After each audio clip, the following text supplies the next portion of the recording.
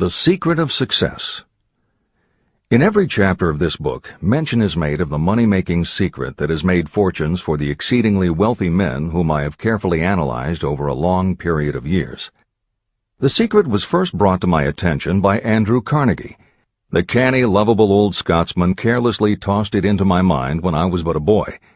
Then he sat back in his chair with a merry twinkle in his eyes and watched carefully to see if I had brains enough to understand the full significance of what he'd said to me. When he saw that I had grasped the idea, he asked if I would be willing to spend 20 years or more preparing myself to take it to the world, to men and women who, without the secret, might go through life as failures. I said I would, and with Mr. Carnegie's cooperation, I have kept my promise. Editor's comments. In 1908, during a particularly down time in the U.S. economy and with no money and no work, Napoleon Hill took a job as a writer for Bob Taylor's magazine. He was hired to write success stories about famous men. Although it would not provide much in the way of income, it offered Hill the opportunity to meet and profile the giants of industry and business, the first of whom was the creator of America's steel industry, multimillionaire Andrew Carnegie, who was to become Hill's mentor. Carnegie was so impressed by Hill's perceptive mind that following their 3-hour interview, he invited Hill to spend the weekend at his estate so they could continue the discussion. During the course of the next 2 days, Carnegie told Hill that he believed any person could achieve greatness if they understood the philosophy of success and the steps required to achieve it. "It's a shame," he said, "that each new generation must find the way to success by trial and error when the principles are really clear-cut."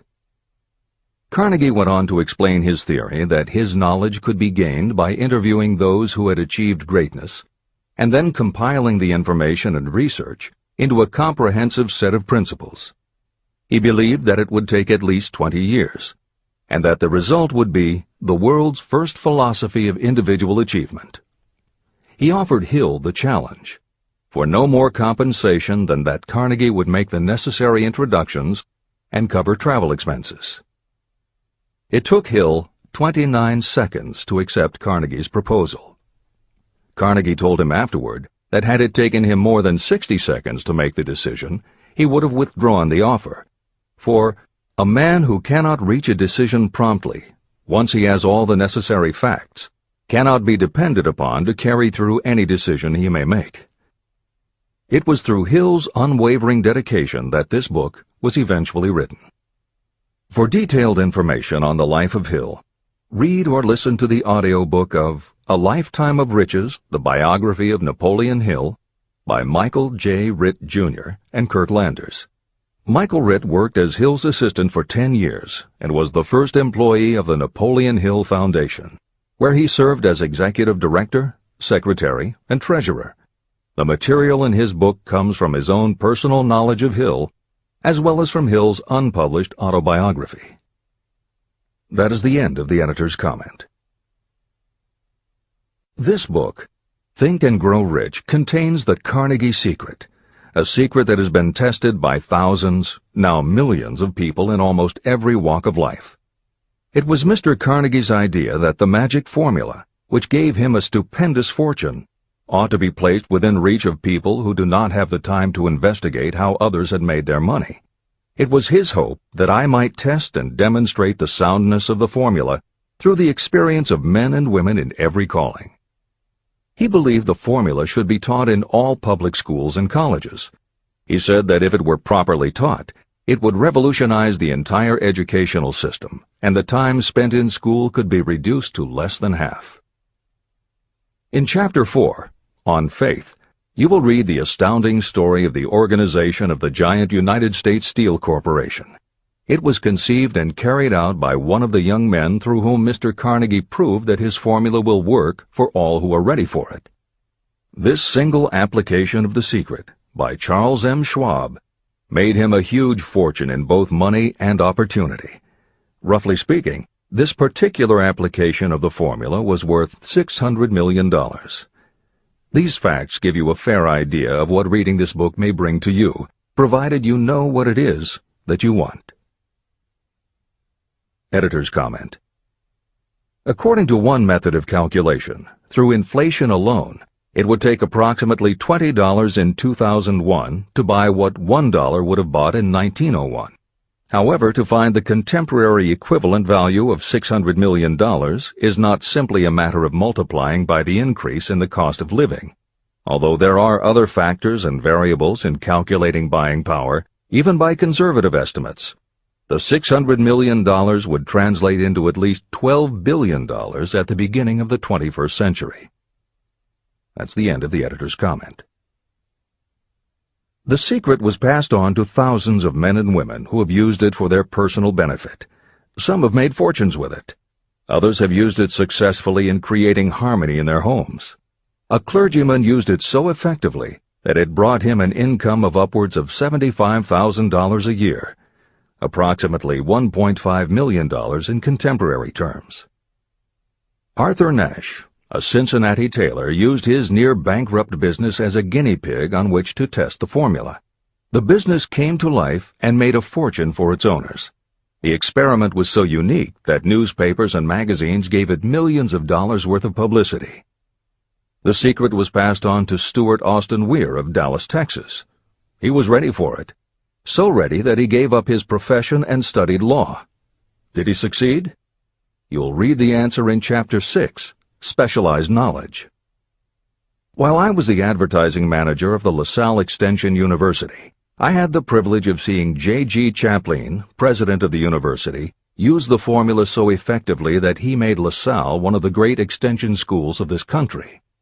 The secret is mentioned no fewer than 100 times throughout this book. It has not been directly named, for it seems to work more successfully when it is merely left in sight, where those who are ready and searching for it may pick it up. That is why Andrew Carnegie passed it to me without giving me its specific name. If you are ready to put it to use, you will recognize this secret at least once in every chapter, but you will not find an explanation of how you will know if you are ready. That would deprive you of much of the benefit you will receive when you make the discovery in your own way. If you have ever been discouraged, if you have had difficulties that took the very soul out of you, if you have tried and failed, if you were ever handicapped by illness or physical affliction, the story of my own son's discovery and use of the Carnegie formula may prove to be the oasis in the desert of lost hope for which you have been searching. This secret was extensively used by President Woodrow Wilson during the World War, and by President Roosevelt during the Second World War. It was passed on to every soldier in the training received before going to the front. President Wilson told me it was a powerful factor in raising the funds needed for the war. A peculiar thing about this secret is that those who acquire and use it find themselves literally swept on to success. However, as is often pointed out in this book, there is no such thing as something for nothing. The secret cannot be had without paying a price, although the price is far less than its value. Another peculiarity is that the secret cannot be given away, and it cannot be purchased for money. Unless you are intentionally searching for the secret, you cannot have it at any price. That is because the secret comes in two parts, and in order for you to get it, one of those parts must already be in your possession. The secret will work for anyone who is ready for it. Education has nothing to do with it. Long before I was born, the secret had found its way into the possession of Thomas A. Edison, and he used it so intelligently that he became the world's leading inventor, although he had only 3 months of schooling. The secret was passed on to Edwin C. Barnes, a business associate of Mr. Edison's. He used it so effectively that he accumulated a great fortune and retired from active business while still a young man. You will find his story at the beginning of the next chapter. It should convince you that riches are not beyond your reach, and that no matter where you are in life, you can still be what you wish to be. Money, fame, recognition, and happiness can be had by you if you are ready and determined to have these blessings. How do I know these things? You should have the answer before you finish this book. You may find it in the very first chapter or on the last page. While I was doing the research that I had undertaken at Andrew Carnegie's request, I analyzed hundreds of well-known men. Many of them attributed the accumulation of their vast fortunes to the Carnegie secret. Among these men were Henry Ford. Founder of the Ford Automobile Company, Ford started with no money and little education, yet became one of the most successful self-made businessmen in American history. William Wrigley, Jr., a traveling salesman who found that his customers liked the chewing gum he gave away as a premium better than the goods he sold, so he started his own company. John Wanamaker. Known as the Merchant Prince, he created the world's first department store and was hailed for his innovations in marketing, customer service, and employee benefits.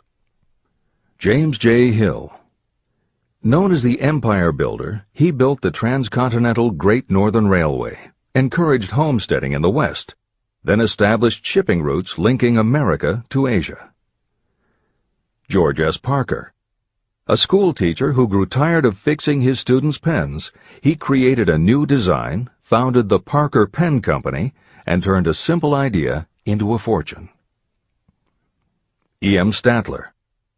The son of a poor pastor, he started as a bellboy and worked his way up until he was able to start his own chain of Statler hotels, famous for their luxury and service with a smile. Henry L. Doherty. Started at age 12 as an office boy for Columbia Gas, he went on to acquire 53 utilities companies and patented 140 innovations for natural gas and oil production. Cyrus H. K. Curtis. Starting with a small agricultural weekly, Curtis turned it into Ladies' Home Journal, created Saturday Evening Post, then assembled one of the largest newspaper empires. George Eastman. Inventor and founder of the Eastman Kodak Company, he created many of the innovations that popularized photography and transformed the motion picture industry. Charles M. Schwab. The right-hand man of Andrew Carnegie, he was president of Carnegie Steel Company, brokered the deal that formed U.S. Steel, and went on to found Bethlehem Steel. Theodore Roosevelt. 26th President of the United States from 1901 to 1909. John W. Davis. A lawyer and political leader, Davis was Solicitor General under President Woodrow Wilson and later appointed Ambassador to Great Britain. Elbert Hubbard. Philosopher, publisher of the Fra magazine, and founder of the Roy Crofters Artists Colony, Hubbard was also the author of many bestsellers including A Message to Garcia. Wilbur Wright. A bicycle shop owner who, with his brother Orville, became the first Americans to fly heavier-than-air aircraft and pioneered the aviation industry. William Jennings Bryan.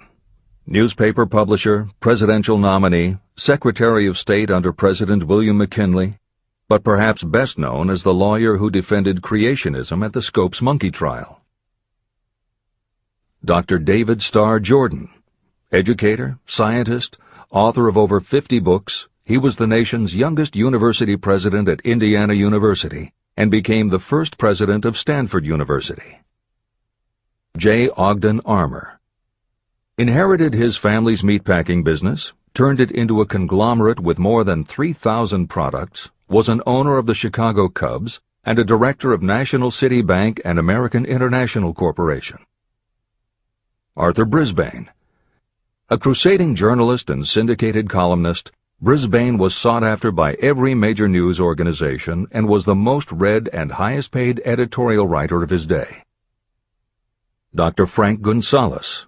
A Chicago preacher who delivered such a powerful sermon, Philip D. Armour gave him $1 million to start the Armour Institute of Technology, of which he became president.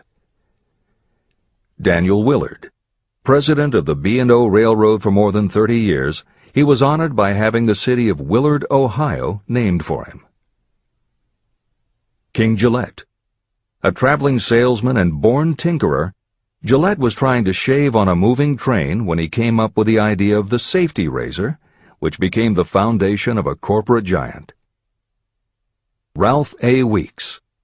President of International Correspondence Schools, Weeks helped finance Napoleon Hill's Intra-Wall Institute, established to educate and rehabilitate prison inmates.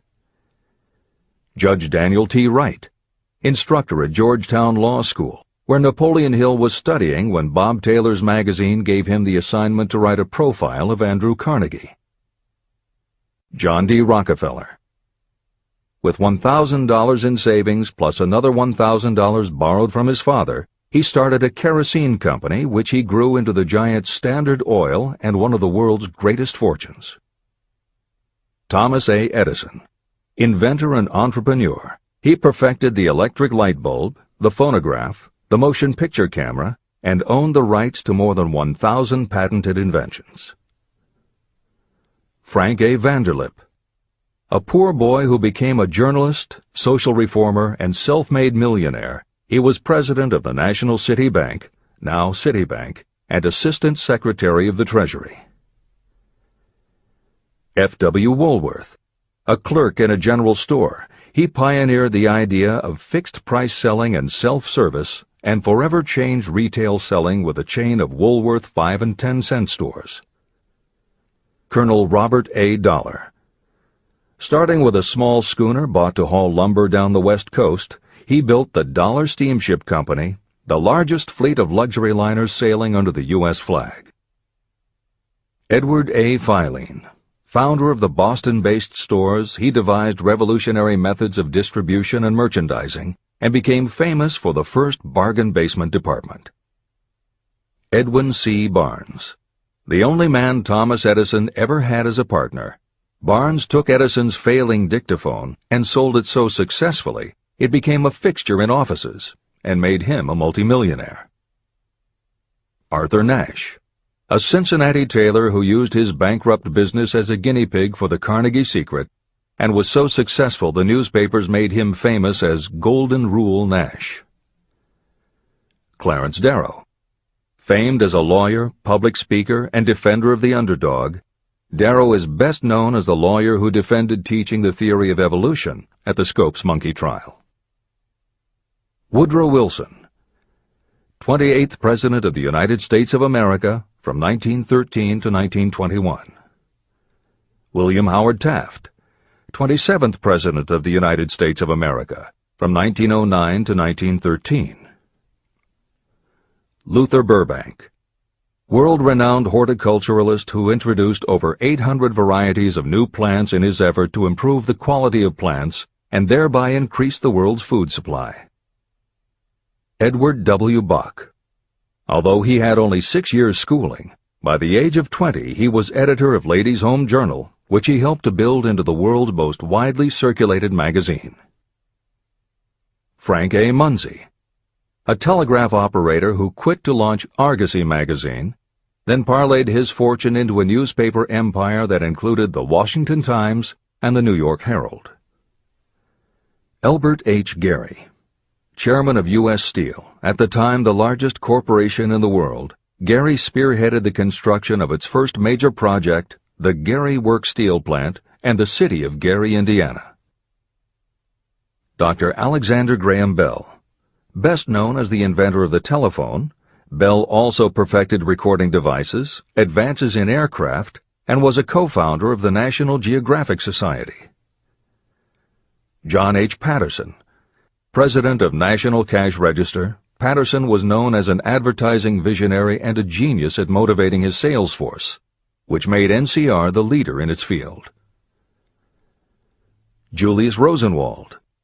A small manufacturer who foresaw the future of mail order, he bought 25% of Sears Roebuck & Company, and together with Richard Sears built it into an icon of American business. Stuart Austin Weir. A construction engineer Hill met in the Texas oil fields who, inspired by the Carnegie Secret, went to law school after age 40 and also helped publish Napoleon Hill's magazine. Dr. Frank Crane. A noted psychologist, essayist, and author of the book 4-Minute Essays on subjects such as the price of liberty, pragmatism, the duty of the rich, and how to keep friends. J. G. Chaplin, president of the LaSalle Extension University at the time Napoleon Hill worked in the university's advertising and sales department, where he first realized his talent for motivating people. Jennings Randolph, a congressman, then U.S. Senator from West Virginia. Randolph was a lifelong admirer of Napoleon Hill, and it was he who encouraged Hill to act as advisor to President Franklin Delano Roosevelt. These names represent a small fraction of well-known Americans whose achievements, financial and otherwise, prove that those who understand and apply the Carnegie Secret reach high positions in life. Editor's comment. As Napoleon Hill says, the preceding list includes only some of the more than 500 multimillionaires and extraordinarily successful individuals whom Napoleon Hill interviewed prior to writing Think and Grow Rich. It does not include the equally impressive list of people he came in contact with after the publication, nor does it include the names of those who did not have the opportunity to meet Napoleon Hill personally, but who attribute their success to having read this book. It is said that Napoleon Hill and Think and Grow Rich have made more millionaires than any other person in history. It might equally well be said that Napoleon Hill inspired more motivational experts than any other man in history. It is practically impossible to find a motivational speaker who does not draw upon Hill's work. His influence can be seen in the writings of his early peers, Dale Carnegie and Norman Vincent Peale.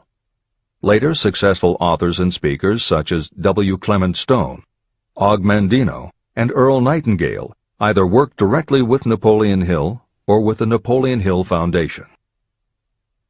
Echoes of Hill's principles can also be found in books by people as diverse as Wally Famous Amos, Mary Kay Ash, Ken Blanchard, Adelaide Bry, Chicken Soup for the Soul authors Jack Canfield and Mark Victor Hansen, Debbie Fields, Shakti Gawain, John Gray, Susan Jeffers, Bruce Jenner, Charlie Tremendous Jones, Tommy Lasorda, Art Linkletter, Joan London, Dr. Maxwell Maltz, James Redfield, Dr. Bernie Siegel, Jose Silva, Brian Tracy, Lillian Vernon, and Dennis Waitley. Stephen Covey, author of The 7 Habits of Highly Effective People, has often spoken of the influence of Napoleon Hill. Anthony Robbins, arguably the most successful motivational author and speaker at the beginning of the 21st century, has acknowledged Napoleon Hill as a personal hero. That is the end of the editor's comment. I have never known anyone who was inspired to use the Carnegie Secret who did not achieve noteworthy success. On the other hand, I have never known anyone to distinguish themselves or to accumulate riches of any consequence without possession of the secret. From these two facts, I draw the conclusion that the secret is more important for self-determination than anything you receive through what is popularly known as education. Somewhere, as you read, the secret will jump from the page and stand boldly before you, if you are ready for it. When it appears, you will recognize it. Whether you receive the sign in the first chapter or the last, stop for a moment when it presents itself, and make a note of the time and place. You will want to remember, because it will mark the most important turning point of your life. Remember, too, as you go through the book, that it deals with facts and not with fiction. Its purpose is to convey a great universal truth through which you, if you are ready, may learn what to do and how to do it. You will also receive the needed stimulus to make a start. As a final word of preparation, may I offer one brief suggestion which may provide a clue how the Carnegie Secret may be recognized? It is this: achievement and all earned riches have their beginning in an idea. If you are ready for the secret, you already possess one half of it. Therefore, you will recognize the other half the moment it reaches your mind. Editor's comments. Unlike much of the business and motivational literature available, Think and Grow Rich is not written for readers to skip around from chapter to chapter, taking a concept here and an idea there to solve the problem of the moment.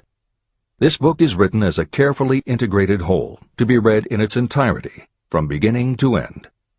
Concepts that are introduced in one chapter recur in other chapters where their meaning and significance rely upon the reader having already assimilated the earlier knowledge. The chapters are designed to build upon one another in such a way that every word is to be read, every idea is to be considered, and every concept is to be understood and absorbed. Think and Grow Rich is often called the first philosophy of personal achievement, and a philosophy is more than a collection of solutions to business problems. A philosophy is a system of principles that will guide your thoughts and actions, and provide you with a code of ethics and a standard of values. Think and Grow Rich will not just change what you think, it will literally change the way you think. In preparing this new and updated edition, every aspect of Think and Grow Rich has been analyzed to ensure its relevance to the current business climate. In those instances where material might be considered dated or out of step with contemporary practices, the original text has been updated or augmented with relevant new material. A hallmark of the original edition of Think and Grow Rich is that in every chapter Napoleon Hill cites real-life examples based on his own first-hand knowledge of America's most successful self-made multimillionaires. In this edition, every one of Hill's stories has been retained, and the editors have added contemporary examples and modern parallels which clearly demonstrate that Hill's principles are as up-to-date as today and still guiding those who succeed. In addition to contemporary examples, where the editors felt it would be of interest to the reader, we have included marginal notes that provide relevant information about recent developments. Where applicable, we have also suggested books or other materials that complement various aspects of Napoleon Hill's philosophy. On a more technical note, the editors have approached the written text as we would that of a living author. When we encountered what modern grammarians would consider run-on sentences, outdated punctuation, or other matters of form, we opted for contemporary usage. Those readers familiar with earlier editions will note that the chapter numbers have been changed in this edition. Originally, Think and Grow Rich began with an unnumbered chapter, a word from the author. In this edition, that text appears as Chapter 1, and is renamed The Secret of Success. The chapters that follow are renumbered sequentially and proceed in their original order. The chapter that was previously titled The Mystery of Sex Transmutation has been retitled Sexuality, Charisma and Creativity, and the text has been restructured and annotated to reflect the role of women in contemporary society. All editorial commentary is clearly set off in a font and style that is different from the original text. This is the end of the editor's comments.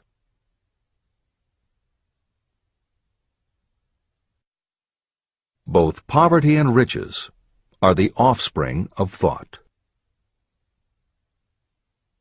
Chapter 2. Thoughts are Things. The man who thought his way into partnership with Thomas A. Edison. Truly, thoughts are things, and powerful things, when they are mixed with definiteness of purpose, persistence, and a burning desire for their translation into riches or other material objects. Some years ago, Edwin C. Barnes discovered how true it is that you really can think and grow rich. His discovery did not come about at one sitting. It came little by little, beginning with a burning desire to become a business associate of the great Thomas Edison. One of the chief characteristics of Barnes' desire was that it was definite. He wanted to work with Edison, not for him. Pay close attention to the story of how he turned his desire into reality, and you'll have a better understanding of the principles that lead to riches. When this desire, or this thought, first flashed into his mind, he was in no position to act upon it. Two problems stood in his way. He did not know Mr. Edison, and he did not have enough money to buy a train ticket to West Orange, New Jersey, where the famed Edison Laboratory was located. These problems would have discouraged the majority of people from making any attempt to carry out the desire. But his was no ordinary desire. The Inventor and the Tramp. Edwin C. Barnes presented himself at Mr. Edison's laboratory and announced that he had come to go into business with the inventor. Years later, in speaking about that first meeting, Mr. Edison said about Barnes, "He stood there before me looking like an ordinary tramp, but there was something in the expression of his face which conveyed the impression that he was determined to get what he had come after. I had learned from years of experience with men that when a man really desires a thing so deeply that he is willing to stake his entire future on a single turn of the wheel in order to get it, he is sure to win. I gave him the opportunity he asked for, because I saw he had made up his mind to stand by until he succeeded. Subsequent events proved that no mistake was made." It could not have been the young man's appearance that got him his start in the Edison office. That was definitely against him. It was what he thought that counted. Barnes did not get his partnership with Edison on his first interview. What he did get was a chance to work in the Edison offices at a very nominal wage. Months went by. Nothing happened to bring nearer the goal that Barnes had set as his definite major purpose. But something important was happening in Barnes' mind. He was constantly intensifying his desire to become the business associate of Edison. Psychologists have correctly said, when one is truly ready for a thing, it puts in its appearance. Barnes was ready for a business association with Edison, and he was determined to remain ready until he got what he was seeking.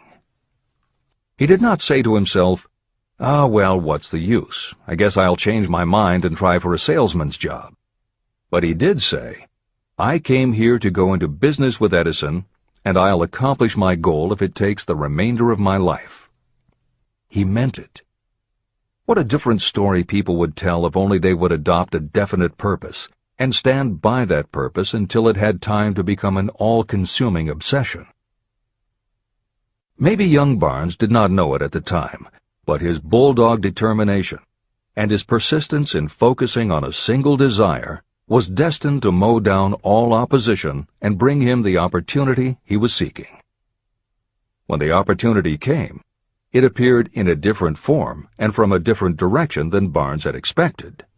That is one of the tricks of opportunity. It has a sly habit of slipping in by the back door, and often it comes disguised in the form of misfortune or temporary defeat. Perhaps this is why so many people fail to recognize opportunity. Mr. Edison had just perfected a new device, known at that time as the Edison dictating machine. His salesmen were not enthusiastic about the machine. They did not believe it could be sold without great effort. Barnes saw his opportunity. It had crawled in quietly, hidden in a queer-looking machine that interested no one but Barnes and the inventor. Barnes knew he could sell the Edison dictating machine, and he told Edison so. Edison decided to give him his chance. And Barnes did sell the machine. In fact, he sold it so successfully that Edison gave him a contract to distribute and market it all over the nation. Out of that business association, Barnes made himself rich in money, but he did something infinitely greater. He proved that you really can think and grow rich. How much actual cash that original desire of Barnes was worth to him, I have no way of knowing. Perhaps it brought him $2 or $3 million. Editor's comment. $3 million in the early years of the 20th century would be comparable to more than $50 million in terms of buying power at the beginning of the 21st century. This is the end of the editor's comment. But the amount becomes insignificant compared with the greater asset he acquired. The definite knowledge that an intangible impulse of thought can be transmuted into material rewards by the application of known principles. Barnes literally thought himself into a partnership with the great Edison. He thought himself into a fortune. He had nothing to start with except knowing what he wanted, and the determination to stand by that desire until he realized it. 3 feet from gold. One of the most common causes of failure is the habit of quitting when you're overtaken by temporary defeat.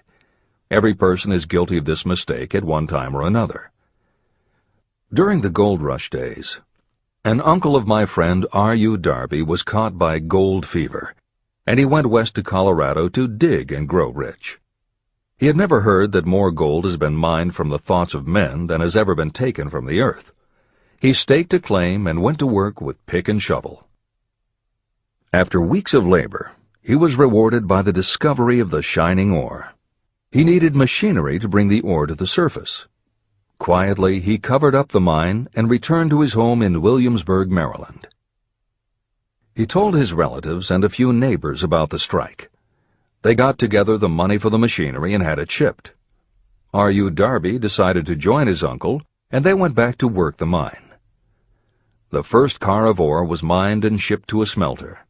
The returns proved they had one of the richest mines in Colorado.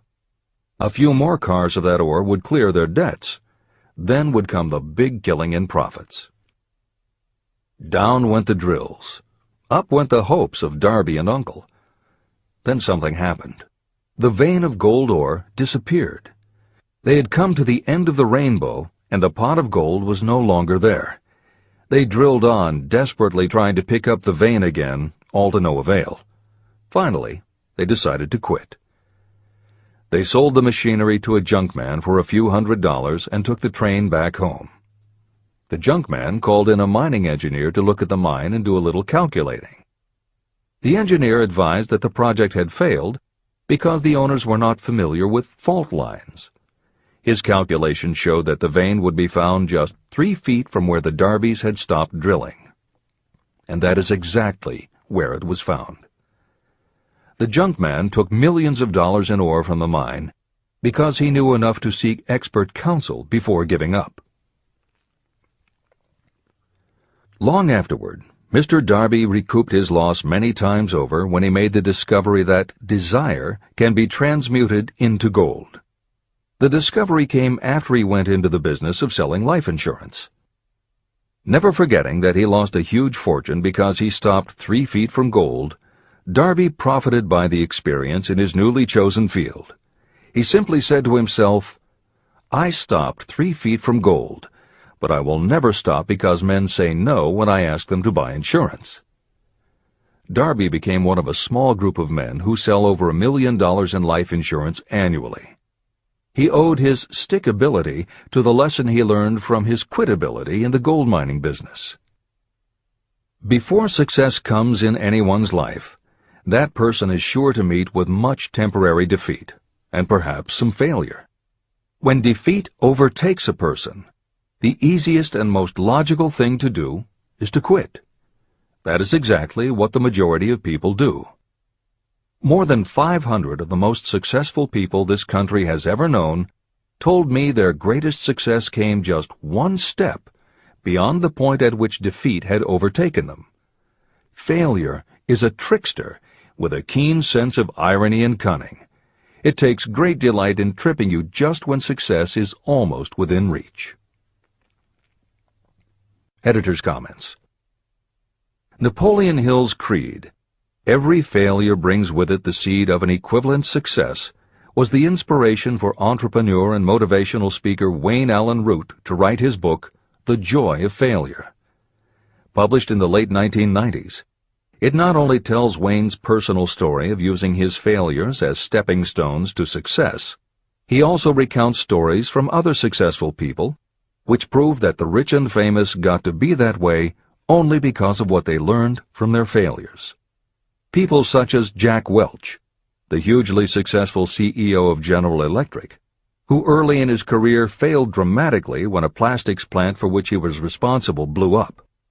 Billionaire Charles Schwab was a failure at school and university, flunking basic English twice due to a learning disability, and then failed on Wall Street more than once before he thought of the idea that grew to make him very rich indeed. Sylvester Stallone, Bruce Willis, Oprah Winfrey, Bill Clinton, Stephen Jobs, Donald Trump, and a host of other equally well-known achievers all had to fail in order to learn the lessons that ultimately made them successes. Every one of them was a failure, but none of them was defeated.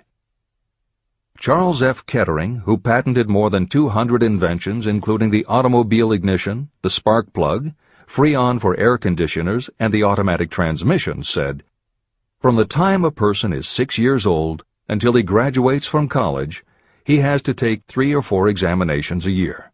If he flunks once, he is out." But an inventor is almost always failing. He tries and fails maybe 1,000 times. If he succeeds once, then he's in.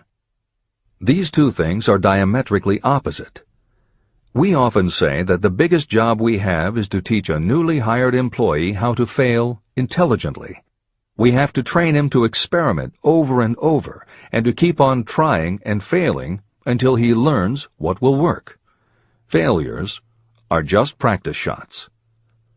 This is the end of the editor's comment. A 50-cent lesson in persistence. Shortly after Mr. Darby received his degree from the University of Hard Knocks, he witnessed something that proved to him that no does not necessarily mean no. One afternoon, he was helping his uncle grind wheat in an old-fashioned mill. The uncle operated a large farm on which a number of sharecropper farmers lived. Quietly, the door was opened, and a small child, the daughter of a tenant, walked in and took her place near the door. The uncle looked up, saw the child, and barked at her roughly, "What do you want?" Meekly, the child replied, "My mom says to send her 50 cents. "I'll not do it," the uncle retorted. "Now you run on home." But she did not move. The uncle went ahead with his work, not noticing that she did not leave. When he looked up again and saw her still standing there, he said, "I told you to go on home. Now go, or I'll take a switch to you." But she did not budge. The uncle dropped a sack of grain he was about to pour into the mill hopper and started toward the child. Darby held his breath. He knew his uncle had a fierce temper. When the uncle reached the spot where the child was standing, she quickly stepped forward one step, looked up into his eyes, and screamed at the top of her voice, "My mom's got to have that 50 cents!" The uncle stopped, looked at her for a minute, put his hand in his pocket, took out $50, and gave it to her. The child took the money and slowly backed toward the door, never taking her eyes off the man whom she had just conquered. After she had gone, the uncle sat down on a box and looked out the window into space for more than 10 minutes. He was pondering, with awe, over the whipping he had just taken. Mr. Darby, too, was doing some thinking. This was the first time in all his experience that he had seen a child deliberately master an adult. How did she do it? What happened to his uncle that caused him to lose his fierceness and become as docile as a lamb? What strange power did this child use that made her master of the situation? These questions flashed into Darby's mind, but he did not find the answer until years later, when he told me the story. Strangely, the story of this unusual experience was told to me in the old mill on the very spot where the uncle took his whipping. As we stood there in that musty old mill, Mr. Darby repeated the story and finished by asking, "What can you make of it? What strange power did that child use that so completely whipped my uncle?" The answer to his question will be found in the principles described in this book. The answer is full and complete. It contains enough details and instructions for you to understand and apply the same force that the little child accidentally stumbled upon. Keep your mind alert, and you will learn exactly what strange power came to the rescue of the child. You may catch a glimpse of the power in this chapter, or it may flash into your mind in some later chapter. If you stay alert to the possibility, somewhere you will find the idea that will quicken your receptive powers and place at your command this same irresistible power. It may come in the form of a single idea, or it may come as a complete plan or a purpose. It may even cause you to go back over your past experiences of failure or defeat, and in doing so, it may bring to the surface some lesson by which you can regain all that you lost through defeat. After I had explained to Mr. Darby the power unwittingly used by the little child, he mentally retraced his 30 years as a life insurance salesman. As he did so, it became clear to him that his success was due, in no small degree, to the lesson he had learned from the child. Mr. Darby pointed out, "Every time a prospect tried to bow me out without buying, I saw that child standing there in the old mill, her big eyes glaring in defiance, and I said to myself, I've got to make this sale. The better portion of all sales I have made were made after people had said no." He also recalled his mistake in having stopped only 3 feet from gold. "But," he said, "that experience was a blessing in disguise. It taught me to keep on keeping on, no matter how hard the going may be. A lesson I needed to learn before I could succeed in anything." Mr. Darby's experiences were commonplace and simple enough, yet they held the answer to his destiny in life. In fact, to him the experiences were as important as life itself, and he was able to profit from these 2 important experiences because he analyzed them and found the lesson they taught. But what if you don't see the events of your life as being experiences of such profound significance? And what about the young person who doesn't yet have even minor failures to analyze? Where and how will they learn the art of converting defeats into the stepping stones to opportunity? That is exactly why this book was written, to answer those questions. To convey my answer, I have constructed 13 principles. These principles work individually or together as catalysts. The specific answer that you are looking for may already be in your own mind. Reading these principles may be the catalyst that causes your answer to suddenly come to you as an idea, a plan, or a purpose. One sound idea is all you need to achieve success. These 13 principles contain the best and most practical ways and means of creating ideas. Success consciousness. Before I go any further in the description of these principles, you should know this. When riches begin to come, they come so quickly and in such great abundance that you will wonder where they've been hiding during all those lean years.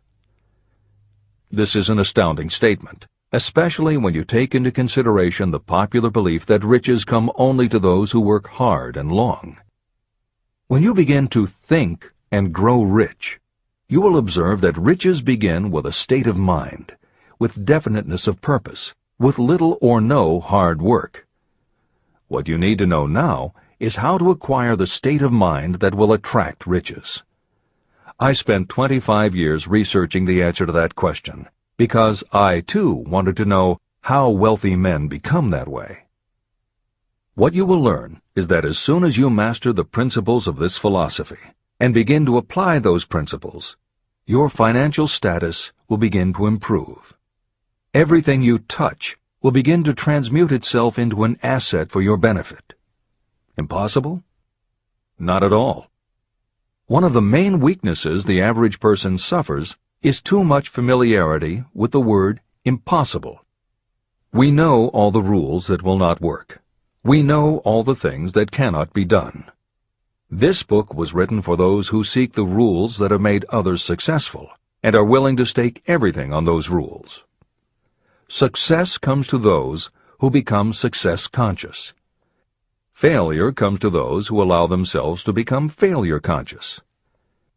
The object of this book is to help you learn the art of changing your mind from failure consciousness to success consciousness. Another weakness is the habit of measuring everything and everyone by your own impressions and beliefs.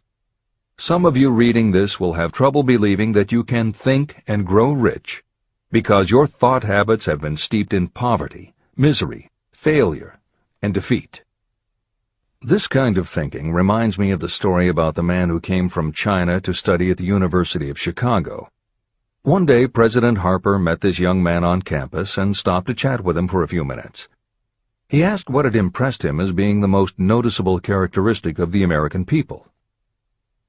"Why," the student exclaimed, "the unusual shape of your eyes." It's all a matter of perspective and habit.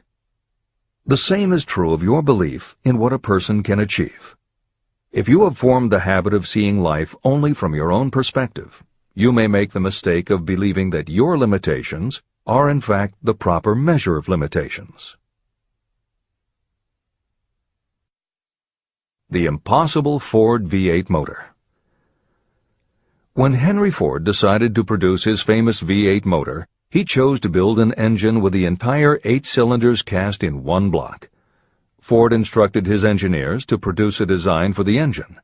The design was drawn up on paper, but the engineers agreed to a man that it was simply impossible to cast an 8-cylinder engine block in one piece. Ford said, "Produce it anyway." But they replied, "It's impossible." "Go ahead," Ford commanded, "and stay on the job until you succeed, no matter how much time is required." So the engineers went ahead. 6 months went by. Nothing happened. Another 6 months passed, and still nothing. The engineers tried every conceivable plan to carry out the orders, but the thing seemed out of the question. Impossible. At the end of the year, Ford again checked with his engineers, and again they told him they had found no way to carry out his orders. "Go right ahead," said Ford. "I want it, and I'll have it." They went ahead. And then, as if by a stroke of magic, the secret was discovered. The Ford determination had won once more. Henry Ford was a success because he understood and applied the principles of success. One of these principles is desire, knowing clearly what you want. Remember this Ford story as you continue reading this book. Pick out the lines in which the secrets of his stupendous achievement have been described. If you do this, if you can put your finger on those particular principles that made Henry Ford rich, you may equal his achievements in almost any calling for which you are suited. Editor's comments. To those readers who may interpret Ford's actions as nothing more than obstinacy, the editors would point out that he was employing a technique that has become a common part of strategic planning in many industries, including aerospace, computers, medicine, and the military. When launching large, complicated, long-term projects, the planners often know that at certain points along the way they will need components that simply do not yet exist. The fact that at the beginning there is no way to get from A to B does not deter them. There are many parts of the project they can get started on now, and they just assume that by the time they get to the point where they will need a technology or a device, they will have solved the problem of making it, and they have been proven right time and again. Stated simply, the technique is to clearly know what you want to accomplish, have faith in your ability to do it, and persist until you have accomplished your goal. This is the end of the editor's comments. Why you are the master of your fate. When the famed English poet William Henley wrote the prophetic lines, "I am the master of my fate, I am the captain of my soul," he should have informed us that the reason we are the masters of our fate, the captains of our souls, is that we have the power to control our thoughts. He should have told us that it is because in some way our brains become magnetized with the dominating thoughts that we hold in our minds. And it is as though our magnetized minds attract to us the forces, the people, and the circumstances of life that are in sync with our dominating thoughts. He should have told us that before we can accumulate riches in great abundance, we must magnetize our minds with intense desire for riches. That we must become money-conscious until the desire for money drives us to create definite plans for acquiring it. But, being a poet, Henley contented himself by stating a great truth in poetic form, leaving those who followed him to interpret the philosophical meaning of his lines. Little by little, the truth has unfolded itself, until I have come to know with certainty that the principles described in this book hold the secret of mastery over our economic fate. Principles that can change your destiny. We are now ready to examine the first of these principles, and as we do, I ask you to maintain a spirit of open-mindedness. Remember as you read that these principles are not my invention, nor are they the invention of any one person. These principles have worked for literally millions of people. You, too, can put them to work for you and your own enduring benefit. You will find it easy, not hard to do. Some years ago, I delivered the commencement address at Salem College in Salem, West Virginia. I emphasized with so much intensity the need to have a burning desire that one of the members of the graduating class became completely convinced and made it a cornerstone of his own philosophy. That young man became a congressman and an important factor in President Franklin D. Roosevelt's administration. He wrote me a letter in which he so clearly stated his opinion of the principle of desire outlined in the next chapter that I have chosen to publish his letter as an introduction to that chapter. It gives you an idea of the rewards to come. My dear Napoleon, my service as a member of Congress having given me an insight into the problems of men and women, I am writing to offer a suggestion which may become helpful to thousands of worthy people. In 1922, you delivered the commencement address at Salem College when I was a member of the graduating class. In that address, you planted in my mind an idea which has been responsible for the opportunity I now have to serve the people of my state, and will be responsible, in a very large measure, for whatever success I may have in the future. I recall, as though it were yesterday, the marvelous description you gave of the method by which Henry Ford, with but little schooling, without a dollar, with no influential friends, rose to great heights. I made up my mind then, even before you had finished your speech, that I would make a place for myself, no matter how many difficulties I had to surmount. Thousands of young people will finish their schooling this year and within the next few years. Every one of them will be seeking just such a message of practical encouragement as the one I received from you. They will want to know where to turn, what to do to get started in life. You can tell them, because you have helped to solve the problems of so many, many people. There are thousands of people in America today who would like to know how they can convert ideas into money. People who must start from scratch, without finances, and recoup their losses. If anyone can help them, you can. If you publish the book, I would like to own the first copy that comes from the press, personally autographed by you. With best wishes, believe me, cordially yours, Jennings Randolph. Since that time in 1922, I watched Jennings Randolph rise to become one of the nation's leading airline executives, a great inspirational speaker, and a United States Senator from West Virginia. 35 years after I made that speech, it was my pleasure to return to Salem College in 1957 and deliver the baccalaureate sermon. At that time, I received an honorary Doctor of Literature degree from Salem College. Editor's comments. As you begin the next chapter, the editors would like to reinforce the earlier statement that what you are reading is not just a collection of theories out of which you can cherry-pick what you like. The 13 principles of success were proven by the real-life experiences of the long list of famous successful people cited earlier by Napoleon Hill. His techniques are also practiced and endorsed by the contemporary experts and authors whom the editors mentioned, following Hill's list. More than 60 million people have purchased copies of the book that you are now holding in your hands. If this book has proven to be that successful, surely you owe it to yourself to give it every chance to work for you too. Read it. Don't question it. Do it. If you don't, if you think that you know better than Napoleon Hill, if you decide to pick and choose the parts that you will believe or follow, then, if you don't succeed, you will never know if your failure lies with this book or with you. This is the end of the editor's comments. Whatever the mind of man can conceive and believe, it can achieve. Chapter 3. Desire. The starting point of all achievement. The first step toward riches. When Edwin C. Barnes climbed down from the freight train in West Orange, New Jersey, he may have resembled a tramp, but his thoughts were those of a king. As he made his way from the railroad tracks to Thomas A. Edison's office, his mind was at work. He saw himself standing in Edison's presence. He heard himself asking Mr. Edison for an opportunity to carry out the one consuming obsession of his life, a burning desire to become the business associate of the great inventor. Barnes' desire was not a hope. It was not a wish. It was a pulsating desire which transcended everything else. It was definite.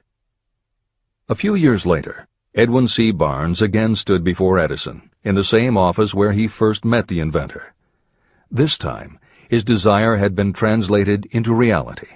He was in business with Edison. The dominating dream of his life had become a reality. Barnes succeeded because he chose a definite goal, placed all his energy, all his willpower, all his effort. He put everything he had into achieving that goal. 5 years passed before the chance he had been seeking made its appearance. To everyone except himself, he appeared to be just another cog in the Edison business wheel. But in Edwin Barnes' own mind, he was the partner of Edison every minute from the very day that he first went to work there. It is a remarkable illustration of the power of a definite desire. Barnes won his goal because he wanted to be a business associate of Mr. Edison's more than he wanted anything else. He created a plan by which to attain that purpose, and he burned all bridges behind him. He stood by his desire until it became the dominating obsession of his life, and finally, a fact. When he went to West Orange, he did not say to himself, "I will try to induce Edison to give me a job of some sort." He said, "I will see Edison and put him on notice that I have come to go into business with him." He did not say, "I will keep my eyes open for another opportunity in case I fail to get what I want in the Edison organization." He said, "There is one thing in this world that I am determined to have, and that is a business association with Thomas A. Edison. I will burn all bridges behind me and stake my entire future on my ability to get what I want." He left himself no possible way of retreat. He had to win or perish. That is all there is to the Barnes story of success. Allow yourself no retreat. A long while ago, a great warrior faced a situation in which he had to make a decision that ensured his success on the battlefield. He was about to send his armies against a powerful foe whose men outnumbered his. He loaded his soldiers into boats, sailed to the enemy's country, and unloaded the soldiers and equipment. Then he gave the order to burn the ships that had carried them. Addressing his men before the first battle, he said, "You see the boats going up in smoke. That means we cannot leave these shores alive unless we win. We now have no choice. We win or we perish." They won. Every person who wins in any undertaking must be willing to burn his ships and cut all sources of retreat.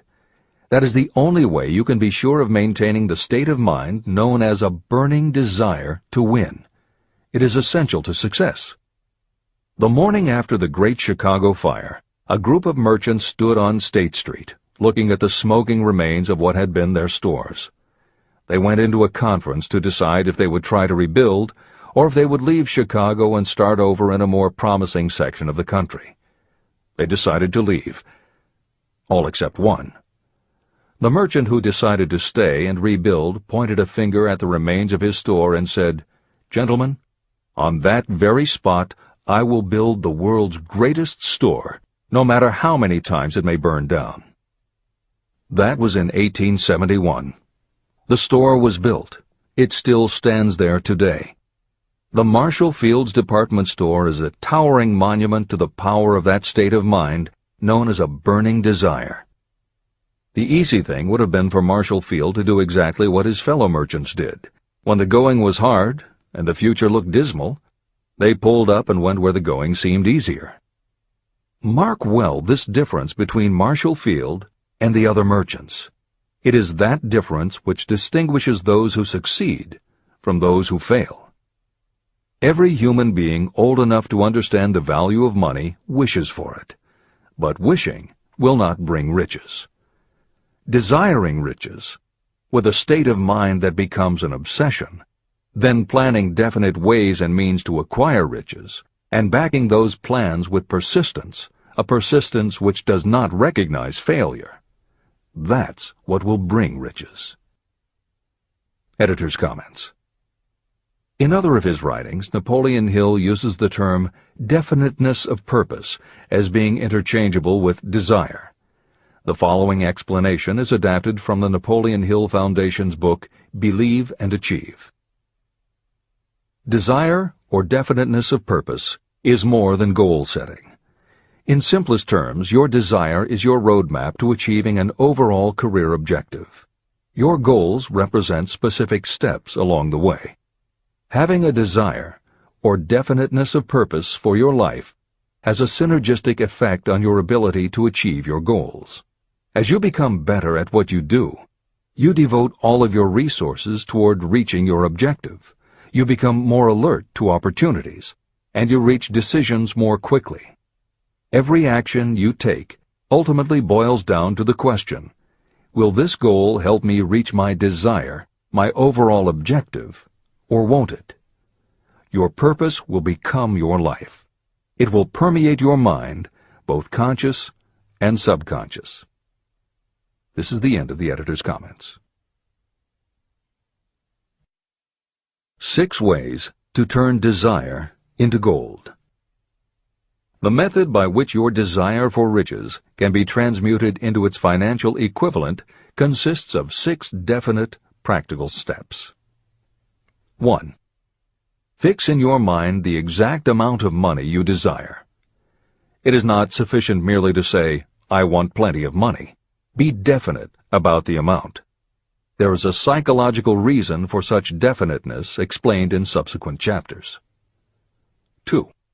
Determine exactly what you intend to give in return for the money you desire. There is no such reality as something for nothing. 3. Establish a definite date when you intend to possess the money you desire. 4. Create a definite plan for carrying out your desire, and begin at once, whether you are ready or not, to put this plan into action. 5. Now write it out. Write a clear, concise statement of the amount of money you intend to acquire. Name the time limit for its acquisition. State what you intend to give in return for the money, and describe clearly the plan through which you intend to accumulate it. 6. Read your written statement aloud, twice daily. Read it once just before retiring at night, and read it once after arising in the morning. As you read, see and feel and believe yourself already in possession of the money. It is important that you follow the instructions in these 6 steps. It is especially important that you observe and follow the instructions in the 6th step. You may complain that it is impossible for you to see yourself in possession of money before you actually have it. Here is where a burning desire will come to your aid. If you truly desire money so keenly that your desire is an obsession, you will have no difficulty in convincing yourself that you will acquire it. The object is to want money, and to become so determined to have it that you convince yourself you will have it. If you have not been schooled in the workings of the human mind, these instructions may appear impractical. It may help you to know that the information they convey was given to me by Andrew Carnegie, who made himself into one of the most successful men in American history. Carnegie began as an ordinary laborer in the steel mills, but managed, despite his humble beginning, to make these principles yield him a fortune of considerably more than $100 million. Editor's comment. In today's terms, the value of Carnegie's fortune would be at least $20 billion and probably a good deal more. End of editor's comment. It may be of further help to know that the 6 steps were carefully scrutinized by the famed inventor and successful businessman, Thomas A. Edison. He gave his stamp of approval, saying they are not only the steps essential for the accumulation of money, but also for the attainment of any goal. Editor's comments. In the time since Napoleon Hill wrote these words, advances in our understanding of both the physiology of the brain and the psychology of the mind have yielded a much greater understanding of human motivation. Even so, the methods used by modern motivational experts are essentially the same techniques advised by Hill. Research studies confirm that there is sound psychological basis for doing as Hill advises. Be very specific when setting goals. Perform the physical act of committing those goals to paper, and repeat your stated goal aloud to yourself often. These techniques have gained wide acceptance among modern experts in the field. The psychological principle at work is similar to that which underlies autosuggestion and self-hypnosis, concepts that will be discussed in greater depth in Chapter 5, Autosuggestion, and in Chapter 13, The Subconscious Mind. Hill's instruction to see yourself as you will be when you have already achieved your objective is also a specific technique. Today it is commonly taught by motivational experts under the term creative visualization. In Chapter 4 on faith and in Chapter 5 on autosuggestion, Hill elaborates on his method. Before moving on, the editors would like to reinforce Hill's advice to follow his instructions to the letter.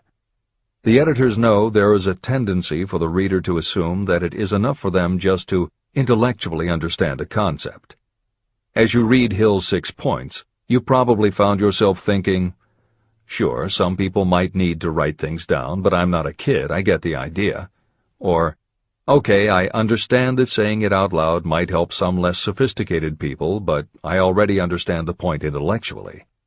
If you feel that way, let us remind you that many of the most successful people whom you admire did not think they were too smart or too sophisticated to follow Hill's instructions.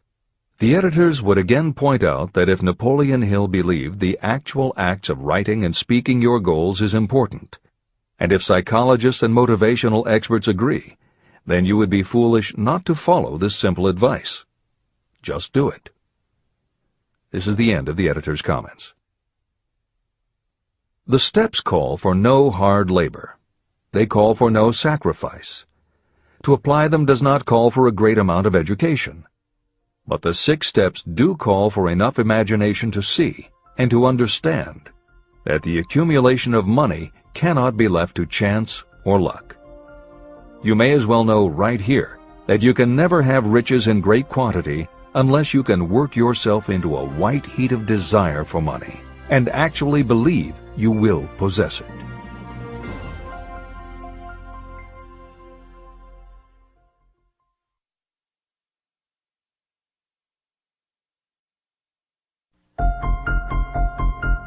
The power of great dreams. If you are in this race for riches, you should be encouraged by the following truth. The world in which we live is demanding new ideas, new ways of doing things, new leaders, new inventions, and new methods, styles, versions, and variations of everything all the time. Behind all this demand for new and better things, there is one quality that you must possess to win, and that is definiteness of purpose, the knowledge of what you want, and a burning desire to possess it. If you truly desire riches, remember that the real leaders of the world have always been people who harnessed and put into practical use the intangible, unseen forces of opportunity.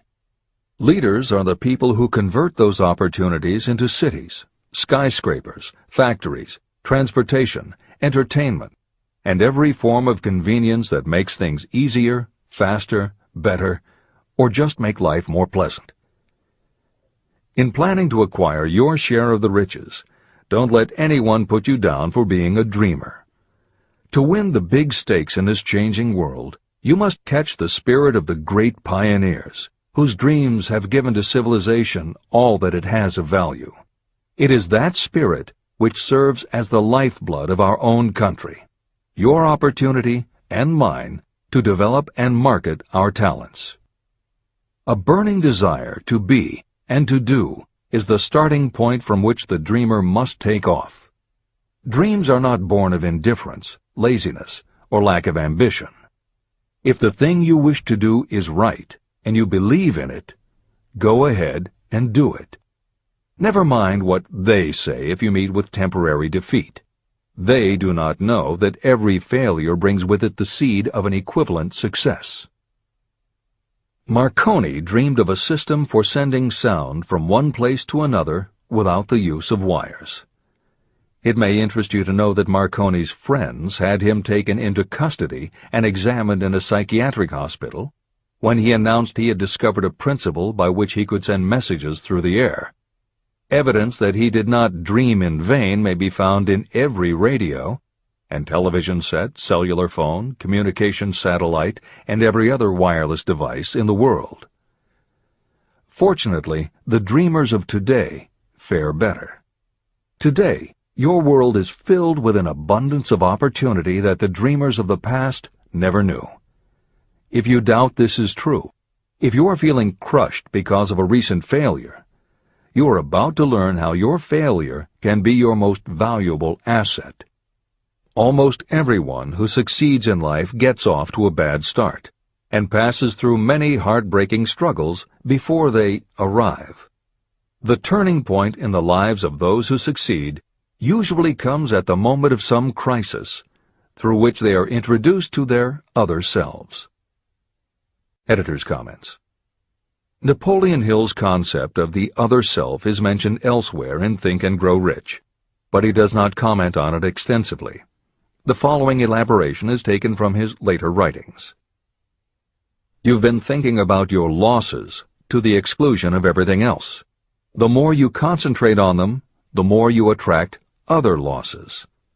Stop thinking about them, and make up your mind that you are going to benefit from your experience. Whatever personal obstacles you face, you must start getting to know that side of your personality that knows no obstacles, that recognizes no defeats. Cultivate a friendship with the other you, so no matter what you're doing, you are allied with someone who shares your goals. All the philosophy and advice about persuading others will be much more useful to you if you practice it yourself. This is the end of the editor's comment. Sidney Porter discovered the genius that slept within his brain only after he had met with great misfortune. He was found guilty of embezzlement and confined to a prison cell in Columbus, Ohio, and it was there that he became acquainted with his other self. He began to write short stories. Then, while locked in his cell, he began to sell those stories to magazines under the pen name O. Henry. Through the use of his imagination, he discovered himself to be a great author instead of a miserable criminal and outcast. By the time he was released from prison, O. Henry was the most popular short story writer in the country. Editor's comments. More recently, in another prison, another kind of writer met his other self, and country music gained one of its most talented songwriters and biggest stars. As a kid, Merle Haggard's family home was a converted boxcar in Bakersfield, California. After his father died when Merle was 9, more often than not, home for young Merle was a series of juvenile detention centers.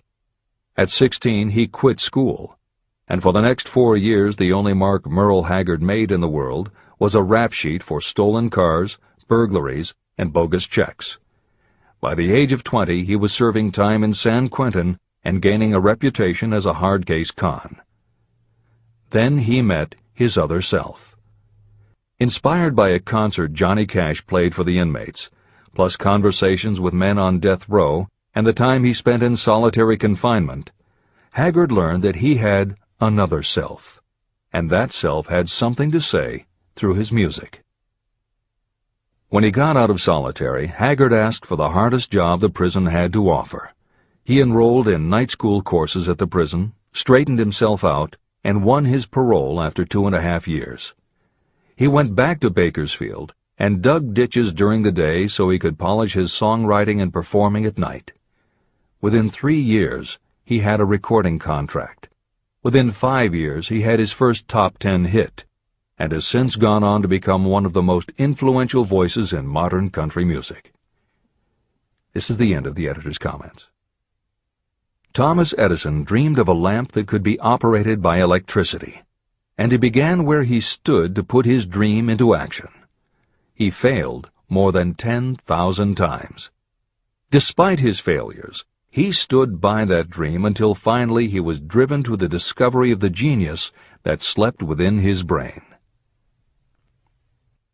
Editor's comments.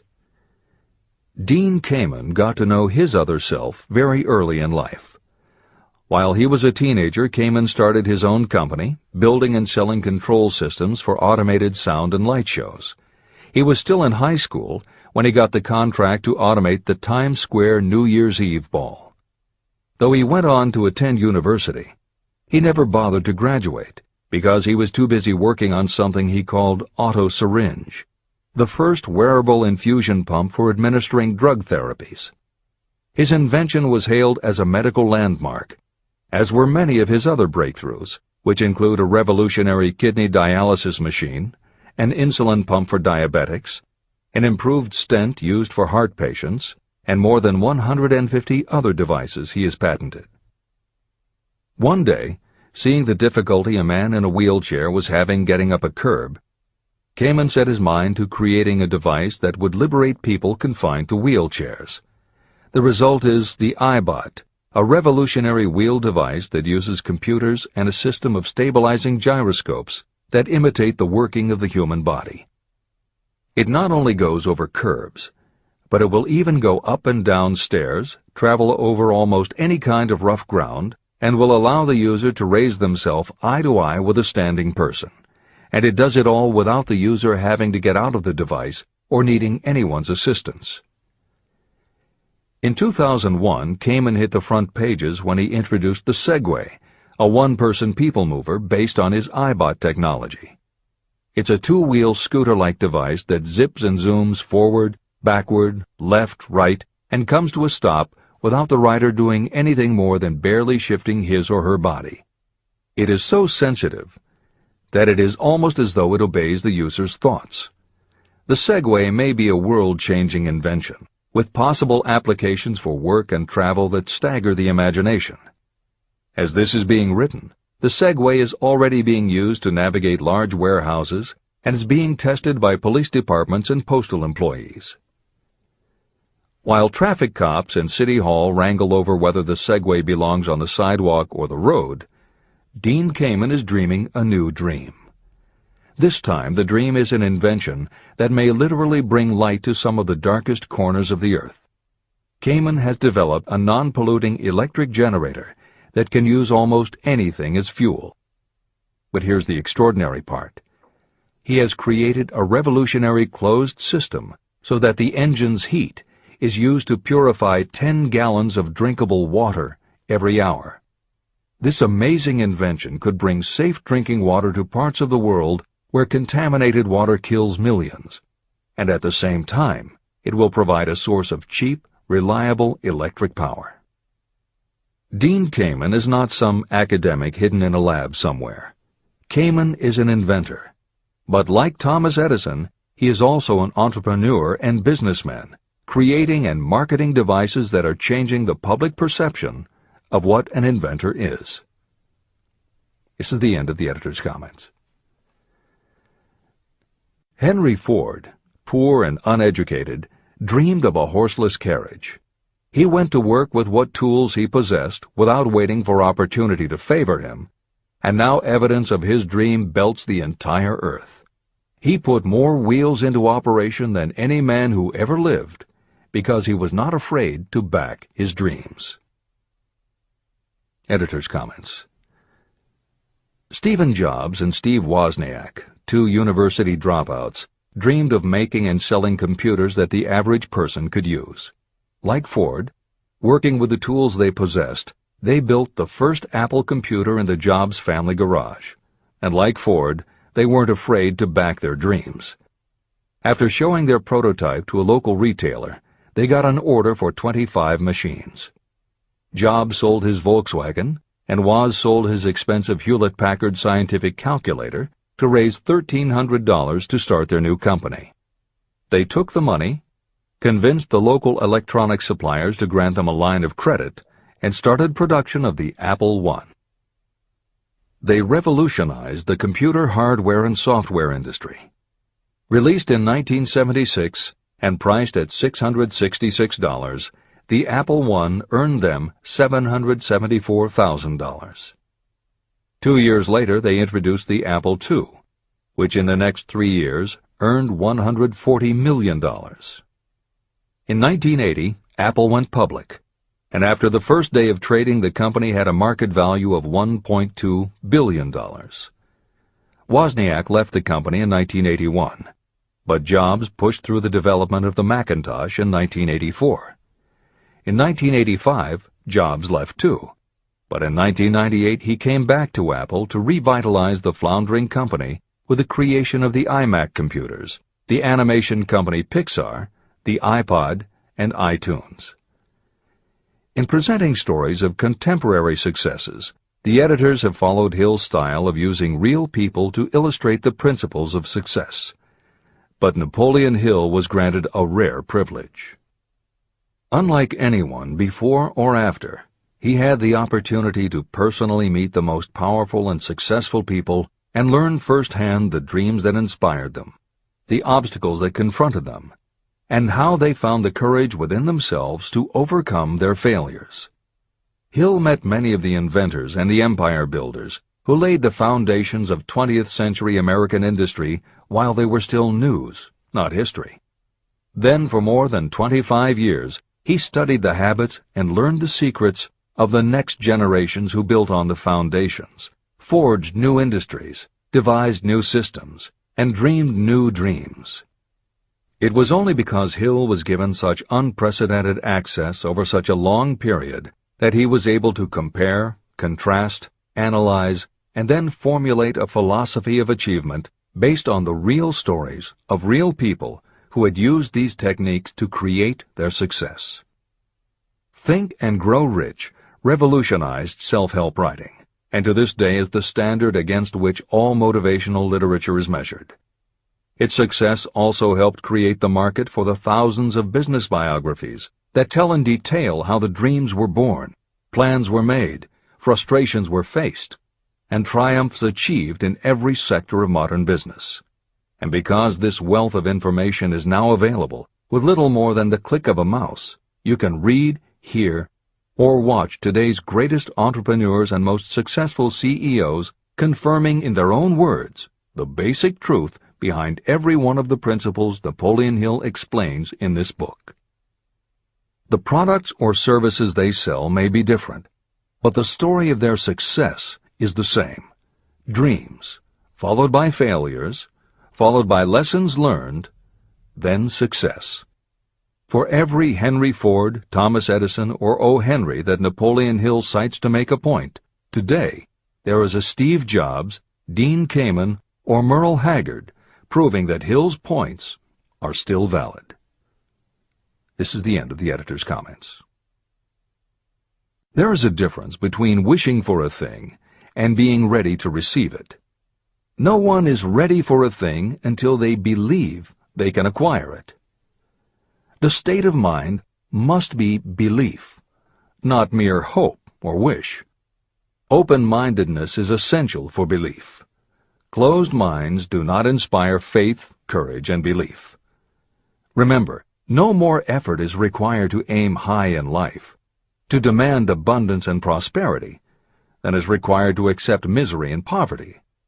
A great poet has correctly stated this universal truth through these lines. I bargained with life for a penny, and life would pay no more. However, I begged at evening when I counted my scanty store. For life is a just employer. He gives you what you ask. But once you have set the wages, why, you must bear the task. I worked for a menial's hire, only to learn dismayed that any wage I had asked of life, life would have willingly paid. Desire outwits Mother Nature. As a fitting climax to this chapter, I wish to introduce one of the most unusual persons I have ever known. I first saw him a few minutes after he was born. He came into the world without any physical sign of ears. When pressed for an opinion, the doctor concluded that the child might be deaf and mute for life. I challenged that doctor's opinion. I had the right to do so. I was the child's father. I, too, reached a decision. But I expressed my opinion silently, in the secrecy of my own heart. In my own mind, I knew that my son would hear and speak. How? I was sure there must be a way, and I knew I would find it. I thought of the words of the immortal Emerson. The whole course of things goes to teach us faith. We need only obey. There is guidance for each of us, and by lowly listening, we shall hear the right word. The right word? Desire. More than anything else, I desired that my son should not be deaf and unable to speak. From that desire, I never receded, not for a second. What could I do about it? Somehow, I would find a way to transplant into that child's mind my own burning desire for ways and means of conveying sound to his brain without the aid of ears. As soon as the child was old enough to cooperate, I would fill his mind so completely with a burning desire to hear that nature would, by methods of her own, translate it into physical reality. All this thinking took place in my own mind, but I spoke of it to no one. Every day I renewed the pledge I had made to myself that my son should not be deaf. As he grew older and began to take notice of things around him, we observed that he had a slight degree of hearing. When he reached the age when children usually begin talking, he made no attempt to speak, but we could tell by his actions that he could hear certain sounds slightly. That was all I needed to know. I was convinced that if he could hear, even slightly, he might develop still greater hearing capacity. Then something happened that gave me hope. It came from an entirely unexpected source. We bought a phonograph. When the child heard the music for the first time, he went into ecstasies. He promptly appropriated the machine. On one occasion, he played a record over and over for almost 2 hours, standing in front of the phonograph with his teeth clamped on the edge of the case. The significance of this did not become clear to us until years afterward. At the time, we had never heard of the principle of bone conduction of sound. Shortly after he appropriated the phonograph, I discovered that he could hear me quite clearly when I spoke with my lips touching his mastoid bone at the base of the skull. Having determined that he could hear the sound of my voice plainly, I began immediately to transfer to his mind the desire to hear and speak. When I discovered that my son enjoyed bedtime stories, I went to work creating stories designed to develop in him self-reliance, imagination, and a strong desire to hear. There was one storyline in particular that I emphasized over and over. Every time I told it, I gave it some new and dramatic coloring. These stories were designed to plant in his mind the thought that his affliction was not a liability, but an asset of great value. As a result of my studies and personal experience, I firmly believe that every adversity brings with it the seed of an equivalent advantage. However, despite my beliefs, I must confess that I did not have the slightest idea how this disability could ever become an asset. He won a new world with 6 cents. As I analyze the experience in retrospect, I can see now that my son's faith in me had much to do with the astounding results. He did not question anything I told him. I sold him on the idea that he had a distinct advantage over his older brother, and that this advantage would reflect itself in many ways. For example, the teachers in school would observe that he had no ears, and because of this they would show him special attention and treat him with extraordinary kindness. And they always did. I also sold him on the idea that when he became old enough to sell newspapers, his older brother had already become a newspaper merchant, he would have a big advantage over his brother. My reasoning was that people would pay him extra money for his wares because they could see that he was a bright, industrious boy, despite the fact that he had no ears. When he was about 7, he showed the first evidence that my method of stimulating his mind was bearing fruit. For several months he begged for the privilege of selling newspapers, but his mother would not give the project her consent. Finally, he took matters in his own hands. One afternoon, when he was left at home with the staff, he climbed through the kitchen window, shinnied to the ground, and set out on his own. He borrowed 6 cents in capital from the neighborhood shoemaker and invested it in papers, which he sold out. He took his earnings, reinvested in more newspapers, and kept repeating until late in the evening. After balancing his accounts and paying back the 6 cents he had borrowed from his banker, he had a net profit of 42 cents. When we got home that night, we found him in bed asleep with the money tightly clenched in his hand. His mother opened his hand, removed the coins, and cried. Of all things! To me it seemed she was crying over her son's first victory. My reaction was the reverse. I laughed, for I knew that my endeavor to plant in my son's mind an attitude of faith in himself had been successful. His mother saw in his first business venture a little deaf boy who had gone out in the streets and risked his life to earn money. I saw a brave, ambitious, self-reliant little businessman whose stock in himself had been increased 100%. He had gone into business on his own initiative and had won. I was not only pleased, I was impressed. He had clearly demonstrated the first signs of a resourcefulness that would go with him all through life. The little deaf boy went through grade school, high school, and college without being able to hear his teachers, except when they shouted loudly at close range. He did not go to a school for the deaf, and we did not use sign language. We were determined that he should live like any other boy who could hear and speak. We stood by that decision, although it cost us many heated debates with school officials. While he was in high school, he tried an electronic hearing aid, but it was of no value to him. During his last week in college, something happened that marked the most important turning point of his life. Through what seemed to be mere chance, he came into possession of another electronic hearing device, which was sent to him on trial. He was slow about testing it, due to his disappointment with a similar device. Finally, he picked it up carelessly, placed it on his head, and hooked up the battery. Suddenly, as if by magic, his lifelong desire for normal hearing became a reality. For the first time in his life, he heard practically as well as any person with normal hearing.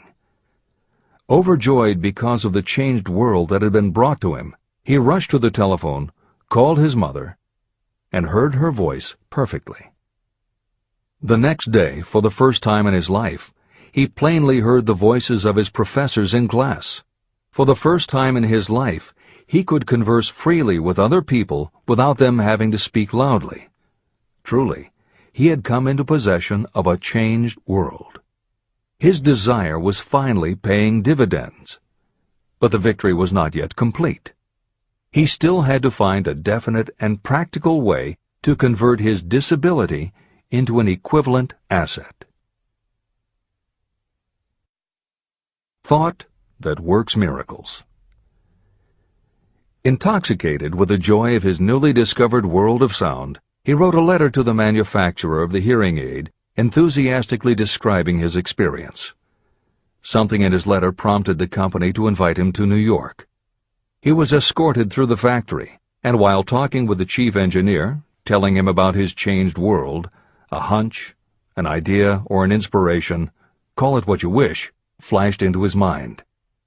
It was this impulse of thought that converted his disability into an asset destined to pay dividends in both money and happiness to thousands for all time to come. The sum and substance of that impulse was this. It occurred to him that he might be of help to the millions of people who go through life without the benefit of hearing devices, if he could find a way to tell them the story of his changed world. For an entire month, he carried out intensive research, during which he analyzed the entire marketing system of the manufacturer of the hearing device. Then he created a plan for reaching out to other hearing-impaired people all over the world, to share with them his newly discovered changed world. When this was done, he put in writing a 2-year plan based upon his findings. When he presented the plan to the company, he was instantly given a position for the purpose of carrying out his ambition. Little did he dream when he went to work that he was destined to bring hope and practical relief to thousands of people who, without his help, would have been limited forever by deafness. There's no doubt in my mind that Blair would have been deaf and unable to speak all his life if his mother and I had not managed to shape his mind as we did. When I planted in his mind the desire to hear and talk and live as other people, there went with that impulse some strange influence that caused nature to become bridge builder and span the gulf of silence between his brain and the outer world. Truly, a burning desire has devious ways of transmuting itself into its physical equivalent. Blair desired normal hearing. Now he has it. He was born with a condition that in those days might easily have sent a person with a less defined desire to the street with a bundle of pencils and a tin cup. The little white lie I planted in his mind when he was a child, by leading him to believe his impaired hearing would become a great asset, has justified itself.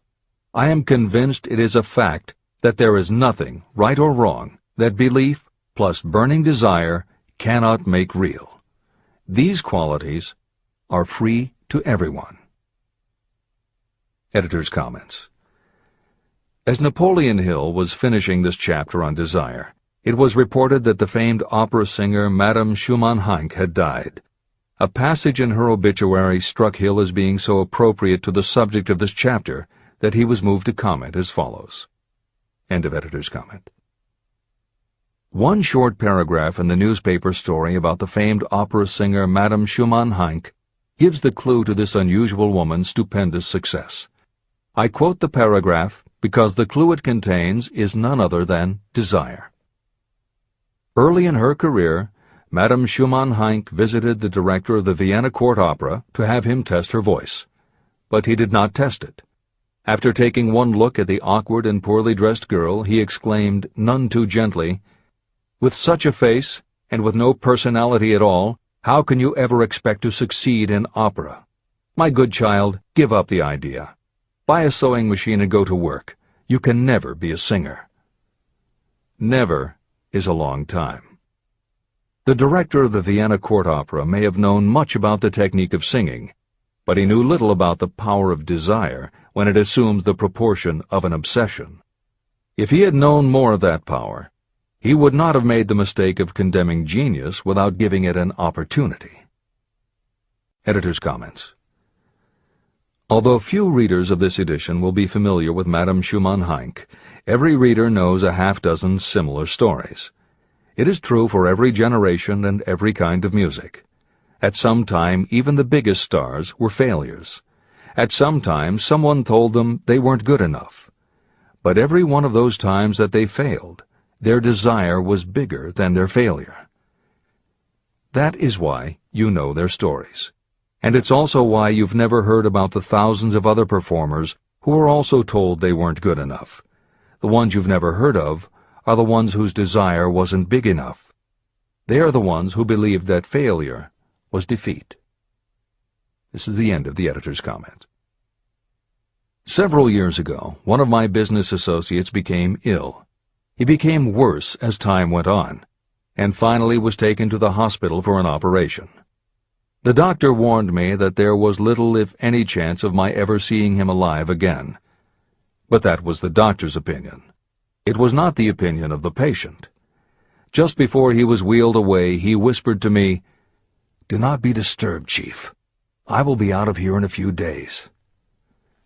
The attending nurse looked at me with pity. But the patient did come through safely.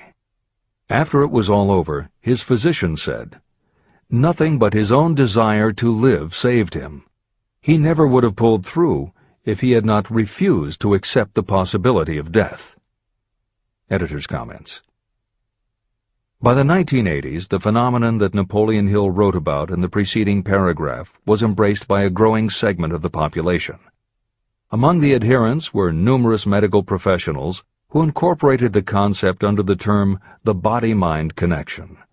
And by the turn of the 21st century, the belief that the mind can manifest physical changes in the body had become a part of mainstream medical practice. In Chapter 5, Autosuggestion, you will find further comment on the medical aspects of having a burning desire. This is the end of the editor's comment. I believe in the power of desire backed by faith in yourself, because I have seen this power lift people from lowly beginnings to places of power and wealth. I have seen it rob the grave of its victims. I have seen it serve as the medium by which people staged a comeback after having been defeated in 100 different ways. And I have seen it provide my own son with a normal, happy, successful life, despite nature's having sent him into the world without ears. How can you harness and use the power of desire? The first part of the answer is in the technique at the beginning of this chapter. You will learn more about it in the next and subsequent chapters of this book. Through some strange and powerful principle, nature wraps up in the impulse of strong desire that something that recognizes no such word as impossible, and accepts no such reality as failure. There are no limitations to the mind except those we acknowledge. Chapter 4. Faith in your ability. Visualization of and belief in attainment of desire. The second step toward riches. Faith is the head chemist of the mind. When faith is blended with thought, the subconscious mind instantly picks up the vibration. The subconscious then translates it and transmits it to infinite intelligence. The emotions of faith, love, and sex are the most powerful of all the major positive emotions. When the three are blended, they have the effect of coloring thought in such a way that it instantly reaches the subconscious mind. There, it is changed into a form that induces a response from infinite intelligence. Editor's comments. In the preceding paragraph, Napoleon Hill uses two terms, faith and infinite intelligence, both of which may convey to the reader a religious connotation that Hill did not intend. The following will define the meaning of the words as Hill uses them in the following chapter. In modern usage, the word faith has become almost interchangeable with religious belief, which is not the way Hill uses the word.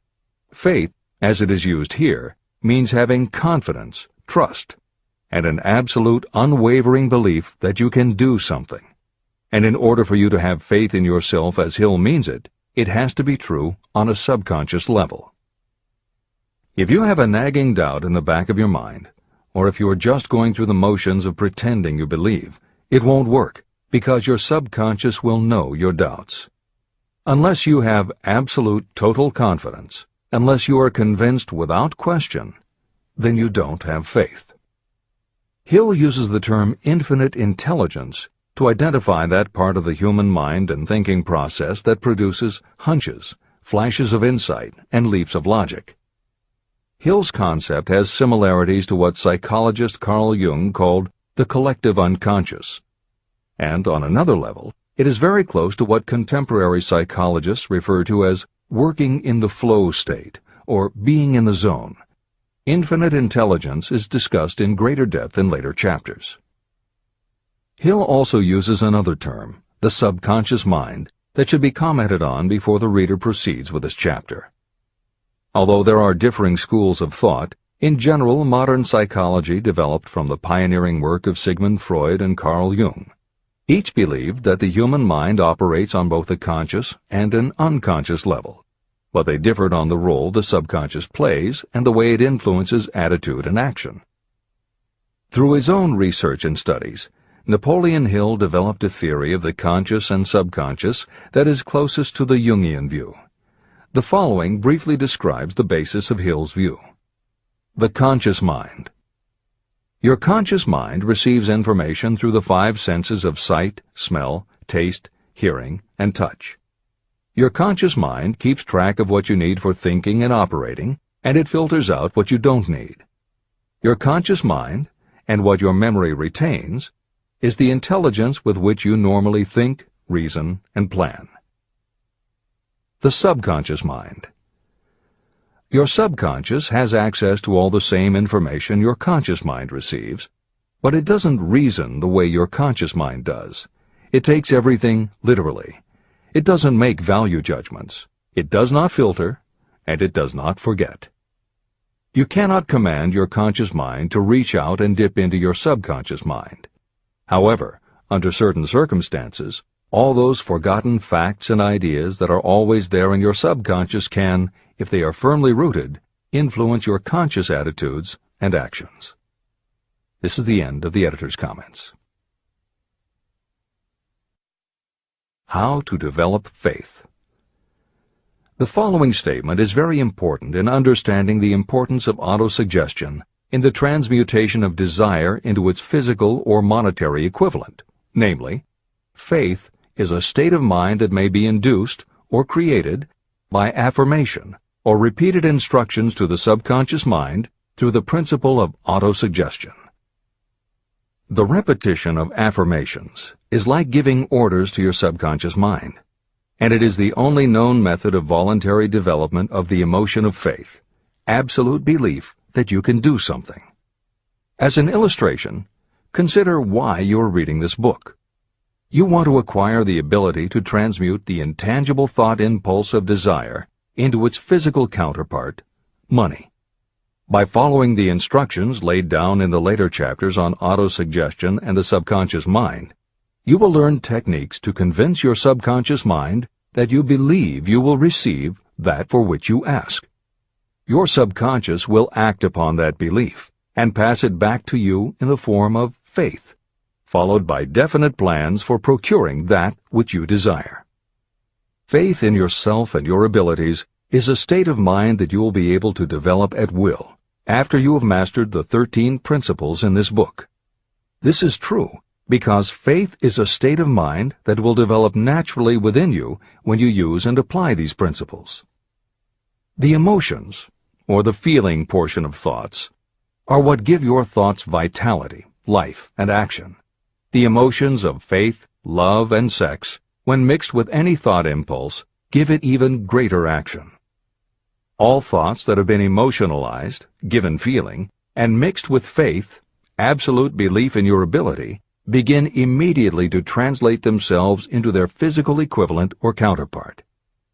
However, this is not only true of thought impulses that have been mixed with faith, but it is true with any emotion, including negative emotions.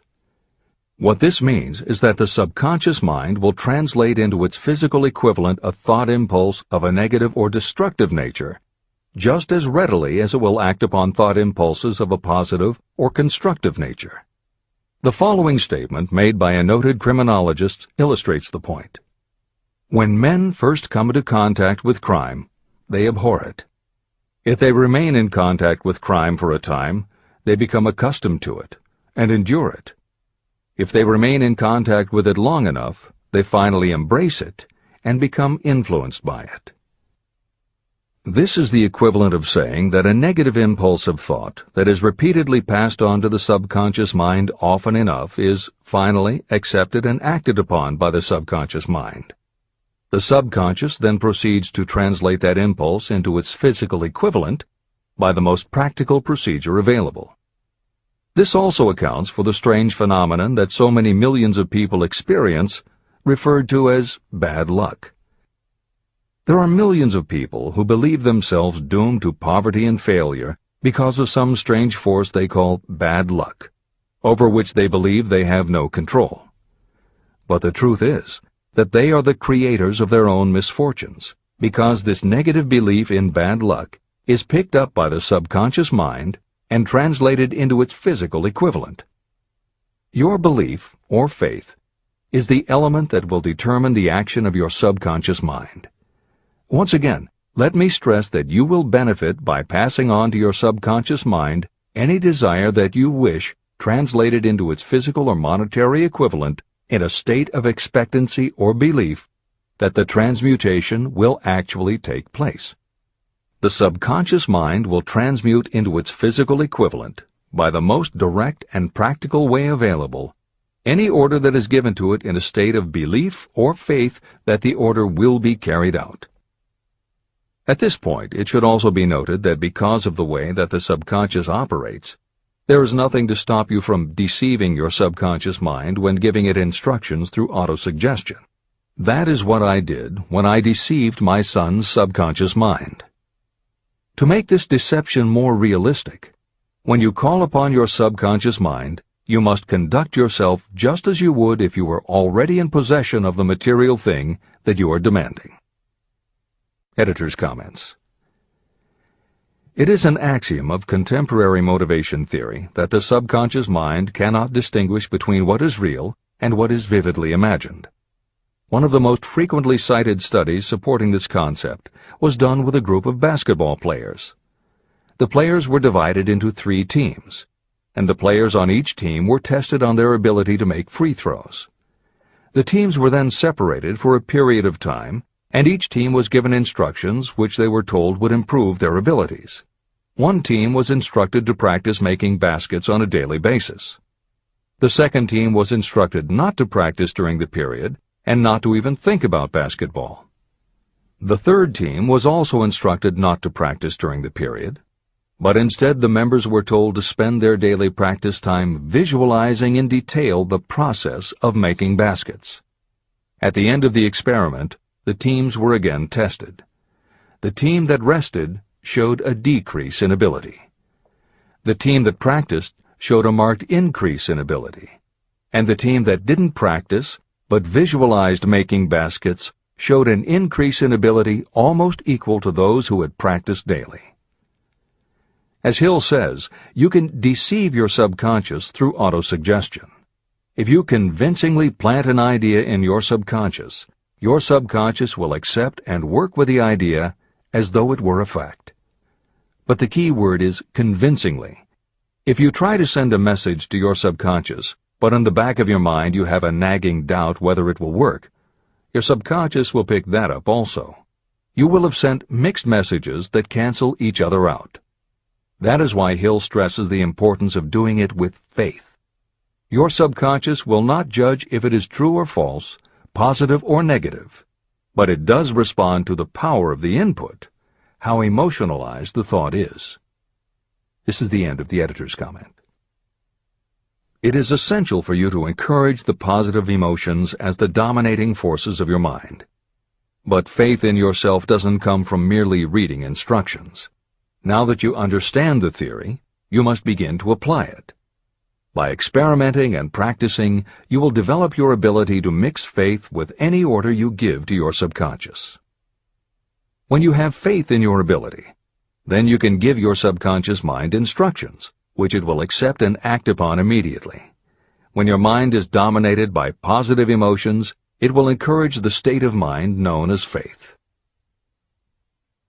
Faith in yourself is a state of mind that you can create by autosuggestion. All through the ages, religious leaders have admonished people to have faith. They say to have faith in this, that, and the other dogma or creed, but they have failed to tell people how to have faith. They have not stated that faith is a state of mind that may be induced by self-suggestion. In language that anyone can understand, this book explains the principle through which faith in your ability to accomplish a goal may be developed where it does not already exist. Before we begin, you should be reminded again that faith is the eternal elixir that gives life, power, and action to the impulse of thought. Faith is the starting point of all accumulation of riches. Faith is the basis of all miracles and of all mysteries that cannot be analyzed by the rules of science. Faith is the only known antidote for failure. Faith is the element that, when mixed with desire, gives you direct communication with infinite intelligence. Faith is the element that transforms the ordinary vibration of thought created by the human mind into the spiritual equivalent.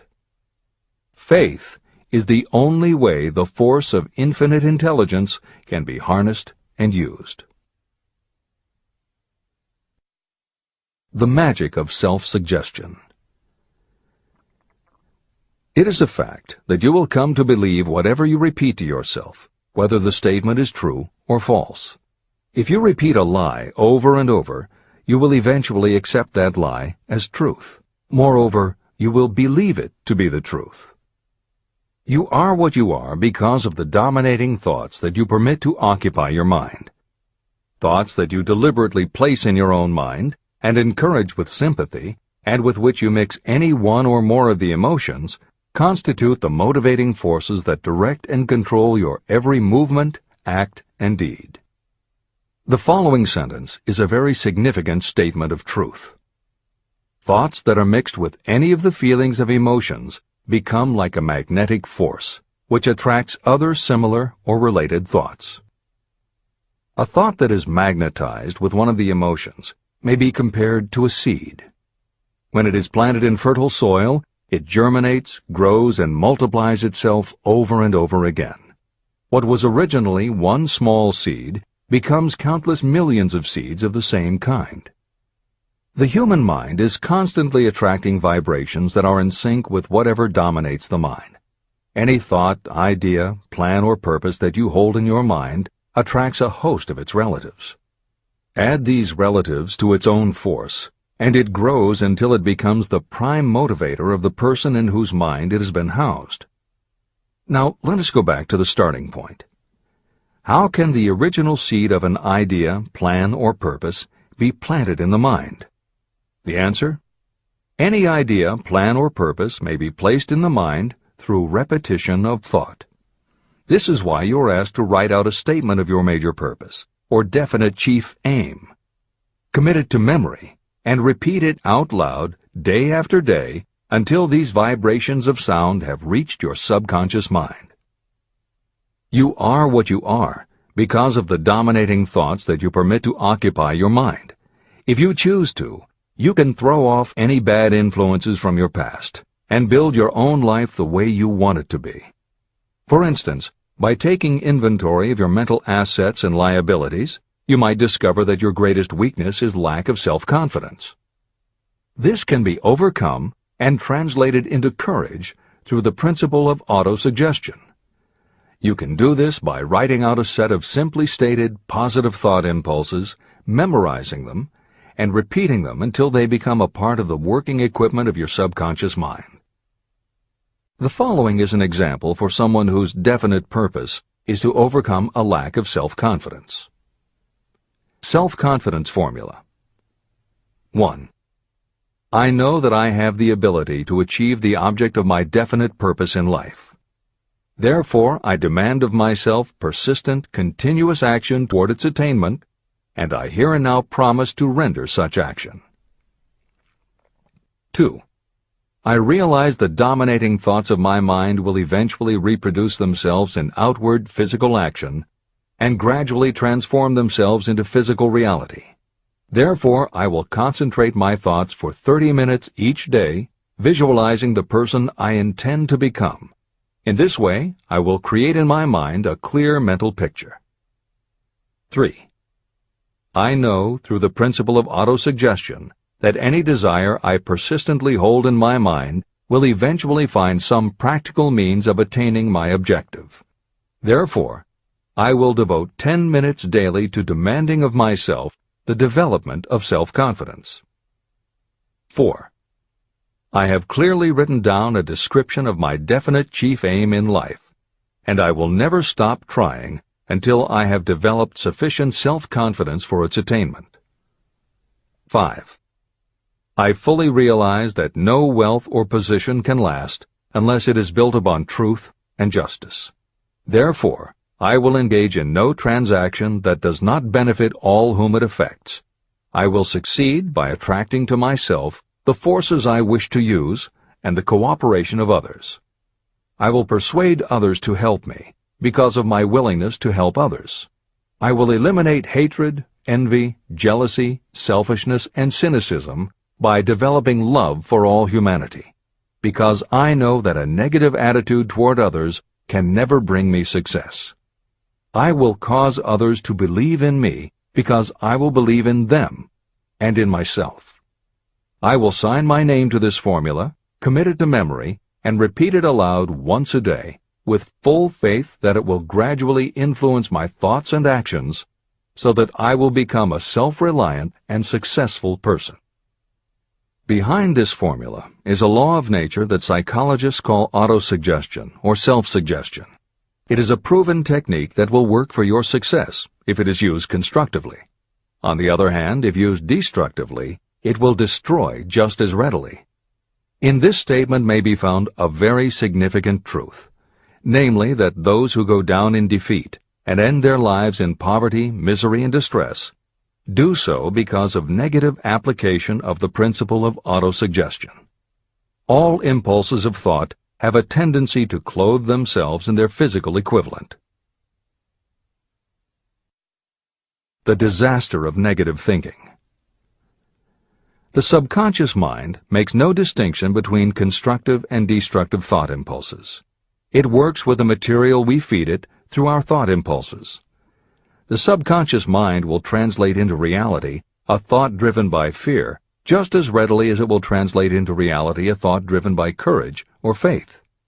Just as electricity will turn the wheels of industry and render useful service if used constructively, it will snuff out life if wrongly used.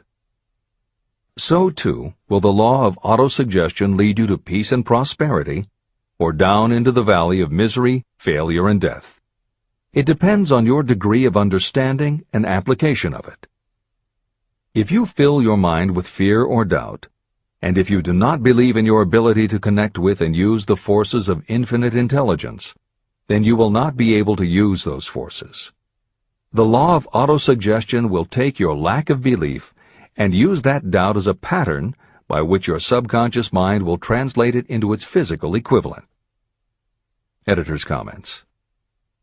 When you have faith in your ability to accomplish what you want, it not only firmly plants ideas in your subconscious, but it then works to reinforce itself. When you have faith in your abilities, part of what you must have faith in is that it is possible to tap into infinite intelligence. And because you have faith that it will work, your conscious mind won't be resistant. When your conscious doesn't resist, your subconscious mind can send creative ideas to your conscious mind more easily. Then, the more you see the power working in your life, the easier it is for you to act on faith the next time. Will it work for you? You will never know unless you relax your resistance and just have faith that it will. This is the end of the editor's comment.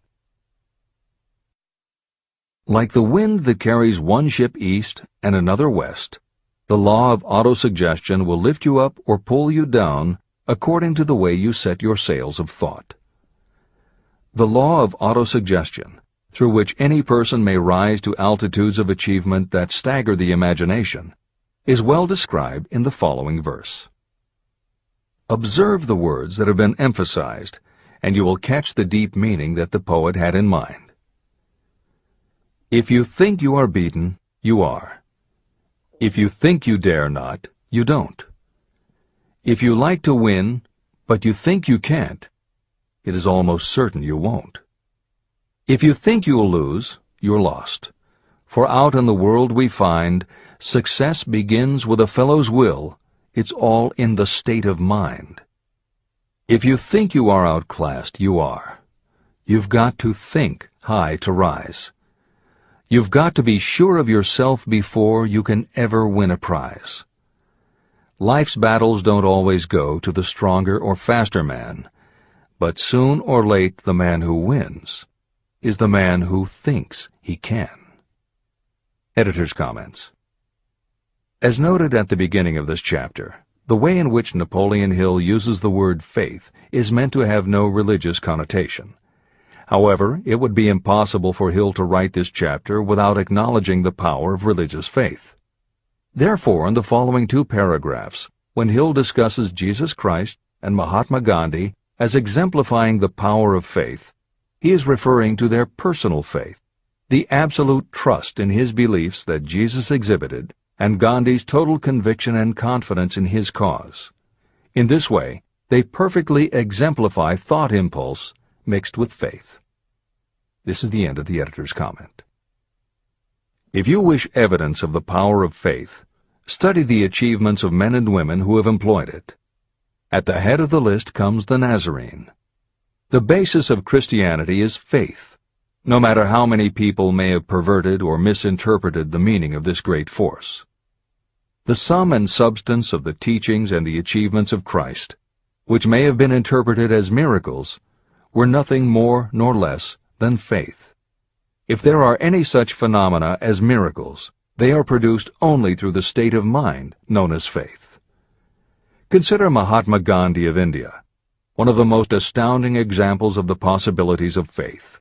Gandhi wielded more potential power than any man living in his time, and he had this power despite the fact that he had none of the orthodox tools of power, such as money, battleships, soldiers, and materials of warfare. Gandhi had no money, no home. He did not own a suit of clothes, but he did have power. How did he come by that power? He created it out of his understanding of the principle of faith and through his ability to transplant that faith into the minds of 200 million people. Gandhi accomplished the astounding feat of influencing 200 million minds to coalesce and move in unison as a single mind. What other force on earth, except faith, could do as much? How an idea built a fortune. Editor's comment. Although the following story is not exclusively about faith, and it makes no mention of autosuggestion or the subconscious mind, Napoleon Hill included it at this point in every edition of Think and Grow Rich. In fact, as Hill says, this story illustrates at least 6 of the 13 principles of success, but faith is at the center of it. If the central figure, Charles M. Schwab, had not mixed his big idea with absolute unwavering faith that he could pull it off, the whole history of American business would have been different. This is the end of the editor's comment. The event chosen for this illustration dates back to 1900, when the United States Steel Corporation was being formed. As you read the story, keep in mind the following fundamental facts and you will understand how ideas have been converted into huge fortunes. First, the United States Steel Corporation was born in the mind of Charles M. Schwab in the form of an idea he created through his imagination. Second, he mixed faith with his idea.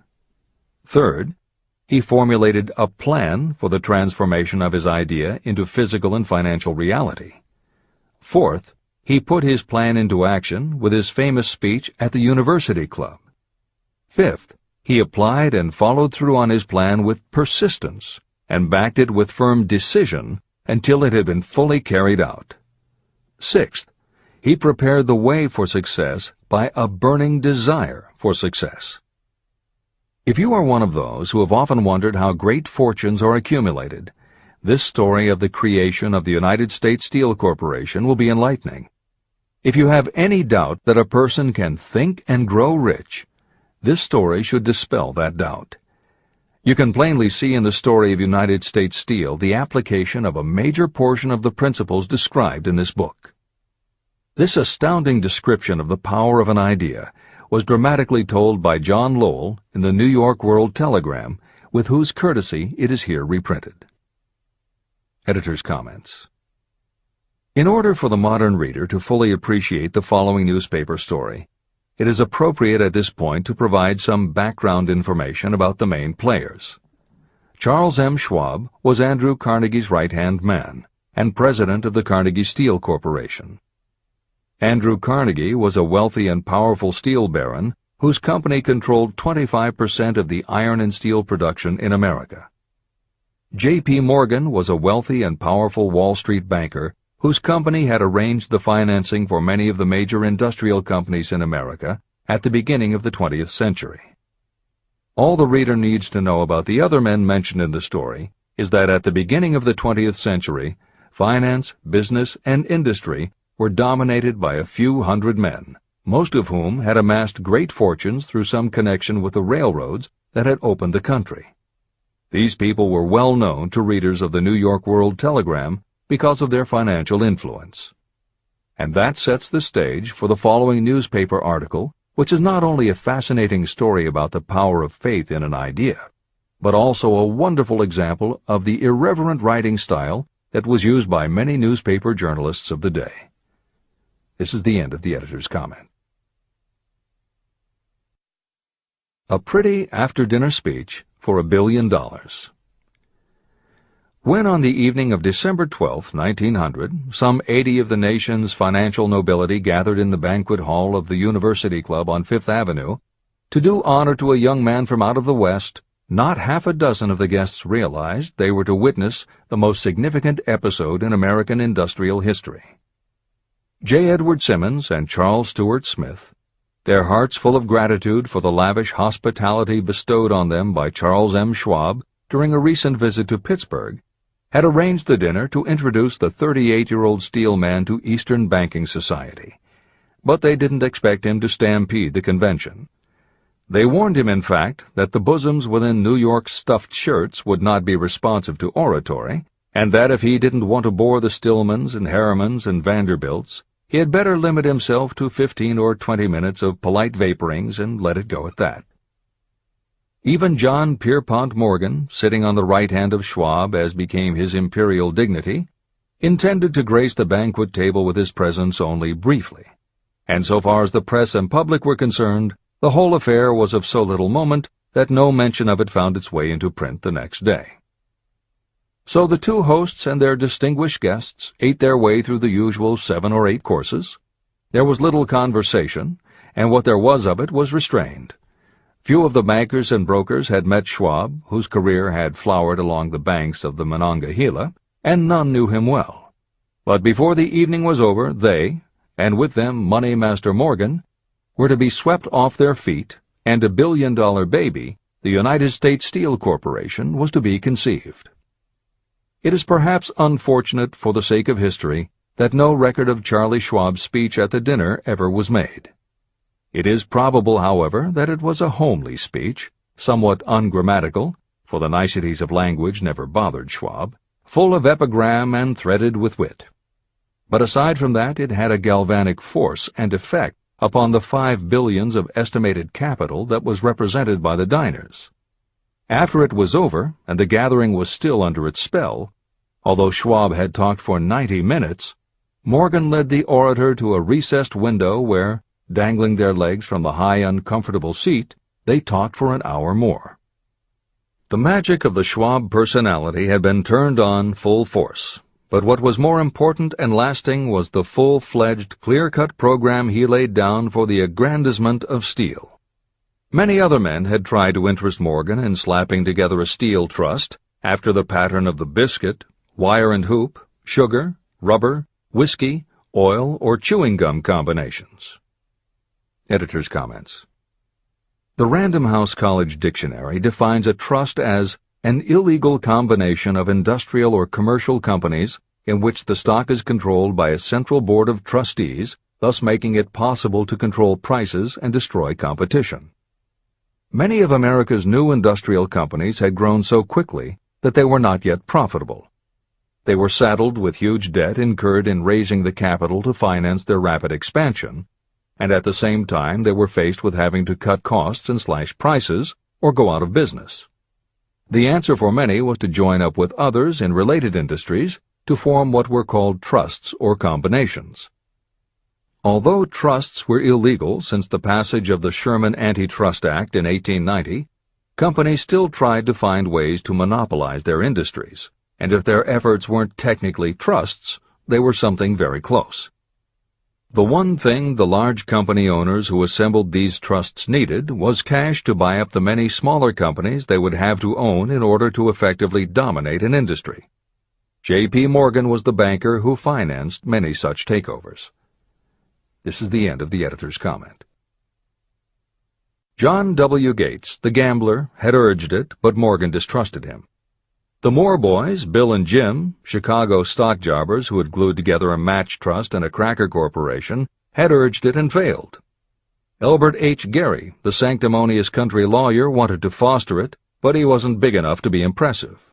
Until Schwab's eloquence took J.P. Morgan to the heights from which he could visualize the solid results of the most daring financial undertaking ever conceived, the project was regarded as a delirious dream of easy-money crackpots. The financial magnetism that began a generation ago to attract thousands of small and sometimes inefficiently managed companies into large and competition-crushing combinations had become operative in the steel world through the devices of that jovial business pirate, John W. Gates. Gates already had formed the American Steel and Wire Company out of a chain of small concerns, and together with Morgan had created the Federal Steel Company. But by the side of Andrew Carnegie's gigantic vertical trust, a trust owned and operated by 53 partners, those other combinations were picayune. They might combine to their heart's content, but the whole lot of them couldn't make a dent in the Carnegie organization, and Morgan knew it. The eccentric old Scot knew it, too. Editor's comments. Andrew Carnegie was born in Scotland and came to America when he was just a boy. He made his first move to join the elite group of American tycoons when he quit his job as a bobbin boy in a cotton mill, earning $1.20 a week, and got a job as a telegraph messenger boy. He soon taught himself to operate a telegraph key, which got him hired as personal telegrapher and secretary to the head of the Pennsylvania Railroad. It wasn't long before he'd worked his way up the ranks to superintendent of the Pittsburgh division, which in turn put him in a position to become an early investor in the Pullman Company, which became the leading manufacturer of railway cars. Carnegie's investment in Pullman and some successful real estate ventures gave him the capital to go into business for himself. At the end of the Civil War, Carnegie left railroading and started a company that built iron bridges for railroad companies. From building iron bridges, it was a short step to starting his own steel mill, which led him to acquire control of other steel mills, then his own coal fields to supply his smelters, then his own ore boats and rail lines to haul the ore and coal. Because of Carnegie's vertical integration and his use of the most up-to-date manufacturing methods, he was able to sell top-grade steel at the lowest price. He managed to drop the price of steel from $140 a ton to $20 a ton. By 1899, the Carnegie Steel Company controlled about 25% of the iron and steel production in America. The smaller steel manufacturers couldn't compete with Carnegie, so they went to J.P. Morgan for help. He arranged for the financing, and a wide-ranging alliance was put together of companies that were in the business of manufacturing products made from steel. Part of the deal was that they would not buy steel from Carnegie. Andrew Carnegie was not about to be put out of business by a collection of small companies. He announced that he would buy or build his own manufacturing companies to produce finished goods made of steel. This is the end of the editor's comments, and the New York World Telegram story continues. From the magnificent heights of Skibo Castle he had viewed, first with amusement and then with resentment, the attempts of Morgan's smaller companies to cut into his business. When the attempts became too bold, Carnegie's temper was translated into anger and retaliation. He decided to duplicate every mill owned by his rivals. Hitherto, he hadn't been interested in wire, pipe, hoops, or sheet. Instead, he was content to sell such companies the raw steel and let them work it into whatever shape they wanted. Now, with Schwab as his chief and able lieutenant, he planned to drive his enemies to the wall. So it was that in the speech of Charles M. Schwab, Morgan saw the answer to his problem of combination. A trust without Carnegie, giant of them all, would be no trust at all, a plum pudding, as one writer said, without the plums. Schwab's speech on the night of December 12, 1900, undoubtedly carried the inference, though not the pledge, that the vast Carnegie enterprise could be brought under the Morgan tent. He talked of the world future for steel, of reorganization for efficiency, of specialization, of the scrapping of unsuccessful mills and concentration of effort on the flourishing properties, of economies in the ore traffic, of economies in overhead and administrative departments, of capturing foreign markets. More than that, he told the buccaneers among them wherein lay the errors of their customary piracy. Their purposes, he inferred, had been to create monopolies, raise prices, and pay themselves fat dividends out of privilege. Schwab condemned the system in his heartiest manner. The short-sightedness of such a policy, he told his hearers, lay in the fact that it restricted the market in an era when everything cried for expansion. By cheapening the cost of steel, he argued, an ever-expanding market would be created. More uses for steel would be devised, and a goodly portion of the world trade could be captured. Actually, though he did not know it, Schwab was an apostle of modern mass production. Editor's comments. For J.P. Morgan, all of Schwab's talk about economies of scale and expanding markets meant only one thing. Until that night, it was assumed that Andrew Carnegie would continue building his own manufacturing companies to compete with the steel trusts that Morgan had helped put together. Morgan knew that for Carnegie to do so would require an enormous amount of capital, and Morgan also knew that Carnegie had always been strongly against raising money by selling stock in his company. What Schwab seemed to be implying was that rather than going to Wall Street for the money needed to fight the trusts, Carnegie might be interested in selling his business. This is the end of the editor's comment.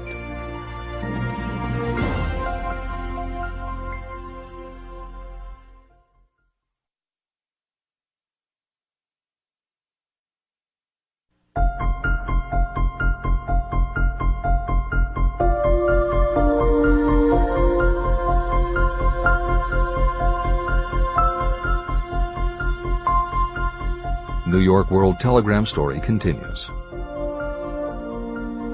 So the dinner at the University Club came to an end. Morgan went home to think about Schwab's rosy predictions. Schwab went back to Pittsburgh to run the steel business for Andrew Carnegie, while Gary and the rest went back to their stock tickers to fiddle around in anticipation of the next move. It was not long coming. It took Morgan about 1 week to digest the feast of reason Schwab had placed before him. When he had assured himself that no financial indigestion was to result, he sent for Schwab, and found that young man rather coy. Mr. Carnegie, Schwab indicated, might not like it if he found his trusted company president had been flirting with the Emperor of Wall Street, the street upon which Carnegie was resolved never to tread. Then it was suggested by John W. Gates, the go-between, that if Schwab happened to be in the Bellevue Hotel in Philadelphia, J.P. Morgan might also happen to be there. When Schwab arrived, however, Morgan was inconveniently ill at his New York home, and so on the elder man's pressing invitation, Schwab went to New York and presented himself at the door of the financier's library. Now, certain economic historians have professed the belief that from the beginning to the end of the drama, the stage was set by Andrew Carnegie, that the dinner to Schwab, the famous speech, the Sunday night conference between Schwab and the Money King, were events arranged by the canny Scot. The truth is exactly the opposite. When Schwab was called in to consummate the deal, he didn't even know whether the little boss, as Andrew was called, would so much as listen to an offer to sell, particularly to a group of men whom Andrew regarded as being endowed with something less than holiness. But Schwab did take into the conference with him, in his own handwriting, 6 sheets of copperplate figures, representing to his mind the physical worth and the potential earning capacity of every steel company he regarded as an essential star in the new metal firmament. 4 men pondered over these figures all night. The chief, of course, was Morgan, steadfast in his belief in the divine right of money. With him was his aristocratic partner, Robert Bacon, a scholar and a gentleman. The third was John W. Gates, whom Morgan scorned as a gambler and used as a tool. The fourth was Schwab, who knew more about the processes of making and selling steel than any whole group of men then living. Throughout that conference, the Pittsburgher's figures were never questioned. If he said a company was worth so much, then it was worth that much and no more. He was insistent, too, upon including in the combination only those concerns he nominated. He had conceived a corporation in which there would be no duplication, not even to satisfy the greed of friends who wanted to unload their companies upon the broad Morgan shoulders. When dawn came, Morgan rose and straightened his back. Only one question remained. "Do you think you can persuade Andrew Carnegie to sell?" he asked. "I can try," said Schwab. "If you can get him to sell, I will undertake the matter," said Morgan. So far, so good. But would Carnegie sell? How much would he demand? Schwab thought about $320 million. What would he take payment in? Common or preferred stocks? Bonds? Cash? Nobody could raise $1/3 billion in cash. There was a golf game in January on the frost-cracking heath of the St. Andrews Links in Westchester, with Andrew bundled up in sweaters against the cold and Charlie talking volubly as usual to keep his spirits up. But no word of business was mentioned until the pair sat down in the cozy warmth of the Carnegie cottage nearby. Then, with the same persuasiveness that had hypnotized 80 millionaires at the University Club, Schwab poured out the glittering promises of retirement in comfort, of untold millions to satisfy the old man's social caprices. Carnegie capitulated, wrote a figure on a slip of paper, handed it to Schwab and said, "All right, that's what we'll sell for." The figure was approximately $400 million, and was reached by taking the $320 million mentioned by Schwab as a basic figure, and adding to it $80 million to represent the increased capital value over the previous 2 years. Later, on the deck of a transatlantic liner, the Scotsman said ruefully to Morgan, "I wish I had asked you for $100 million more." "If you had asked for it, you'd have gotten it," Morgan told him cheerfully. There was an uproar, of course. A British correspondent cabled that the foreign steel world was appalled by the gigantic combination. President Hadley of Yale declared that unless trusts were regulated, the country might expect an emperor in Washington within the next 25 years. But that able stock manipulator Keene went at his work of shoving the new stock at the public so vigorously that all the excess water, estimated by some at nearly $600 million, was absorbed in a twinkling. So Carnegie had his millions, and the Morgan Syndicate had $62 million for all its trouble, and all the boys, from Gates to Gary, had their millions. Editor's comment. The 38-year-old Charles M. Schwab had his reward, too.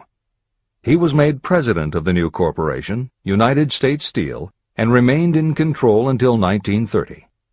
When Schwab left U.S. Steel, he went on to found the mammoth Bethlehem Steel Corporation, of which he also became president. This is the end of the editor's comment. Riches begin with thought.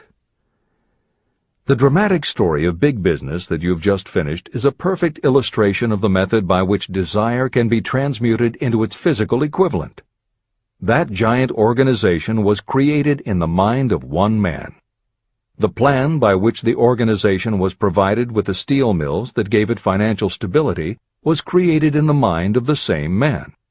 His faith, his desire, his imagination, his persistence were the real ingredients that went into United States Steel.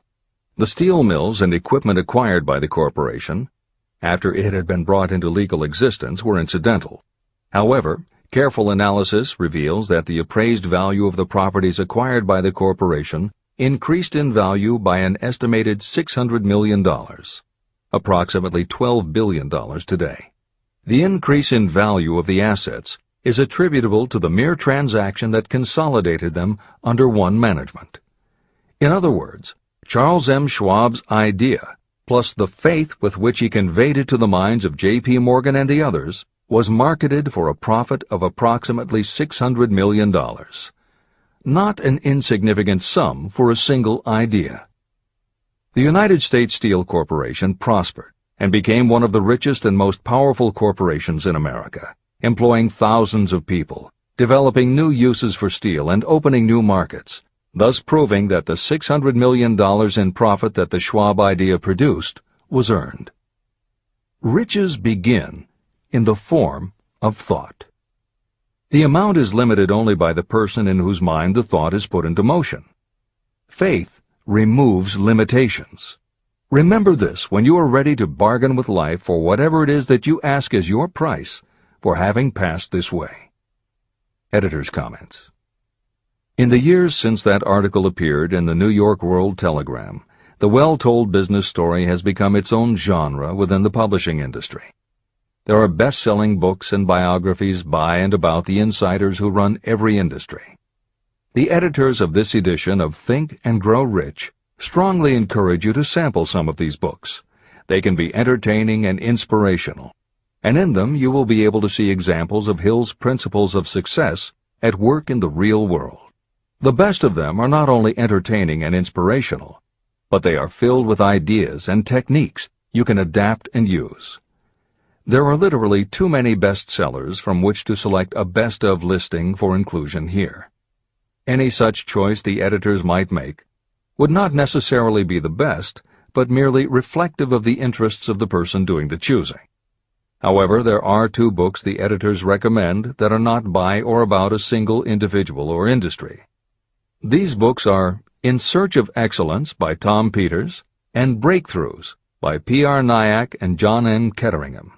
Each of these books deals with a broad spectrum of industries, and within each industry they single out certain companies and individuals for analysis. Both were published at the beginning of the business book trend in the 1980s, but there are few books since then that better convey the importance of faith in a good idea. In Search of Excellence, chosen by a panel of experts as the most influential book of the past 20 years, was a runaway bestseller and will likely be in print for years to come. Breakthroughs may be harder to find, but it will be well worth the effort. This is the end of the editor's comments.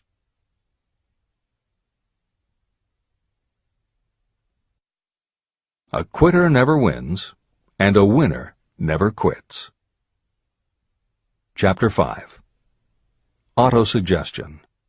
The medium for influencing the subconscious mind. The third step toward riches.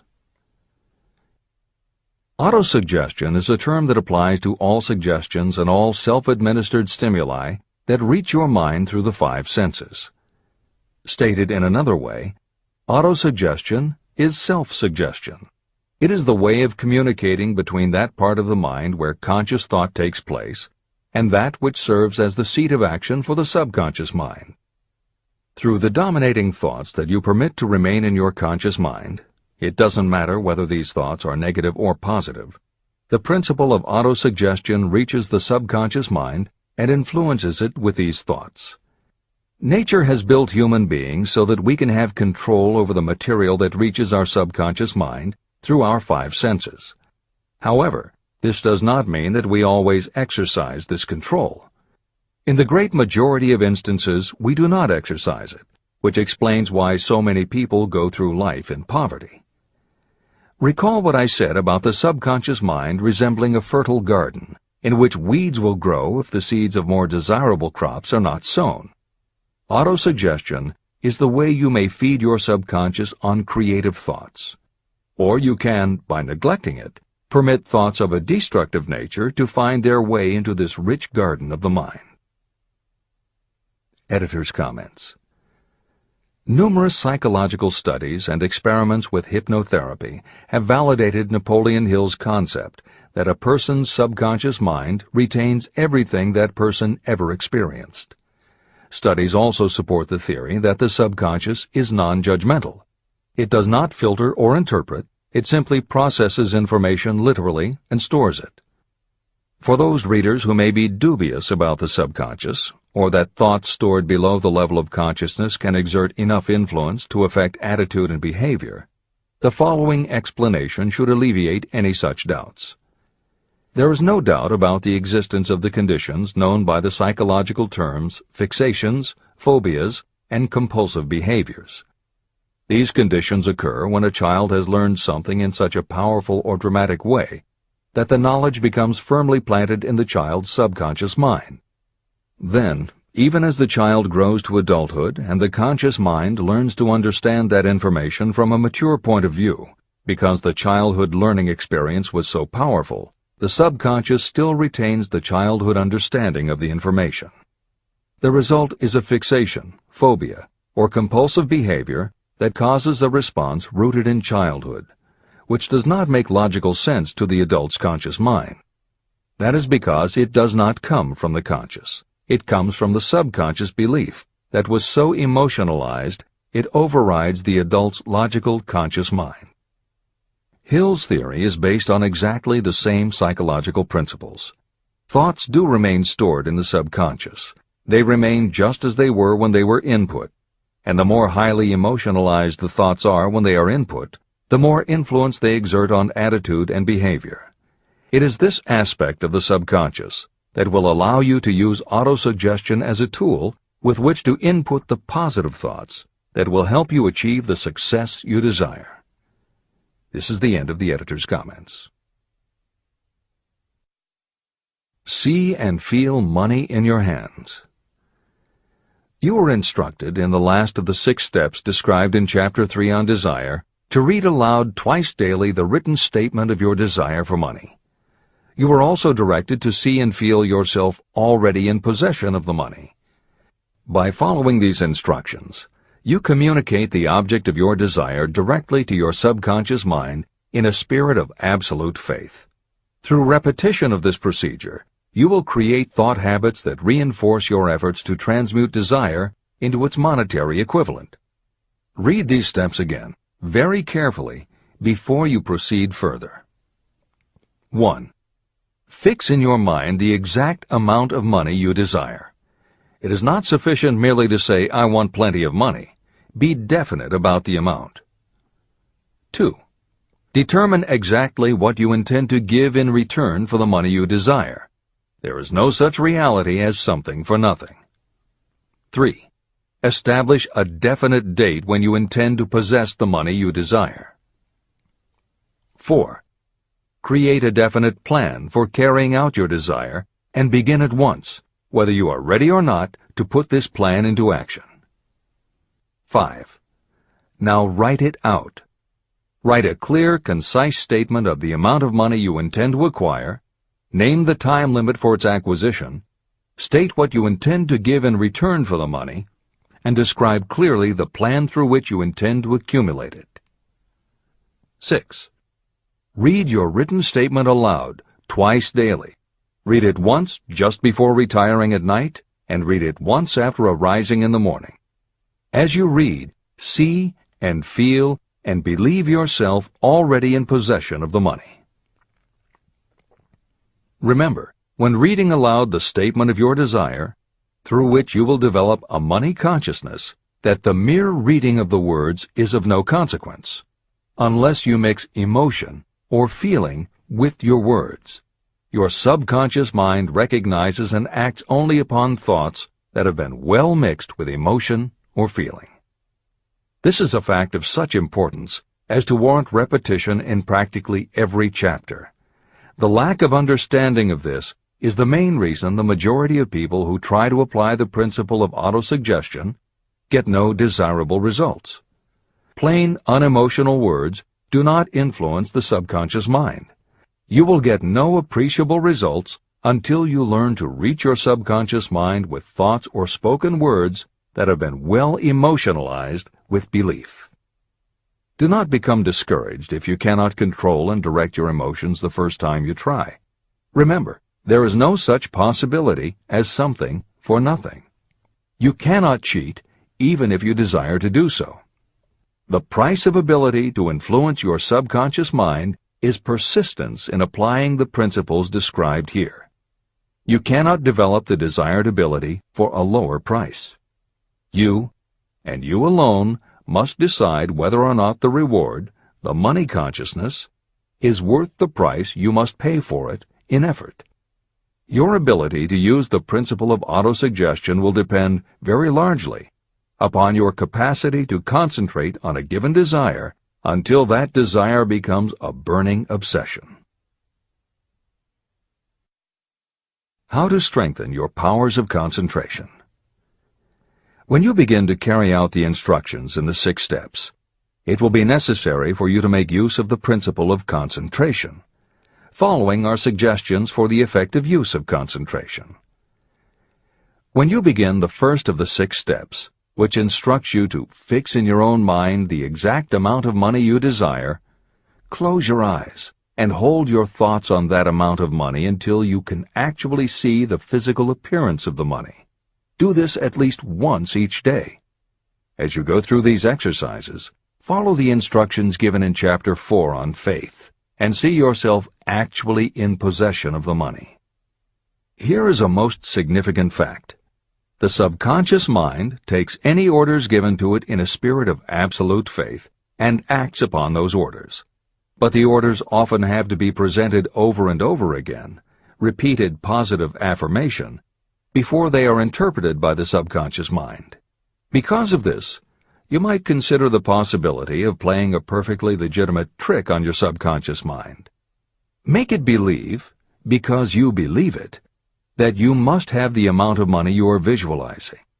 Make it believe that this money is already awaiting your claim, so the subconscious mind must hand over to you practical plans for acquiring the money that is yours. Give this thought to your imagination, and see what your imagination can or will do to create practical plans for the accumulation of money through transmutation of your desire. Do not wait for a definite plan through which you will exchange services or merchandise in return for the money you are visualizing. Just start right now to see yourself in possession of the money, demanding, and expecting that your subconscious mind will hand over the plans you need. Be on the alert for these plans, and when they appear, put them into action immediately. When the plans appear, they will probably flash into your mind in the form of an inspiration or intuition from infinite intelligence. Treat it with respect and act upon it as soon as you receive it. In the fourth of the 6 steps, you are instructed to create a definite plan for carrying out your desire and begin at once to put this plan into action. Do the same thing here. Close your eyes and create in your mind a vivid image of you carrying out the instructions. Do not trust to your reason when creating your plan for accumulating money through the transmutation of desire. Your reasoning faculty may be lazy, and if you depend entirely upon it to serve you, it may disappoint you.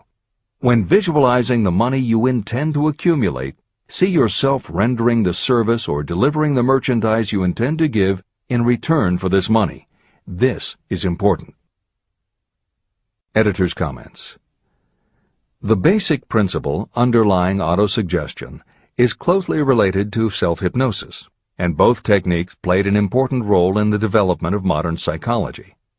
Although all 3 concepts, autosuggestion, hypnosis, and psychology, had to overcome initial public skepticism, unfortunately, autosuggestion and hypnotism were hampered by events that further delayed their acceptance. Hypnosis was an integral part of the therapies used by the major figures in the development of psychology, including Sigmund Freud, Carl Jung, and William James. It fell out of favor as a therapeutic method when stage magicians began to use the technique in their acts. People found it difficult to give serious consideration to a method that was being used in theaters and nightclubs to make members of the audience do ridiculous things for comic effect. Autosuggestion encountered a similar problem.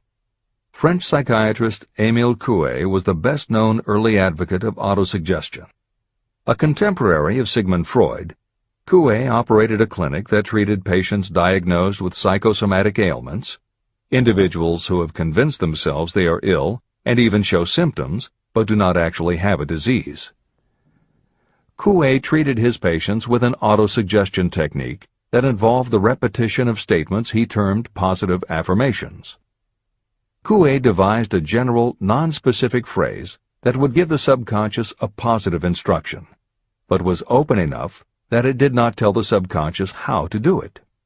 The positive affirmation was, "Every day, in every way, I am getting better and better."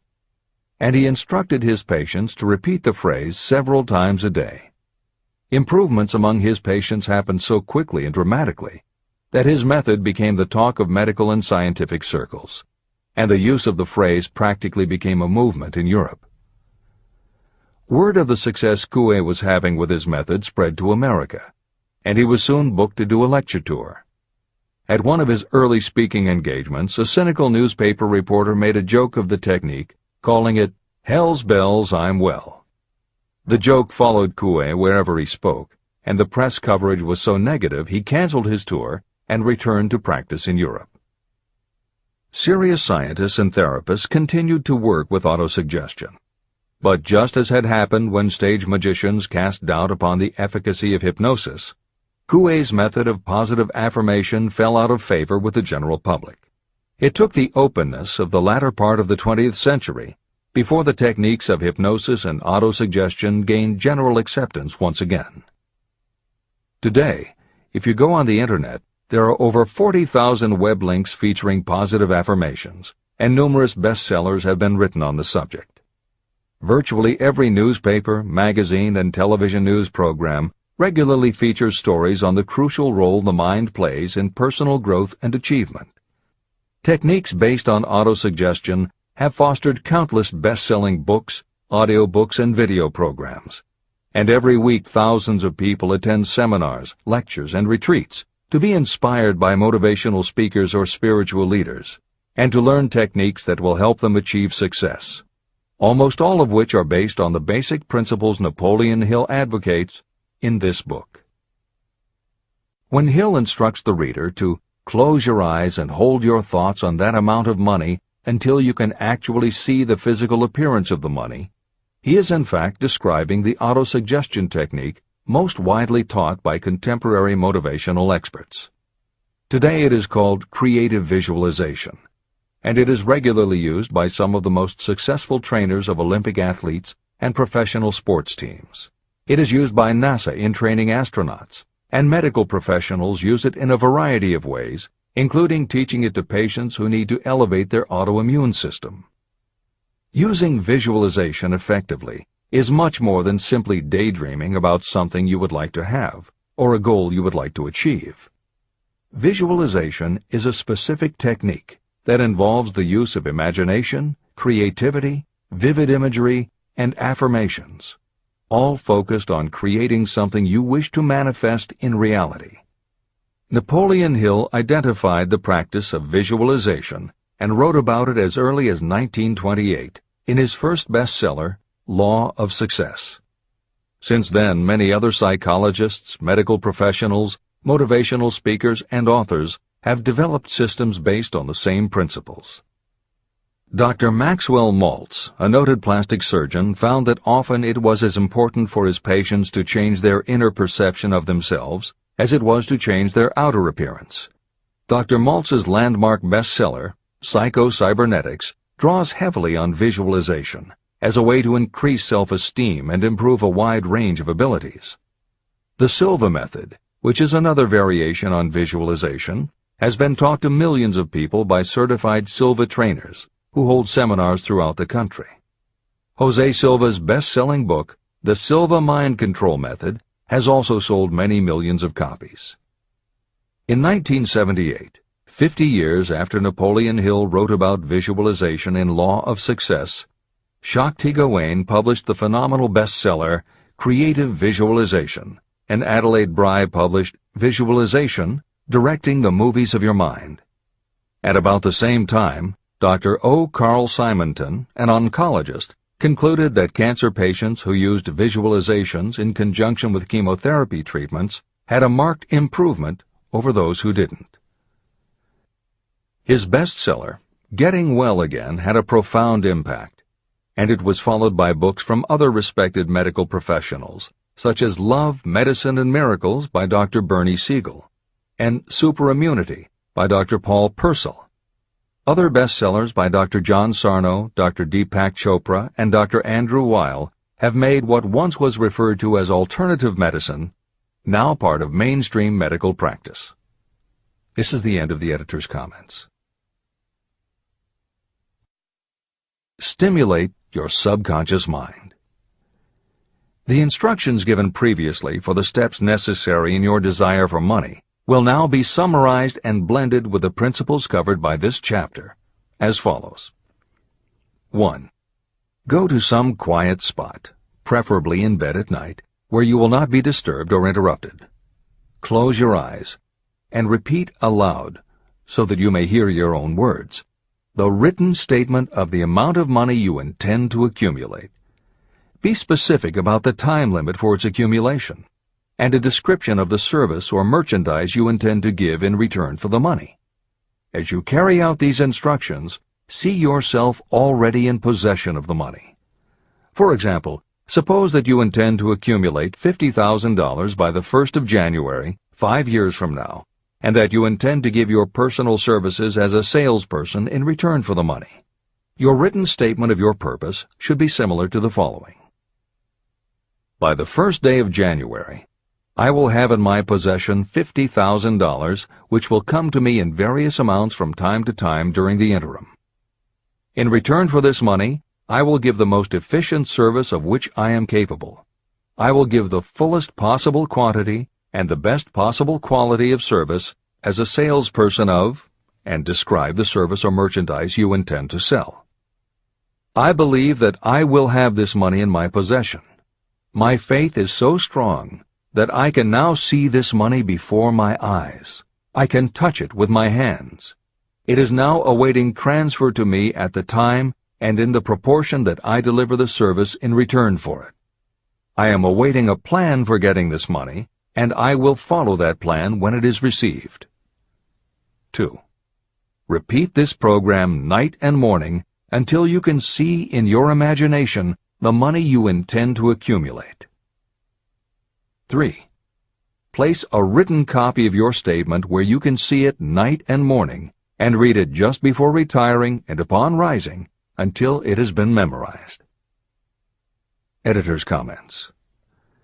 The following is another suggestion, adapted from Hill's later writings, which appear in Napoleon Hill's Keys to Success. Surround yourself with books, pictures, mottos, and other suggestive devices. Pick things that symbolize and reinforce achievement and self-reliance. Constantly add to your collection, and move things to new places where you can see them in a different light and in association with different things.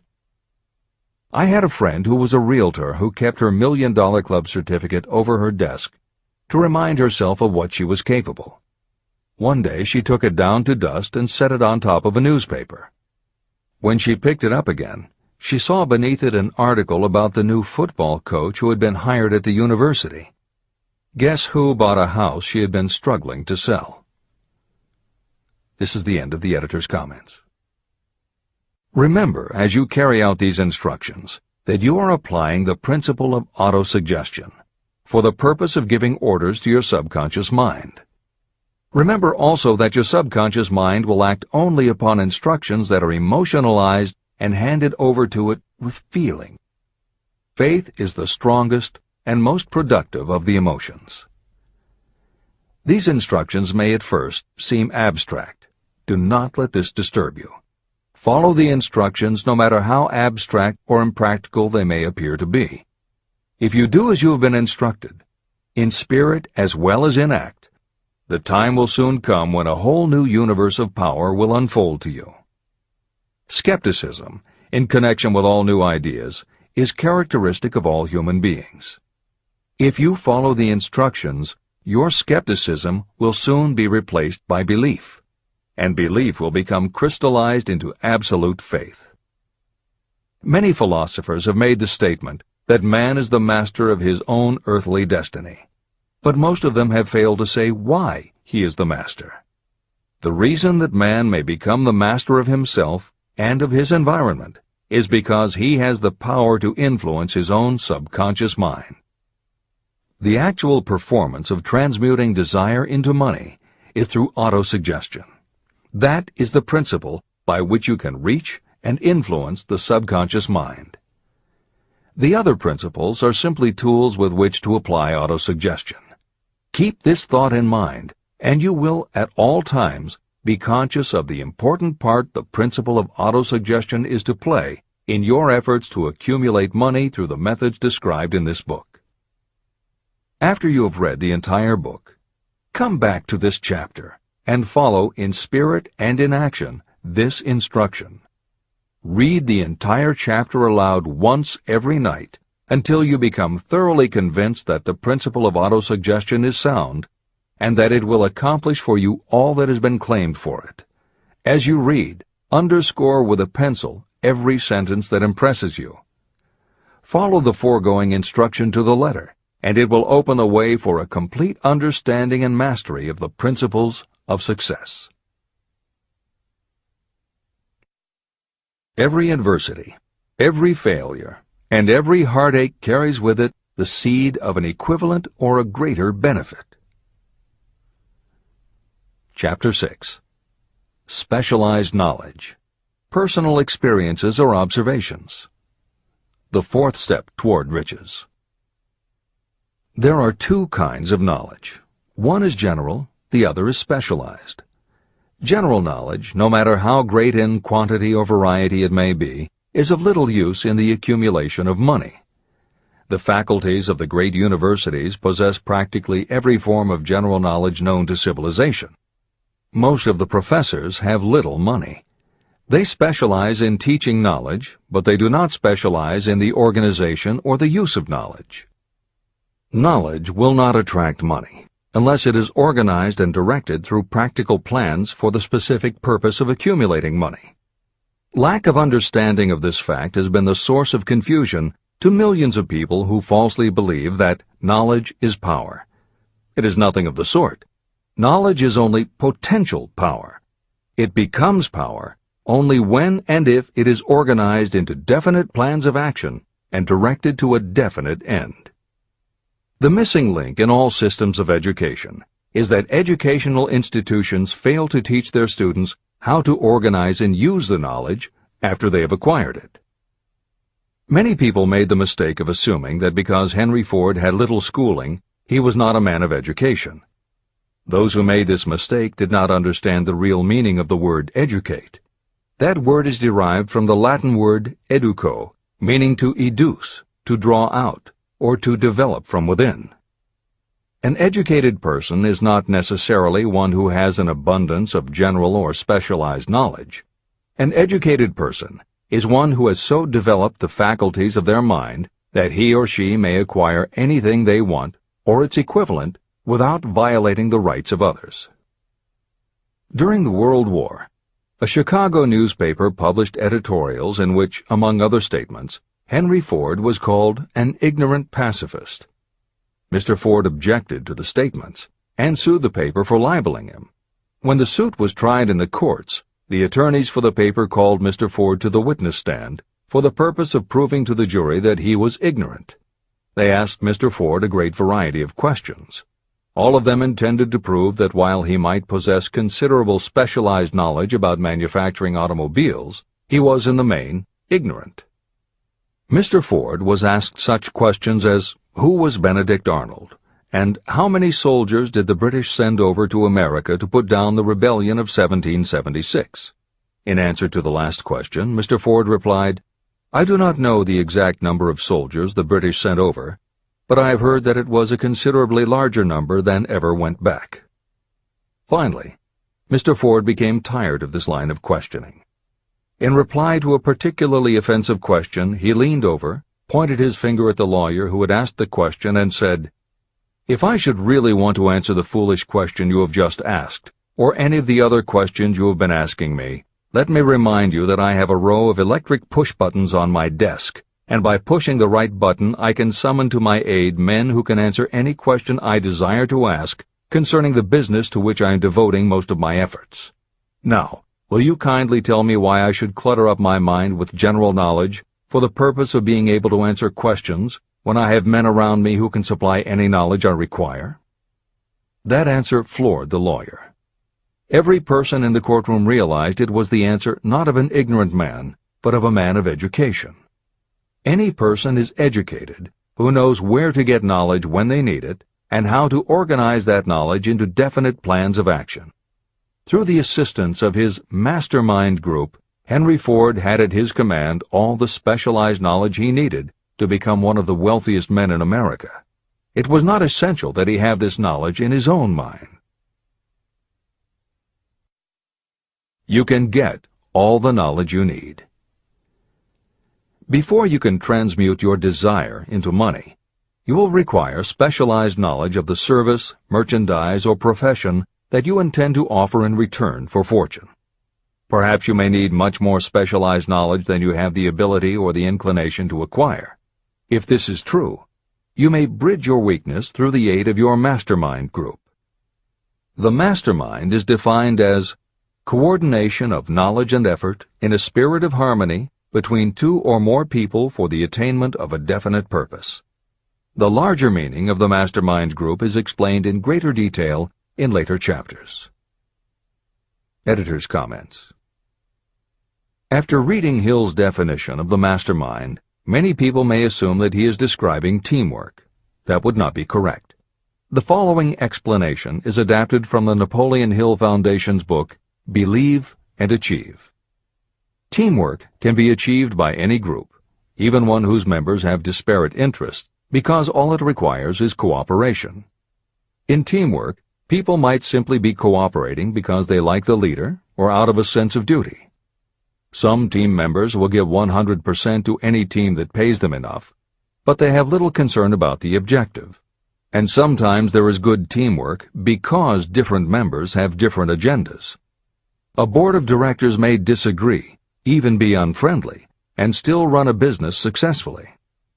Musical groups are made up of notoriously self-centered people who work as a team if it will help them get ahead. Masterminds, on the other hand, are formed of individuals who have the same agenda, a deep sense of mission, and commitment to the same goal. Masterminds represent the highest order of thinking by a group of knowledgeable people, each contributing their absolute best according to their abilities, expertise, and background. If you have ever been a part of a meeting when everything just clicked and ideas built upon other ideas, with each member contributing until out of the group activity came the best possible idea or solution, that was a mastermind at work. Napoleon Hill believed that you must make the mastermind experience a regular part of your life if you really want to succeed. How to select the right people for your mastermind will be discussed further in Chapter 11, The Power of the Mastermind. This is the end of the editor's comment. The accumulation of great fortunes calls for power, and power is acquired through highly organized and intelligently directed specialized knowledge. That knowledge does not, necessarily, have to be in the possession of the person who accumulates the fortune. This should give hope and encouragement to those who want to accumulate a fortune, but don't have the necessary education to supply such specialized knowledge. People sometimes go through life suffering from inferiority complexes because they are not people of education. The person who can organize and direct a mastermind group of people who possess the knowledge needed is just as much a person of education as any other individual in the group. Thomas A. Edison had only 3 months of schooling during his entire life, but he did not lack education. Neither did he die poor. Henry Ford had less than a 6th grade schooling, but he managed to do pretty well by himself financially. Albert Einstein was working as a clerk in a patent office when he began to develop his world-altering scientific theories. Editor's comments. Had Einstein been born today, he might have been diagnosed in his early years as having attention deficit disorder. As a child, he was slow to learn to talk. As a student, he showed little promise and was expelled from at least one school. But what Einstein could do was to focus his concentration on a goal of his choice. His famous theories were the result of thought experiments, experiments that took place inside his mind. It is said that the breakthrough which led him to the theory of relativity came not from specialized knowledge of physics or mathematics, but from his ability to imagine what would happen if he were riding on a beam of starlight through space. This is the end of the editor's comments. Specialized knowledge is among the most plentiful and the cheapest forms of service that may be had. If you doubt this, consult the payroll of any university. It pays to know how to purchase knowledge, and it pays to know where to look. First of all, decide the sort of specialized knowledge you require and the purpose for which it is needed.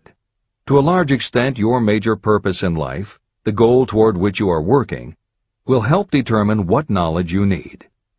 Your next move requires that you have accurate information concerning dependable sources of knowledge.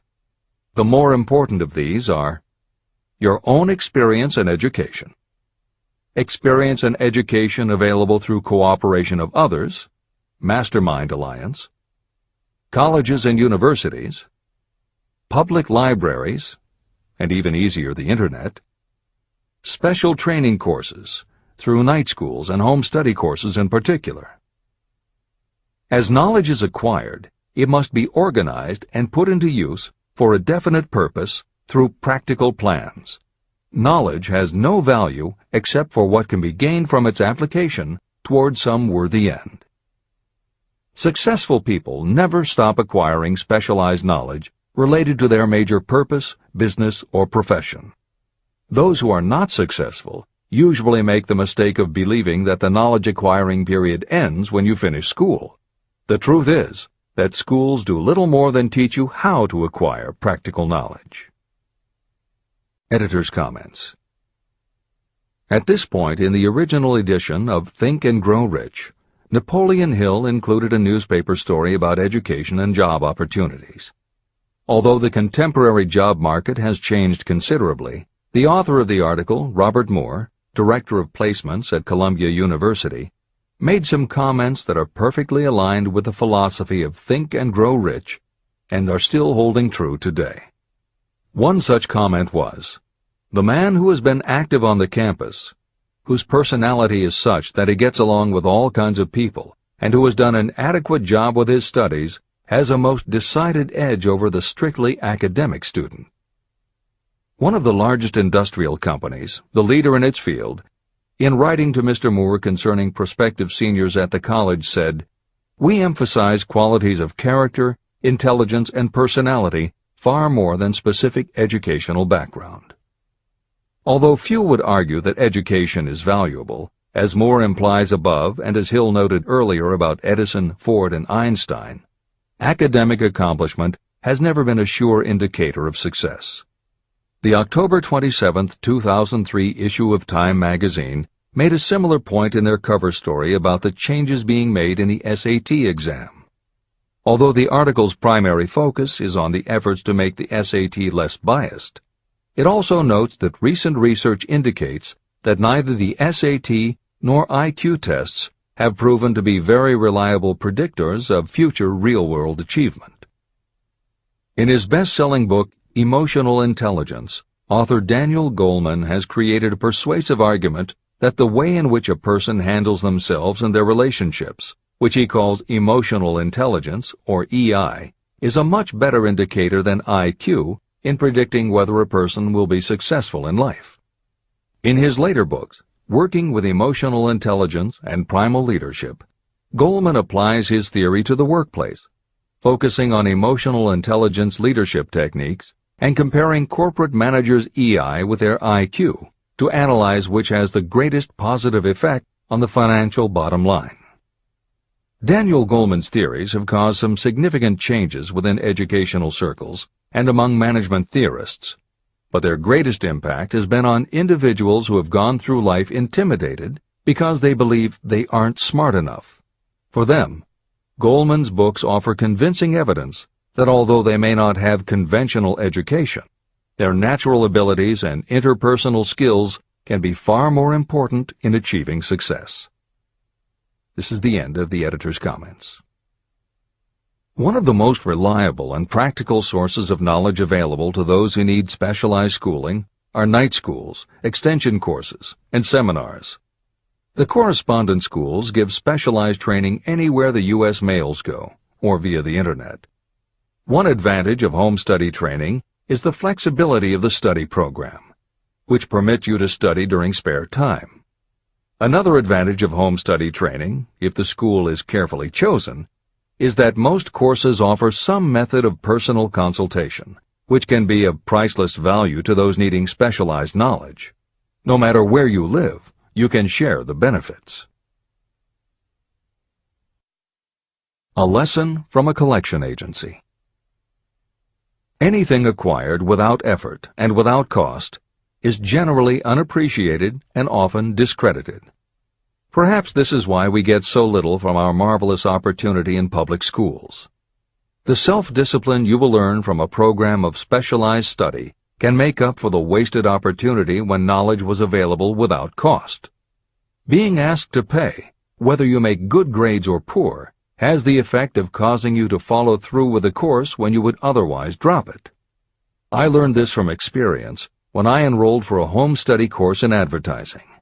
After completing 8 or 10 lessons, I stopped studying. But the school did not stop sending me bills. In fact, they insisted upon payment, whether I kept up my studies or not. I decided that if I had to pay for the course, which I had legally obligated myself to do, I should complete the lessons and get my money's worth. Correspondence schools are well-organized businesses. At the time, I felt that their collection system was somewhat too well organized, but I learned later in life that it was a valuable part of my education. The truth is that their collection department constituted the very finest sort of training on decision-making, promptness, and the habit of finishing what you begin. The collection system that forced me to finish the course turned out to be worth much in the form of money earned. The road to specialized knowledge. We have in this country what is said to be the greatest public school system in the world. One of the strange things about human beings is that they value only that which has a price. The free schools of America and the free public libraries do not impress people because they are free. This is the major reason why so many people find it necessary to acquire additional training after they finish school and go to work. It is also one of the major reasons why employers give greater consideration to employees who take specialized training courses. They have learned that those who have the ambition to give up a part of their spare time to studying at home have in them those qualities that make for leadership. There is one weakness in people for which there is no remedy. It is the universal weakness of lack of ambition.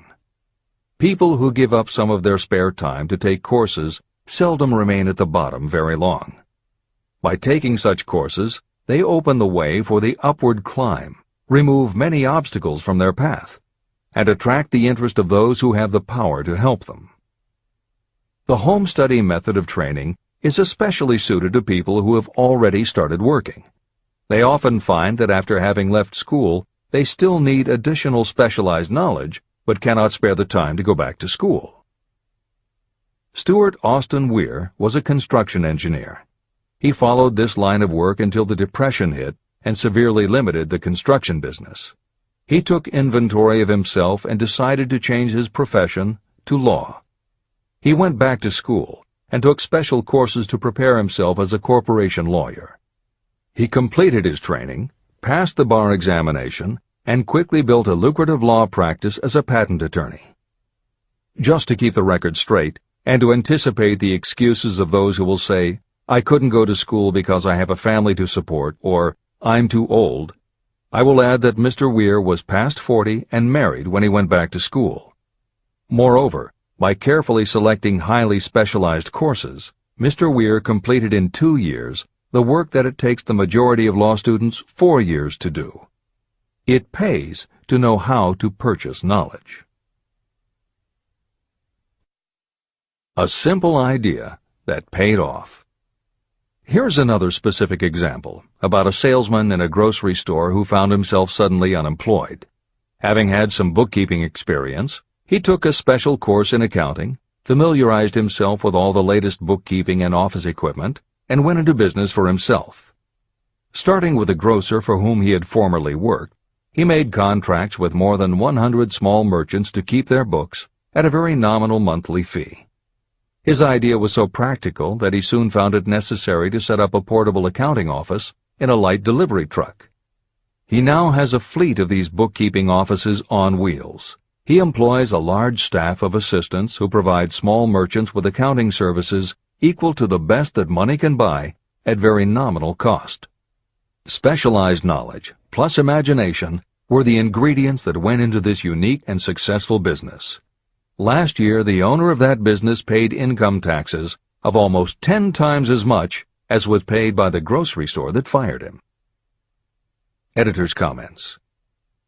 It would be impossible to write a contemporary book about success without including the story of Bill Gates. And although the connection between the world's wealthiest man and Hill's story about a man who started a mobile accounting business may not be immediately obvious, the fact is that this is a very apt place to include the story of Microsoft. Just as with the mobile accountant, The two defining characteristics of Bill Gates' success are specialized knowledge and imagination. Everyone had recognized at an early age that Bill Gates was a very bright student, but he had little interest in anything other than science and math. And when the mothers group at his school arranged for the students to learn about computing, that became his passion. By the time he was 13, he taught himself computer programming, and throughout high school and his years at university, his life revolved around computer clubs and odd jobs working for companies that had something to do with computers. Although at various times he toyed with the idea of a career in science or law, it is probably fair to say that while he was still in school, Bill Gates knew, in general terms, what his burning desire in life would be.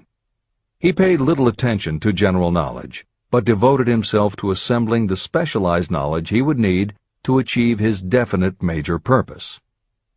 Gates' burning desire heated up the day his friend and fellow computer club member Paul Allen bought a copy of the January 1975 issue of Popular Electronics. On the cover was a picture of an inexpensive desktop computer, the Altair 8800, which could be built from a kit. Gates and Allen knew in their gut that there were other students just like them who would love to get their hands on one of these things. At the time, it took a lot of imagination to foresee the impact computers might have on the average person. And even though they didn't own an Altair, they decided they could write a computer program for it. That took even more imagination. They contacted Ed Roberts, the founder of the company that made the Altair, and pitched their idea. Roberts told them he was getting offers from all over, and his policy was that whoever wrote it first would get the job. For the next 2 months, they tore apart the manual, gleaning the specialized knowledge they would need to write the program. They were the first to deliver a workable operating system, and Roberts bought it from them for $3,000 plus a royalty on sales. With their vision of the future burning in their imaginations, Gates and Allen used the advance and their royalties to launch a company that would be in the business of writing computer programs. They named their new company Microsoft and called old friends from their high school computer club to staff it. Bill Gates was 19, and Paul Allen was only a few years older. They and about 9 of their friends started writing programs for Apple Computer, Commodore, and anyone else who would contract with the company for their services. For the next 5 years, Bill Gates and Paul Allen had their share of imaginative ideas, but mostly they concentrated on learning the specialized knowledge needed to run and grow a successful business. Then in 1980, IBM, which had finally decided to get into the small computer business, needed help getting up to speed. They approached Microsoft to write an operating system for the new computer venture. Once again, specialized knowledge and imagination were the qualities that guided Bill Gates. In their imagination, Gates and Allen could see an even bigger future than before, and through specialized knowledge of what computers were capable of, they knew the role they could play in that future. They then made 2 business moves that are the foundation of the Microsoft success. First, because IBM had such a tight schedule, Gates went to a computer programmer, Tim Patterson, and bought from him a rudimentary but already developed operating system. Gates then set to work modifying the system, and he renamed it MS-DOS, for Microsoft Disk Operating System.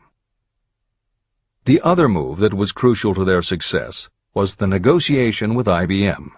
They started from the position that they would not sell an operating system to IBM. What they would do was license the system to IBM in exchange for a royalty on every copy sold with an IBM computer. And it would not be an exclusive license, which meant that Microsoft could also license the system to other computer companies. If you were to continue to track the history of Microsoft, you would find those same qualities: a burning desire, an idea, specialized knowledge, and imagination behind each move Bill Gates made and continues to make, just as they were behind the success of the man who started the mobile accounting business. This is the end of the editor's comments. The beginning of the successful mobile accounting business was an idea. I know this is true because I was the one who gave him that idea. Now I'd like to pass on the story of another idea. and it was my accountant friend who indirectly suggested this one to me. When I first proposed the accounting idea to him, he said, "I like the idea, but I would not know how to turn it into cash." In other words, he did not know how to market his bookkeeping knowledge after he had acquired it. So, with the aid of a young woman copywriter, a very attractive presentation was prepared describing the advantages of the new system of bookkeeping. The brochure told the story of this new business so effectively that its owner soon had more accounts than he could handle. There are thousands of people all over the country who need the services of a merchandising specialist capable of preparing an attractive way to market personal services. This idea was born of the necessity to solve a specific problem. But it did not stop by serving merely one person. The woman who created the presentation has a keen imagination. She saw in her newly born brainchild the making of a new profession to serve thousands of people who need practical guidance in marketing personal services. Spurred to action by the success of her first prepared plan to market personal services, this woman turned to solving a similar problem for her son. He had just finished college, but had been totally unable to find a market for his services. The plan she created for him was the best example of merchandising personal services I have ever seen. When the presentation had been completed, it contained nearly 50 pages of beautifully typed, properly organized information. It told the story of her son's natural abilities, schooling, personal experiences, and a great variety of other information. The book also contained a complete description of the position her son desired, together with a marvelous word picture of the exact plan he would use in filling his position. The preparation of the presentation required several weeks of her time, during which she sent her son to the public library almost daily to get specific data needed to sell his services to best advantage. She also sent him to all the competitors of his prospective employer, where he gathered information concerning their business methods. This was of great value in the formation of the plan he intended to use in filling the position he sought. When the plan was finished, it contained more than half a dozen very fine suggestions that would benefit the prospective employer. You don't have to start at the bottom. You may be inclined to ask, why go to all this trouble to secure a job? The answer is, doing a thing well is never trouble. The plan prepared by this woman for her son helped him get the job at the first interview and at a salary fixed by himself. Moreover, and this too is important, the position did not require the young man to start at the bottom. He began as a junior executive at an executive salary. Why go to all this trouble? Well, for one thing, this young man's planned presentation saved him no less than 10 years of working his way up. The idea of starting at the bottom and working your way up may appear to be sound, but the major objection to it is this. Too many of those who begin at the bottom never manage to lift their heads high enough to be seen by those who count. And the outlook from the bottom is not very bright or encouraging. It has a tendency to kill off ambition. You get into a rut, and you accept your fate because you form the habit of daily routine. Often this habit finally becomes so strong you don't even try to throw it off. And that is another reason why it pays to start 1 or 2 steps above the bottom. By so doing, you will form the habit of looking around, of observing how others get ahead, of seeing opportunity, and of embracing it without hesitation. A splendid example of what I mean is Dan Halpin. During his college days, he was manager of the famous 1930 championship Notre Dame football team, when it was under the direction of the late Knute Rockne. Halpin finished college at a very unfavorable time. The Depression had made jobs scarce. So after a fling at investment banking and motion pictures, he took the first job with a potential future he could find. It was selling electrical hearing aids on a commission basis. Anyone could start in that sort of job, and Halpin knew it, but it was enough to open the door of opportunity to him. For almost 2 years he worked at the job, but it didn't satisfy him.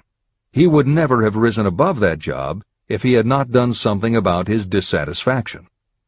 He aimed first at the job of assistant sales manager of the company, and he got the job. That single step upward placed him high enough above the crowd for him to see still greater opportunity. Also, it placed him where opportunity could see him. In his new position, he did so well selling hearing aids that A.M. Andrews, chairman of the board of the Dictograph Products Company, a competitor of the company for which Halpin worked, asked to meet with him. Mr. Andrews wanted to know something about that man Dan Halpin, who was taking big sales away from the long-established Dictograph Company. When the interview was over, Halpin was the new sales manager in charge of the Acousticon division of Dictograph. Then, to test young Halpin's mettle, Mr. Andrews went away to Florida for 3 months, leaving him to sink or swim in his new job. He did not sink. Knute Rockne's spirit of all the world loves a winner and has no time for a loser inspired him to put so much into his job that he was elected vice president of the company. Vice president was a job that most would be proud to earn through 10 years of loyal effort, but Halpin turned the trick in little more than 6 months. One of the major points I'm trying to emphasize through this entire philosophy is that we rise to high positions or remain at the bottom because of conditions we can control, but only if we desire to control them.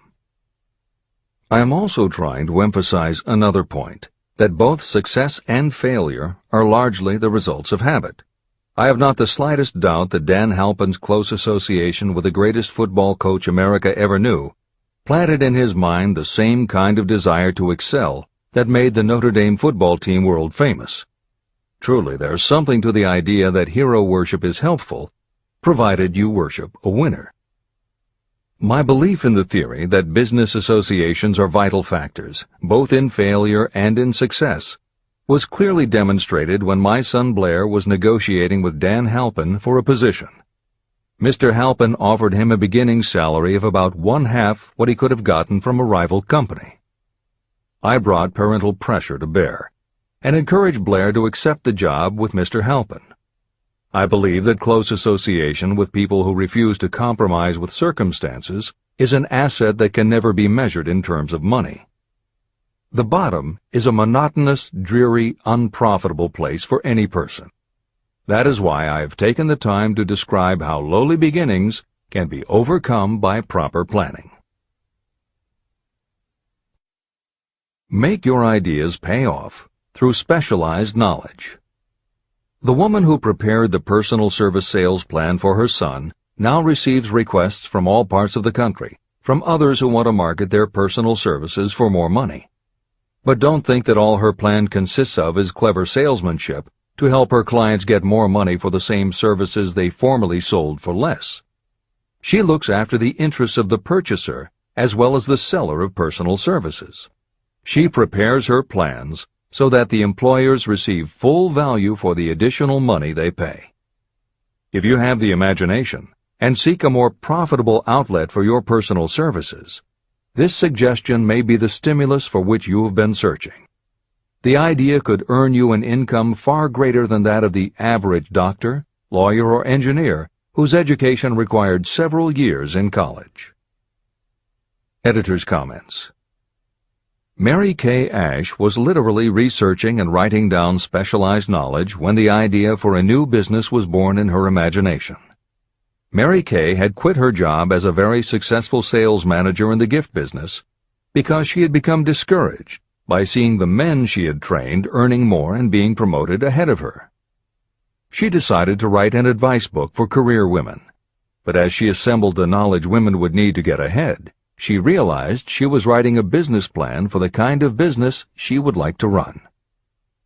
She took her life savings of $5,000, went out and found a skincare cream she liked, acquired the rights to it, and began to contact her friends and friends of friends to see if they would like to be beauty consultants for her new company.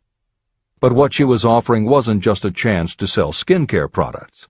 It was a very imaginative combination of philosophy and opportunity that gave women the chance to achieve both personal satisfaction and financial success. The company showed a modest profit in its first year, and continued to grow each year until, by the beginning of the 21st century, There are over 1 million independent beauty consultants in 30 countries with wholesale sales of more than $1.5 billion. 3 times Mary Kay Cosmetics was named as one of the 100 best companies to work for in America, and Lifetime Television Network named Mary Kay the businesswoman of the century. She became one of the most in-demand motivational speakers and the best-selling author of 3 books. Neil Balter also started his company based on specialized knowledge and imagination. He got his specialized knowledge from his job as a carpenter's apprentice. His imagination came into play the day he was hired by a customer who wanted to clear up a messy closet by having shelves installed. Now that kind of job must have been offered to thousands of carpenters, but not one of them had the imagination to see in it what Neil Balter saw. When he finished the work, Balter didn't just see nicely fitted shelves. He saw that he had created a solution for a problem that was common to every household in America. He took the money he earned from the job and started his own business, California Closet Company, which specialized in shelves and fittings designed to attractively organize closet space for maximum efficiency. But Balter's imagination didn't stop once he had his own business up and running. Now he could imagine an even bigger operation. So he went out to find new specialized knowledge about operating and franchising a business. Neil Balter had licensed more than 100 California closet franchises when Williams-Sonoma offered to buy the company for $12 million. Lillian Vernon's specialized knowledge was in an area that many women had, but they didn't have the imagination she had. To quote from her autobiography, An Eye for Winners, handbags. I knew about those. Why not sell them? And belts to match. Didn't every teenage girl strolling along the street anywhere in the United States sport a handbag and belt?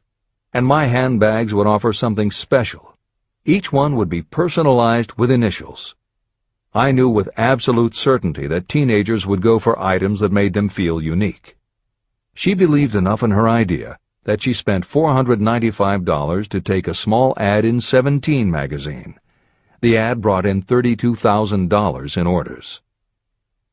That was when Lillian Vernon started to gather other specialized knowledge about renting space, manufacturing products, warehousing, and shipping, all of which she'd need to grow her idea of bags and belts into a direct response business featuring a whole array of distinctively monogrammed items. Within a few years, she needed more specialized knowledge about product photography, layout, printing, and direct mail, as she imagined having her own catalog. She started by mailing a 16-page black-and-white catalog to 125,000 customers who had bought products from her in the past. At the beginning of the 21st century, Lillian Vernon was still picking the merchandise and overseeing the design of her catalogs, many of which now run well over 100 full-color pages, are mailed to millions of people many times each year, and generate approximately $250 million in annual sales. There is another story about gathering specialized knowledge that is so good we will use it to conclude this editorial comment. It actually comes from the Napoleon Hill archives, and although he did not include it in Think and Grow Rich, he often used it as an example in his lectures and seminars. There was a young man who started out working for the railroad in 1893. As a machinist at 5 cents an hour. He was always taking courses and learning what he could about steam engines, and by 1905 he had worked his way up through the ranks until he was superintendent of motive power for Chicago Great Western in Olwine, Iowa. Then he did something that must have made his friends think he had taken leave of his senses. He was attending the Chicago Automobile Show when a red and white locomobile caught his attention.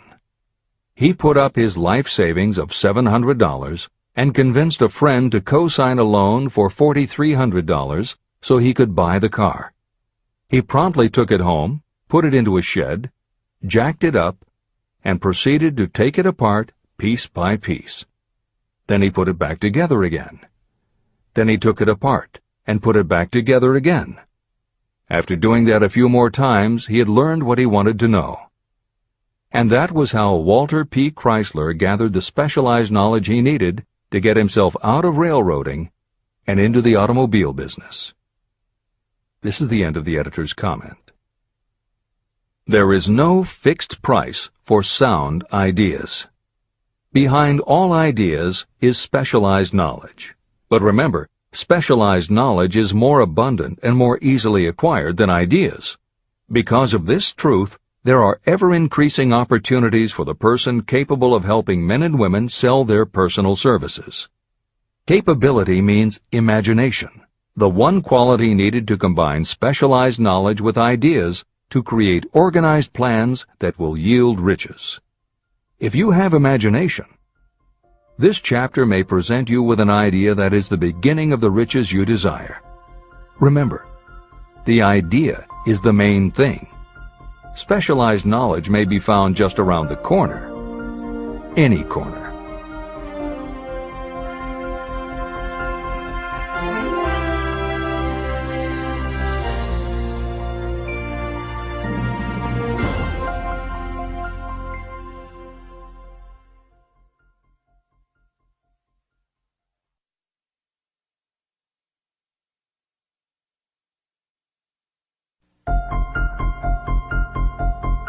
Happiness is found in doing, not merely in possessing. Chapter 7. Imagination, the workshop of the mind. The fifth step toward riches. The imagination is literally the workshop where all plans are created. It is where the impulse, the desire, is given shape, form, and action through the aid of the imaginative faculty of the mind.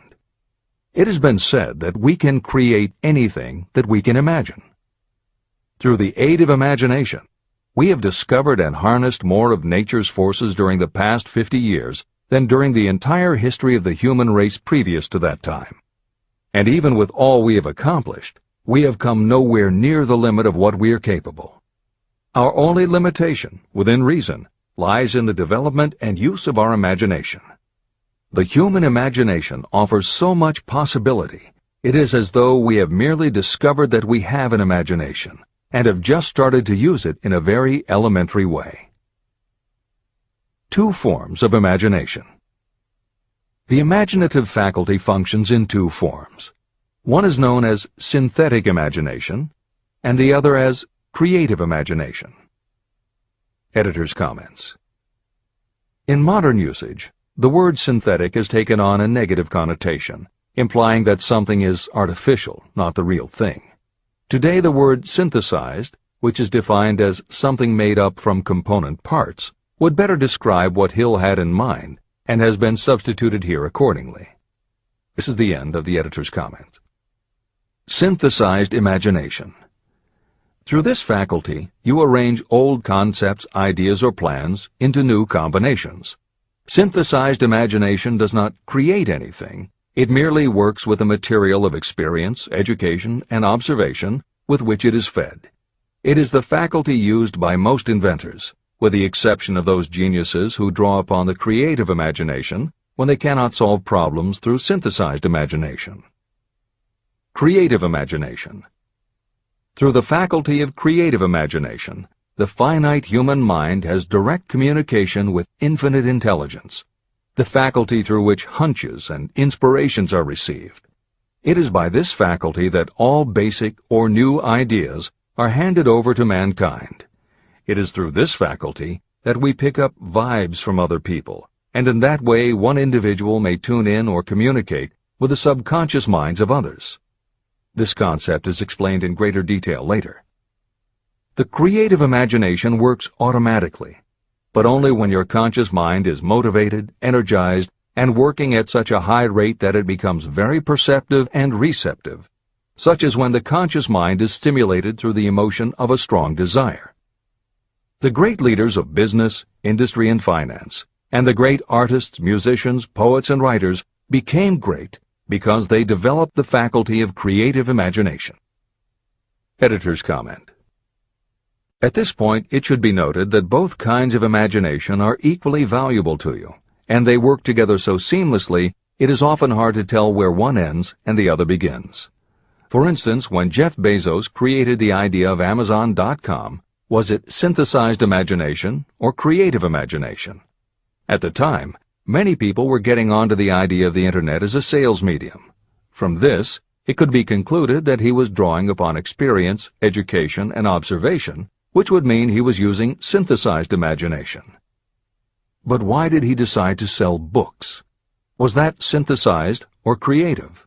Did that idea come out of something in his subconscious that just felt like books were the right thing? And what about that name? Calling a bookstore Amazon didn't make sense to anyone but Bezos, but it certainly caught the public's attention. How important was the name in the store's success? Was that choice creative or synthesized? Now take it a step further. What about eBay? Amazon had already shown that you could sell a lot of goods on the Internet. When Pierre Omidyar hit on the idea of selling things on the Internet by turning it into an auction house, what part was synthesized and what part was creative? The answer is, it doesn't matter. Whether you are consciously assembling the parts of a plan, or if subconsciously the pieces fall into place and suddenly hit you in a flash of inspiration, all that matters is that you are putting your imagination to work. And the more you use it, the better both the synthesized and the creative will work for you. This is the end of the editor's comment. Desire is a thought, an impulse. It is nebulous and ephemeral. It is abstract and of no value until it has been transformed into its physical counterpart. While the synthesized imagination is the one that will be used most frequently in the process of transforming desire into money, there will be circumstances and situations that demand the use of the creative imagination as well. Both the synthesized and the creative imagination become more alert and receptive with use. And though your imaginative faculty may have become weak through lack of use, you can revive it. Just as any muscle or organ of the body develops the more it is used, your imagination also becomes more receptive in direct response to the amount that you use it. Use your synthesized imagination. First, let us focus attention on the development of the synthesized imagination. This is the faculty that you will use more often in converting desire into money. Transformation of the intangible impulse of desire into the tangible reality of money calls for the use of a plan or plans. To make plans, you must use your imagination.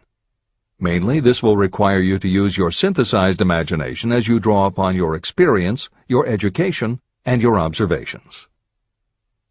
Editor's comment. The following is adapted from Hill's later writing and appears in Napoleon Hill's Keys to Success. An excellent example of synthesized imagination is Edison's invention of the light bulb. He began with one recognized fact that other people had discovered. A wire could be heated by electricity until it produced light. The problem was that the intense heat quickly burned the wire out, and the light never lasted more than a few minutes. Edison failed more than 10,000 times in his attempt to control this heat. When he found the method, it was by applying another common fact that had simply eluded everyone else. He realized that charcoal is produced by setting wood on fire, covering it with soil, and allowing the fires to smolder. The soil permits only enough air to reach the fire to keep it burning without blazing, and that way the wood isn't burned up. When Edison recognized this fact, his imagination immediately associated it with the idea of heating the wire. He placed the wire inside a bottle, pumped out most of the air, and produced the first incandescent light. It burned for 8.5 hours. Everything that Edison used to make the electric light was widely known, but the way he synthesized the knowledge changed the world and made him a very wealthy man. W. Clement Stone called the process the R2A2 formula: recognize and relate, assimilate and apply.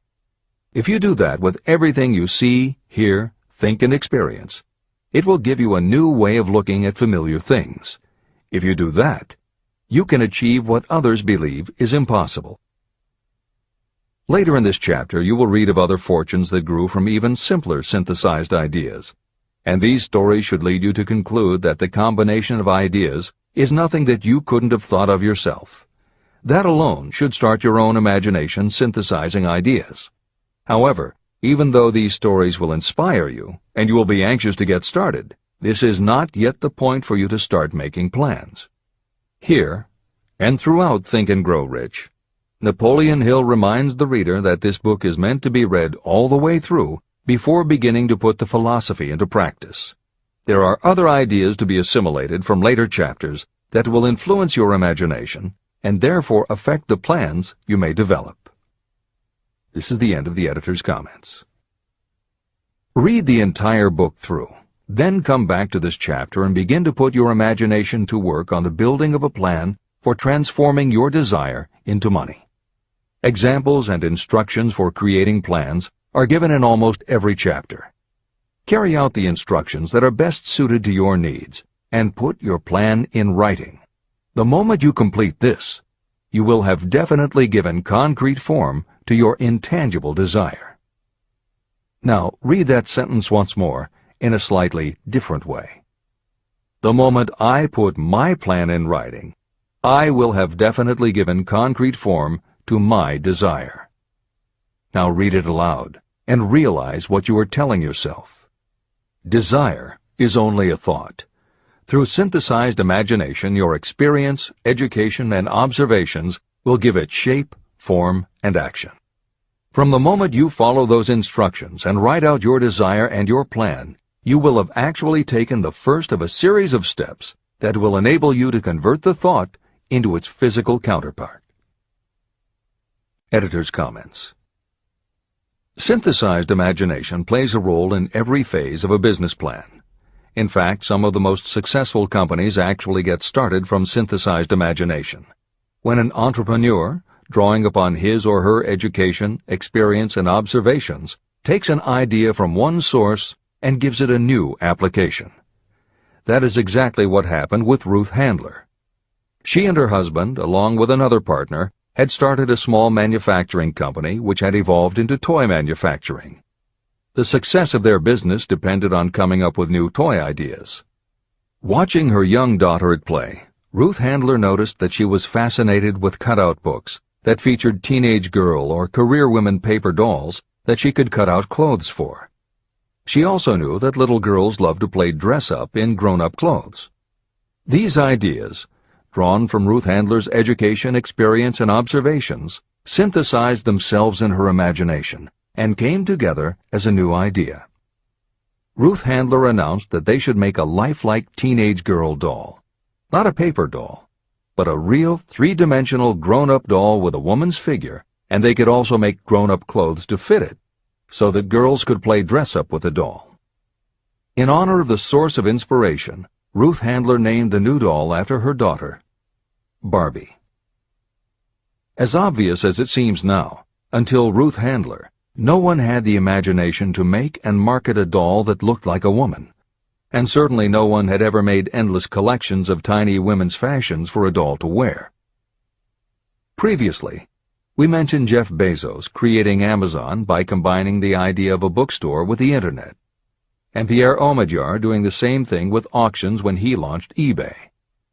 Mary Kay Ash took the idea of women running their own businesses and added the idea of door-to-door sales. Anita Roddick took the trend of all-natural ingredients, combined it with cosmetics, and created the body shop empire. Bernard Marcus and Arthur Blank took the concept of the supermarket, combined it with hardware, and created Home Depot. Thomas Stemberg and Leo Kahn did the same thing with office supplies and launched Staples. Once the connections are made, it may seem obvious, but making these supposedly obvious connections has brought success to many people. Napoleon Hill says imagination is like a muscle that can be strengthened through use. Just as there are specific exercises that will build and improve physical muscles, specific exercises have been developed to improve and build imagination, and it is commonly accepted that creativity developed in one area will affect your creativity in others. Dr. Edward de Bono, one of the most highly regarded experts in the field, has written more than 25 books, including the bestsellers Lateral Thinking and 6 Thinking Hats, that are literally designed to make you think. Dr. Betty Edwards' bestseller, Drawing on the Right Side of the Brain, uses drawing techniques to awaken creativity. Dr. Gabrielle Rico's bestseller, Writing the Natural Way, uses a technique called clustering as a way to break writer's block. And Tony Buzan uses a similar method for opening your mind that he terms mind mapping. In their bestseller, Super Learning, Sheila Ostrander and Lynn Schroeder show ways to use classical music. And Roger Von Eck suggests puzzles and riddles as stimuli in A Whack on the Side of the Head. This is the end of the editor's comments. Tapping into creative imagination. The earth on which you live, you yourself, and every other material thing are the result of evolutionary change, through which bits of matter have been organized and arranged in an orderly fashion. As far as science has been able to determine, the entire universe consists of but two things, matter and energy. Moreover, and this statement is of stupendous importance, this earth, every one of the billions of individual cells of your body, and every subatomic particle of matter began as an intangible form of energy. Through the combination of energy and matter has been created everything perceptible, from the largest star in the heavens down to and including man himself. Desire is a thought impulse.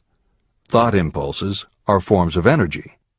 When you begin the process of acquiring money by using the thought impulse of desire, you are drafting into your service the same stuff that nature used in creating this earth, as well as every material form in the universe, including your body and your brain, in which the thought impulses function. Editor's comments.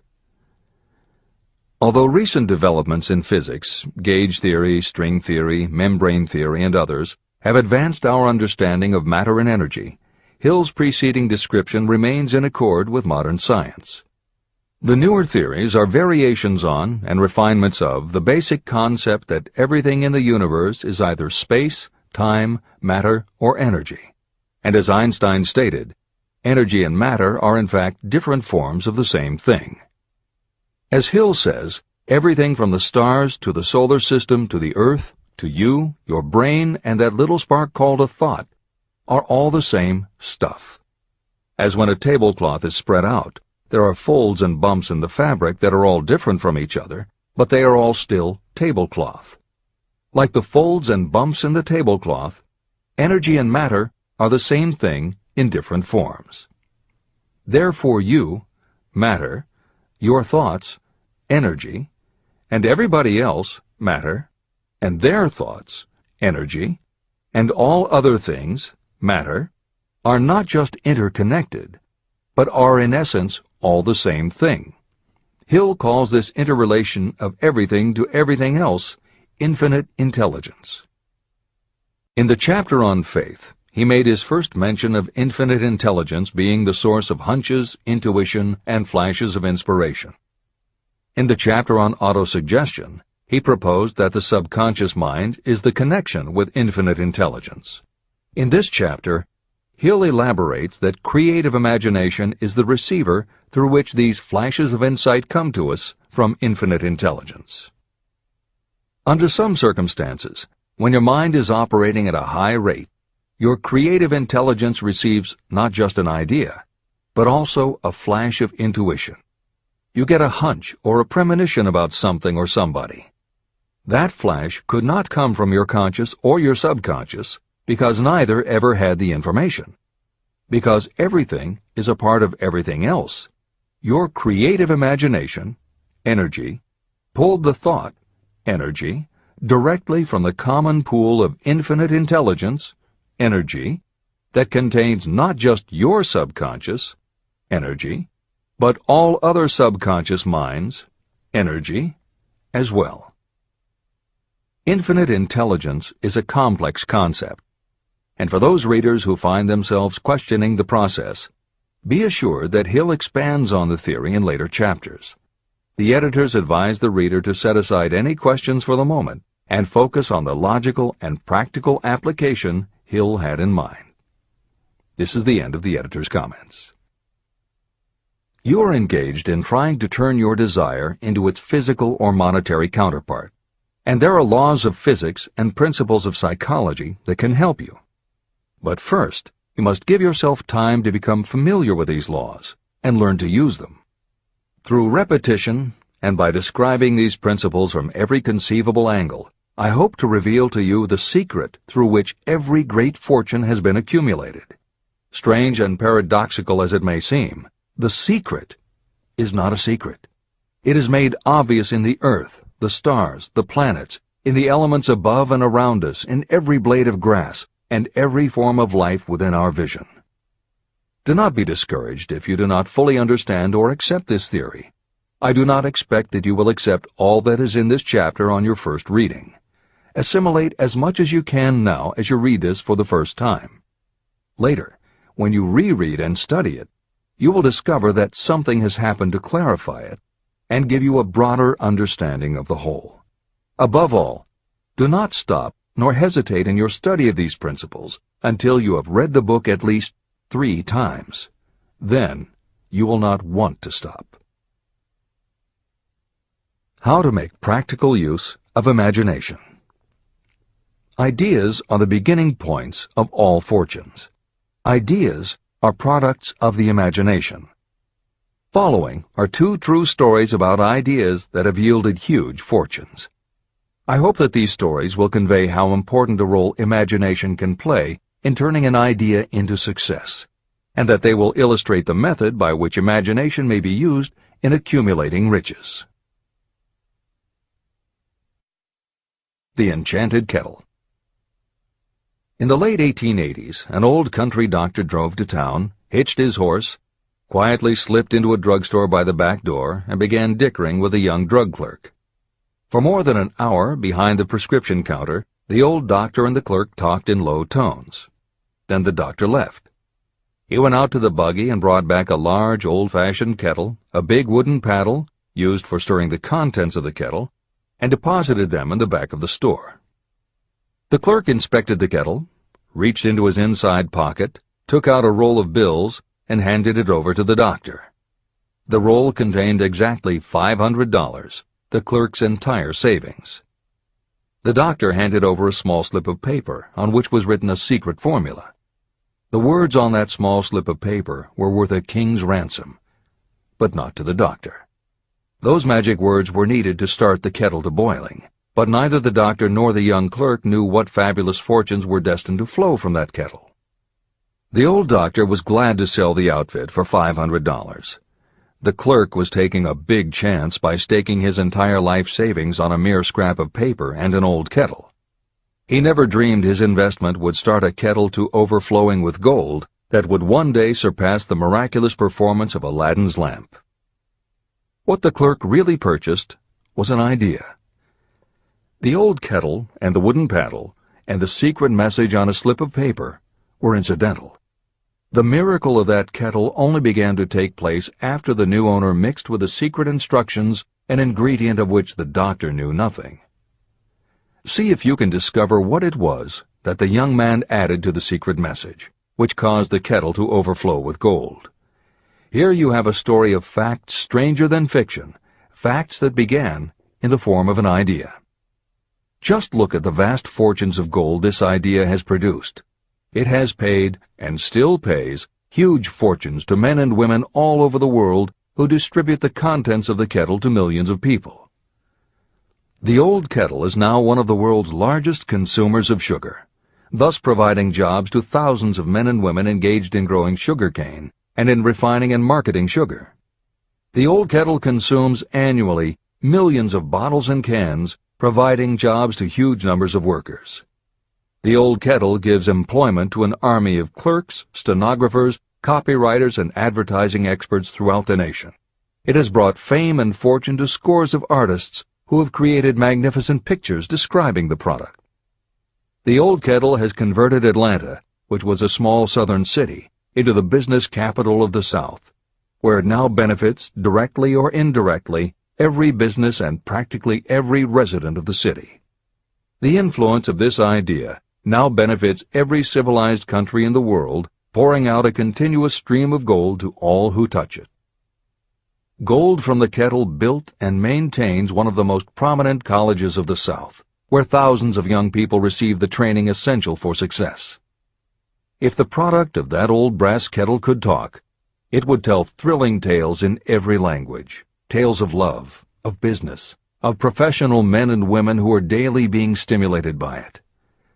I am sure of at least one such tale of romance, for I was a part of it, and it all began not far from the very spot on which the drug clerk purchased the old kettle. It was there that I met my wife, and it was she who first told me of the enchanted kettle. It was the product of that kettle we were drinking when I asked her to accept me for better or worse. Whoever you are, wherever you may live, whatever your occupation, just remember every time you see the words Coca-Cola that its vast empire of wealth and influence grew out of a single idea. And that idea, the mysterious ingredient the drug clerk, Asa Candler, mixed with a secret formula, was imagination. Stop and think of that for a moment. Keep in mind that the steps to riches described in this book are the very same principles through which the influence of Coca-Cola has been extended to every city, town, village, and crossroads of the world. Now here's the most important thing to remember. The ideas you create may have the possibility of duplicating the enormous success of this worldwide thirst killer. Editor's comments. Harlan Sanders, too, had a recipe in a magic kettle. Actually, his kettle was a pressure cooker, but neither his cooker nor his recipe of 11 herbs and spices would be mentioned here if he didn't also have imagination. Harlan Sanders owned and operated a successful motel and cafe in Corbin, Kentucky. Then, when the new interstate highway came through, it bypassed Sanders' location. In a short time, his business went broke, leaving him with little more than his recipe for fried chicken and a way to make it quickly in a pressure cooker. At 62 years of age, the Colonel, as people called him, had to find a new way to make a living. That's when the magic ingredient, imagination, came in. He decided he wasn't going to sell fried chicken anymore. Instead, he would sell his method for making it. He packed his recipe and cooker into the back of his car and hit the road to demonstrate his fried chicken to other restaurant owners. In the first 2 years, he managed to sell 5 franchises. 2 years later, he'd sold 200. 4 years later, he was up to 600 locations when he was approached by an investment group to sell his company. Recognizing that the magic wasn't just in the kettle or the recipe, the new owners asked Colonel Sanders to stay on as spokesman for the company, which he did until his death in 1980. Today, there are almost 12,000 KFC locations in more than 80 countries with sales of nearly $10 billion a year. Debbie Fields was a 20-year-old housewife who loved to bake cookies. She had no formal education and no business experience, but she had a recipe and an imaginative idea that people would like to buy fresh, hot, soft cookies from a walk-up store. The business people and bankers she approached told her she was crazy, but she and her husband continued to pitch her idea to banker after banker until they finally wore one down enough to give Debbie Fields a loan to open a store in Palo Alto, California. By noon on her first day, she still hadn't sold a cookie, so she went out into the street and gave away samples. That did it. Her walk-in try-a-sample cookie store took off. Today, Mrs. Fields' stores are all across America. Harvard Business School uses her methods as a case study in efficiency, and Debbie Fields has become a best-selling author, an in-demand motivational speaker, and a television personality. Wally Famous Amos was a Los Angeles talent agent who copied a cookie recipe off the back of a bag of Nestle's chocolate chips. He made a few changes to personalize the recipe and started to give out his version of homemade cookies as a sort of calling card. His clients and business associates liked them so much that Wally finally decided to quit show business and open a store.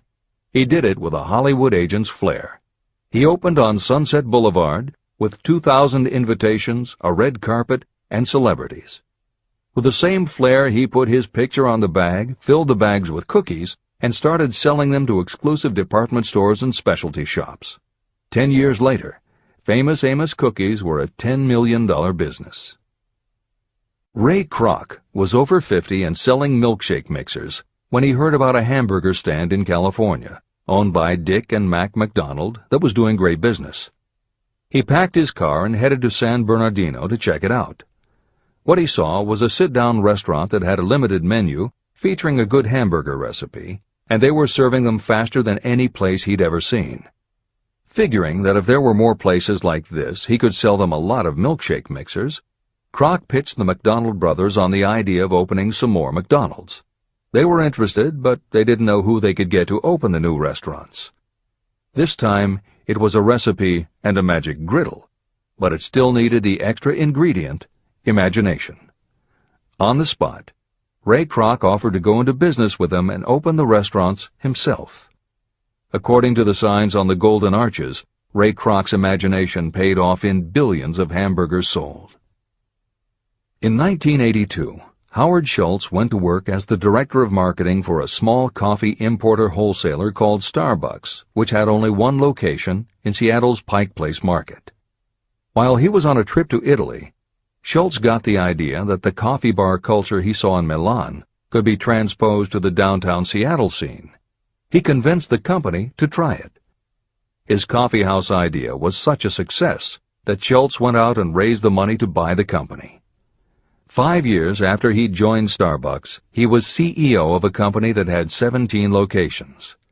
15 years later, Schultz's coffeehouse culture was on every corner of America, and there were more than 7,000 Starbucks worldwide. As a final example of imagination, we offer Paul Newman's salad dressing. Now, it would seem that it doesn't take much imagination for a big celebrity to put his name on a product, and that's what Newman thought too. But when he and his partner, A.E. Hotchner, pitched their salad dressing idea to companies that specialize in marketing foods, nobody was interested unless they would personally put up about $1 million for the first year's operations.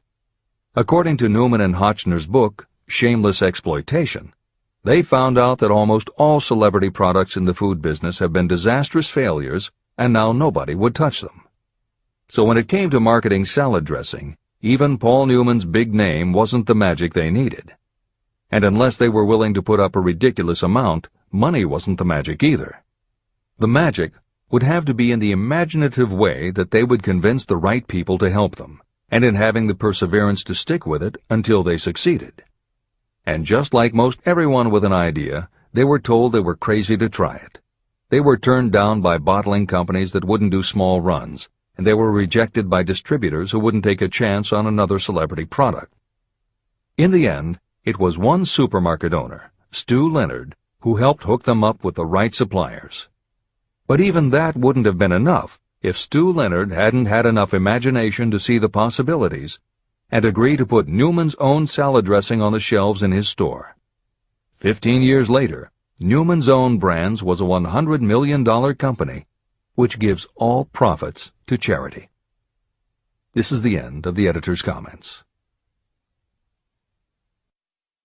What I would do if I had $1 million. The following story proves the truth of that old saying, where there's a will, there's a way. It was told to me by that beloved educator and clergyman Frank W. Gonzalez, who began his preaching career in the Stockyards region of Chicago. While Dr. Gonzalez was going through college, he observed many defects in our educational system, defects that he believed he could correct if he were the head of a college. He made up his mind to organize a new college in which he could carry out his ideas without being handicapped by orthodox methods of education. He needed $1 million to put the project across. Where was he to lay his hands on so large a sum of money? That was the question that absorbed most of this ambitious young preacher's thought, but he couldn't seem to make any progress. Every night, he took that thought to bed with him. He got up with it in the morning. He took it with him everywhere he went. He turned it over and over in his mind until it became a consuming obsession with him. Being a philosopher as well as a preacher, Dr. Gonzalez recognized, as do all who succeed in life, that definiteness of purpose is the starting point from which one must begin. He recognized, too, that definiteness of purpose takes on life and power when backed by a burning desire to translate that purpose into its material equivalent. He knew all these great truths, yet he did not know where or how to lay his hands on $1 million. The normal thing would have been to give up and quit, saying, well, my idea's a good one, but I can't do anything with it because I can't raise the $1 million. That is exactly what the majority of people would have said, but it is not what Dr. Gonzalez said. What he said, and what he did, are so important that I will now introduce him and let him speak for himself. One Saturday afternoon, I sat in my room thinking of ways and means of raising the money to carry out my plans. For nearly 2 years I had been thinking, but I had done nothing but think. The time had come for action. I made up my mind, then and there, that I would get the necessary $1 million within a week. How? I was not concerned about that. The main thing of importance was the decision to get the money within a specified time. I want to tell you that the moment I reached a definite decision to get the money within a specified time, a strange feeling of assurance came over me, such as I had never before experienced. Something inside me seemed to say, "Why didn't you reach that decision a long time ago? The money was waiting for you all the time." I called the newspapers and announced I would preach a sermon the following morning entitled, "What I Would Do If I Had $1 Million." I went to work on the sermon immediately, but I must tell you frankly that the task was not difficult because I had been preparing that sermon for almost 2 years. Long before midnight, I had finished writing the sermon. I went to bed and slept with a feeling of confidence, for I could see myself already in possession of the $1 million. Next morning I arose early, went into the bathroom, read the sermon, then knelt on my knees and asked that my sermon might come to the attention of someone who would supply the needed money. While I was praying, I again had that feeling of assurance that the money would be forthcoming. In my excitement, I walked out without my sermon and did not discover the oversight until I was in my pulpit and about ready to begin delivering it. It was too late to go back for my notes, and what a blessing that I couldn't go back. Instead, my own subconscious mind yielded the material I needed. When I arose to begin my sermon, I closed my eyes and spoke with all my heart and soul of my dreams. I not only talked to my audience, but I fancy I talked also to God. I told what I would do with $1 million if that amount were placed in my hands. I described the plan I had in mind for organizing a great educational institution, where young people would learn to do practical things and at the same time develop their minds. When I had finished and sat down, a man slowly arose from his seat, about 3 rows from the rear, and made his way toward the pulpit. I wondered what he was going to do. He came into the pulpit, extended his hand, and said, "Reverend, I liked your sermon. I believe you can do everything you said you would if you had $1 million. To prove that I believe in you and your sermon, if you will come to my office tomorrow morning, I will give you the $1 million. My name is Philip D. Armour." Young Gonzalez went to Mr. Armour's office, and the $1 million was presented to him.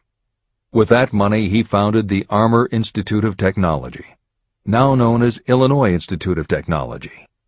The $1 million that launched the Armour Institute came as the result of an idea. Behind the idea was a desire that young Gonzalez had been nursing in his mind for almost 2 years. Observe this important fact.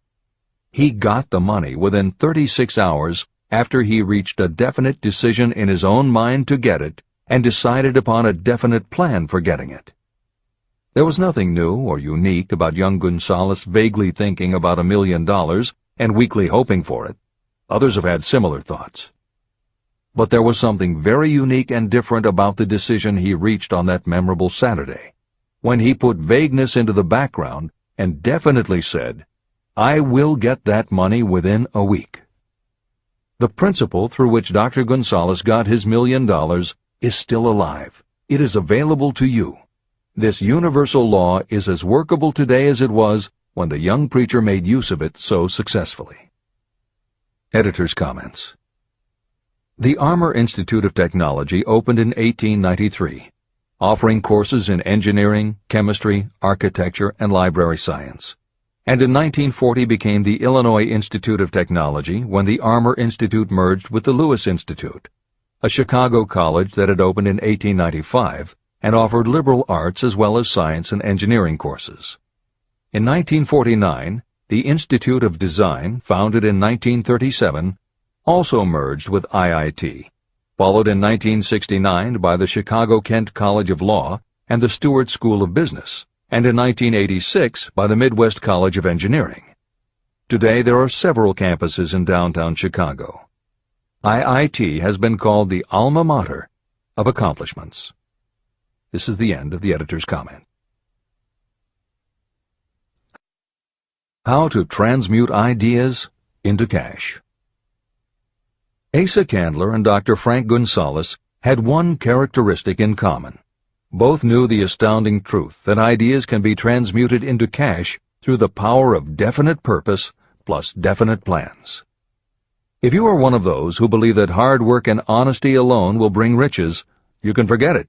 It is not true. Riches, when they come in huge quantities, are never the result of hard work alone. Riches come, if they come at all, in response to definite demands based upon the application of definite principles, and not by chance or luck. Generally speaking, an idea is a thought that prompts you to action because it appeals to your imagination. All master salespeople know that ideas can be sold where merchandise cannot. Ordinary salespeople do not know this. That is why they are ordinary.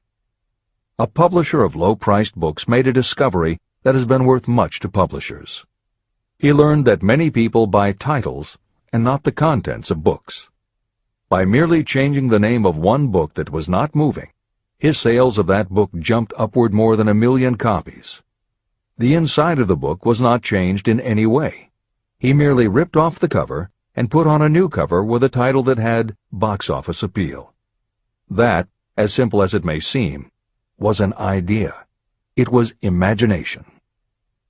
Editor's comment. For those readers who think that replacing the cover of a book is just too simple, or that they couldn't do it anyway because they are not book publishers, the editors would point out that if you had had that simple idea before the publisher did, he probably would have been glad to sell you those failed books at pennies on the dollar. Then you could have been the one to change the cover, and suddenly you would have been the publisher of a bestseller. However, the idea of replacing the covers wouldn't have meant a thing if you didn't also have ideas about how to market and promote that flashy new cover. And that is Hill's point. Coca-Cola was a recipe, a creative idea. But it would have stayed just a recipe if Asa Candler hadn't also had other creative ideas to market it and the faith in himself to carry through on those ideas. Spence Silver was a chemist working for 3M when, by accident, he created a glue that wasn't very sticky.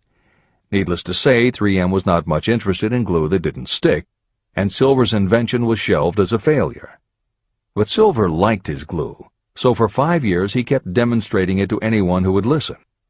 Nobody did, until Arthur Fry, who worked in the tape division at 3M, found that when he was at choir practice, he kept losing his place in the hymnal because the pieces of paper he used to mark his place slipped down or fell out of the book.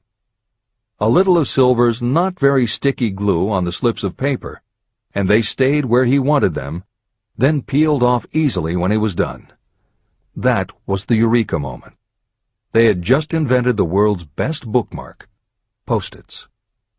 But that's not the end of the story, or the end of the imaginative ideas that were needed to make Post-its happen. Fry would also need perseverance.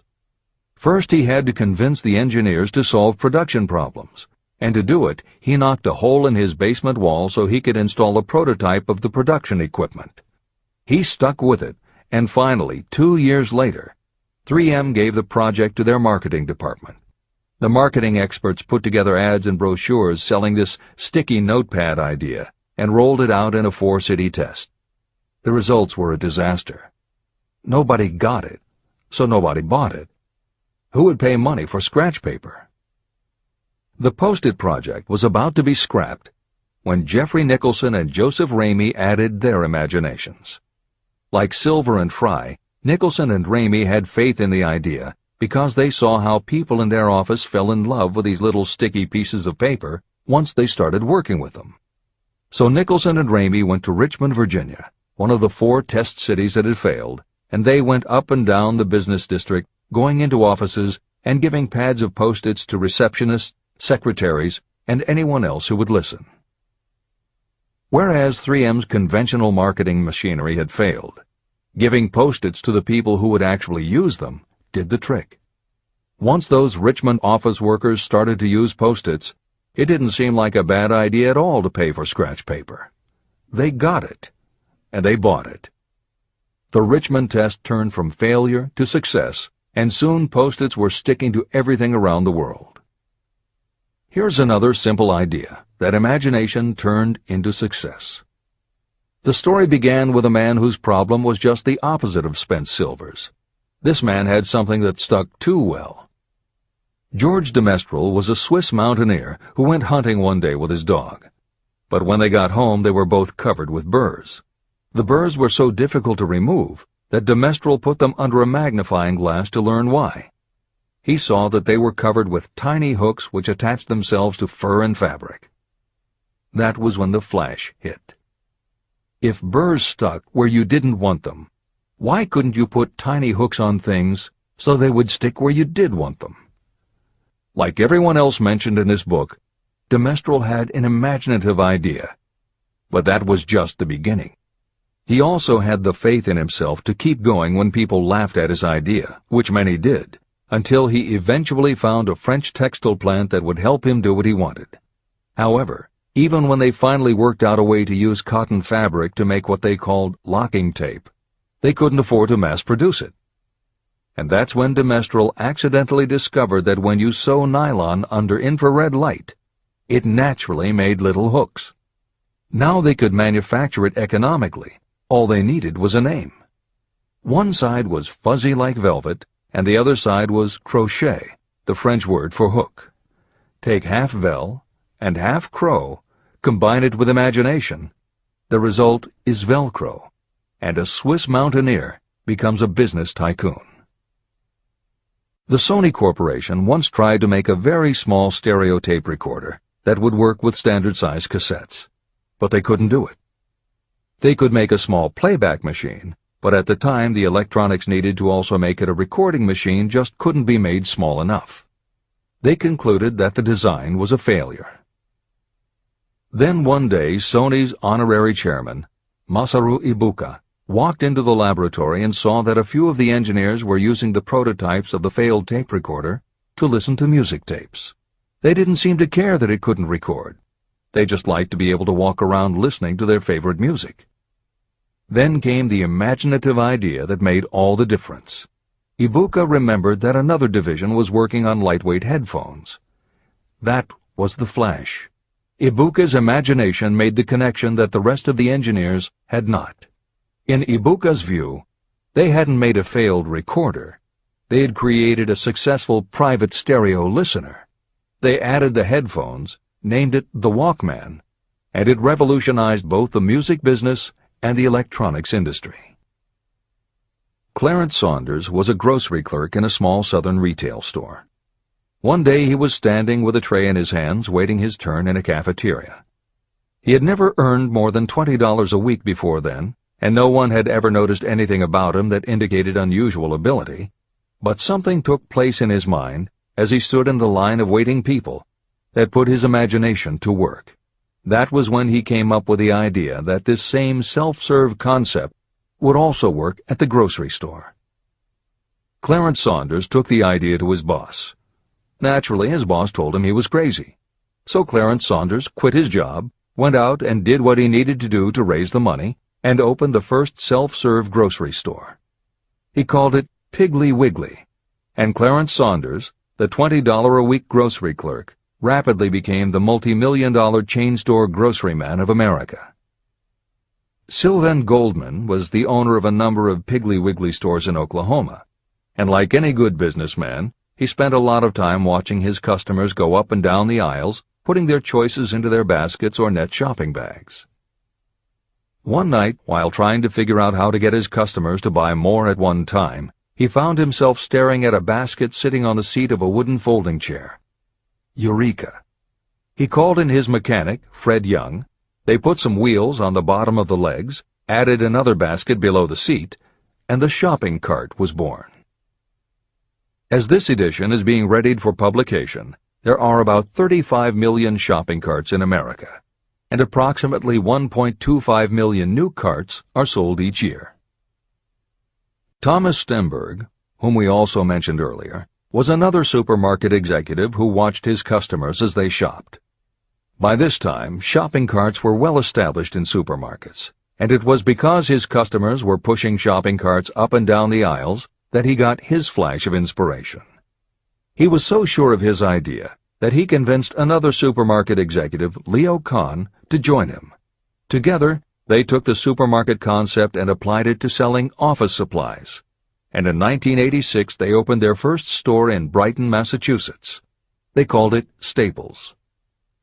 In 1989 they took the company public, and 10 years later there were more than 1,000 Staples stores with revenues exceeding $7 billion.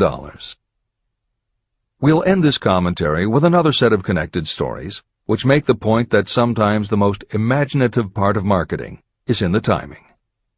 If you were to go shopping in the late 1800s, it usually meant bartering with a merchant who would then have to get the goods from storage shelves kept behind the counter.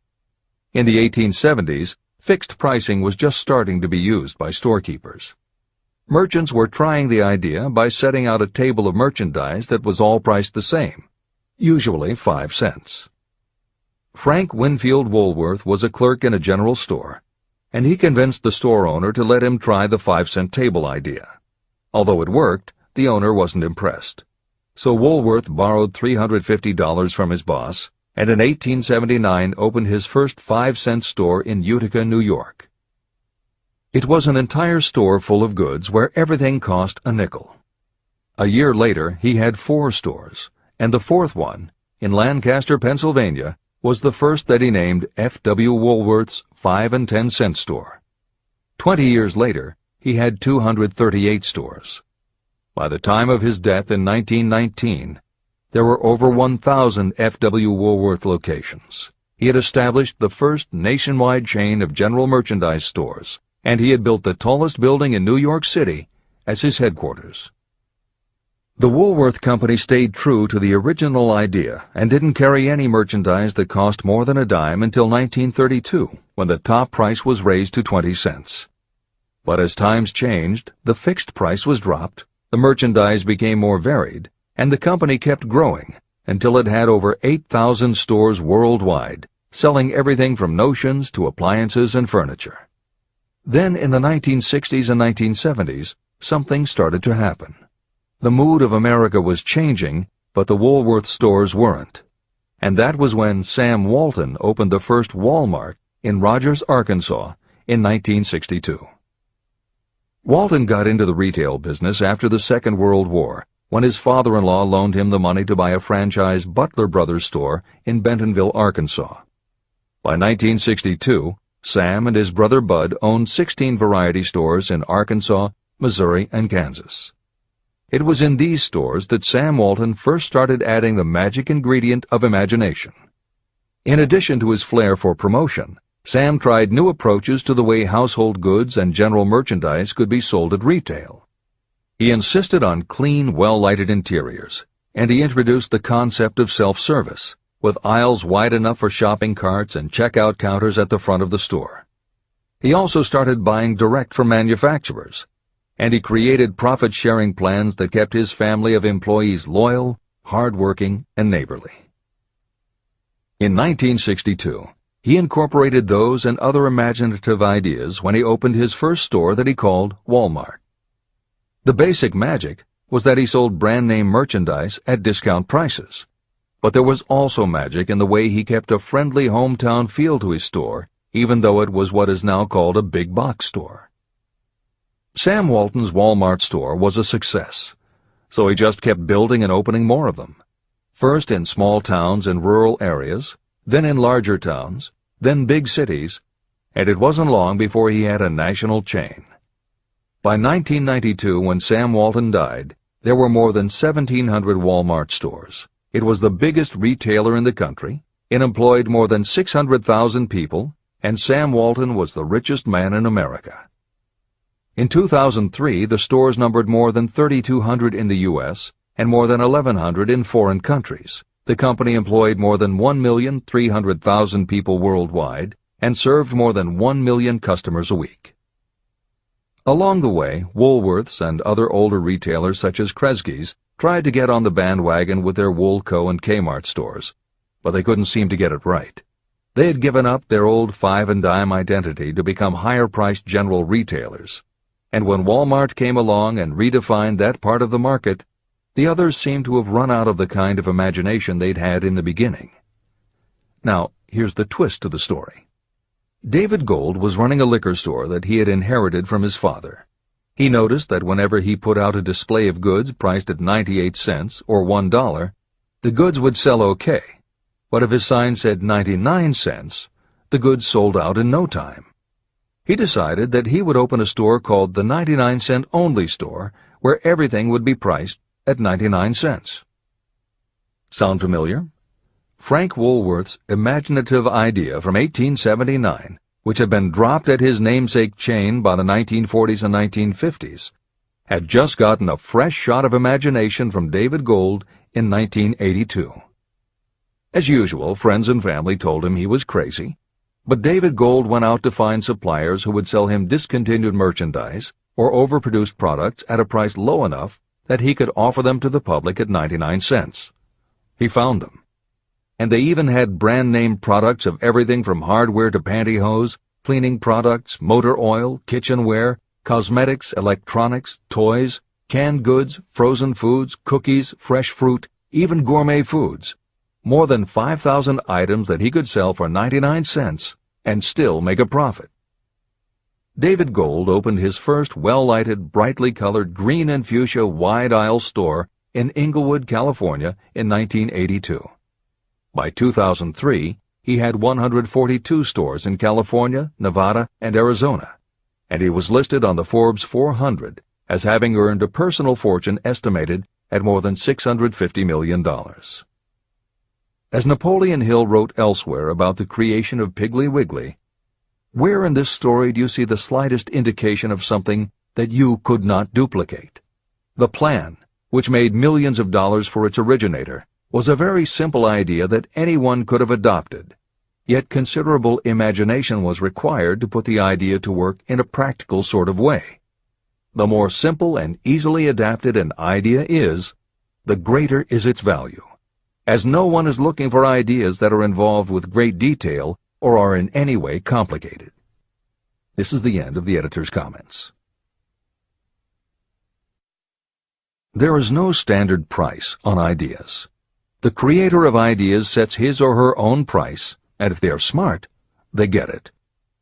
The story of practically every great fortune starts with the day when a creator of ideas and a seller of ideas got together and worked in harmony. Carnegie surrounded himself with men who could do what he could not do, men who created ideas and men who put ideas into operation, and that was what made him and the others fabulously rich. Millions of people go through life hoping for favorable breaks. Perhaps a favorable break can get you an opportunity, but the safest plan is not to depend upon luck.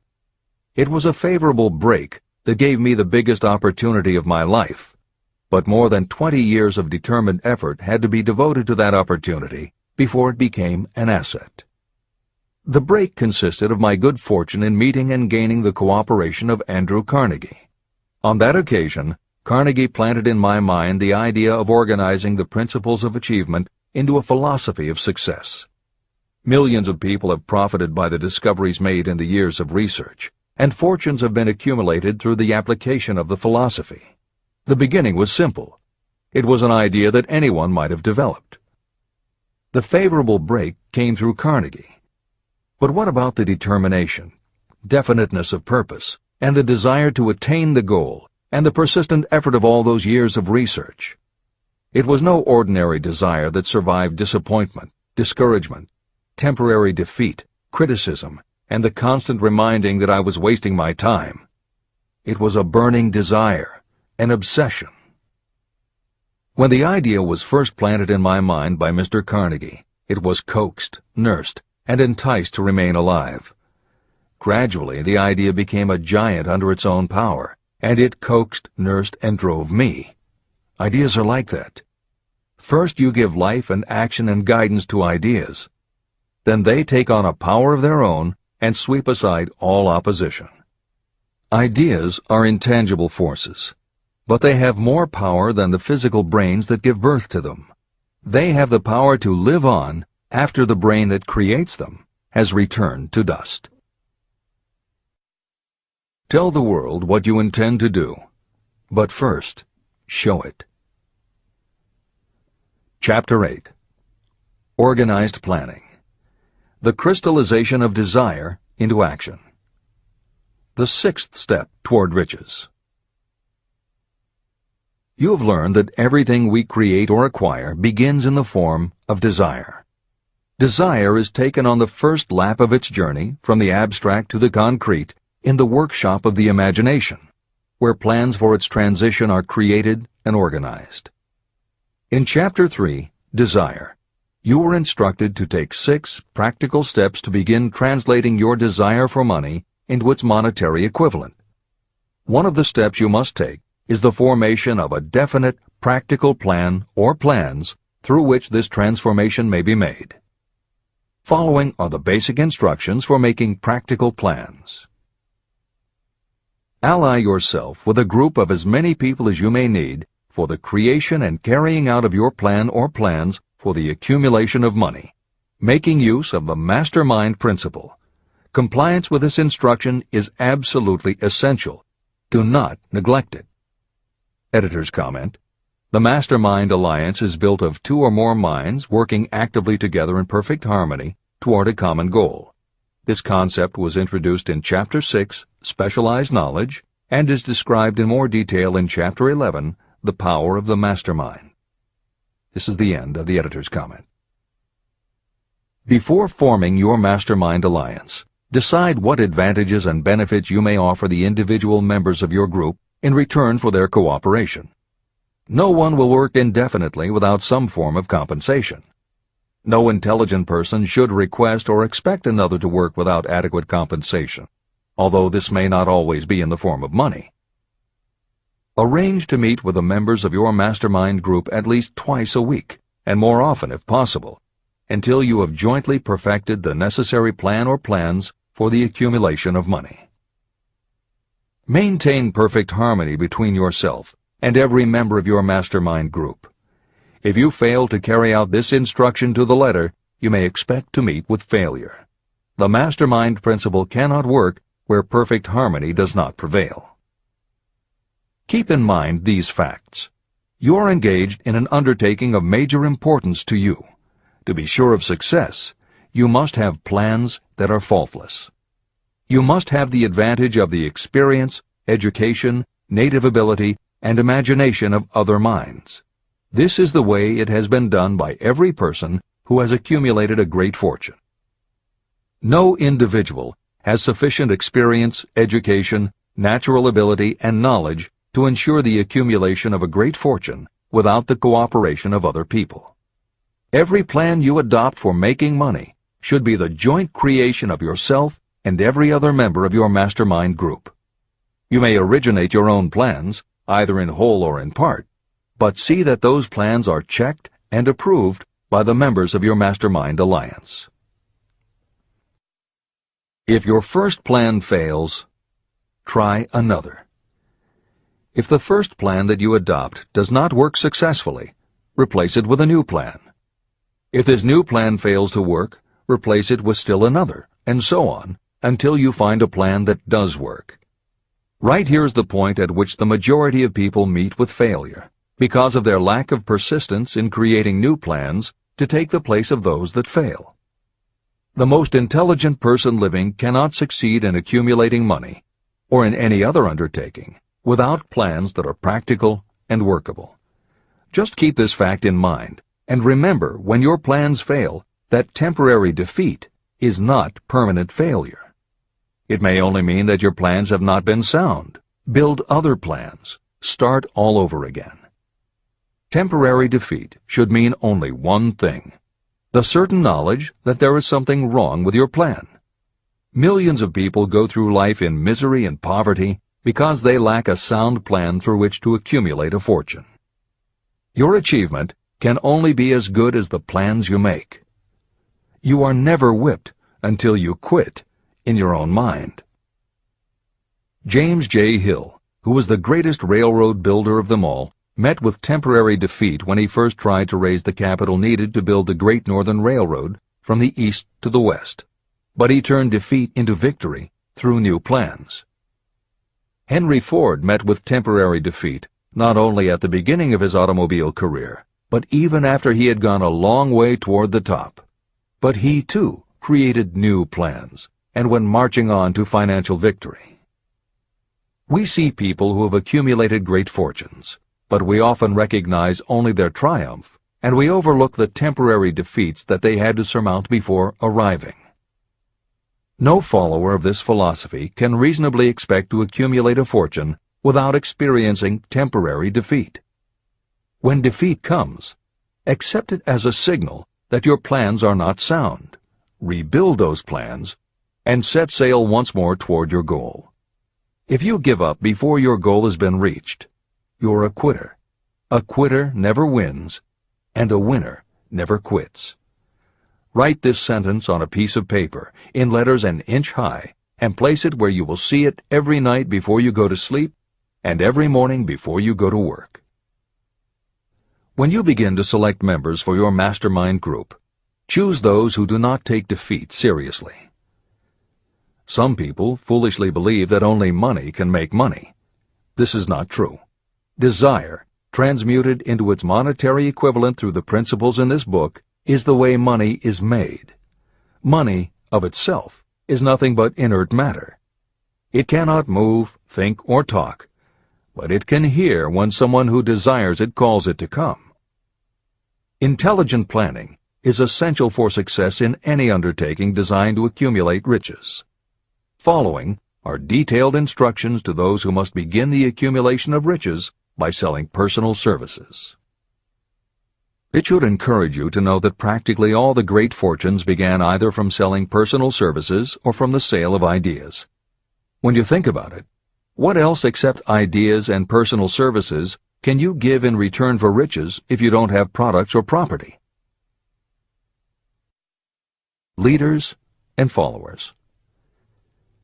Broadly speaking, there are two types of people in the world. One type is known as leaders, and the other as followers. Decide at the outset whether you intend to become a leader in your chosen calling or remain a follower. The difference in compensation is vast. The follower cannot expect to make as much as a leader, although some followers make the mistake of thinking they should. It is no disgrace to be a follower. On the other hand, it is no credit to remain a follower. Most great leaders began as followers. They became great leaders because they were intelligent followers. With few exceptions, the person who cannot follow a leader intelligently cannot become an efficient leader. The person who can follow a leader most efficiently is usually the person who develops into leadership most rapidly. An intelligent follower has many advantages, including the opportunity to acquire knowledge from the leader. The major attributes of leadership. The following are important factors of leadership. 1. Unwavering courage based upon knowledge of yourself and your occupation. No follower wishes to be dominated by a leader who lacks self-confidence and courage. Certainly no intelligent follower will be dominated by such a leader for very long. 2. Self-control. The person who cannot control himself can never control others.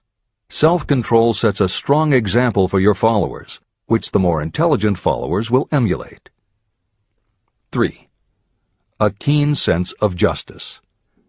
Without a sense of fairness and justice, no leader can command and retain the respect of their followers. 4. Definiteness of decision. Those who waver in decisions show that they are not sure of themselves and therefore cannot lead others successfully. 5. Definiteness of plans. Successful leaders must plan their work and work their plans. Leaders who move by guesswork, without practical definite plans, are like a ship without a rudder. Sooner or later, they will land on the rocks. 6. The habit of doing more than paid for. One of the penalties of leadership is the necessity of the leaders to willingly do more than they require of their followers. 7. A pleasing personality. Leadership calls for respect. Followers will not respect a leader who does not grade high on all of the factors of a pleasing personality. 8. Sympathy and understanding. Successful leaders must be in sympathy with their followers. Moreover, they must understand them and their problems. 9. Mastery of detail. Successful leadership calls for mastery of the details of the leader's position. 10. Willingness to assume full responsibility. Successful leaders must be willing to assume responsibility for the mistakes and the shortcomings of their followers. If a leader tries to shift this responsibility, that leader will not remain the leader. If one of your followers makes a mistake or is incompetent, you must consider that it is you who failed. 11. Cooperation. The successful leader must understand and apply the principle of cooperative effort and be able to induce followers to do the same. Leadership calls for power, and power calls for cooperation. There are two forms of leadership. The first, and by far the most effective, is leadership by consent of and with the sympathy of the followers. The second is leadership by force, without the consent and sympathy of the followers. History is filled with evidences that leadership by force cannot endure. The downfall and disappearance of dictators and kings is significant. It means that people will not follow forced leadership indefinitely. Napoleon, Mussolini, Hitler were examples of leadership by force. Their leadership passed. Editor's comment. The following may also be added to the list: Idi Amin, Francisco Franco, Saddam Hussein, Ferdinand Marcos, Slobodan Milosevic, Juan Perón, General Augusto Pinochet, Pol Pot, General Suharto, the Taliban leaders in Afghanistan, Marshal Josip Broz Tito, Joseph Stalin, and subsequent leaders of the Soviet Union, East Germany, and the other countries in the Communist bloc. This is the end of the editor's comment. Those that remain see their power eroding and slipping away. Leadership by consent of the followers is the only leadership that can endure. People may follow forced leadership temporarily, but they will not do so willingly. Successful leaders will embrace the 11 factors of leadership described in this chapter, as well as some other factors. Those who make these attributes the basis of their leadership will find abundant opportunity to lead in any walk of life. The 10 major causes of failure in leadership. The following are the major faults of leaders who fail. It is just as essential for you to know what not to do as it is to know what to do. 1. Inability to organize details. Efficient leadership calls for the ability to organize and master details. No genuine leader is ever too busy to do anything that may be required in the capacity as leader. Whether a leader or follower, when you admit that you are too busy to change your plans or to give attention to any emergency, you are admitting your inefficiency. The successful leader must be the master of all details connected with the position. That means, of course, that you must acquire the habit of relegating details to capable lieutenants. 2. Unwillingness to render humble service. Truly great leaders are willing, when occasion demands, to perform any sort of labor that they would ask another to perform. The greatest among ye shall be the servant of all is a truth that all able leaders observe and respect. 3. Expectation of pay for what they know, instead of what they do with what they know. The world does not pay you for what you know. It pays you for what you do, or what you induce others to do. 4. Fear of competition from followers. Leaders who fear that one of their followers may take their position are practically sure to realize that fear sooner or later. Able leaders train understudies to whom they may delegate any of the details of their position. Only in this way can leaders multiply themselves and be at many places and give attention to many things at one time. It is an eternal truth that leaders receive more pay for their ability to get others to perform than they could possibly earn by their own efforts. An efficient leader may, through knowledge of the job and a magnetic personality, greatly increase the efficiency of others and get them to render more service and better service than they could render without the leader's guidance. 5. Lack of imagination. Without imagination, the leader is incapable of meeting emergencies or of creating plans by which to guide followers efficiently. 6. Selfishness.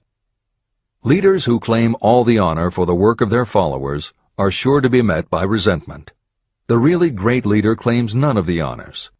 Great leaders are content to see the honors, when there are any, go to their followers, because the great leaders know that most people will work harder for commendation and recognition than they will for money alone.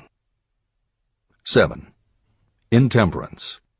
Followers do not respect an intemperate leader. Moreover, intemperance in any form destroys the endurance and the vitality of those who indulge in it. 8. Disloyalty. Perhaps this should have come at the head of the list.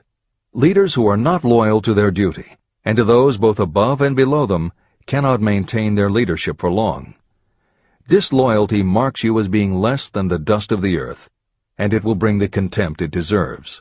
Lack of loyalty is one of the major causes of failure in every walk of life. 9. Emphasis of the authority of leadership. The efficient leader leads by encouraging, and not by trying to instill fear in the hearts of those who follow. Leaders who try to impress their followers with their authority come within the category of leadership through force. If you are a real leader, you will have no need to advertise that fact. It is apparent in your conduct, by your sympathy, understanding, fairness, and a demonstration that you know your job. 10. Emphasis of title. Competent leaders require no title to give them the respect of their followers. Leaders who make too much of their titles generally have little else to emphasize. The doors to the office of the real leader are open to all and free from formality or ostentation. These are among the most common causes of failure in leadership. Any one of these faults is sufficient to cause failure. Study the list carefully if you aspire to leadership, and make sure that you are free of these faults. Editor's comment. Warren Bennis, a professor who teaches management and organization, said, "A manager is someone who does things right. A leader is someone who does the right thing." Admiral Grace Hopper was the ranking female Navy officer when she was interviewed for 60 Minutes. She said, "You manage things. You lead people." This is the end of the editor's comment.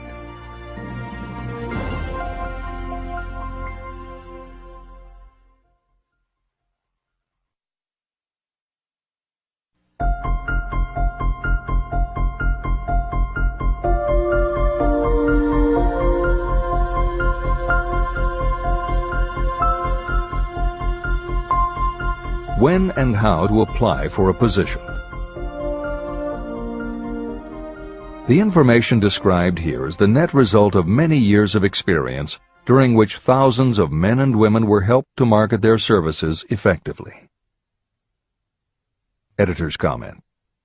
The Internet, email, and faxed resumes have radically changed the way employers search for new employees, and the way that most people apply for jobs. However, Think and Grow Rich was never intended for most people. It was written for those who want to stand out. If you are such a person, the editors of this revised and updated edition strongly advise that you give serious thought to each of the following suggestions about how to apply for a position and how to prepare a resume. If you are tempted to think the suggestions are too obvious, simplistic, or out of date, we assure you they are not. In those instances where it is appropriate to update the material, we have added commentary. This is the end of the editor's comment. 1. Employment agencies. Care must be taken to select only reputable companies that can show adequate records of achievement of satisfactory results. Editor's comment.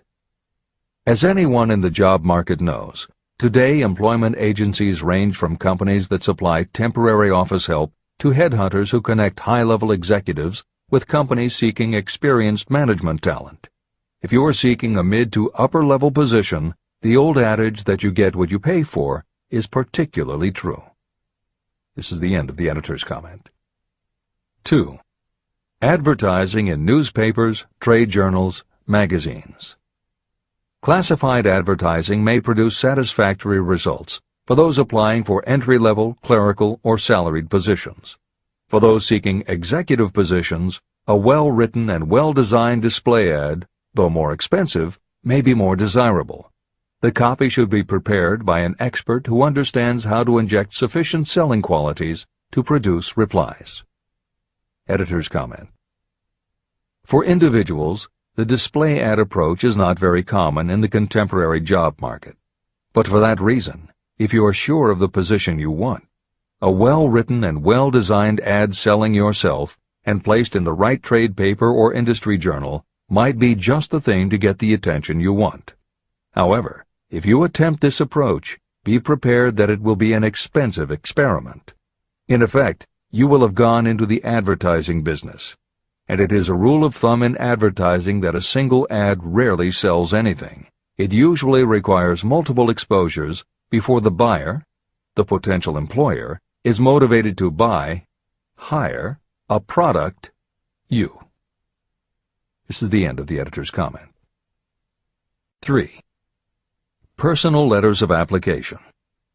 These should be directed to particular firms or individuals that could need the kind of service or experience you have to offer.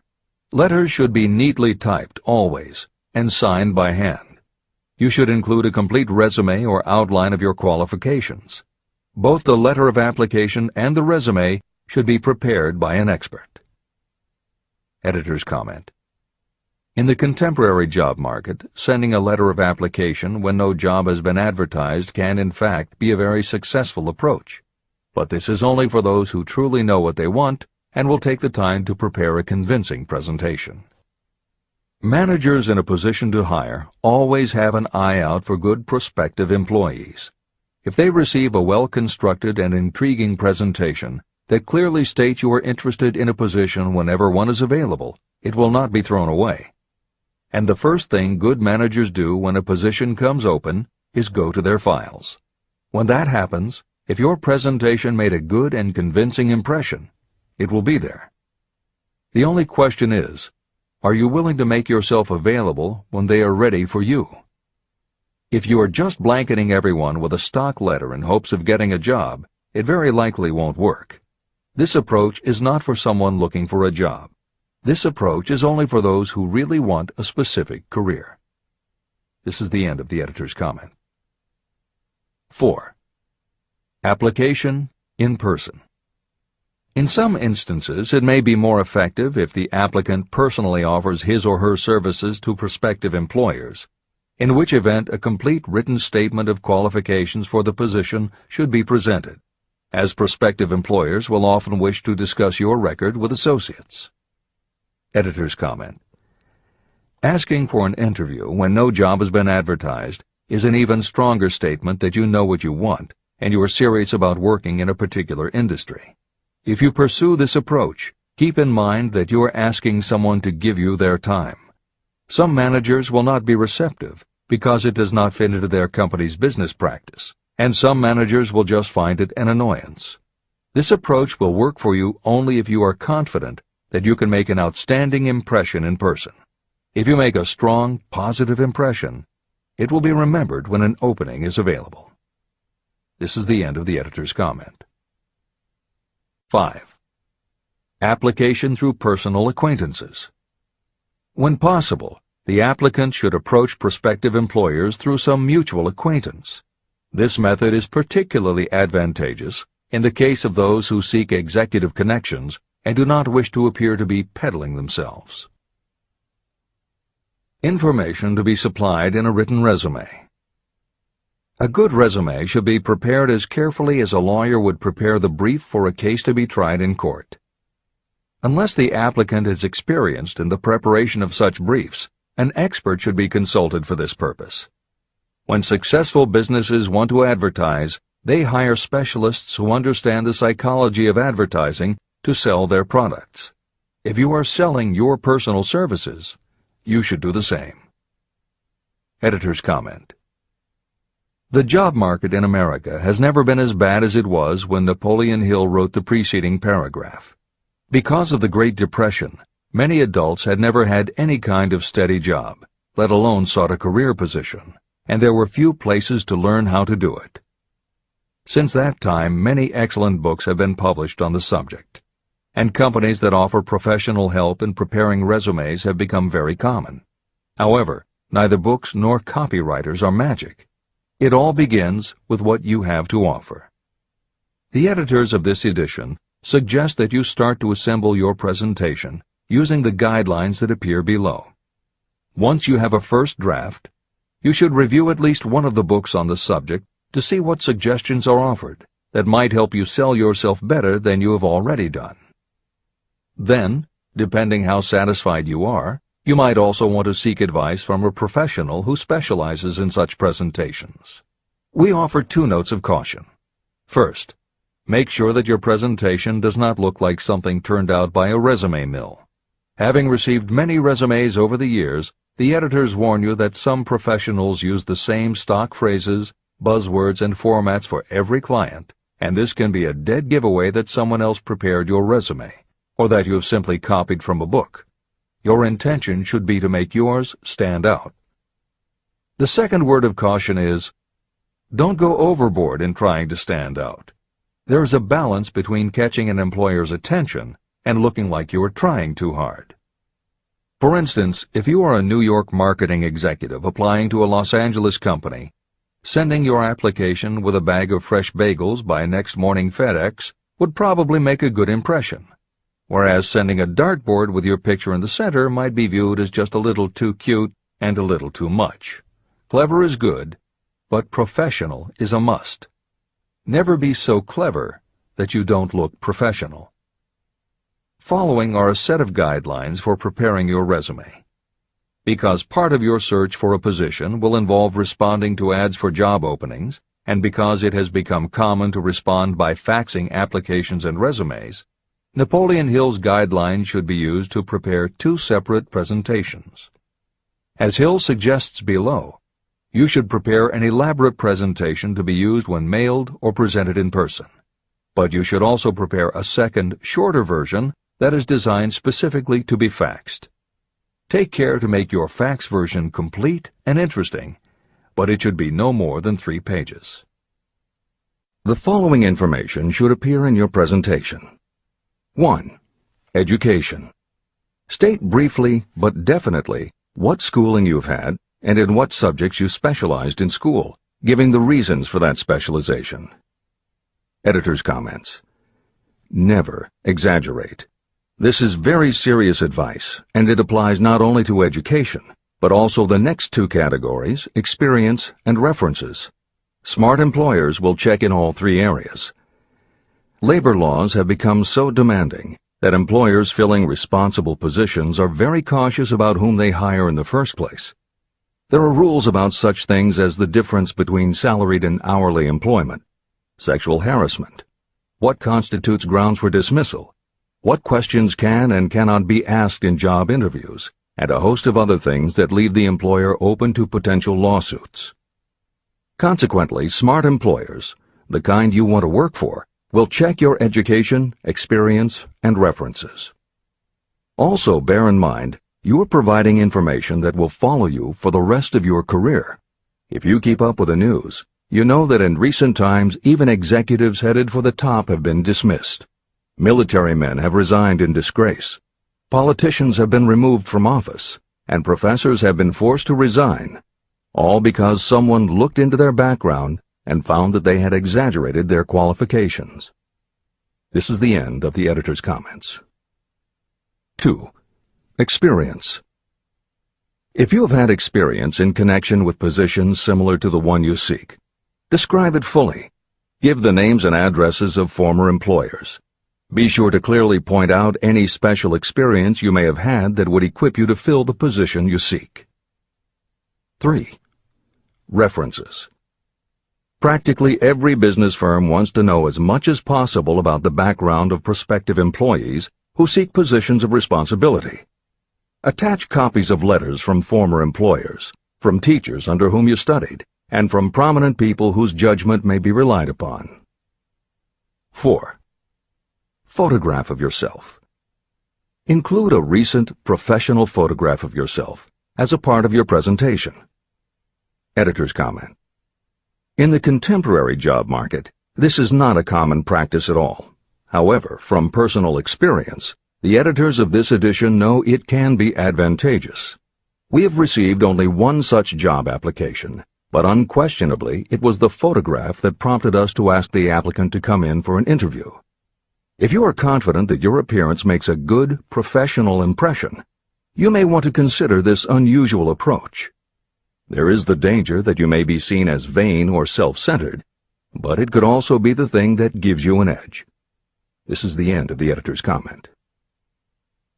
5. Apply for a specific position. Never apply for just a job. That indicates you lack specialized qualifications. 6. State your qualifications for the particular position for which you apply. Give full details why you believe you are qualified for the particular position you seek. This is the most important detail of your application. It will determine, more than anything else, what consideration you receive. 7. Offer to go to work on probation. This may appear to be a radical suggestion, but experience has proved that it seldom fails to win at least a trial. If you are sure of your qualifications, a trial is all you need. Incidentally, such an offer indicates that you have confidence in your ability to fill the position you seek. It is most convincing. Make it clear that your offer is based on your confidence in your ability to fill the position, your confidence in your prospective employer's decision to employ you after the trial period, and your determination to have the position. Editor's comments. As you will learn in Chapter 10, when you read the story of Napoleon Hill's application to Rufus Ayers, Hill gives this advice based on his personal experience. Unfortunately, this is one of those instances where times may have changed so much that the approach is rarely applicable. In today's environment, modern labor laws and business practice may prevent an employer from taking you up on your offer. However, today many companies do have internship programs that allow an employer to test drive employees to see how well they might fit in. This is the end of the editor's comment. 8. Knowledge of your prospective employer's business. Before applying for a position, do sufficient research to familiarize yourself thoroughly with that business and indicate the knowledge you have acquired in this field. This will be impressive because it indicates that you have imagination and a real interest in the position you seek. Editor's comment. When you do this, and you certainly should, bear in mind that you will be talking with people who really know the business. Even by researching extensively, at best you will only know about their business. If you try to appear too knowledgeable or familiar, it may backfire and reveal that you have only a superficial view of the business. Unless you are already working in the particular industry and have insights based on experience, do not be presumptuous. Use your knowledge to indicate that you have taken the time to educate yourself and that you really are interested, but don't try to tell a prospective employer how you would run the business. This is the end of the editor's comment. Remember that it is not the lawyer who knows the most law, but the one who best prepares his case who wins. If your case is properly prepared and presented, your victory will have been more than half won at the outset. Do not be afraid of making your presentation too long. Employers are just as much interested in purchasing the services of well-qualified applicants as you are in securing employment. In fact, the success of most successful employers is due to their ability to select well-qualified lieutenants. They want all the information available. Editor's comment. As noted above, when faxing a resume, it should be no more than 3 pages and should state that you will be pleased to provide a more detailed resume if required. This is the end of the editor's comment. Remember another thing. Neatness in the preparation of your resume and application will indicate that you are a painstaking person. Successful salespeople groom themselves with care. They understand that first impressions are lasting. Your presentation is your sales rep. Give it a good suit of clothes, so it will stand out in bold contrast to anything else your prospective employer ever saw. If the position you seek is worth having, it is worth going after with care. More important, if you sell yourself in a manner that shows off your individuality, you probably will receive more money from the very start than you would if you applied for employment in the usual conventional way. When your resume package has been completed, you should prepare individual and personalized copies for each company or person to whom it will be presented. This personal touch is sure to command attention.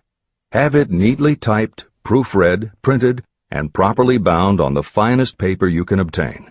Your photograph should be mounted and included on one of the pages. Prepare a separate binding with the proper company name inserted if it is to be shown to more than one company. If you seek employment through an employment agency, have the agent use copies of your presentation in marketing your services. This will help to gain preference for you, both with the agent and the prospective employers. I've helped to prepare presentations for clients that were so striking and out of the ordinary that they resulted in the employment of the applicant without a personal interview. If you want similar results, follow the instructions to the letter, improving upon them however your imagination suggests. Editor's comments. Today, every office supply store offers a wide variety of paper stock, folders, binders, and presentation materials that can be put together in a way that is both unique and professional looking. With all of those possibilities available, if you simply present standard sheets of paper stapled in the corner, the response will very likely be standard too. If you apply a little creativity, you should have no trouble preparing a presentation that is tailored to the company to which you are applying, appropriate for the position you seek, and reflective of your personality and style. This is the end of the editor's comments. How to get the exact position you desire. Everyone enjoys doing the kind of work for which he or she is best suited. An artist loves to work with paints, a craftsman with his or her hands, a writer loves to write. Those with less definite talents have their preferences for certain fields of business and industry. If America does anything well, it offers a full range of occupations.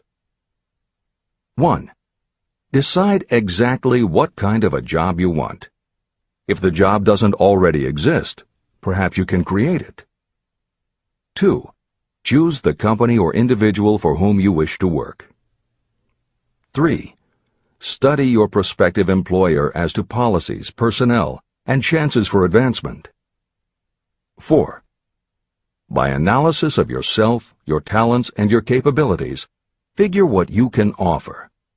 Plan specific ways and means of giving advantages, services, developments, or ideas that you believe you can successfully deliver. 5. Forget about a job. Forget whether or not there is an opening. Forget the usual routine of, have you got a job for me? Concentrate on what you can give.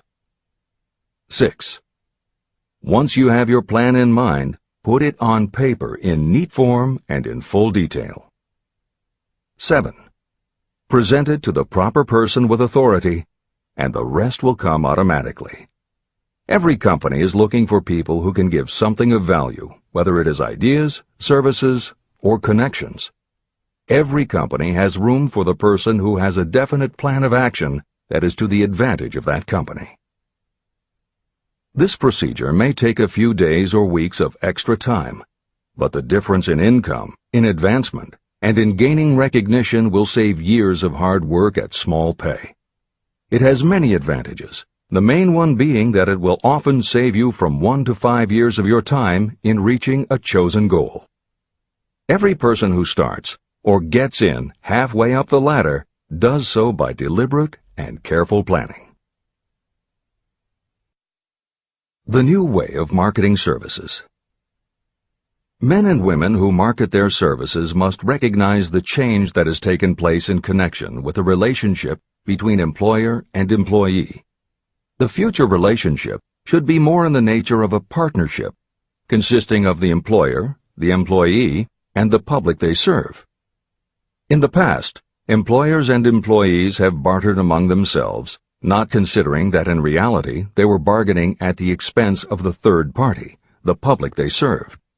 Both the employer and the employee should consider themselves as fellow employees whose business it will be to serve the public efficiently. Editor's comment. In the preceding paragraph, Napoleon Hill once again demonstrates his foresight into the future direction of American business.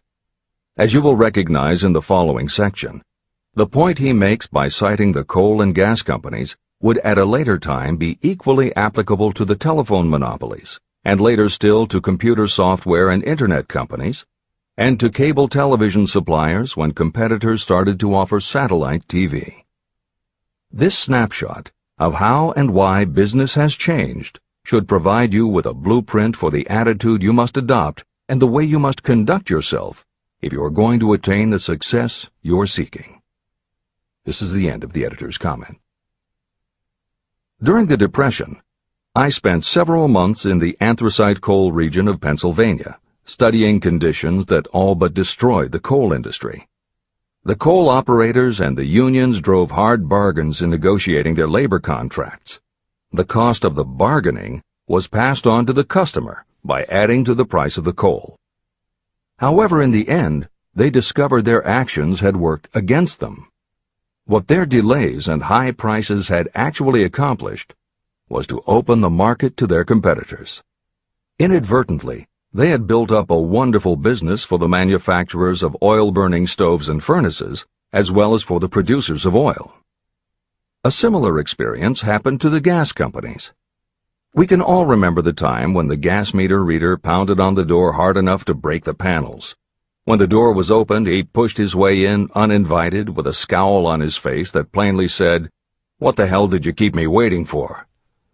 All that has undergone a change.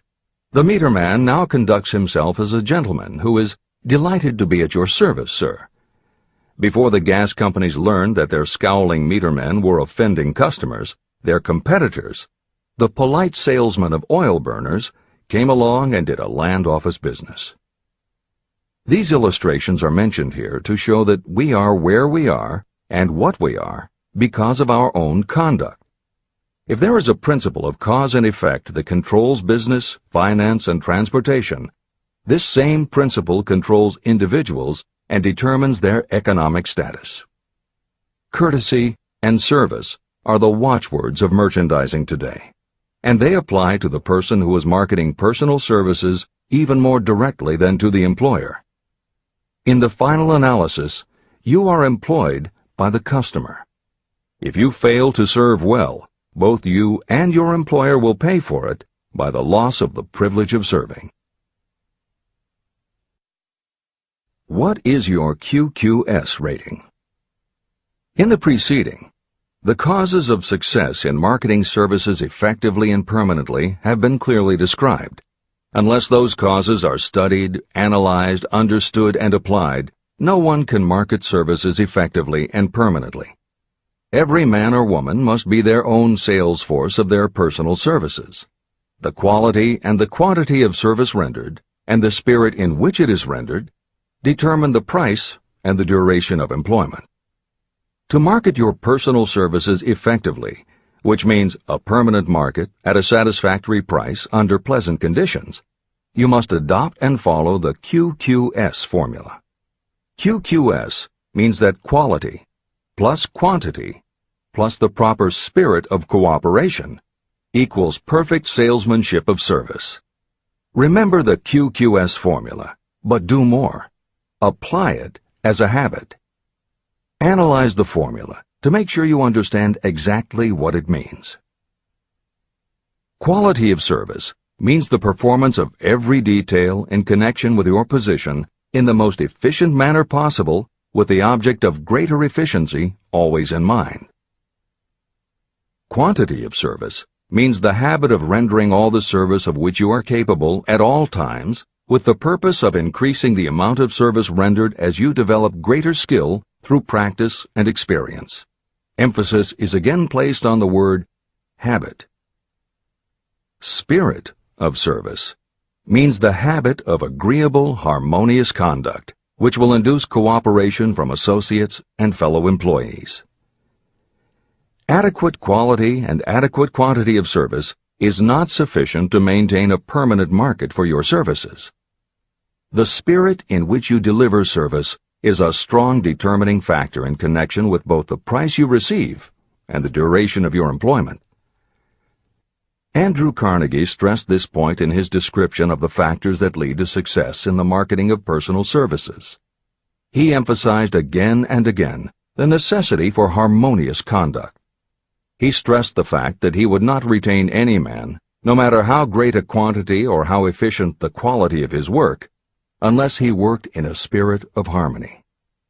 Mr. Carnegie insisted upon his people working with each other in an agreeable manner.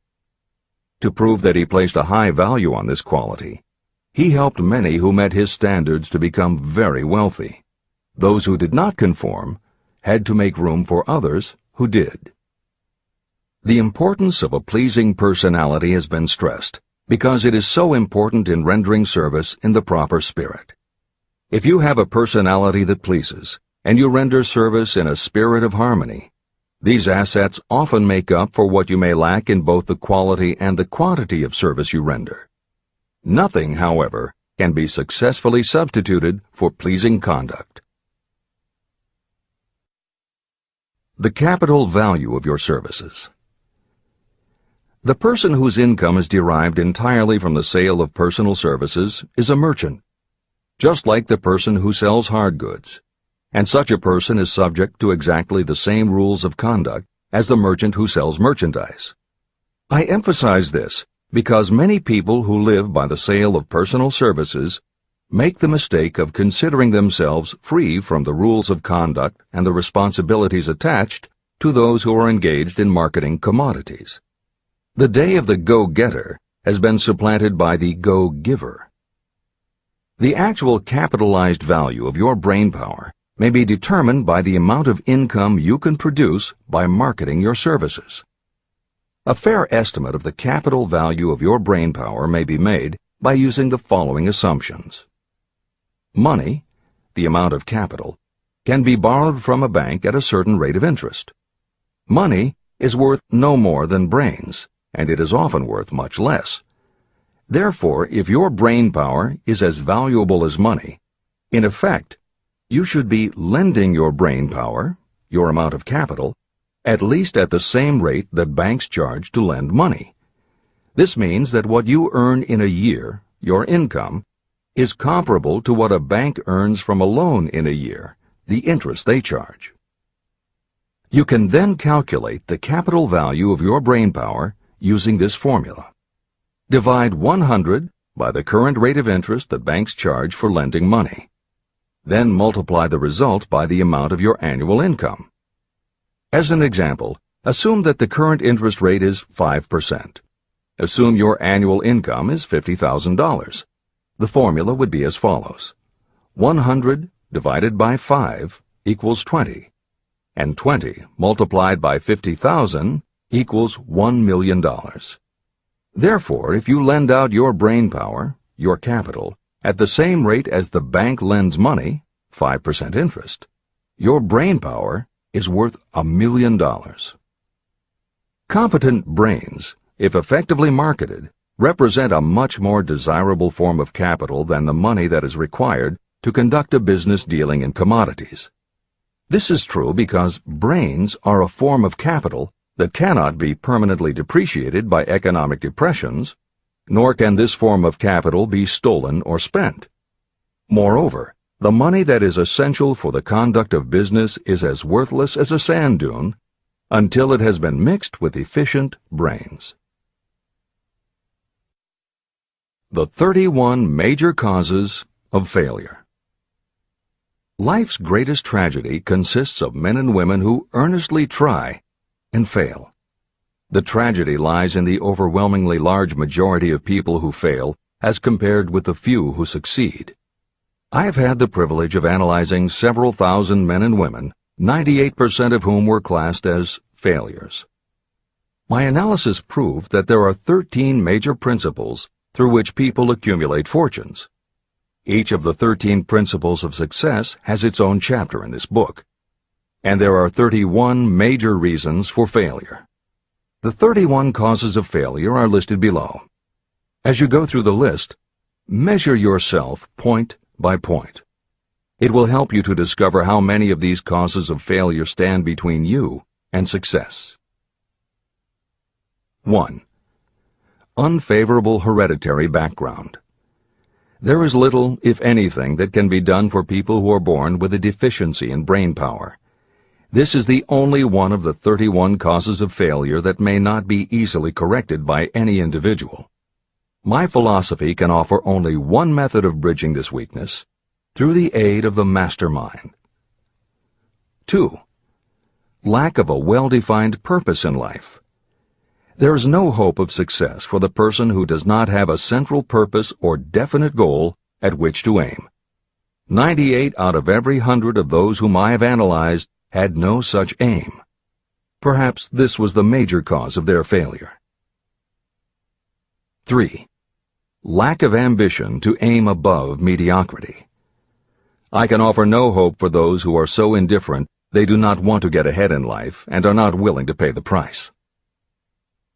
4. Insufficient education.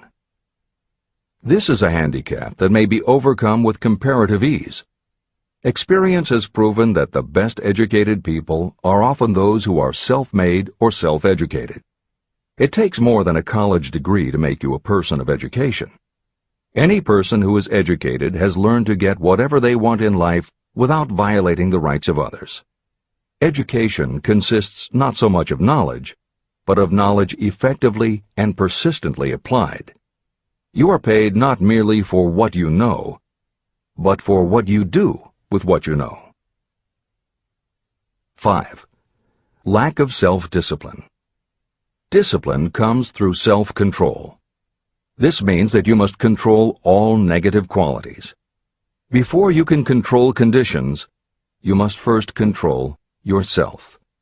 Self-mastery is the hardest job you will ever tackle. If you do not conquer yourself, you will be conquered by yourself.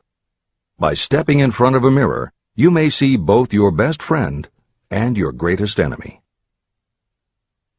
6. Ill health. No person may enjoy outstanding success without good health. Many of the causes of ill health are subject to mastery and control.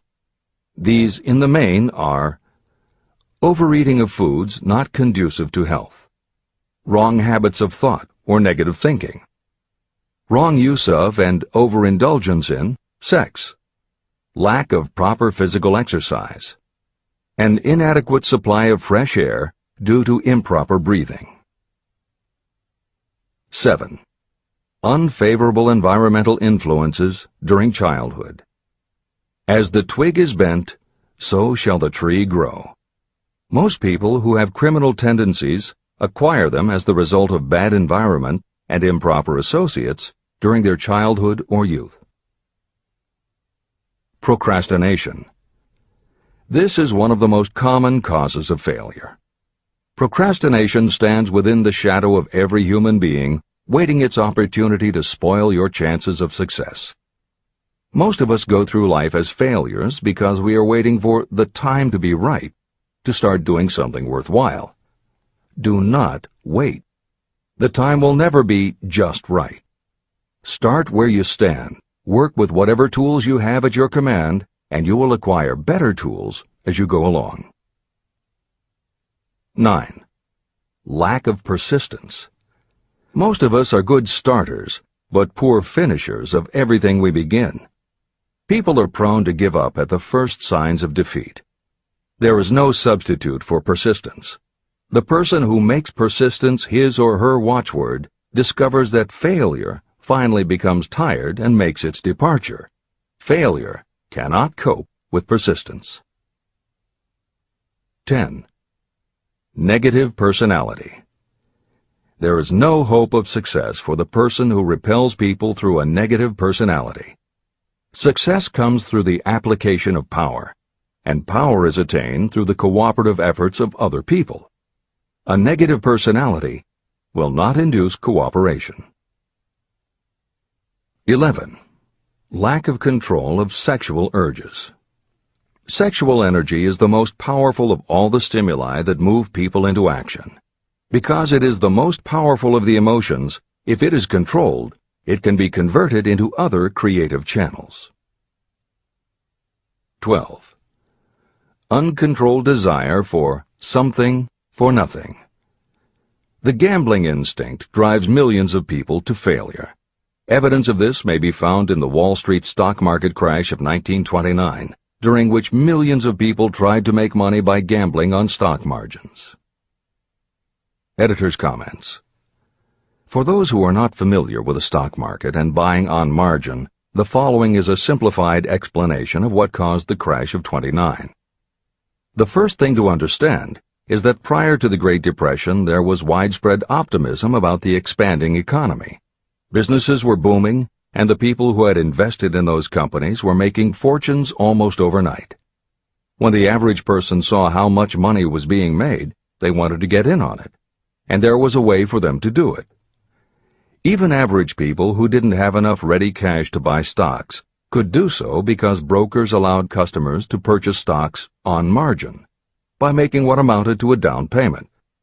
However, part of the purchase agreement stated that when the brokers called in the margin accounts, which they could do at any time, the customers would have to come up with the rest of the cash immediately to pay the balance owing on the original purchase price.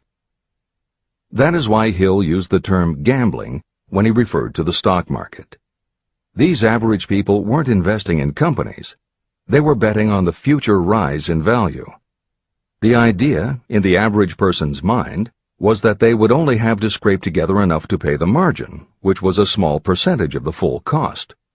Then when the price of the stock went up, they would sell, which would give them more than enough money to pay the broker the balance owing on the purchase price, and they could pocket the difference. This worked fine as long as stock prices continued to rise, but when the stock market crashed, the stockbrokers called in the margins, and the people who had bought at prices they really couldn't afford suddenly found that they had to come up with the cash. And that was why so many average people got wiped out in the crash of '29. They gambled money they didn't have by buying on margin. This is the end of the editor's comments. 13. Lack of a well-defined power of decision. Those who succeed reach decisions promptly and change them very slowly. Those who fail reach decisions very slowly and change them frequently and quickly. Indecision and procrastination are twins. Where one is found, the other is also usually found. Kill off this pair before they completely tie you to the treadmill of failure. 14. One or more of the 6 basic fears: fear of poverty, fear of criticism, fear of ill health, fear of loss of love, fear of old age, and fear of death. You will find an in-depth analysis of these 6 basic fears in the final chapter. They must be mastered before you can market your services effectively. 15. Wrong selection of a mate in marriage. This is a most common cause of failure. The relationship of marriage brings people intimately into contact. Unless this relationship is harmonious, failure is likely to follow. Moreover, it will be a form of failure that destroys ambition. 16. Overcaution. The person who takes no chances generally has to take whatever is left when others are through choosing. Overcaution is as bad as undercaution. Both are extremes to be guarded against. Life itself is filled with the element of chance. 17. Wrong selection of associates in business. This is one of the most common causes of failure in business. In marketing personal services, you should use great care to select an employer who will be an inspiration and who is intelligent and successful. We emulate those with whom we associate most closely. Pick an employer who is worth emulating. 18. Superstition and prejudice. Superstition is a form of fear. It is also a sign of ignorance. Successful people keep open minds and are afraid of nothing. 19. Wrong selection of a vocation. You cannot have outstanding success in work that you do not like. The most essential step in the marketing of personal services is that of selecting an occupation into which you can throw yourself wholeheartedly. Although money or circumstances may require you to do something you don't like for a time, no one can stop you from developing plans to make your goal in life a reality. Editor's comments. Most contemporary experts agree with Napoleon Hill's statement that finding the work you love is of key importance in achieving success that is truly rewarding. This concept coincides so well with modern attitudes that it has inspired a number of books, including Feel the Fear and Do It Anyway by Susan Jeffers, Wishcraft by Barbara Sher, and Do What You Love, The Money Will Follow by Marcia Sinitar. All three books became bestsellers by expanding upon that single concept. This is the end of the editor's comments. 20. Lack of concentration of effort. The jack of all trades seldom is good at any. Concentrate all of your efforts on one definite chief aim. 21. The habit of indiscriminate spending. You cannot succeed if you are eternally in fear of poverty. Form the habit of systematic saving by putting aside a definite percentage of your income. Money in the bank gives you a very safe foundation of courage when bargaining for the sale of personal services. Without money, you must take what you are offered and be glad to get it. 22. Lack of enthusiasm. Without enthusiasm, you cannot be convincing.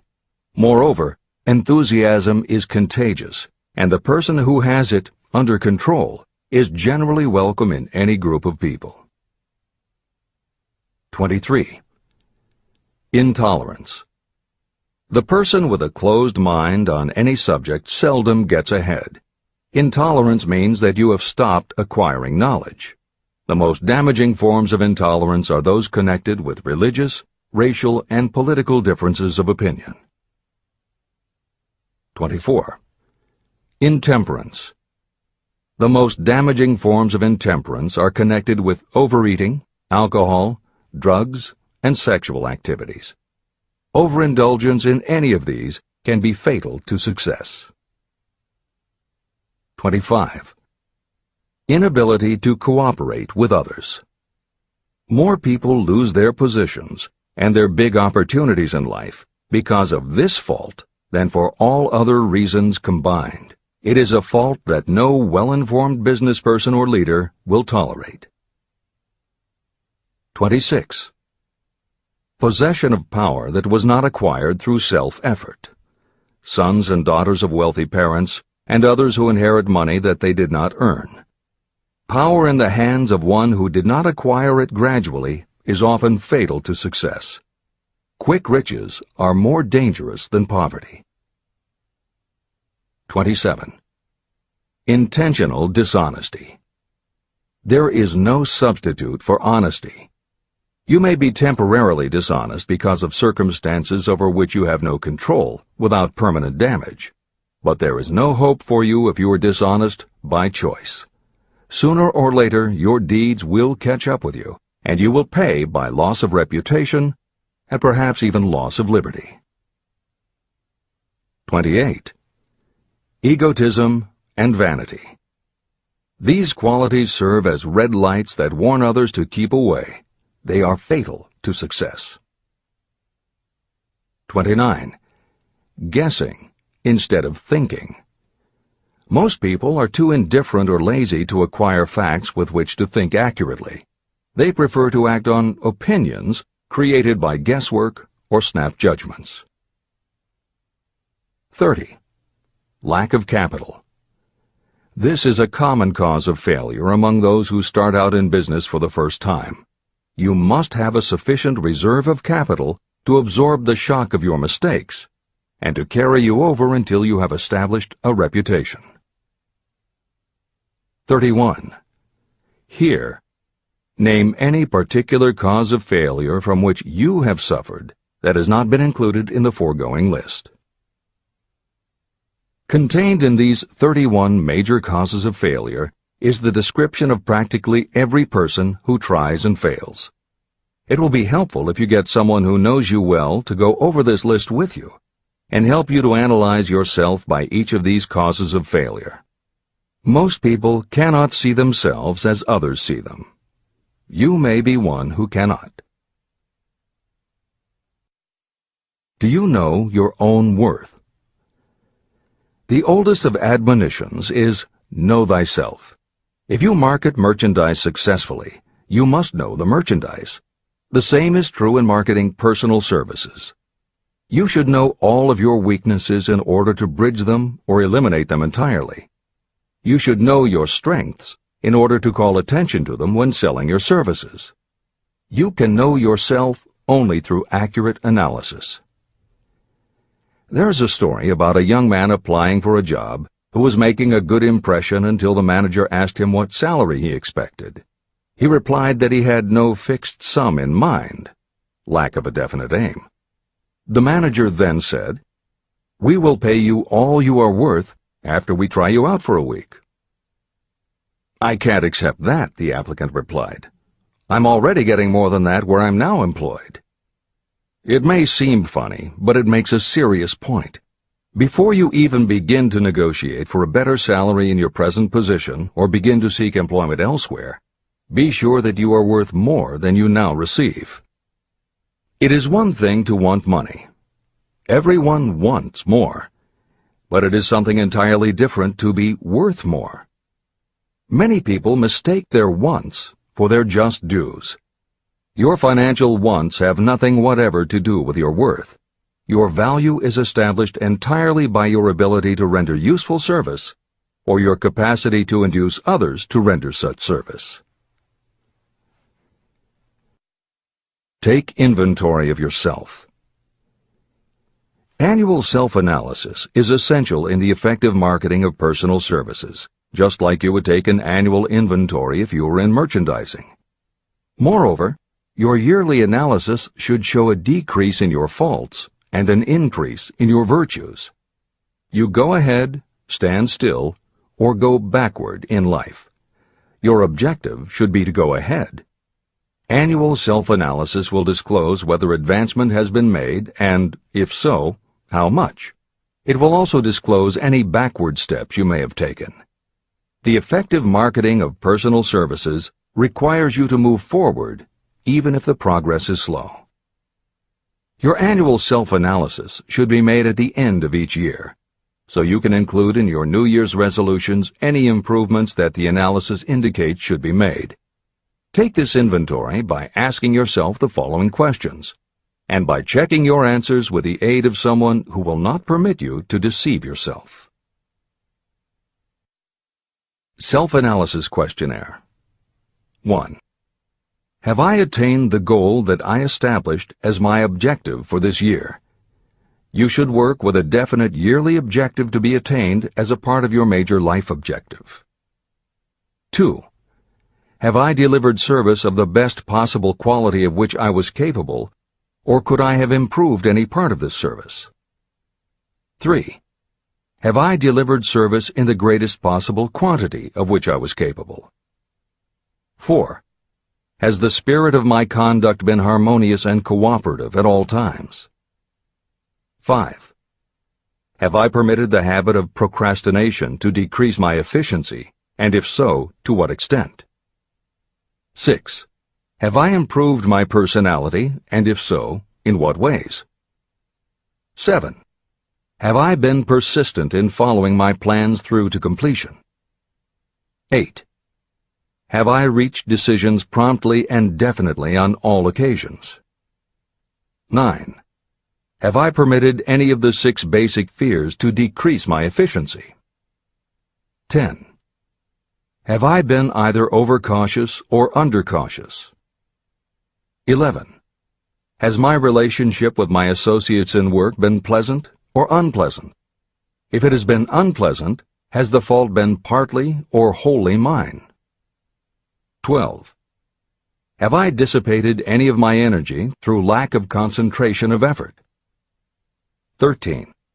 Have I been open-minded and tolerant in connection with all subjects? 14. In what ways have I improved my ability to render service? 15. Have I been intemperate in any of my personal habits? 16. Have I expressed, either openly or secretly, any form of egotism? 17. Has my conduct toward my associates been such that they respect me? 18. Have my opinions and decisions been based upon guesswork or accuracy of analysis and thought? 19.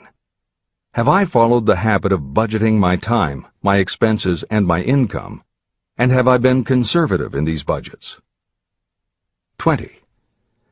How much time have I devoted to unprofitable effort which I might have used to better advantage? 21. How may I rebudget my time and change my habits so I will be more efficient during the coming year? 22. Have I been guilty of any conduct that was not approved by my own conscience? 23. In what ways have I rendered more service and better service than I was paid to render? 24. Have I been unfair to anyone, and if so, in what way? 25. If I had been the purchaser of my own services for the year, would I be satisfied with my purchase? 26. Am I in the right vocation, and if not, why not? 27. Has the purchaser of my services been satisfied with the service I have rendered, and if not, why not? 28. What is my present rating on the fundamental principles of success? Make this rating fairly and frankly, and have it checked by someone who is courageous enough to do it accurately. After you have finished reading through to the end of this book at least once, and you are sure you have assimilated the information in this chapter, you will be ready to create a practical plan for marketing your personal services.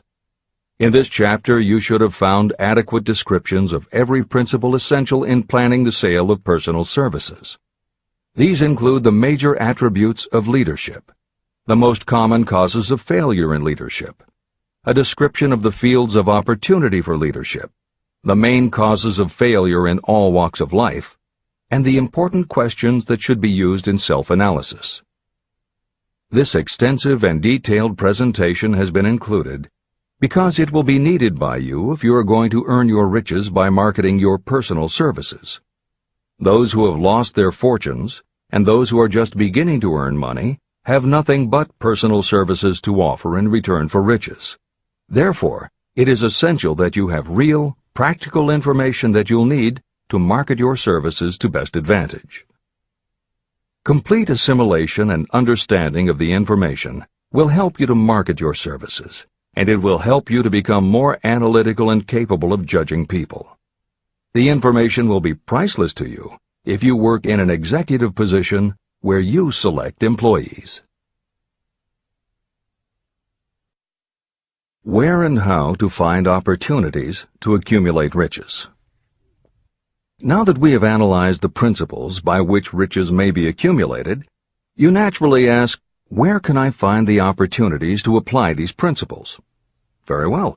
Let us take inventory and see what the United States of America offers the person seeking riches. To begin with, remember that we live in a country where every law-abiding citizen enjoys freedom of thought and freedom of deed unequaled anywhere in the world. Most of us have never taken inventory of the advantages of this freedom. We have never compared our unlimited freedom with a curtailed freedom in other countries. Here we have freedom of thought, freedom in the choice and enjoyment of education, freedom in religion, freedom in politics, freedom in the choice of a business, profession, or occupation, freedom to accumulate and own all the property we can accumulate, freedom to choose our place of residence, freedom in marriage, freedom through equal opportunity to all races, freedom of travel from one state to another, freedom in our choice of foods, and freedom to aim for any station in life for which we have prepared ourselves, even for the presidency of the United States. We have other forms of freedom, but this list gives an overview of the most important freedoms that offer you the opportunity to think and grow rich. The United States is the only country guaranteeing to every citizen, whether native-born or naturalized, so broad and varied a list of freedoms. Next, let us recount some of the blessings that our widespread freedom has placed within our hands. Take the average American family of average income and sum up the benefits available to every member of the family in this land of opportunity and plenty. Food. Next to freedom of thought and deed comes food, clothing, and shelter, the three basic necessities of life. Because of our universal freedom, the average American family has available at its door the choicest selection of food to be found anywhere in the world, and at prices within its financial range. Shelter.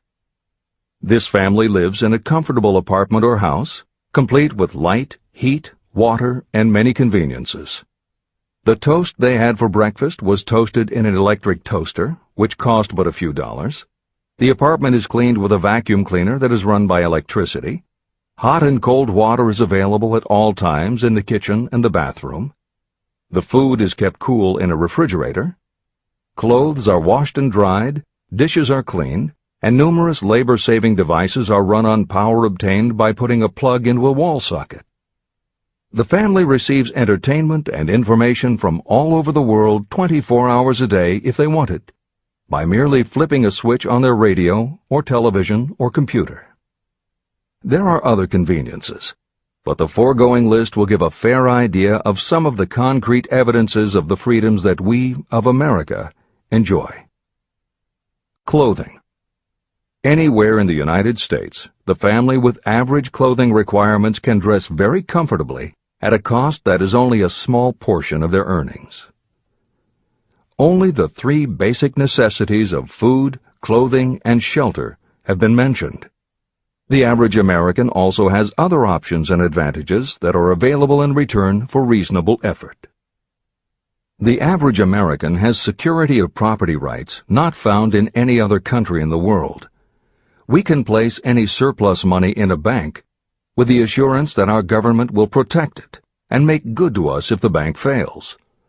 If an American citizen wants to travel from one state to another, he or she needs no passport and no one's permission.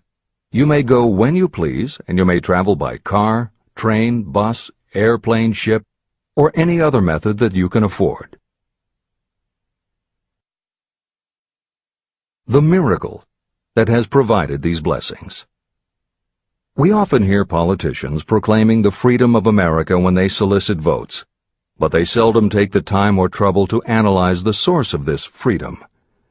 Having no axe to grind, no grudge to express, and no ulterior motives, I will give you a frank analysis of that mysterious, abstract, greatly misunderstood something that gives to every citizen of America more blessings, more opportunities to accumulate wealth, and more freedom of every nature than may be found in any other country. I have the right to analyze the source and nature of this unseen power because I know, and have known for more than half a century, many of the men who organized that power, and many who are now responsible for its maintenance. The name of this mysterious benefactor of mankind is capital. Capital consists not only of money, but also of highly organized, intelligent groups of individuals who plan ways and means of using money efficiently for the good of the public and profitably to themselves. These groups consist of scientists, educators, chemists, inventors, business analysts, publicists, transportation experts, accountants, lawyers, doctors, and other men and women who have highly specialized knowledge in all fields of industry and business. They pioneer, experiment, and blaze trails in new fields of endeavor. They support colleges, hospitals, schools, build good roads, publish newspapers, pay most of the cost of government, and take care of the many details essential to human progress. Stated briefly, the capitalists are the brains of civilization because they supply the entire fabric of which all education, enlightenment, and human progress consist. Money without brains is always dangerous. Properly used, it is the most important essential of civilization. To give you an idea of how important organized capital is, try to imagine that it is your job to provide and prepare a simple family breakfast, but you have to do it without the aid of capital. To supply the tea, you would have to make a trip to China or India. Unless you are an excellent swimmer, you would become rather tired before making the round trip. Then, too, another problem would confront you. What would you use for money, even if you had the physical endurance to swim the ocean? To supply sugar, you would have to take another swim to the Caribbean islands, or a long walk to the sugar beet section of Utah. But even then you might come back without the sugar, because organized effort and money are necessary to produce sugar, to say nothing of what is required to refine, transport, and deliver it to the breakfast table anywhere in the United States. Eggs you could obtain easily enough from nearby farms, but you might have a very long walk to Florida or California and back before you could serve grapefruit juice. You would have another long walk to Kansas or one of the other wheat-growing states when you went after wheat bread. Dry cereal would have to be omitted from the menu because it would not be available except through the labor of a trained group of workers and suitable machinery, all of which call for capital. After resting, you could take off for another little swim down to South America, where you would pick up a couple of bananas. On your return, you could take a short walk to the nearest farm having a dairy and pick up some butter and cream. Then your family would be ready to sit down and enjoy breakfast. Seems absurd, doesn't it? Well, the procedure described would be the only possible way these simple items of food could be delivered if we had no capitalistic system. The capital cornerstone of our lives. The sum of money required for the building and maintenance of the planes, trucks, trains, and cargo ships used in the delivery of that simple breakfast is so huge that it staggers imagination. It runs into billions of dollars. Not to mention the armies of trained employees required to run all those planes, trucks, ships, and trains. But transportation is only a part of the requirements of modern civilization in capitalistic America. Before there can be anything to haul, something must be grown from the ground, or manufactured and prepared for market. This calls for more billions of dollars for equipment, machinery, packaging, marketing, and to pay the wages of millions of men and women. Transportation systems do not spring up from the earth and function automatically. They come in response to the call of civilization. They come through the labor and ingenuity and organizing ability of people who have imagination, faith, enthusiasm, decision, and persistence. These men and women are known as capitalists.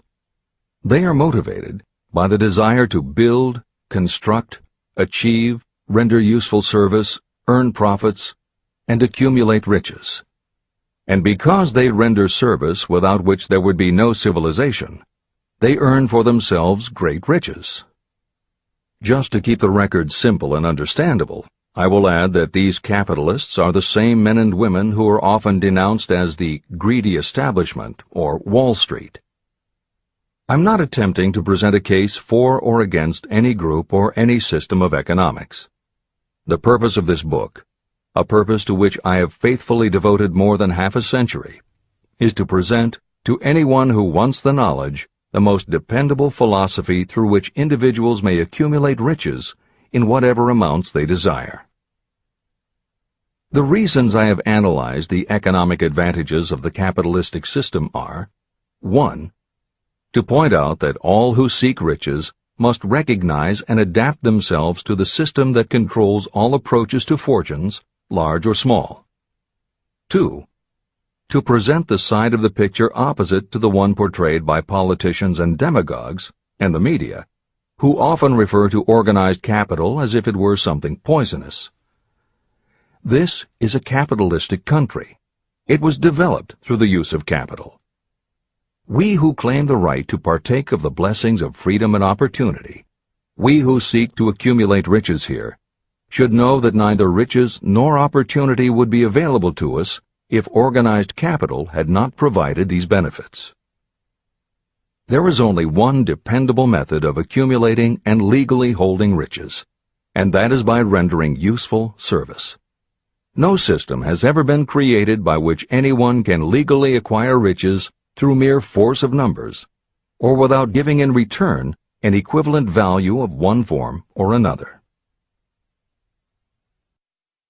Your opportunities in the midst of riches. America provides all the freedom and all the opportunity to accumulate riches that any honest person may require. When you go hunting for game, you select hunting grounds where game is plentiful. When you are seeking riches, the same rule naturally applies. If it is riches you are seeking, do not overlook the possibilities of a country whose citizens are so rich that women alone spend billions of dollars each year for cosmetics and other beauty products. Do not be in too big a hurry to get away from a country whose men willingly, even eagerly, hand over more billions of dollars annually for football, basketball, baseball, and all the related products that go with these and other sporting events. Only a few of the luxuries and non-essentials have been mentioned, but remember that the business of producing and marketing these few products gives regular employment to many millions of men and women, who receive for their services many millions of dollars monthly, and spend it freely for both the luxuries and the necessities. Especially, remember that behind all this exchange of merchandise and personal services is an abundance of opportunity to accumulate riches. Here our American freedom comes to your aid. There is nothing to stop you or anyone from engaging in any portion of the effort necessary to carry on these businesses. If you have superior talent, training, experience, you may accumulate riches in large amounts. Those not so fortunate may accumulate smaller amounts. Anyone may earn a living in return for a very nominal amount of labor. So there you are. Opportunity has spread its wares before you. Step up to the front, select what you want, create your plan, put the plan into action, and follow through with persistence. Capitalistic America will do the rest. You can depend on this much. Capitalistic America ensures every person the opportunity to render useful service and to collect riches in proportion to the value of the service. The system denies no one this right, but it does not and cannot promise something for nothing. The system itself is irrevocably controlled by the law of economics, which neither recognizes nor tolerates for long getting without giving.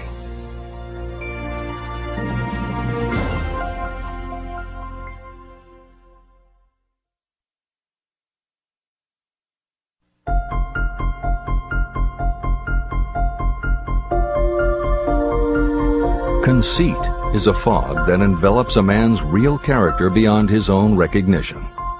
It weakens his native ability and strengthens all his inconsistencies. Chapter 9. Decision.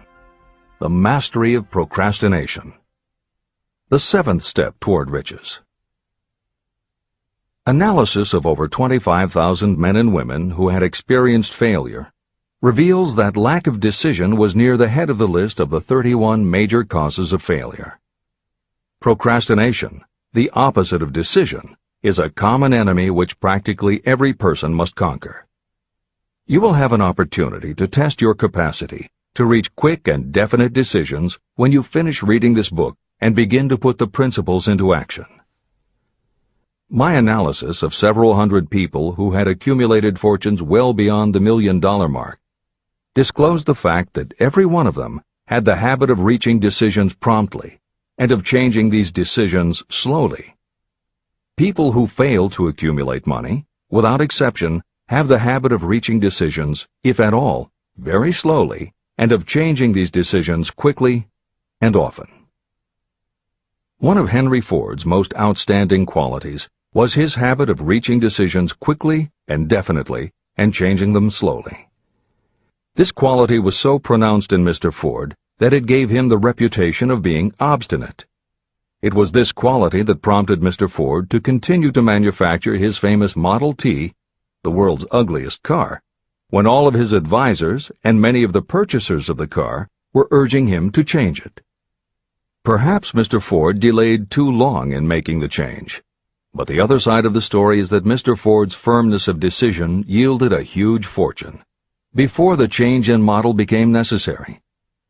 Some say that Mr. Ford's definiteness of decision was just obstinacy, but even this quality is preferable to slowness in reaching decisions and quickness in changing them. Editor's comments.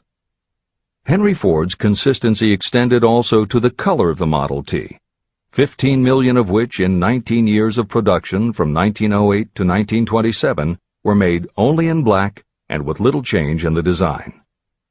Shortly after its introduction, Napoleon Hill met with Ford to talk about the principles of success.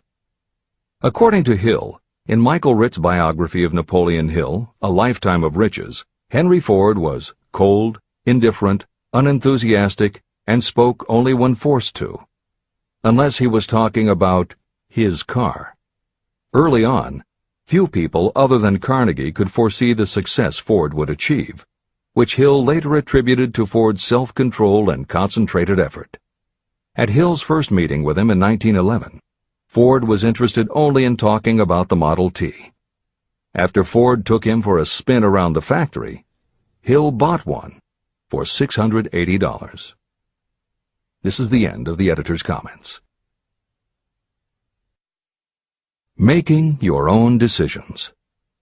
The majority of people who fail to accumulate the money they need are generally easily influenced by the opinions of others. They permit gossip, rumors, other people's opinions, and the news reporters to do their thinking for them. Opinions are the cheapest commodities on earth. Everyone has a flock of opinions they are ready to tell anyone who will listen. If you are too influenced by other people's opinions when you reach decisions, you will not succeed in any undertaking, much less in that of transmuting your own desire into money. If you are influenced by the opinions of others, you will have no desire of your own. Keep your own counsel. Rely on yourself to reach your own decisions when you begin to put these principles into practice, and follow through on your decisions. Take no one into your confidence except the members of your mastermind group, and be very sure that you choose for your group only those who will be in complete sympathy and harmony with your purpose. Close friends and relatives, while not meaning to do so, often handicap one through opinions. And for some reason, even friends often seem to think that ridiculing you and your plans is funny. Thousands of men and women carry inferiority complexes with them all through life because some well-meaning but ignorant person destroyed their confidence through opinions or ridicule. You have a brain and mind of your own. Use it, and reach your own decisions. If you need facts or information from others to help you reach decisions, acquire the facts or information you need quietly, without disclosing your purpose. It is characteristic of people who have a smattering of knowledge to try to give the impression that they know more than they do. Such people generally do too much talking and too little listening. Keep your eyes and ears open and your mouth closed if you wish to acquire the habit of prompt decision. Those who talk too much do little else. If you talk more than you listen, you may miss some important piece of knowledge that might have been very useful to you. By talking too much, you may also disclose your plans and purposes to people who will take great delight in defeating you because they envy you. Remember, every time you open your mouth in the presence of a person who really has knowledge, you tip your hand and show that person your exact stock of knowledge, or you tip your hand to your lack of it. The mark of genuine wisdom is modesty and silence. Keep in mind that every person is, like you, seeking the opportunity to accumulate money. If you talk about your plans too freely, you may be surprised when you learn that some other person has beat you to it by using the plans you bragged about. Let one of your first decisions be to keep a closed mouth and open ears and eyes. As a reminder to yourself, copy the following epigram in large letters and place it where you will see it daily. Tell the world what you intend to do, but first, show it. This is the equivalent of saying that deeds and not words are what count most. The value of decisions depends upon the courage required to render them. The great decisions that served as the foundation of civilization were reached by assuming great risks, which often meant the chance of death. Lincoln's decision to issue his famous Proclamation of Emancipation, which gave freedom to African Americans, was rendered with full understanding that his act would turn thousands of friends and political supporters against him. When the rulers of Athens gave Socrates the choice of disclaiming his teachings or being sentenced to death, Socrates' decision to drink the cup of poison, rather than compromise in his personal belief, was a decision of courage. It turned time ahead 1,000 years and gave to people then unborn the right to freedom of thought and of speech. 56. Who risked the gallows? The greatest decision of all time, as far as any American citizen is concerned, was reached in Philadelphia on July 4, 1776, when 56 men signed their names to a document that they well knew would bring freedom to all Americans, or leave every one of the 56 hanging from a gallows. You have heard of this famous document, the Declaration of Independence. But have you taken from it the great lesson in personal achievement it so plainly taught? We all remember the date of this momentous decision, but few of us realize what courage that decision required. We remember our history as it was taught. We remember dates and the names of the men who fought. We remember Valley Forge and Yorktown. We remember George Washington and Lord Cornwallis. But we know little of the real forces behind these names, dates, and places. We know even less of that intangible power that ensured freedom long before Washington's armies reached Yorktown. It is nothing short of tragedy that the writers of history have missed entirely even the slightest reference to the irresistible power that gave birth and freedom to the nation destined to set up new standards of independence for all the peoples of the earth. I say it is a tragedy because it is the same power that must be used by every individual who overcomes the difficulties of life and forces life to pay the price asked. Let us briefly review the events that gave birth to this power. The story begins with an incident in Boston on March 5, 1770. British soldiers were patrolling the streets, openly threatening the citizens by their presence. The colonists resented armed men marching in their midst. They began to express their resentment openly, hurling stones as well as epithets at the marching soldiers, until the commanding officer gave orders. Fix bayonets, charge. The battle was on. It resulted in the death and injury of many. The incident aroused such resentment that the Provincial Assembly, made up of prominent colonists, called a meeting for the purpose of taking definite action. Two of the members of that assembly were John Hancock and Samuel Adams. They spoke up courageously and declared that a move must be made to eject all British soldiers from Boston. Remember this: a decision, in the minds of two men, might properly be called the beginning of the freedom that we of the United States now enjoy. Remember, too, that the decision of these two men called for faith and courage because it was dangerous. Before the assembly adjourned, Samuel Adams was appointed to call on Hutchinson, the governor of the province, and demand the withdrawal of the British troops. The request was granted, and the troops were removed from Boston, but the incident was not closed. It had caused a situation that was destined to change the entire trend of civilization. Richard Henry Lee became an important factor in this story, because he and Samuel Adams corresponded frequently, sharing freely their fears and their hopes concerning the welfare of the people of their provinces. From this practice, Adams conceived the idea that a mutual exchange of letters between the 13 colonies might help to bring about the coordination of efforts so badly needed in connection with the solution of their problems. In March of 1772, 2 years after the clash with the soldiers in Boston, Adams presented this idea to the Assembly. He made a motion that a correspondence committee be established among the colonies, with definitely appointed correspondents in each colony, for the purpose of friendly cooperation for the betterment of the colonies of British America.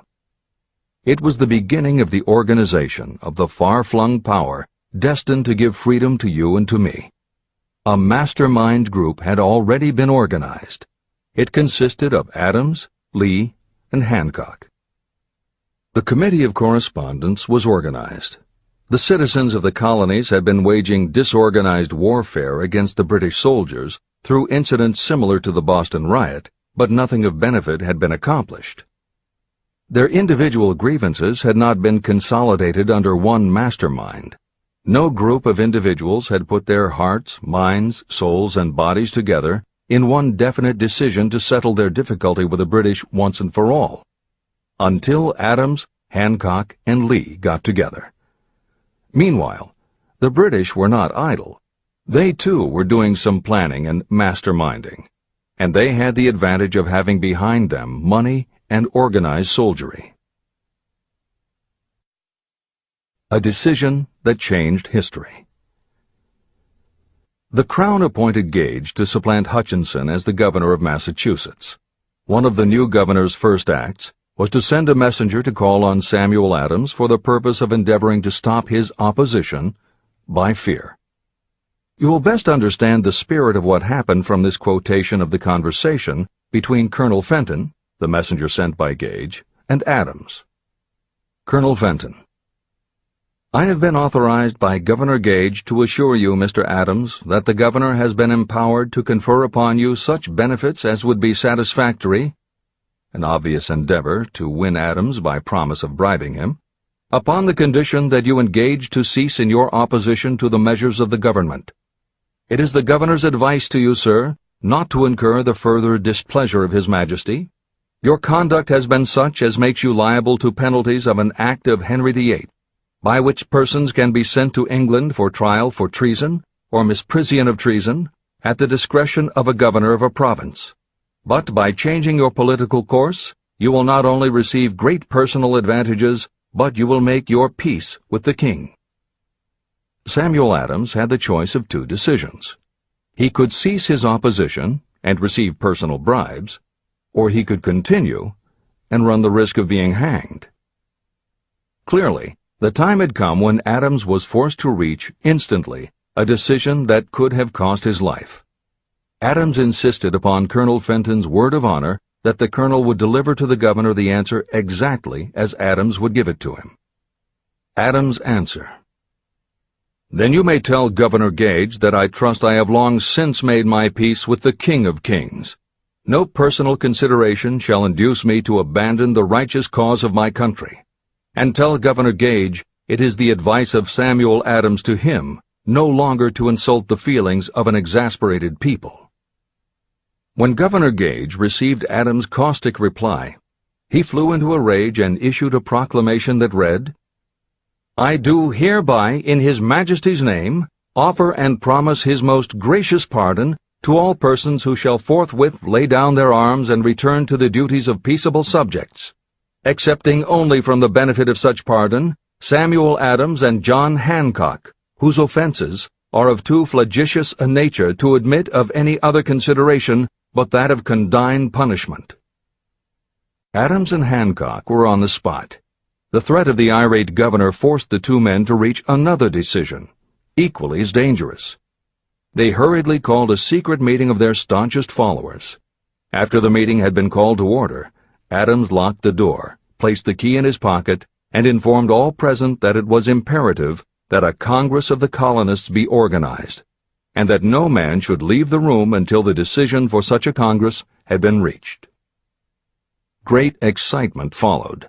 Some weighed the possible consequences of such radicalism. Some expressed grave doubt as to the wisdom of so definite a decision in defiance of the Crown.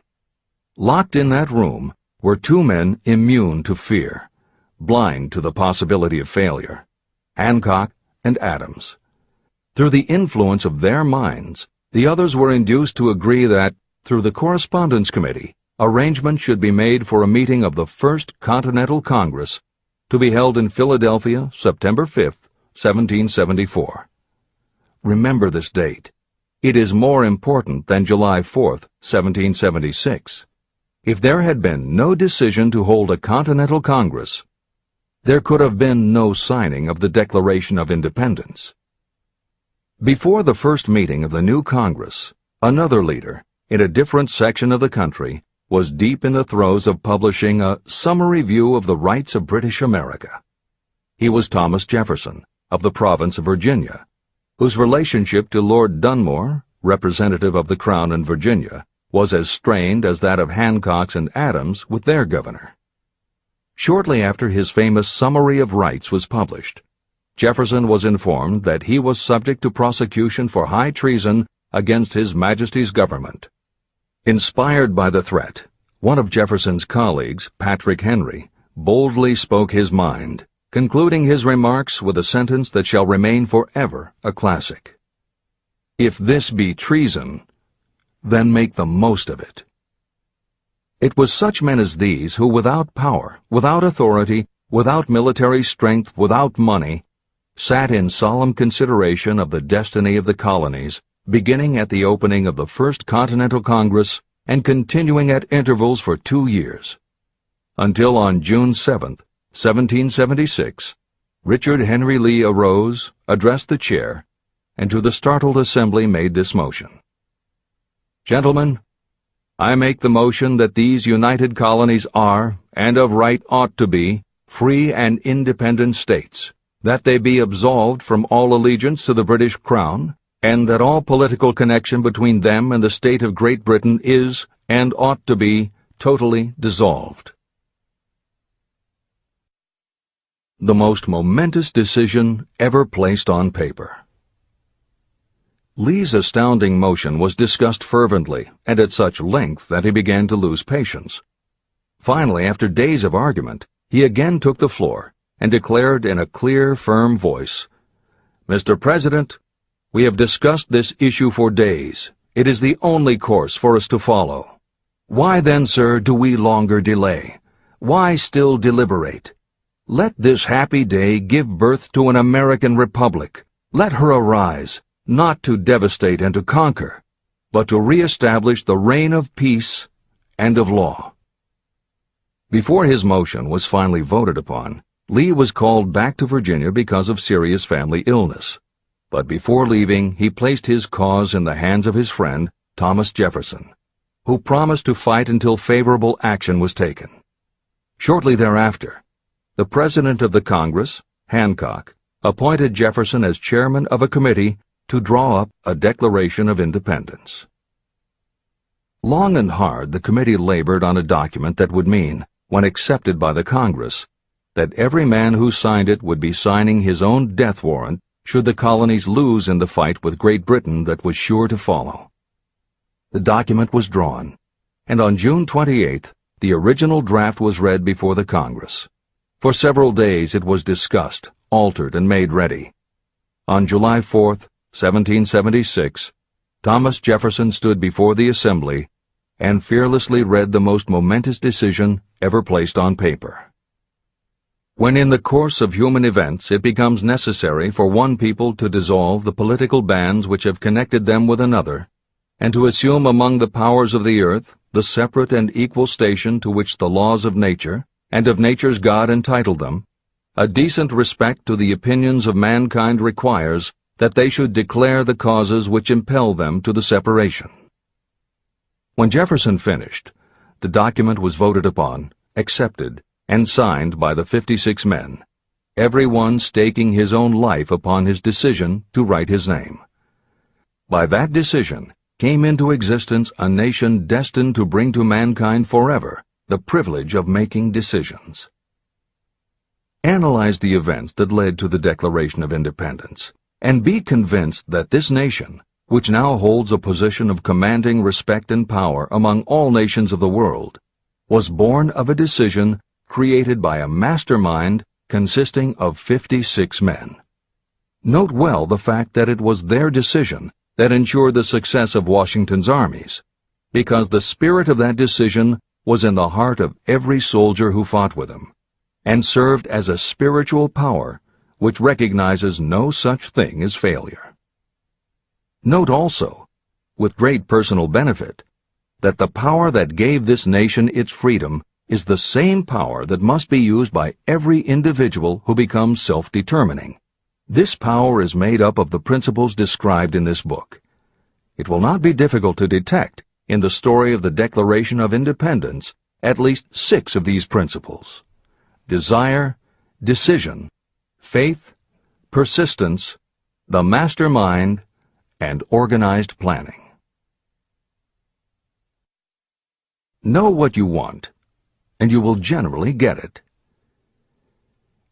Throughout this philosophy, you will find the suggestion that thought, backed by strong desire, will transmute itself into its physical equivalent.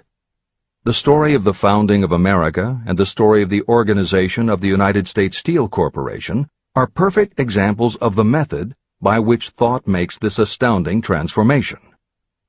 In your search for the secret of the method, do not look for a miracle, because you will not find it. You will find only the eternal laws of nature. These laws are available to every person who has the faith and the courage to use them. They may be used to bring freedom to a nation or to accumulate riches. Those who reach decisions promptly and definitely know what they want and generally get it. The leaders in every walk of life decide quickly and firmly. That is the major reason why they are leaders. The world has a habit of making room for the people whose words and actions show that they know where they are going. Indecision is a habit that usually begins when a person is young. It becomes more and more of a habit as the youth goes through grade school, high school, and even through college without definiteness of purpose. The habit of indecision goes with the student into the occupation he or she chooses. Generally, a young person just out of school seeks any job that can be found. Young people take the first job they can find because they have fallen into the habit of indecision. The vast majority of people working today are in the positions they hold because they lack the definiteness of decision to plan a definite position and the knowledge of how to choose an employer. Definiteness of decision always requires courage, sometimes very great courage. The 56 men who signed the Declaration of Independence staked their lives on the decision to affix their signatures to that document. The person who reaches a definite decision to go after a specific job and make life pay the price he or she asks does not stake his or her life on that decision. They stake their economic freedom. Financial independence, riches, and desirable business positions are not within reach of the person who neglects or refuses to expect, plan, and demand these things. The person who desires riches in the same spirit that Samuel Adams desired freedom for the colonies is sure to accumulate wealth. No man achieves great success who is unwilling to make personal sacrifices. Chapter 10. Persistence. The sustained effort necessary to induce faith. The 8th step toward riches. Persistence is an essential factor in the procedure of transmuting desire into its monetary equivalent. The basis of persistence is the power of will. Willpower and desire, when properly combined, make an irresistible pair. Those who accumulate great fortunes are sometimes called cold-blooded or ruthless. Frequently, it is simply because their critics simply don't understand that what they have is a strong desire backed up by willpower, which they mix with persistence. It is the combination that ensures the attainment of their objectives. The majority of people are ready to throw their aims and purposes overboard and give up at the first sign of opposition or misfortune. A few carry on despite all opposition until they attain their goal. There may be no heroic connotation to the word persistence, But persistence does for your character what carbon does to iron. It hardens it to steel. The building of a fortune will involve the application of the entire 13 factors of this philosophy. These principles must be understood, and they must be applied with persistence by all who accumulate money. Your test of persistence. If you are reading this book with the intention of seriously applying the knowledge, the first test of your persistence will come when you begin to follow the 6 steps described in the 3rd chapter. Desire. Unless you are one of the few people who already have a definite goal and a definite plan for its attainment, you may read the instructions, but you will never actually apply them in your daily life. Lack of persistence is one of the major causes of failure. Moreover, my experience with thousands of people has proved that lack of persistence is a weakness common to the majority of people. However, it is a weakness that may be overcome by effort. The ease with which lack of persistence may be conquered will depend entirely upon the intensity of your desire. The starting point of all achievement is desire. Keep this constantly in mind. Weak desires bring weak results, just as a small amount of fire makes a small amount of heat. If you are lacking in persistence, this weakness may be remedied by building a stronger fire under your desires. Continue reading through to the end of this book. Then go back to Chapter 3 and start immediately to carry out the instructions for using the 6 steps. The eagerness with which you follow these instructions will indicate clearly how much or how little you really desire to accumulate money. If you find that you are indifferent, you may be sure that you have not yet acquired the money consciousness that you must possess before you can be sure of accumulating a fortune. Fortunes gravitate to those whose minds have been prepared to attract them, just as surely as water gravitates to the ocean. If you are weak in persistence, focus on the instructions in Chapter 11, Power of the Mastermind. Surround yourself with a mastermind group, and through the cooperation of the members of this group, you can develop persistence. You will find additional instructions for the development of persistence in Chapter 5, Autosuggestion, and in Chapter 13, The Subconscious Mind. Follow the instructions in these chapters until you build up habits that convey to your subconscious mind a clear picture of the object of your desire.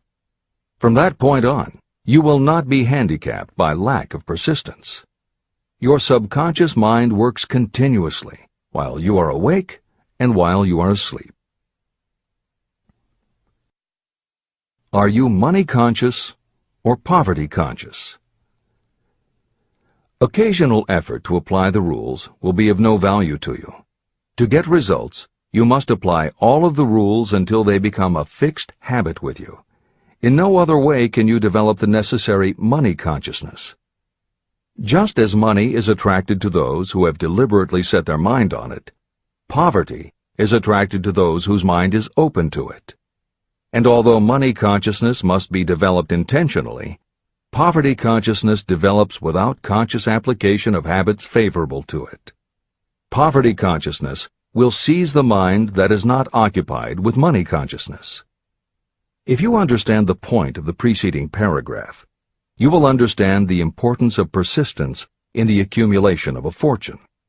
Without persistence, you will be defeated even before you start. With persistence, you will win.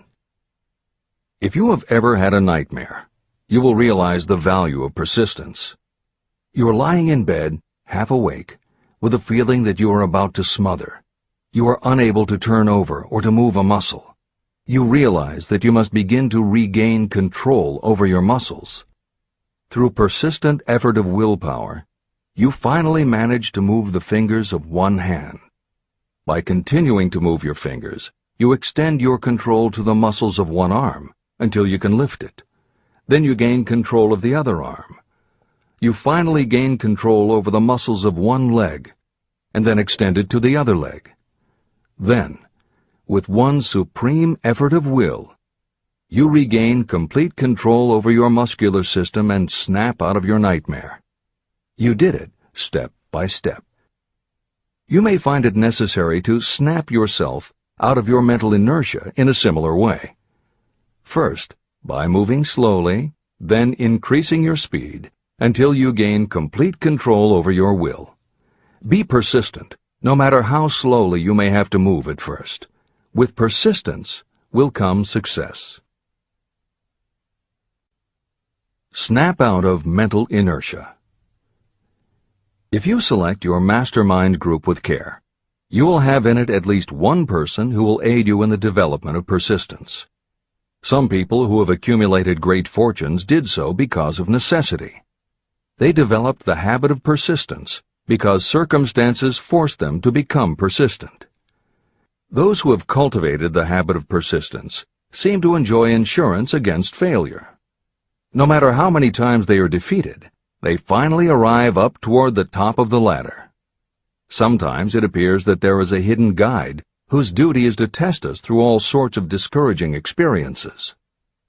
Those who pick themselves up after defeat and keep on trying finally arrive, and the world says, "I knew you could do it."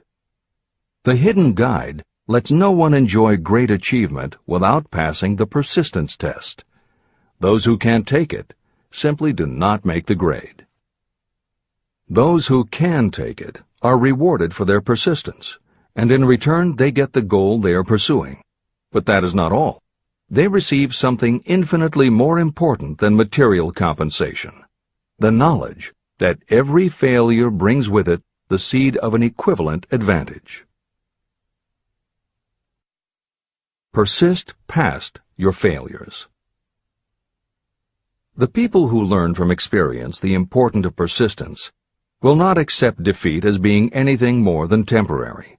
They are the ones whose desires are so persistently applied that defeat is finally changed into victory. We see that an overwhelmingly large number of people go down in defeat, never to rise again. We also see the few who take the punishment of defeat as an urge to greater effort. But what we do not see, what most of us never suspect of existing, is the silent but irresistible power that comes to the rescue of those who fight on in the face of discouragement. If we speak of this power at all, we call it persistence and let it go at that. One thing is sure: if you do not have persistence, you will not achieve noteworthy success in any calling. As I am writing these lines, I can look out the window and see, less than a block away, the great mysterious Broadway, the graveyard of dead hopes and the front porch of opportunity. From all over the world, people have come to Broadway seeking fame, fortune, power, love, or whatever it is that human beings call success. Once in a great while, someone steps out from the long procession of seekers, and the world hears that another person has conquered Broadway. But Broadway is not easily nor quickly conquered. Broadway acknowledges talent, recognizes genius, and pays off in money only after a person has refused to quit. The secret is always inseparably attached to one word: persistence. Editor's comments. Today we think of making it on Broadway in terms of the theater, but here Napoleon Hill uses Broadway as a metaphor for the New York arts, publishing, and entertainment industries in general. In the original edition of Think and Grow Rich, Hill used this introduction to tell of Fannie Hurst, one of the best-selling authors of the day, who pounded the streets of New York for 4 years and received 36 rejection slips from one publisher alone before her persistence paid off and she finally got published. Although Napoleon Hill chose Fannie Hurst to illustrate his point about overcoming poverty and adversity, he knew all about both from personal experience. Hill's own story is one of very humble beginnings and devastating failures that would have defeated most people. It was only through his extraordinary persistence that the original edition of the book you hold in your hands was published.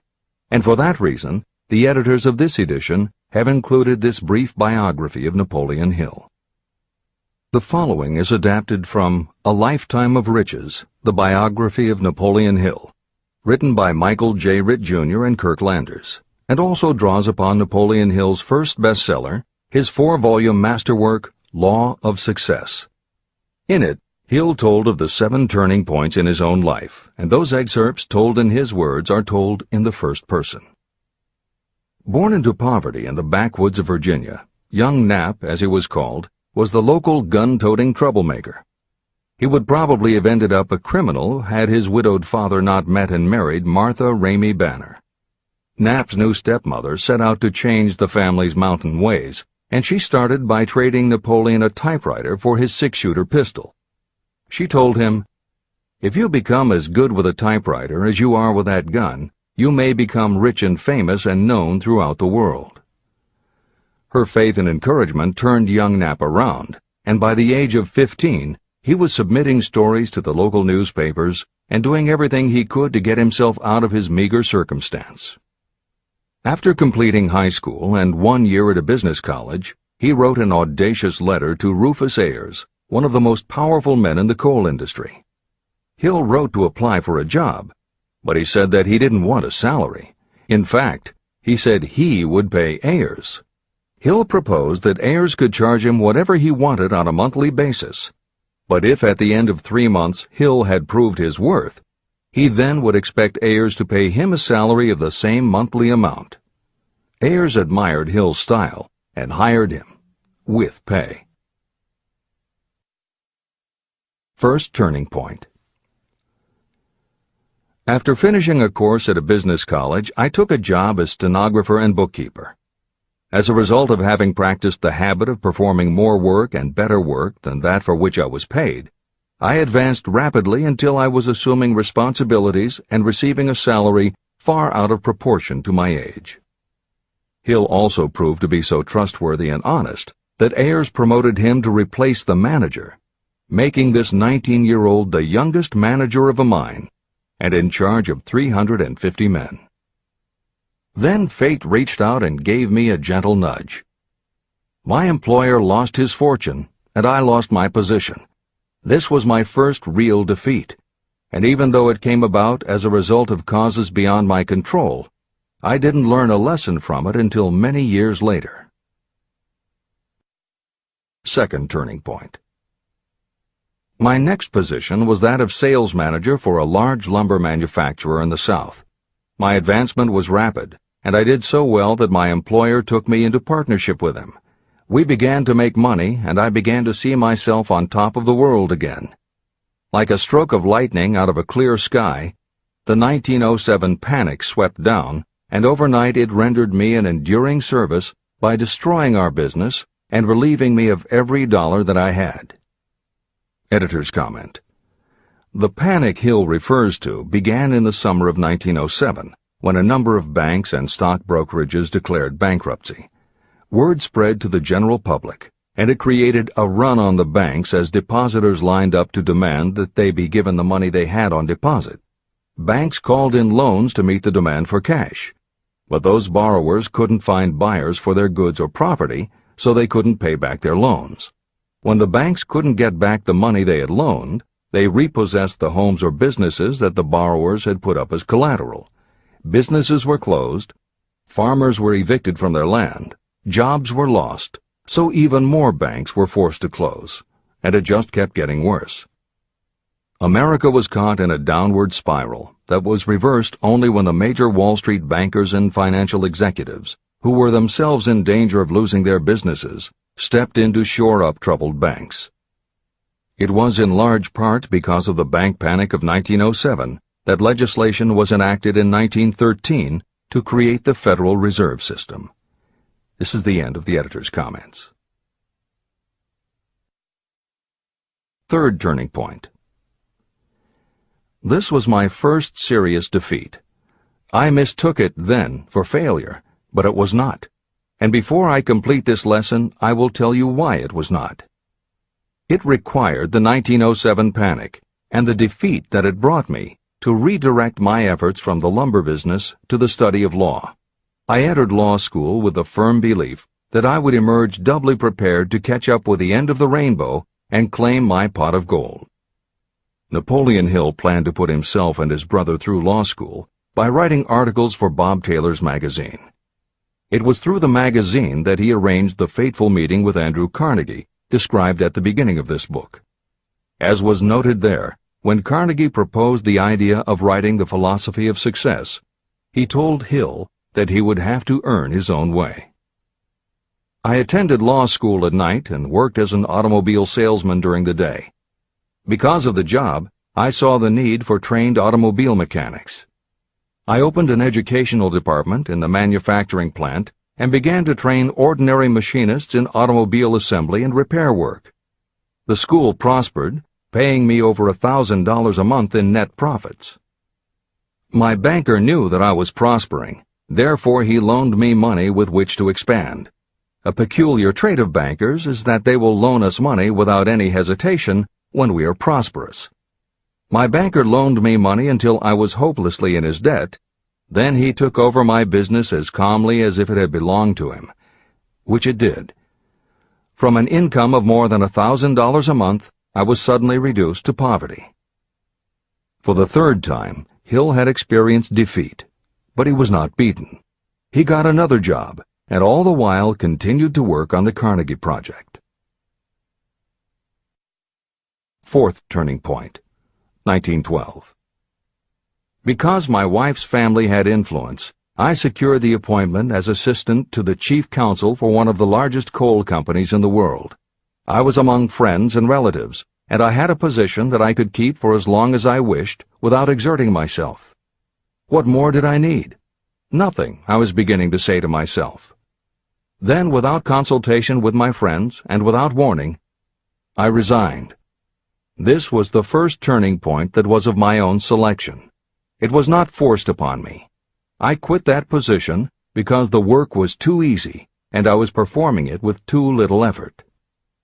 This move proved to be the next most important turning point of my life, although it was followed by 10 years of effort that brought almost every conceivable grief the human heart can experience. I selected Chicago as my new field of endeavor. I made up my mind that if I could gain recognition in Chicago, in any honorable sort of work, it would prove that I had something that might be developed into real ability. Fifth turning point. My first position in Chicago was that of advertising manager for a large correspondence school. I did so well that the president of the school induced me to resign my position and go into the candy manufacturing business with him. We organized the Betsy Ross Candy Company, and I became its first president. The business grew rapidly, and soon we had a chain of stores in 18 different cities. They did so well, in fact, Hill's partners decided they wanted to take over the business. They had Hill arrested on a false charge, and then offered to withdraw the charge if he would turn over to them his interest in the business. Outraged at the suggestion, Hill refused. When the case went to court, his partners failed to appear for the hearing. Hill sued them for malicious damage to his character. The judge's ruling completely vindicated Hill and allowed him the option to have his partners thrown in jail. Being arrested seemed at the time a terrible disgrace, even though the charge was false. It was not a pleasant experience, and I would not wish to go through a similar experience again, but I must admit that it was worth all the grief it cost me, because it gave me the opportunity to find out that revenge was not a part of my makeup. Sixth turning point. This turning point came shortly after my dreams of success in the candy business had been shattered, when I turned my efforts to teaching advertising and salesmanship as a department of one of the colleges in the Midwest. My school prospered from the very beginning.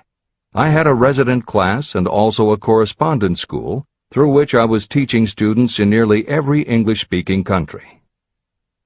It was 1917, and in April of that year, President Woodrow Wilson declared the United States would enter the war against Germany. Hill contacted the president, who he had previously met through Andrew Carnegie, and offered his services to help the war effort. Hill was given the position of creating public relations materials and helping to sell war bonds. When not operating his school, he threw himself into his war work, for which he insisted that he be paid only $1 a year. Then came the second military draft, and it practically destroyed my school, as it caught most of those who were enrolled as students. At one stroke, I charged off more than $75,000 in tuition fees. Once more, I was penniless. Despite the fact that Hill had to scrape just to get by, he continued to work for President Wilson and continued to refuse to take any compensation. Though Hill had a family to support, and the ridicule of his relatives put a tremendous strain on relations, he also continued to work on the Carnegie Project. Hill later said, "Believe me, there were times when between the needling of my relatives and the hardships I endured, it was not easy to maintain a positive mental attitude and persevere. Sometimes in barren hotel rooms, I almost believed my family was right. The thing that kept me going was my conviction that one day I would not only successfully complete my work, but also be proud of myself when it was finished." Seventh turning point. To describe the seventh of the turning points in my life, I must go back to November 11th, 1918, Armistice Day, the end of the World War. The war had left me without a penny, as I have already said, but I was happy to know that the slaughter had ceased and reason was about to reclaim civilization. The time had come for another turning point. I sat down at my typewriter, and to my astonishment, my hands began to play a tune on the keyboard. I had never written so rapidly or so easily before. I did not plan or think about what I was writing. I just wrote whatever came into my mind. What Hill wrote was a long essay in which he described a new idealism based on the Golden Rule that he thought could emerge from the war. He declared that he would help spread the word, and promised that somehow he was going to find the money to launch a new magazine to be called Hill's Golden Rule. He took his essay to George Williams, a Chicago printer he had met while working at the White House, and by early January of 1919, Hill's Golden Rule magazine was on the newsstands. The first issue was 48 pages. In the beginning, with no money to pay anyone else, Hill wrote and edited every word himself, changing his writing style for each article as well as using a variety of pen names. Additional staff was hired later, which soon led to problems on the inside and on the outside, and Williams attempted to buy out Hill's share of the business. But when Hill realized that one stipulation of the buyout prevented him from any involvement in a competing publication, in October of 1920, he simply left. By April of 1921, he had raised the money for a new publication, Napoleon Hill's magazine, the foundation of which was again the Golden Rule. But it also expanded into presenting many of the principles of success that would become the basis of Hill's later books. The magazine's acceptance and success also led to Hill's success as a speaker and motivator, which led to even greater success for the magazine. At the same time, Napoleon Hill was working with one of the inmates of a penitentiary to develop a correspondence course, which he took to the prisons to encourage prisoner rehabilitation. Most everything Hill did during this time was successful, and the success of the prison program was significant. But the greed of two members of the board of directors, one of whom was the prison chaplain, eventually led in 1923 to the demise of not only the educational rehabilitation programs, but also the magazine and numerous other successful offshoot ventures. The bleak irony, as Michael Ritt notes in A Lifetime of Riches, was that few enterprises in the 1920s could have been more idealistic or humanitarian in concept. Yet in seeking to stir goodness in men's souls, these enterprises had stirred mean-spirited men to a bloodlust that destroyed everything. Without his magazine, Hill went back to teaching and lecturing, which led to an introduction to a crusading newspaper publisher, Don Mellett, who offered to help Hill publish the results of his work on the Carnegie Project. At this same time, Mellett learned that Prohibition gangsters were selling narcotics and bootleg liquor to school children in Canton, and members of the local police force were being bribed to do nothing about it. Mellett was outraged and wrote an expose in his Canton Daily News while Hill contacted the governor to implement a state investigation of the corrupt police department. A week before Hill and Mellett were to finalize the financing for the publication of Hill's book, Don Mellett was ambushed outside his home and assassinated by a gangster and a renegade cop. They tried to kill Hill, too, but through pure luck he escaped and fled to the Smoky Mountains, where he remained holed up in a backwoods shack for most of a year. Destitute and in fear for his life, he lapsed into a state of deep depression. Then, in one extraordinary night of self-analysis, he willed himself out of his depression and resolved to finish the challenge Carnegie had posed almost 20 years earlier.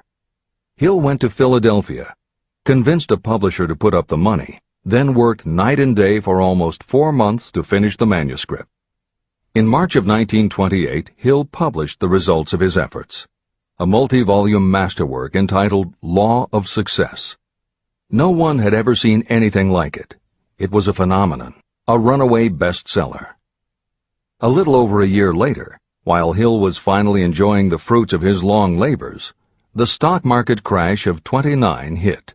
The bottom fell out of everything, including the market for books. Though he never gave up on his vision, like the rest of America, Hill struggled through the Depression. He lectured, he wrote, and he taught in every way he could, but it was very hard to preach personal achievement to a country that had lost faith in itself.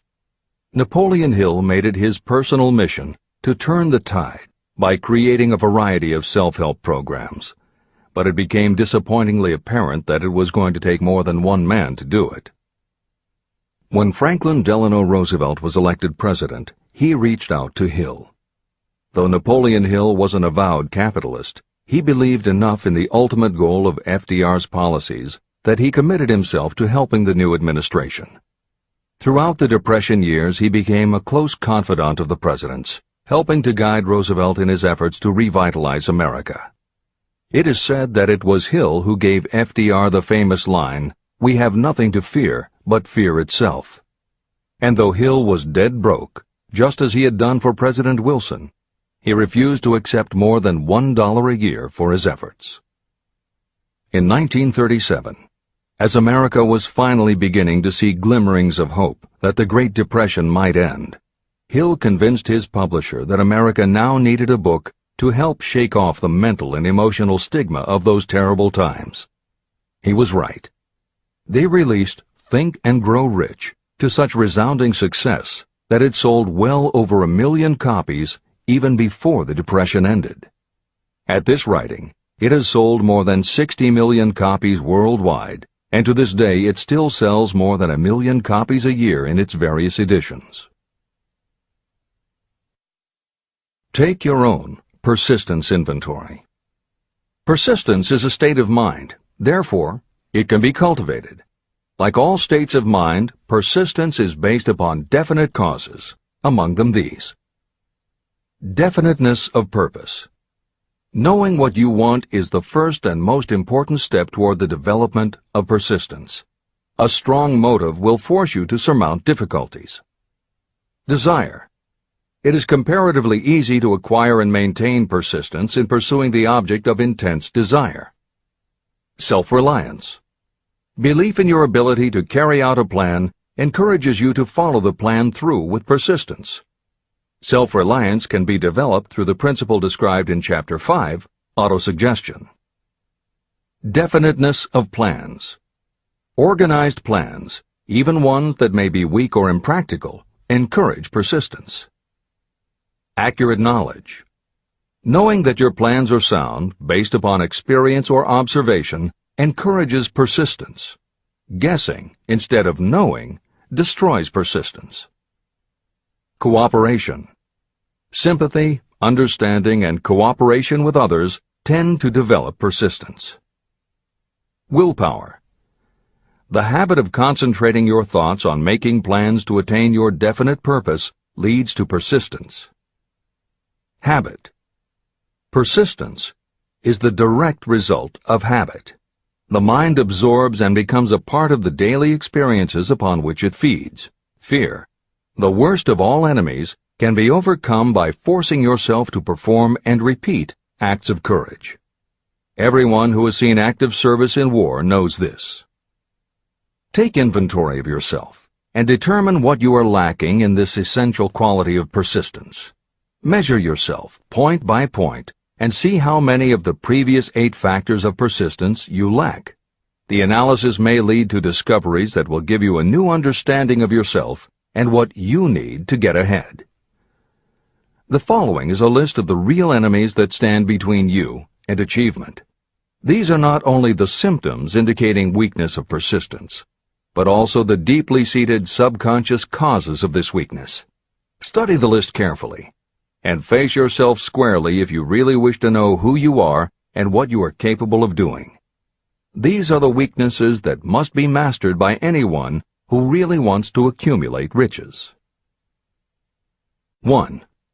Failure to recognize and to define clearly exactly what you want. 2. Procrastination, with or without cause, usually backed up with a long list of alibis and excuses. 3. Lack of interest in acquiring specialized knowledge. 4. Indecision, and the habit of passing the buck instead of facing issues squarely, also backed by alibis and excuses. 5. The habit of relying upon excuses instead of making definite plans to solve your problems. 6. Self-satisfaction.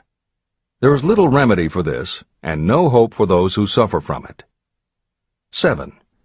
Indifference, usually reflected in your readiness to compromise rather than meet opposition and fight it. 8. The habit of blaming others for your mistakes and accepting circumstances as being unavoidable. 9. Weakness of desire because you neglected to choose motives that will push you to take action. 10. Willingness to quit at the first sign of defeat, based upon one or more of the 6 basic fears. 11.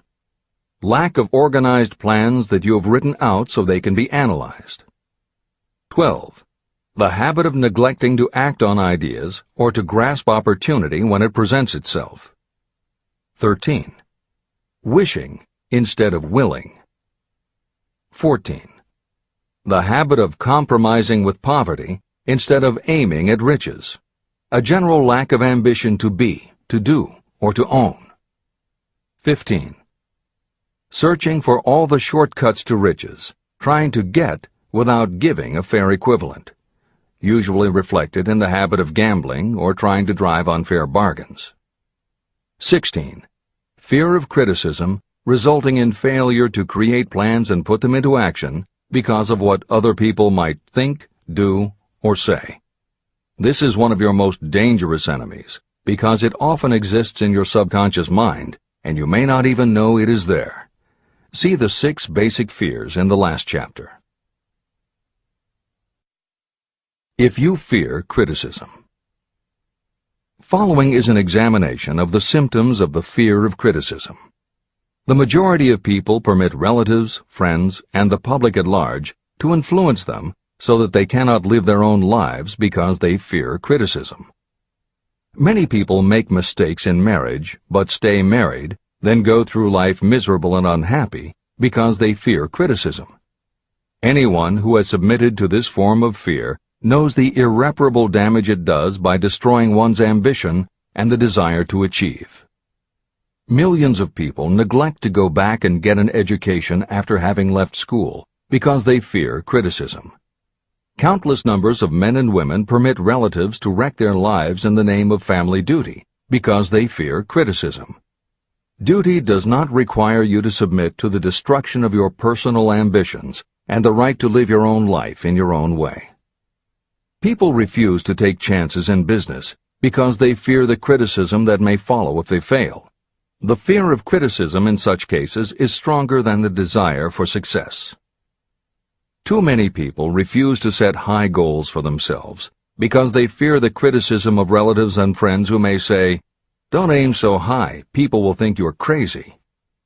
When Andrew Carnegie suggested that I devote 20 years to the organization of a philosophy of individual achievement, my first impulse was fear of what people might say. His suggestion was far greater than anything I had ever conceived for myself. My first instinct was to create excuses, all of them traceable to the fear of criticism. Something inside of me said, "You can't do it. The job is too big and requires too much time. What will your relatives think of you? How will you earn a living? No one has ever organized a philosophy of success. What right have you to believe you can do it? Who are you anyway to aim so high? Remember your humble birth. What do you know about philosophy? People will think you are crazy, and they did. Why hasn't some other person done this before now? These and many other questions flashed into my mind. It seemed as if the whole world had suddenly turned its attention to me with the purpose of ridiculing me into giving up all desire to carry out Mr. Carnegie's suggestion. Later in life, after having analyzed thousands of people, I discovered that most ideas are stillborn. To grow, ideas need the breath of life injected into them through definite plans of immediate action. The time to nurse an idea is at the time of its birth. Every minute it lives gives it a better chance of surviving. The fear of criticism is what kills most ideas that never reach the planning and action stage. Breaks can be made to order. Many people believe that success is the result of lucky breaks. There may be something to that, but if you depend upon luck, you will almost surely be disappointed. The only break anyone can afford to rely on is a self-made break. These come through the application of persistence. The starting point is definiteness of purpose. Editor's comments. In 1999, Mark Myers, editor of one of the country's most influential self-help newsletters, Bottom Line Personal, wrote a book entitled How to Make Luck: 7 Secrets Lucky People Use to Succeed. In it, he tells of a study that was done by the psychology department at the University of Hertfordshire near London. They assembled a group of people, half of whom either thought themselves lucky or were considered to be lucky by others. The other half of the group believed they were unlucky. They were all brought to campus to watch a computerized random coin toss. Each person watched as a cartoon elf came on screen and flipped a coin. Each was asked to call heads or tails. The results of the experiment proved that the unlucky group guessed right approximately the same number of times as the lucky group. In follow-up interviews, the researchers concluded that the only difference between so-called lucky and unlucky people was that the lucky people tended to remember the good things that had happened in their lives, and those that thought they were unlucky tended to dwell on the bad things. The scientific fact is that luck, in terms of calling a coin toss, spinning a wheel, or turning a card, is completely random, and there's nothing we can do about it. All we can control is what we say and do. Everything else that happens to us depends upon the actions of others and the random world in which we live. Then why do some people seem to be so lucky and get all the lucky breaks? Myers says it is because, unlike luck, lucky breaks are something you can control, and lucky people, whether they know it or not, have taken specific steps to make their good luck. You can influence lucky breaks in 2 ways. You have to intentionally put yourself in luck's way, and you must make people want to help you because they believe that you deserve their help. Once you have let the world know you are ready for a break, luck is largely a matter of being introduced to opportunities by people who open doors for us. Myers calls these people gatekeepers. Gatekeepers offer help not only out of goodwill, but also because they hope you will help them in return when you are in a position to do so. People who are lucky make it a point to impress their gatekeepers so that they will be the first to come to mind when opportunities arise. Your gatekeepers must believe that you deserve a break, and that it is worth it to them to give you one. One of the best ways to do that is simply to behave and act lucky. If you act like a loser, people think you are a loser. If you perceive yourself as lucky, it will be easier for others to see you that way. And if you are believed to be a lucky person, your chances of receiving lucky opportunities will increase, partly because others hope some of your luck will rub off on them. This is the biggest secret lucky people know. They know that when they seem lucky, more people want to help them. There are people waiting to make a difference in your life if you show them you are willing to make an effort and that you are enthusiastic. Mark Meyer's book is devoted to explaining ways to do that. As Hill says, the only lucky break anyone can afford to rely upon is a self-made break. These come through the application of persistence. The starting point is definiteness of purpose. This is the end of the editor's comments. If you stop the first 100 people you meet on the street and ask them what they want most in life, 98 of them would not be able to tell you. If you press them for an answer, some will say security, many will say money, a few will say happiness, and others will say fame and power. Some might tell you they want social recognition, ease in living, the ability to sing, dance, or write. But none of them will be able to give you the slightest indication of a plan by which they hope to attain these vaguely expressed wishes. Riches do not respond to wishes. They respond only to definite plans backed by definite desires through constant persistence. How to develop persistence. There are 4 simple steps that lead to the habit of persistence. They call for no great amount of intelligence, no particular amount of education, and little time or effort. These necessary steps are: 1. A definite purpose, backed by a burning desire for its fulfillment.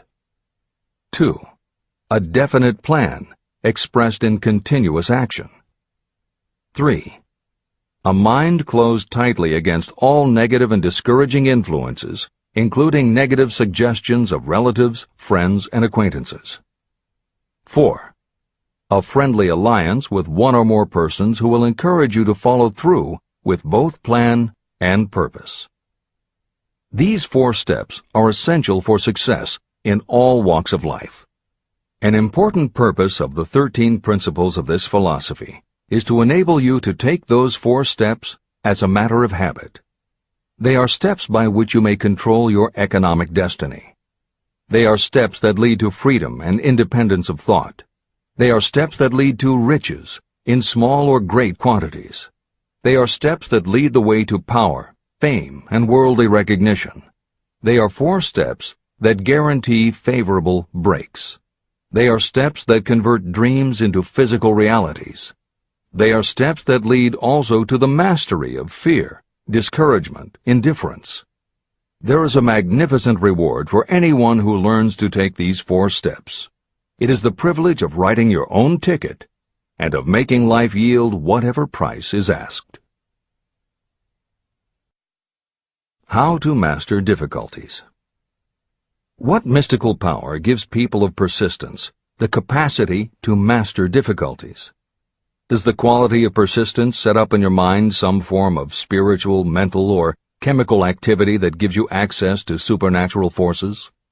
Does infinite intelligence throw itself on the side of the person who still fights on when the whole world seems to be against them? These and many other similar questions were in my mind as I watched Henry Ford start from scratch and build an industrial empire with little more than persistence. Or Thomas A. Edison, who, with less than 3 months of schooling, became the world's leading inventor. He turned his persistence into sound recording and playback machines, motion picture cameras and projectors, and the incandescent light, to say nothing of 100 other useful inventions. I had the opportunity to analyze both Mr. Edison and Mr. Ford up close and personal, year by year, over a long period of time. So I speak from actual knowledge when I say that I found no quality except persistence in either of them that even remotely suggested the major source of their stupendous achievements. If you make an impartial study of the prophets, philosophers, and religious leaders of the past, you will come to the inevitable conclusion that persistence, concentration of effort, and definiteness of purpose were the major sources of their achievements. Consider, for example, the fascinating story of Muhammad. Analyze his life. Compare him with men of achievement in this modern age of industry and finance, and observe how they all have one outstanding trait in common: persistence. If you want to understand more about the power of persistence and how it works, I strongly suggest that you read a biography of Muhammad. Editor's comments. At the beginning of the 21st century, There was an increased interest in Islam due to the attacks on the World Trade Center and the subsequent War on Terror. Consequently, the modern reader will have no difficulty finding a number of very good books about Muhammad. At the time that Hill was writing the first edition of Think and Grow Rich, one of the best biographies of Muhammad was written by Esad Bey, who was born in Baku, Azerbaijan, the son of a Jewish businessman named Nusenbaum. Later, he changed his name when he converted to Islam. During the Russian Revolution, he fled his home for Berlin, where he lived until the rise of Hitler again forced him to move, first to Austria and then finally to Italy. It is believed by some that this man, known as Esad Bey, also wrote under another pen name, Kurban Said, and was in fact the author of the acclaimed Azerbaijani novel, Ali and Nino. That Napoleon Hill was very impressed with this particular biography of Muhammad is clear from his recommendation, which follows. I strongly suggest that you read a biography of Muhammad, especially the one by Esad Bey. This brief review of that book, which appeared in the Herald Tribune, will provide a preview of the rare treat in store for those who take the time to read the entire story of one of the most astounding examples of the power of persistence known to civilization. The Last Great Prophet. Reviewed by Thomas Sugru. Muhammad was a prophet, but he never performed a miracle. He was not a mystic. He had no formal schooling. He did not begin his mission until he was 40. When he announced that he was the messenger of God, bringing word of the true religion, he was ridiculed and labeled a lunatic. Children tripped him, and women threw filth upon him. He was banished from his native city, Mecca, and his followers were stripped of their worldly goods and sent into the desert after him. When he had been preaching 10 years, he had nothing to show for it but banishment, poverty, and ridicule. Yet before another 10 years had passed, he was dictator of all Arabia, ruler of Mecca, and the head of a new world religion which was to sweep to the Danube and the Pyrenees before exhausting the impetus he gave it. That impetus was threefold: the power of words, the efficacy of prayer, and man's kinship with God. His career never made sense. Muhammad was born to impoverished members of a leading family of Mecca. Because Mecca, the crossroads of the world, home of the magic stone called the Kaaba, great city of trade and the center of trade routes, was unsanitary, its children were sent to be raised in the desert by Bedouins. Muhammad was thus nurtured, drawing strength and health from the milk of nomad, vicarious mothers. He tended sheep and soon hired out to a rich widow as leader of her caravans. He traveled to all parts of the Eastern world, talked with many men of diverse beliefs, and observed the decline of Christianity into warring sects. When he was 28, Khadijah, the widow, looked upon him with favor and married him. Her father would have objected to such a marriage, so she got him drunk and held him up while he gave the paternal blessing. For the next 12 years, Muhammad lived as a rich and respected and very shrewd trader. Then he took to wandering in the desert, and one day he returned with the first verse of the Koran and told Khadijah that the archangel Gabriel had appeared to him and said that he was to be the messenger of God. The Koran, the revealed word of God, was the closest thing to a miracle in Muhammad's life. He had not been a poet. He had no gift of words.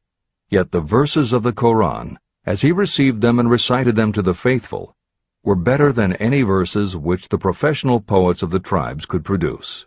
This, to the Arabs, was a miracle. To them, the gift of words was the greatest gift. The poet was all-powerful. In addition, the Koran said that all men were equal before God, that the world should be a democratic state, Islam. It was this political heresy, plus Muhammad's desire to destroy all the 360 idols in the courtyard of the Kaaba, which brought about his banishment. The idols brought the desert tribes to Mecca, and that meant trade. So the businessmen of Mecca, the capitalists, of which he had been one, set upon Muhammad. Then he retreated to the desert and demanded sovereignty over the world. The rise of Islam began. Out of the desert came a flame which would not be extinguished. A democratic army, fighting as a unit and prepared to die without wincing. Muhammad had invited the Jews and Christians to join him, for he was not building a new religion. He was calling all who believed in one God to join in a single faith. If the Jews and Christians had accepted his invitation, Islam would have conquered the world. They didn't. They would not even accept Muhammad's innovation of humane warfare. When the armies of the Prophet entered Jerusalem, not a single person was killed because of his faith. When the Crusaders entered the city, centuries later, not a Muslim man, woman, or child was spared. But the Christians did accept one Muslim idea, the place of learning, the university.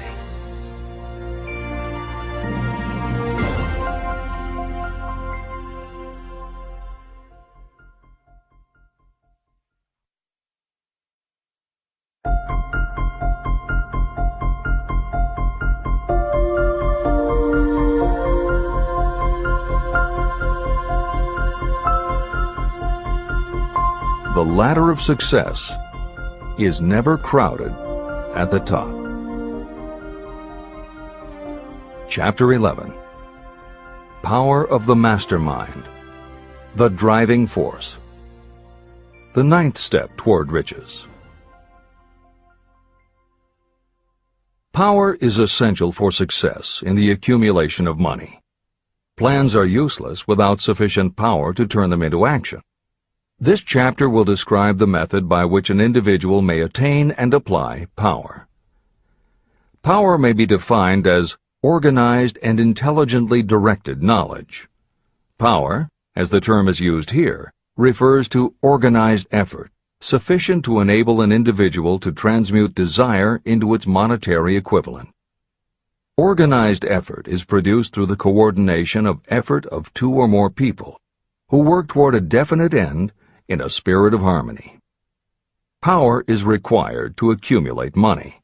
Power is necessary to keep the money after it has been accumulated. How can power be acquired? If power is organized knowledge, let us examine the sources of knowledge. Infinite intelligence. This source of knowledge may be accessed with the aid of creative imagination through the subconscious mind, as described in the previous chapters on faith, autosuggestion, and imagination, and as will be elaborated on in Chapter 13, the subconscious mind, and Chapter 14, the brain. Accumulated experience. The accumulated experience of humanity may be found in any well-equipped public library. An important part of this accumulated experience is taught in public schools and colleges, where it has been classified and organized. Editor's comment. The computer revolution and the Internet have had a profound effect upon the quantity of information available and on the ease of access and ability to organize that information. This is the end of the editor's comment. Experiment and research. In the field of science, and in practically every other walk of life, people are gathering, classifying, and organizing new facts daily. This is the source to which you must turn when knowledge is not available through accumulated experience. Here, too, the creative imagination must often be used. Editor's comment. Today, because of the computer revolution and the Internet, publishing and dissemination of information happens so quickly that there is almost no lag time between experiment or research and the integration of those results into available knowledge. This is the end of the editor's comment.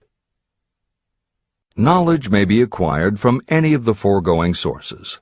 It may be converted into power by organizing it into definite plans and by putting those plans into action. If you examine the three sources of knowledge, you will see how difficult it would be if you had to depend upon just your own efforts to assemble all the knowledge you need and turn it into definite plans of action. If your plans are big and comprehensive, generally you will have to get others to cooperate with you if you are going to organize your knowledge so that you can turn your plans into power. Gaining power through the mastermind. The mastermind may be defined as Coordination of knowledge and effort in a spirit of harmony between two or more people for the attainment of a definite purpose. No individual may have great power without utilizing the mastermind. In Chapter 8, Organized Planning, I commented on how to create plans for translating desire into its monetary equivalent. If you carry out these instructions with persistence and intelligence, and use discrimination in choosing your mastermind group, your objective will have been halfway reached even before you begin to recognize it. Editor's comments.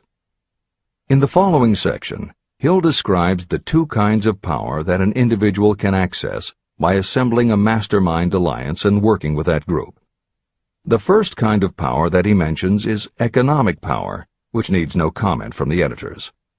However, to describe the second kind of power, for want of a better term, Hill uses the term psychic. Because this word has taken on connotations that Hill never intended, this concept deserves clarification before you read on. As is obvious throughout this book, Napoleon Hill was a very practical man. His use of the word psychic in this chapter has nothing to do with seances, fortune-telling, magic, or any other aspect of the paranormal. The word psychic is defined as of or pertaining to the human mind, and Hill uses the term to describe something pertaining to the mind that everyone reading this book has experienced. It is that feeling you get when you are working together with other people. Everyone is very focused on the same goal, and it is going so well that you seem to be in tune with each other. When that happens, you not only work well with the others, but your own work and ideas also seem to be operating on a higher and better plane than usual. This is the end of the editor's comments. So you may better understand the potential power available to you through a properly chosen mastermind group, I will explain the two characteristics of the mastermind principle. One kind of power is economic, and the other psychic. Economic power. The economic feature is obvious. Economic advantages may be created by any person who surrounds himself with the advice, counsel, and personal cooperation of a group of people who are willing to lend him or her wholehearted aid in a spirit of perfect harmony. This form of cooperative alliance has been the basis of nearly every great fortune. Your understanding of this great truth may definitely determine your financial status. Psychic power. What I refer to as the psychic phase of the mastermind principle is a little more difficult to comprehend. You'll get a better sense of the meaning from this statement. No two minds ever come together without creating a third, invisible, intangible force, which may be likened to a third mind. The human mind is a form of energy. When the minds of two people are coordinated in a spirit of harmony, the energy of each mind seems to pick up on the energy of the other mind, which constitutes the psychic phase of the mastermind.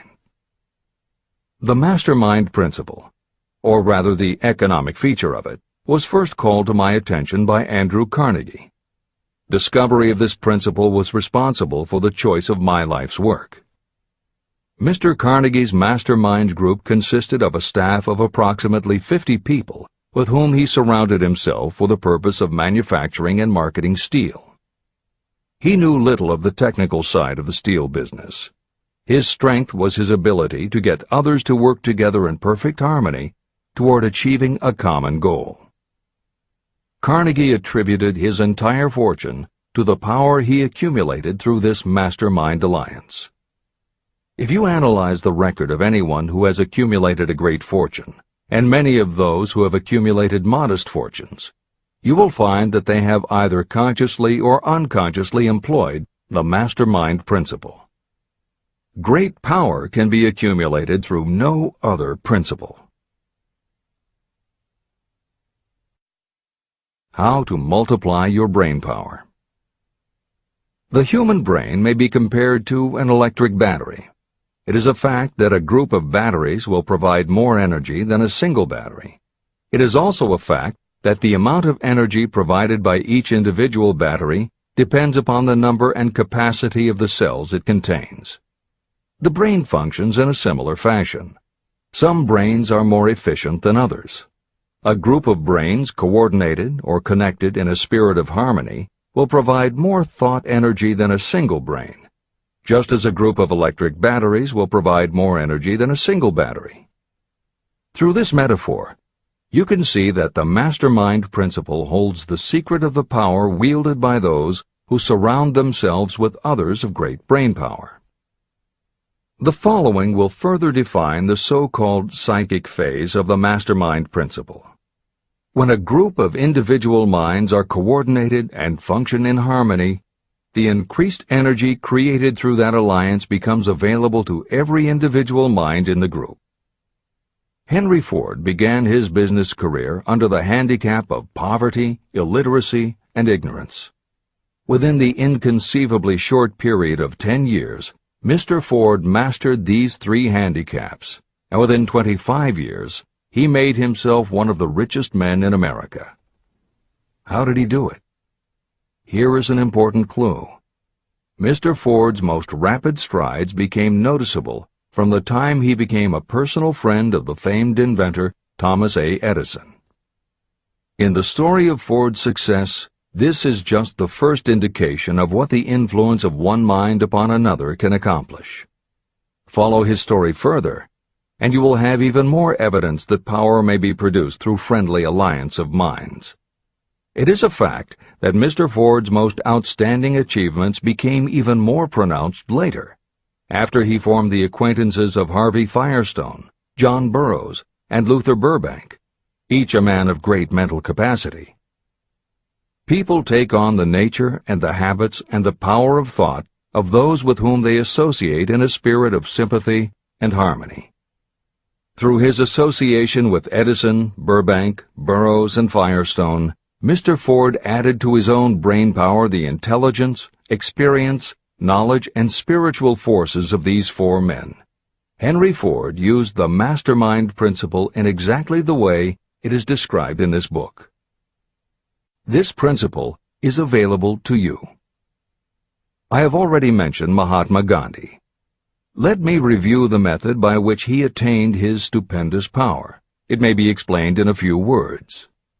He came by power through inducing over 200 million people to coordinate with mind and body in a spirit of harmony for a definite purpose. In brief, Gandhi accomplished a miracle. For it is a miracle when 200 million people can be induced, not forced, to cooperate in a spirit of harmony. If you doubt that this is a miracle, try to get even 2 people to cooperate in a spirit of harmony for any length of time.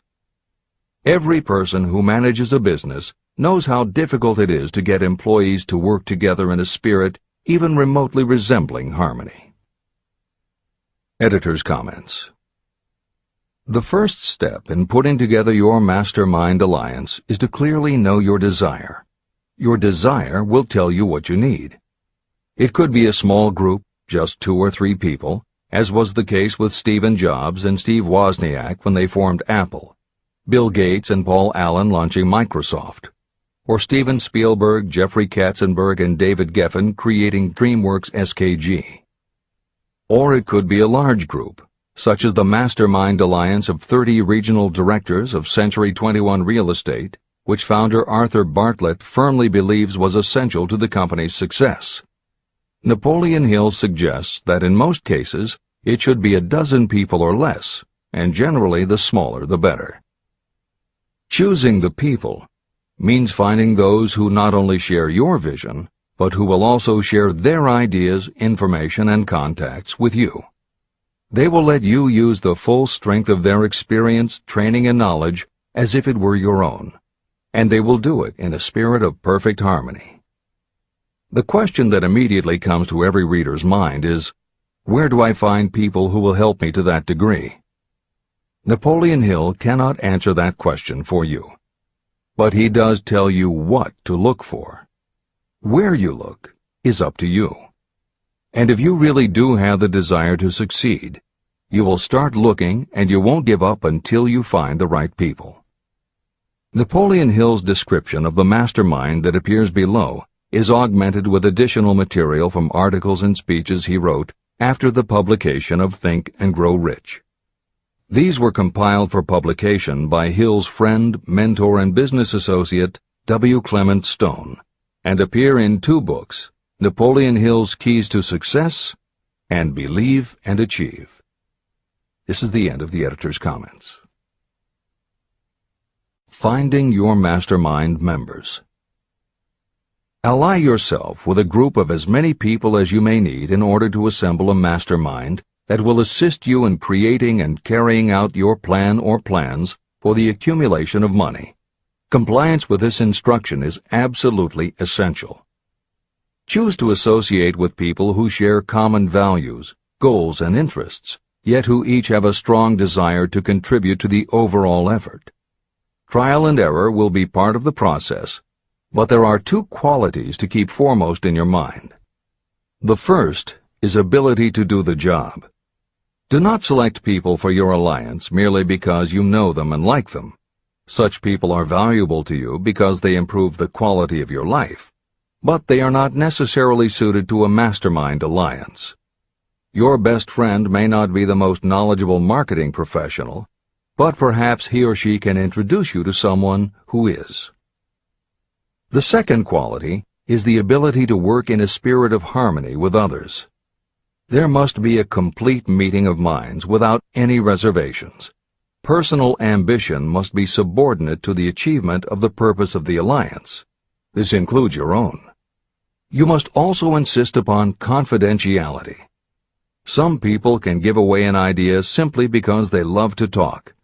You don't need them in your group. Attune yourself to every member of the group. Try to imagine how you would react in a given situation if you were in his or her shoes. Pay attention to body language. Sometimes facial expressions and movements say far more about what a person feels than the words that come out of his or her mouth. Be sensitive to what is not being said. Sometimes what is left out is far more important than what is included. Don't try to force the group along too quickly. Allow for those who want to test ideas by playing devil's advocate. Compensating your mastermind. Before forming your mastermind alliance, decide what advantages and benefits you may offer the individual members of your group in return for their cooperation. No one will work indefinitely without some form of compensation. No intelligent person should request or expect another to work without adequate compensation. Wealth will obviously have the most appeal to your members. Be fair and generous in your offer. Recognition and self-expression may be just as important as money to some of your members. Remember that in such partnerships, the principle of going the extra mile, doing more and better than paid for, is especially important. As the leader, you should set an example for the others to follow. Each member must agree at the outset on the contribution each will make, and on the division of benefits and profits. Otherwise, be assured that dissension will arise, you will have wasted everyone's time, you will ruin friendships, and your venture will be destroyed. Meeting with your mastermind. Arrange to meet with the members of your mastermind group at least twice a week, and more often if possible, until you have jointly perfected the necessary plan or plans for the accumulation of money. The first meeting will be involved in sorting out strengths and weaknesses, and in fine-tuning your plans. Your alliance must be active to do any good. Establish specific responsibilities and action steps to be taken. As your mastermind matures and harmony grows among the members, you will find that the meetings create a flow of ideas into every member's mind. Don't let the meetings become so regular and formalized that they inhibit phone calls and other less formal contact. Mastermind maintenance. Maintain perfect harmony between yourself and every member of your mastermind group. If you fail to carry out this instruction to the letter, you may expect to meet with failure. The mastermind principle cannot work where perfect harmony does not prevail. Create a non-threatening environment. Explore all ideas with equal interest and concern for the originator's feelings. Everyone must deal with everyone else on a completely ethical basis. No member should seek unfair advantage at the expense of others. As the leader, you must inspire confidence in your members by your dedication to your desire, which is the object of the group. The members must know with certainty that you are reliable, trustworthy, and loyal. When you are finally ready to present the results of your efforts to investors, buyers, or the public, you may face your greatest leadership challenge in maintaining the harmony of your mastermind. The group's efforts will now be judged by outsiders, and facing judgment takes courage and persistence. The courage of separate individuals is nothing compared with that of a united team. The more you are able to maintain harmony, the greater the power, and the greater the power, the more resistance you can overcome. Marriage and the mastermind. A mastermind alliance with the person you love most deeply is of untold importance. If you are married and have not built your relationship on the same principles of harmony that are crucial to any alliance, you may have some reselling to do with your spouse. Set aside time each day to talk about what you want to achieve and how you are going about it. Rely on your definiteness of purpose to build your persuasive abilities, to convince your partner of the benefits of the work you are doing. It is very unlikely that your work will not affect your husband or wife in some significant way, and you absolutely must not drag your partner unwillingly into any adventure. Build your mastermind alliance into your marriage from the start, and it will steady and support you through the darkest moments. In fact, your whole family should be incorporated into your alliance. Lack of harmony at home can easily spill over elsewhere. A united family is a great team. The mastermind and infinite intelligence. The list of sources from which you can get power is headed by infinite intelligence.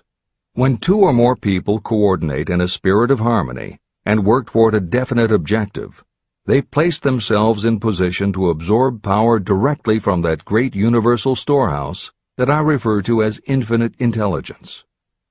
This is the greatest of all sources of power. It is the source to which geniuses and great leaders turn, whether they may be conscious of the fact or not. In Chapter 13, The Subconscious Mind, and Chapter 14, The Brain, the methods for accessing infinite intelligence will be described in greater detail. This is not a course on religion. Neither the principle of infinite intelligence nor any other principle in this book should be interpreted as interfering with, endorsing, or rejecting any person's religious beliefs. This book is confined exclusively to instructing the reader how to transmute the definite purpose of desire for money into its monetary equivalent. Read, and really think about what you are reading. Soon the entire subject will unfold, and you will see it in perspective. At this point, you are only seeing the detail of the individual chapters. Editor's comments.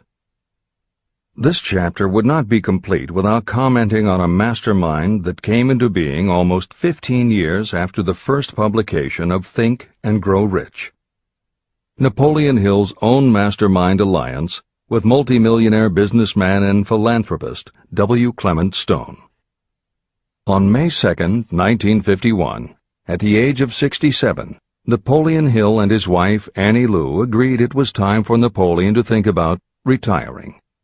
They decided to begin by cutting back on his speaking engagements after he completed the lectures that were already on his calendar, including one he was scheduled to give a few weeks later in Chicago.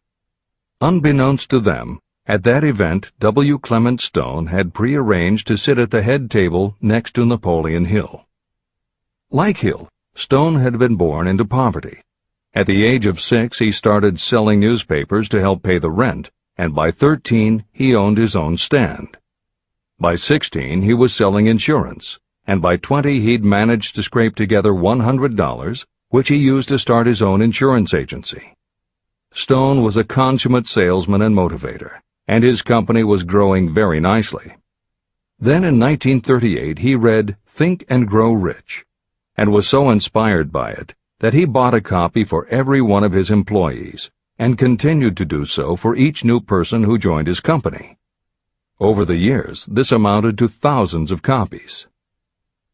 When Stone was introduced to Hill, he told him about all the copies he had purchased of Think and Grow Rich, and said that he firmly believed it was Hill's book that had transformed his sales force and turned his company from modest to extraordinary success.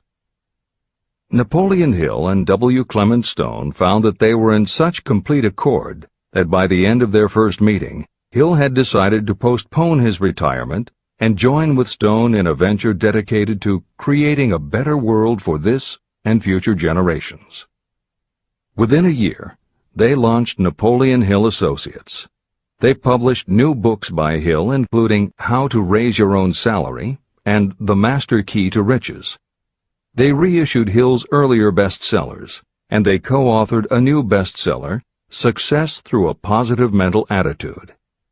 They also launched Success Unlimited magazine, created PMA Science of Success home study courses, made television programs, radio shows, a documentary film entitled A New Sound in Paris, which showed the amazing changes that happened when the entire town of Paris, Missouri, adopted the Napoleon Hill philosophy.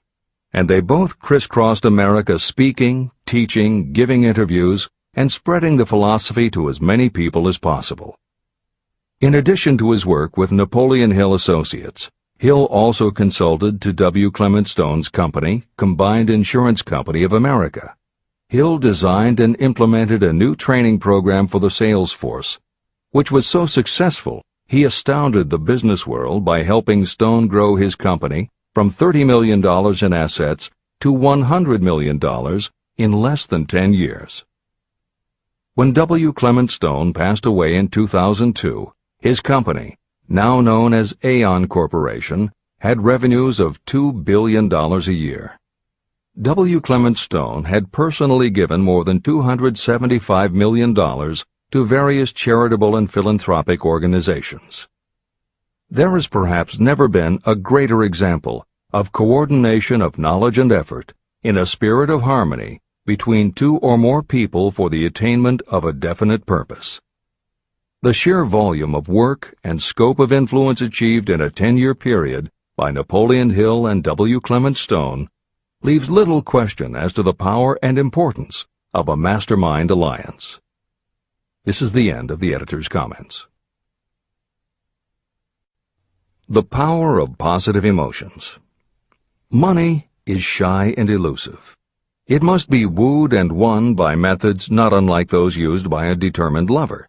And the power you use in the wooing of money is not greatly different from what you use to attract the one you love. It is the power of positive emotion.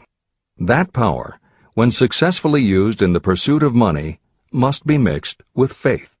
It must be mixed with desire. It must be mixed with persistence. It must be applied through a plan, and that plan must be set into action.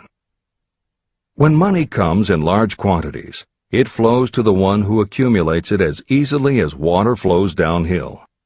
There exists a great unseen stream of power, which may be compared to a river that flows in two directions. One side flows in one direction, carrying all who get into that side of the stream onward and upward to wealth. The other side flows in the opposite direction, carrying all who are unfortunate enough to get into it and can't pull themselves out downward to misery and poverty. Everyone who has accumulated a great fortune has recognized the existence of this stream of life. It consists of one's thinking process. Positive emotions form the side of the stream that carries you to fortune. Negative emotions form the side that carries you down to poverty. This is a point of great importance to the person who is following this book with the object of accumulating a fortune. If you are caught in the side of the stream of power that leads to poverty, this book will serve as an oar by which you may propel yourself over into the other side of the stream. but it can serve you only through application and use. Merely reading and passing judgment on it, either one way or another, will be of no benefit to you. Poverty and riches can change places, but when riches take the place of poverty, the change only happens through well-conceived and carefully executed plans. The same is not true of poverty. Poverty needs no plan. It needs no one to help it because it is bold and ruthless. Riches are shy and timid. They have to be attracted. More gold has been mined from the thoughts of men than has ever been taken from the earth. Chapter 12. Sexuality, Charisma, and Creativity. The 10th step toward riches. Editor's comments.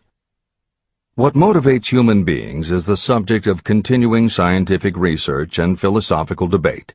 There is general agreement that the prime motivators are the basic human needs for food and water, shelter and clothing, and safety. Beyond these basic life-sustaining needs, however, there are other factors that motivate people to action. It is the definition of the other factors and their order of importance that continues to be open to interpretation. Perhaps the most widely known theory is psychologist Abraham Maslow's hierarchy of human needs, which lists 8 levels of motivational forces, starting with the basic physiological and safety needs, then ascends through belonging and love, esteem, understanding, aesthetics, self-actualization, and transcendence. Other psychologists and sociologists have defined and arranged the categories differently, but in almost all cases there is agreement that after the primary life-sustaining needs are met, sex and love are the next most important motivating forces. Napoleon Hill also compiled a hierarchy of what he referred to as mind stimuli. Like Maslow and other researchers, Hill identified sex and love as the most powerful non-life-sustaining factors in human motivation, but his focus was not on sex and love as they pertain to procreation. Hill was intrigued by the theory that if sex and love are such powerful forces in driving humans to action, there might be a correlation to outstanding achievement or material success. And if such a relationship exists, can the motivating force be intentionally channeled to this purpose? In the original edition of the following chapter, Hill used terms such as sex emotion and sex energy in his analysis of these motivating forces as they relate to attitude and personality. In this context, the use of the word sex was not meant to have the physical connotation that it often has today. Today these concepts would be conveyed by words such as sexuality, passion, or charisma. In this edition, where appropriate, the editors have opted for the modern usage of these and similar terms. This is the end of the editor's comments. Charisma. The world is ruled, and the destiny of civilization is established by the human emotions. People are influenced more by feelings than by reason. Your creativity is set into action entirely by emotions, and not by cold reason. The human mind responds to stimuli, through which it may be keyed up in such a way that it takes on characteristics such as enthusiasm, creative imagination, and intense desire. The stimuli to which the mind responds most freely are 1. The desire for sexual expression, 2. Love, 3. A burning desire for fame, power, or financial gain, money, 4. Music, 5. Close friendship and or admiration, 6. A mastermind alliance based upon the harmony of 2 or more people who ally themselves for advancement, 7. Mutual suffering, such as that experienced by people who are persecuted, 8. Autosuggestion, 9. Fear, 10. Alcohol and drugs. The desire for sexual expression comes at the head of the list of stimuli that step up the mind and start the wheels of physical action. The emotions associated with a human sexual drive bring into being a state of mind. When motivated by this desire, people often show courage, willpower, persistence, imagination, and creative ability that they don't normally have. So strong and impelling is the desire for sexual expression that people freely run the risk of life and reputation because of it. A river may be dammed and its water controlled for a time, but eventually it will force an outlet. The same is true of the emotions related to sexual expression. It may be submerged and controlled for a time, but its very nature causes it to be ever-seeking means of expression. The desire for sexual expression is inborn and natural. The desire cannot and should not be submerged or eliminated, but it can be given other outlets that enrich the body, mind, and spirit. When harnessed and redirected, this motivating force has been used as a powerful creative force in literature, art, and other pursuits, including the accumulation of riches. A teacher who has trained more than 30,000 salespeople came to the conclusion that individuals who are most confident sexually are the most efficient salespeople.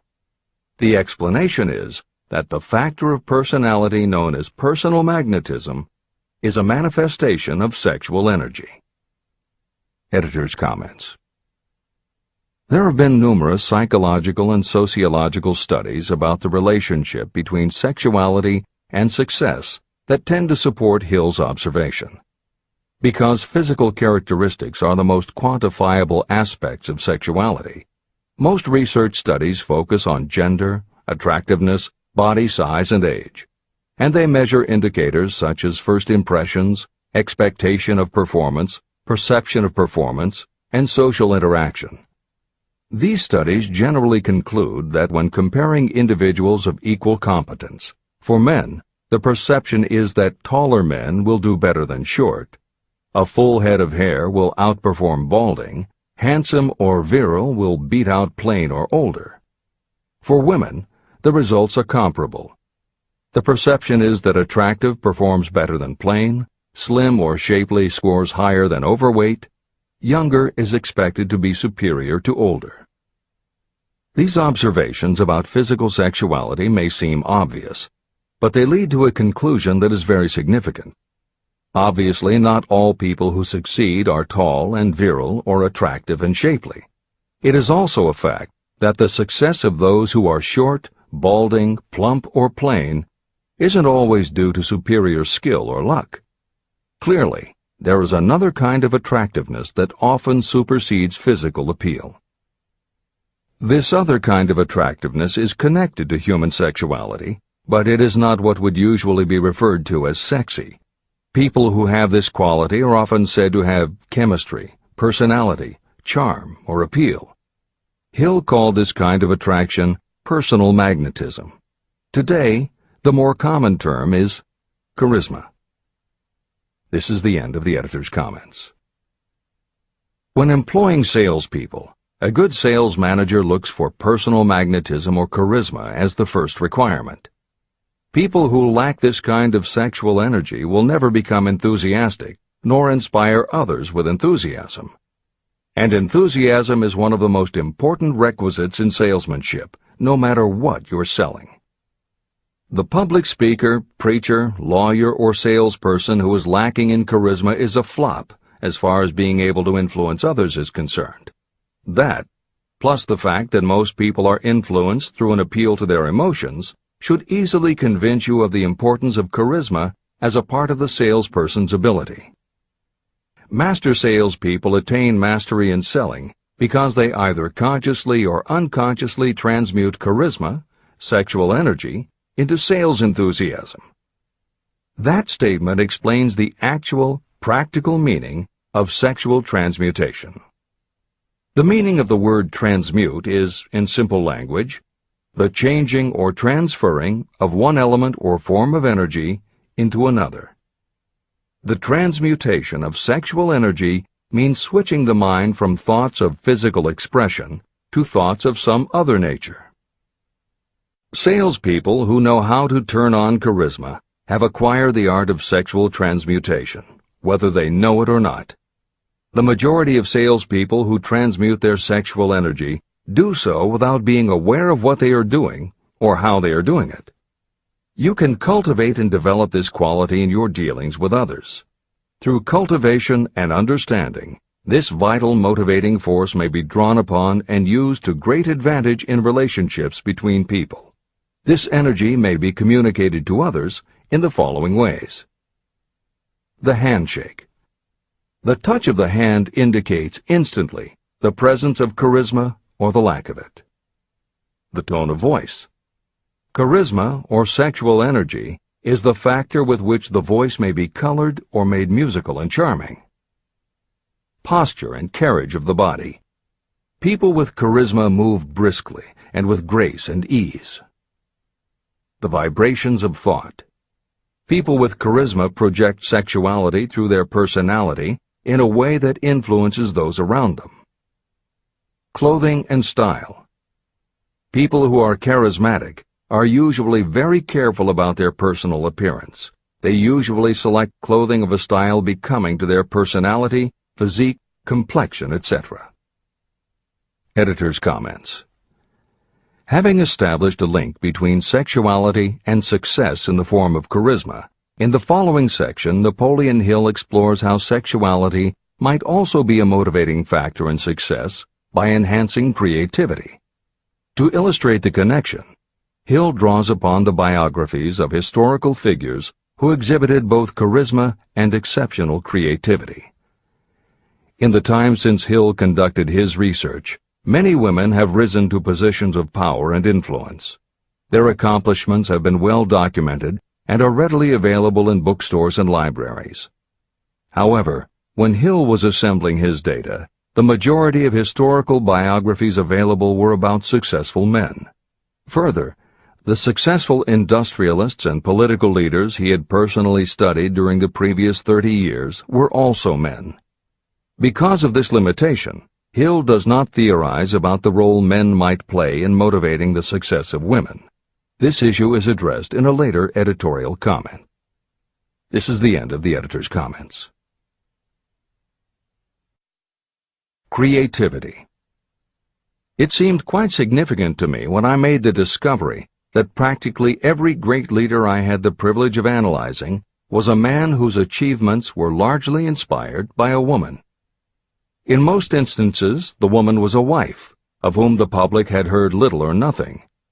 In a few of the cases I studied, the source of inspiration was the other woman. The pages of history are filled with the records of great men whose achievements may be traced directly to the influence of women who aroused the creative faculties of their minds. Napoleon Bonaparte was one of these. When inspired by his first wife, Josephine, he was irresistible and invincible. When his better judgment or reasoning faculty prompted him to put Josephine aside, he began to decline. His defeat and exile to St. Helena were not far distant.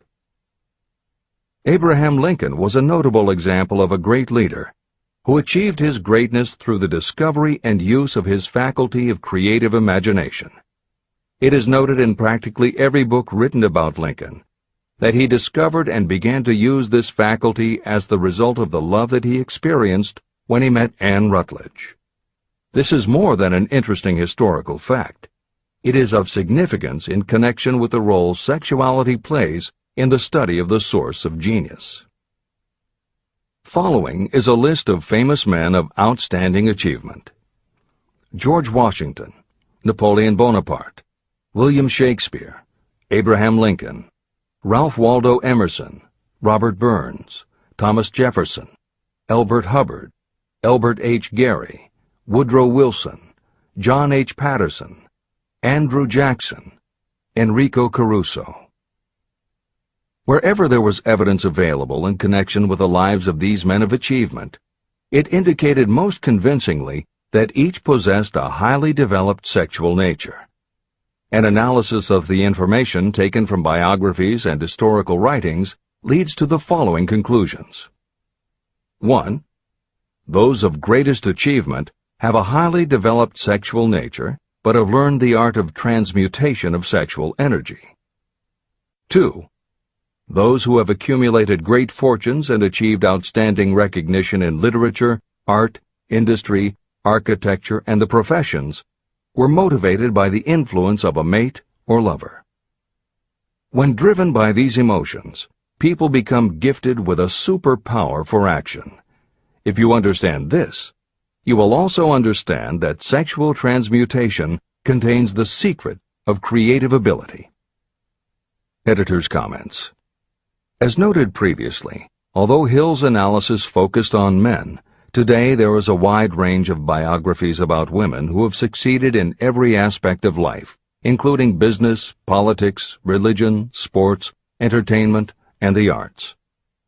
Bearing in mind that biographical information is always subjective, the reader can now find ample material from which to draw a conclusion as to whether Hill's theory about sexuality as a motivating force is equally evident in women. Napoleon Hill had to do an in-depth analysis of biographies in searching for indications that the subject's sexuality had a correlation to their success. Today, we just turn on the television, and we're inundated with intimate details about both men and women suggesting that the best and the brightest are apparently also the sexiest. Although scandals aren't usually cited as scientific proof, the exposés of some of the biggest entertainment and sports stars, high-profile CEOs of major companies, numerous politicians, and even a few presidents, all make at least a common-sense case for Hill's theory about the correlation between sexuality and success. This is the end of the editor's comments. Obviously, this does not mean that everyone who is highly sexed is a genius. People attain the status of a genius only when and if they stimulate their minds so that they can draw upon the forces available through the creative faculty of the imagination. Although it is the most important of the stimuli or motivators, the mere possession of sexual energy is not sufficient to produce a genius. The energy must be transmuted from desire for physical contact into some other form of desire and action before it will lift one to the status of a genius. Genius and creative imagination. A definition of genius might be someone who has discovered how to increase the intensity of thought to the point where that person can freely communicate with sources of knowledge not available through the ordinary rate of thought. This definition should prompt some questions in the mind of anyone reading this book. The first question should be, how may one communicate with sources of knowledge that are not available through ordinary thought? The next question should be, are there known sources of knowledge that are available only to geniuses, and if so, what are these sources and exactly how may they be reached? In the following, I will offer methods so that you can experiment and prove to yourself that this is true. By doing so, you will have the answer to both questions. Editor's comment. Humans perceive things through the 5 senses of sight, smell, taste, hearing, and touch. Another kind of perception, as when you have a feeling about something, was discussed in the chapters on desire, faith, and autosuggestion. This kind of perception is often referred to as the 6th sense, and in the following Hill explores the relationship between sexuality, motivation, creative imagination, and the 6th sense. This is the end of the editor's comment. The reality of a 6th sense has been fairly well established. This 6th sense is creative imagination. The faculty of creative imagination is something the majority of people never use during an entire lifetime, and if they do use it, it usually happens by mere accident. Only a small number of people deliberately use their creative imagination for a specific purpose. Those who do use this faculty voluntarily and with understanding of its functions are geniuses. Creative imagination is the direct link between your finite mind and what I have termed infinite intelligence. All revelations and all discoveries of basic or new principles in the field of invention take place through the faculty of creative imagination. When ideas, concepts, or hunches flash into your mind, they can only have come from one or more of the following sources. 1. from the mind of some other person who has just released the thought, idea, or concept through conscious thought. 2. Your subconscious mind, which stores every thought and impression that ever reached your brain through any of the 5 senses. 3. From another person's subconscious storehouse. 4. Infinite intelligence. There are no other possible sources from which inspired ideas or hunches may be received. When brain action has been stimulated through one or more of the 10 mind stimulants listed at the beginning of this chapter, it has the effect of lifting you far above the horizon of ordinary thought. It permits you to envision distance, scope, and quality of thoughts not available on the lower plane, such as when you are solving routine problems of business. When you are lifted to a higher level of thought through mind stimulation, it is as though you have taken off in an airplane. You can now see over and beyond the horizon that limits your vision when you are on the ground. Not only that, but while you are on this higher level of thought, you are not even aware of such things as the problems of gaining the 3 basic necessities of food, clothing, and shelter. You are in a world of thought in which the ordinary workaday thoughts have been removed, just as the hills and valleys that obstruct your vision on the ground don't interfere when you are in an airplane. While on this exalted plane of thought, the creative faculty of the mind is given freedom for action. The way has been cleared for the 6th sense to function. It becomes receptive to ideas that could not reach the individual under any other circumstances. The 6th sense is the faculty that marks the difference between a genius and an ordinary individual. Developing your creative imagination. A mind stimulant is any influence that will either temporarily or permanently increase the intensity of thought. The previously mentioned 10 major stimulants are those most commonly resorted to. Through these sources you may commune with infinite intelligence, enter the storehouse of your subconscious mind, or perhaps even that of another person. That is all there is to genius. The more you use your creative faculty, the more alert and receptive it becomes to factors originating outside your conscious mind. And the more this creative faculty is used, the more you will rely upon it for your thoughts and ideas. This faculty can be cultivated and developed only through use. What we generally refer to as our conscience operates entirely through the faculty of the 6th sense. The great artists, writers, musicians, and poets become great because they acquire the habit of relying upon the still small voice that speaks from within, through their creative imagination. Anyone with a keen imagination knows that some of their best ideas come through so-called hunches. One of the best-known public speakers admits that his speeches are only really great when he closes his eyes and begins to rely entirely upon the faculty of creative imagination. When asked why he closed his eyes just before the climax of his speech, he replied, "I do it because then I speak through ideas that come to me from within." One of America's most successful and best-known financiers has the habit of closing his eyes for 2 or 3 minutes before making a decision. When asked why, he replied, "With my eyes closed, I am able to draw upon a source of superior intelligence." Dr. Elmer R. Gates created more than 200 useful patents through the process of cultivating and using his creative faculty. His method is significant to anyone interested in attaining to the status of genius. Dr. Gates was one of the really great, though less publicized, scientists of the world. In his laboratory, he had what he called his personal communication room. It was practically soundproof, and all light could be shut out. It had a small table on which he kept a pad of writing paper. In front of the table, on the wall, was a light switch. When Dr. Gates desired to draw upon the forces available to him through his creative imagination, he would go into this room, seat himself at the table, shut off the lights, and concentrate on the known factors of the invention he was working on. He would stay in that position until ideas began to flash into his mind in connection with the unknown factors of the invention.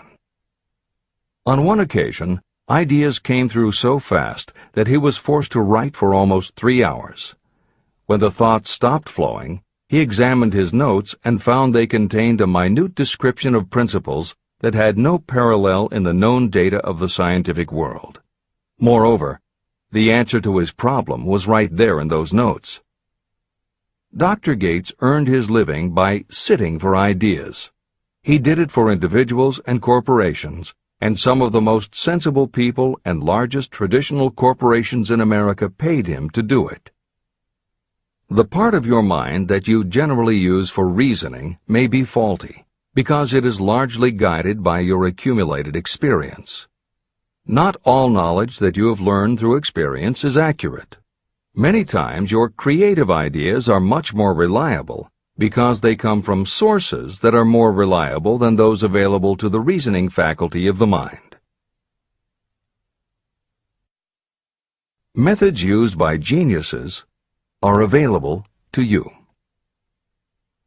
The major difference between the genius and the ordinary inventor is that the genius makes use of both the synthesized and the creative faculties of imagination. For example, the scientific inventor begins an invention by organizing and combining the known ideas or principles accumulated through experience through the synthesized faculty, the reasoning faculty. If the inventor finds this accumulated knowledge is insufficient, the scientist then draws upon the sources of knowledge available through the creative faculty. The method by which the inventor does this varies with the individual, but this is the essence of the procedure. 1. The inventor stimulates his or her mind so that it functions on a higher-than-average plane through one or more of the mind stimulants. 2. The inventor then concentrates on the known factors, the finished part of the invention, and creates in his or her mind a perfect picture of the unknown factors, the unfinished part of the invention. The inventor holds this picture in mind until it has been taken over by the subconscious, then relaxes by clearing his or her mind of all thought and waits for the answer to flash into mind. Sometimes the results are both definite and immediate. At other times the results are negative, depending on the state of development of the sixth sense or creative faculty. Thomas Edison tried out more than 10,000 different combinations of ideas through the synthetic faculty of his imagination before he tuned in through the creative faculty and got the answer that perfected the incandescent light bulb. His experience was similar when he produced the phonograph. Editor's comments. Synchronicity, precognition, intuition, flashes of insight, hunches, gut feelings, symbolic dreams. These are all aspects of the phenomenon Napoleon Hill was describing in his two correlated terms, creative imagination and infinite intelligence. And the fact that Hill made a serious study of this function of the mind puts him in exceptional company. The fathers of modern psychology, Sigmund Freud and Carl Jung, recognized and tried to explain this sixth sense. Jung's concept of the collective unconscious, which is the very basis of Jungian psychology, is in many ways identical to Hill's concept of infinite intelligence. Scientists from Archimedes to Newton to Einstein to the team of Watson and Crick, who determined the structure of DNA, all conceded that intuition was instrumental in their discoveries. Duke University created a department for the sole purpose of studying these phenomena under scientific conditions. Many scientists admit to using personalized techniques similar to Hill's method for accessing intuition and creativity. These include Friedrich Kekule, who discovered the molecular structure of benzene through a dream symbol; physiologist Otto Loewi, who had a hunch followed by a dream that won him the Nobel Prize in Medicine; and as mentioned above, James Watson's breakthrough in the structure of DNA. Mozart, Shelley, Coleridge, Huxley, Descartes, Robert Louis Stevenson all claimed intuition played a role in their creations. William Blake learned the secret to a copper engraving process from a dream.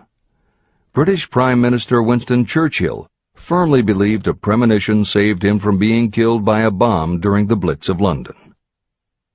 As was noted earlier, psychiatry, clinical hypnosis, and affirmations all had to overcome considerable skepticism before they were accepted.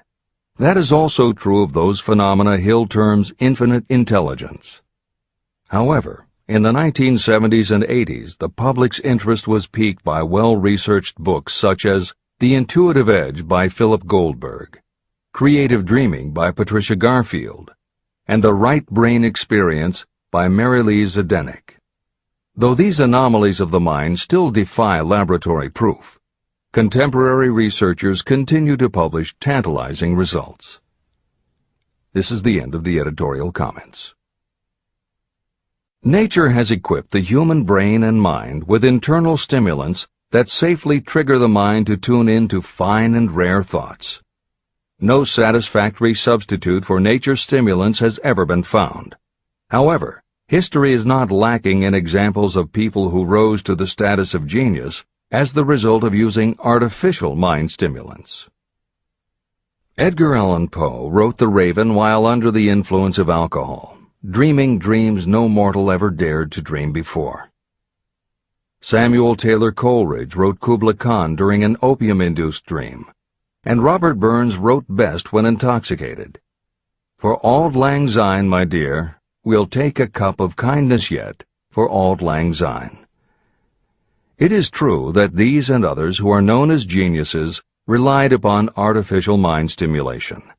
But a more important lesson to remember is how many of these people destroyed themselves through the use of those stimulants. Editor's comments. In more contemporary terms, Hill's point about the dangers of artificial mind stimulants was never better made than it was in the television series Behind the Music, which began running on VH1 in the late 1990s. The series was meant to chronicle the lives of rock stars and celebrate their hits, but after viewing 2 or 3 of the shows, they all began to look the same. Young singer and band have a hit record, make millions of dollars, plunge into the sex, drugs, and rock and roll lifestyle, everyone gets addicted, and they blow all of the money. By the end of the show, at least one band member overdoses, the band breaks up, the singer hits the skids, meets someone who inspires him or her to go into rehab, the ex-star makes an anti-drug TV spot and professes newfound faith and family values while announcing a comeback tour. Although the shows played like a bad parody of themselves, the fact that the stories were so similar, that so many talented singers and songwriters who depended on drugs ended up burning out, should be telling you something, especially if you don't just want to succeed, but want to keep and enjoy your success. This is the end of the editor's comments. Every intelligent person knows that stimulation in excess through alcohol or drugs is a destructive form of intemperance. For some, overindulgence in sexual expression may become just as destructive. A sexually obsessed person is not essentially different from a person addicted to drugs or alcohol. Both have lost control over their faculties of reason and willpower. Human sexuality is a mighty urge to action, but its forces are like a cyclone, almost impossible to completely control. When an individual is driven solely by emotions related to sexuality, that person may be capable of great achievement, but their actions are often disorganized and destructive. It is true that a person may pursue financial or business success by harnessing the driving force of sexual energy without self-control. But history is filled with evidence that such people likely have certain traits of character that rob them of the ability to either hold or enjoy their fortunes. Ignorance of this potential pitfall has cost thousands of people their happiness, even though they possessed riches. From my analysis of over 25,000 people, I found that those who succeed in an outstanding way often do not hit their stride until they are beyond the age of 40 or 50. This fact was so astounding that it prompted me to go into the study of its cause most carefully. My investigation disclosed that the major reason why many people do not succeed early in life is their tendency to dissipate their energies through overindulgence. The majority of people never learn that sexual energy has possibilities other than physical expression. And many of those who make this discovery only do so after having wasted many years during the time when their sexual energy was at its height. Most people come to the realization by accident, and many don't even know they have tapped into this power. They may recognize that their power of achievement has increased, but they have no idea what caused the change. They are just vaguely aware that nature begins to harmonize the emotions of love and sex, so that they may draw upon these great forces and apply them as stimuli to action. The importance of love. Love, romance, and sex are all emotions capable of driving people to heights of superachievement. When combined, these three emotions may lift you to an altitude of a genius. Every person who has been moved by genuine love knows that it leaves enduring traces upon the human heart. The effect of love endures, because love is spiritual in nature. Those who cannot be stimulated to great heights of achievement by love are hopeless. They are dead, though they may seem to live. If you believe you are unfortunate because you have loved and lost, you are wrong. One who has loved truly can never lose entirely. Love is whimsical and temperamental. It comes when it pleases and goes away without warning. Accept and enjoy it while it remains, but spend no time worrying about its departure. Worry will never bring it back. Dismiss the thought that love only comes once. Love may come and go times without number, but there are no two love experiences that affect you in just the same way. There may be one love experience that leaves a deeper imprint on the heart than all the others. But all love experiences are beneficial, except to the person who becomes resentful and cynical when love makes its departure. Even the memories of love can lift you and stimulate your mind. Go back into your yesterdays at times and bathe your mind in the beautiful memories of past love. It will soften your worries and give you a source of escape from the unpleasant realities of life. And maybe, during this temporary retreat into the world of fantasy, your subconscious mind will yield to you ideas or plans that may change the entire financial or spiritual status of your life. There should be no disappointment over love, and there would be none if people understood the difference between the emotions of love and sex. Love is an emotion of many shades and colors, but the most intense and burning of all is that experienced in the blending of the emotions of love and sex. Marriages or committed relationships that are not blessed with love properly balanced with sex cannot be happy ones, and seldom endure. Love alone will not bring happiness, nor will sex alone. Love is spiritual. Sex is biological. No experience that touches the human heart with a spiritual force can possibly be harmful, except through ignorance or jealousy. The presence of destructive emotions in the human mind may poison it in a way that destroys your sense of justice and fairness. Just as a chemist can take certain chemical elements, none of which are harmful in themselves, and by mixing them together create a deadly poison, in a similar manner the emotions of sex and jealousy, when mixed, may turn just as lethal. Love is the emotion that serves as a safety valve and brings balance, reason, and constructive effort. Love is, without question, life's greatest experience. It can bring you into communion with infinite intelligence. When love guides the emotions, it may lead you well on your way toward creative effort. The road to genius consists of the development, control, and use of sex, love, and romance. Briefly, the process may be stated as follows. Encourage the presence of the positive emotions as the dominating thoughts in your mind, and discourage all the destructive emotions. The mind is a creature of habit. It thrives on the dominating thoughts fed to it. Through your willpower, you may discourage the presence of any emotion and encourage the presence of any other.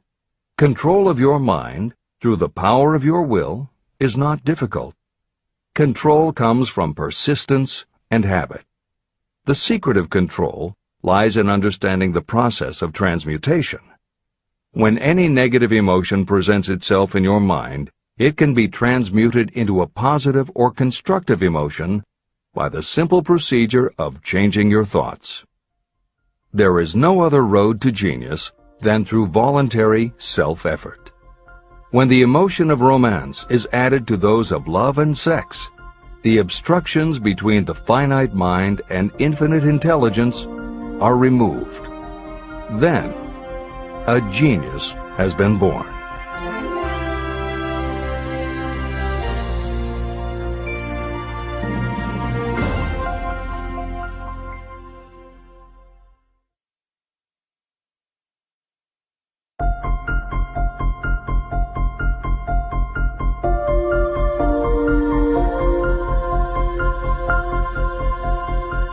Success requires no explanations.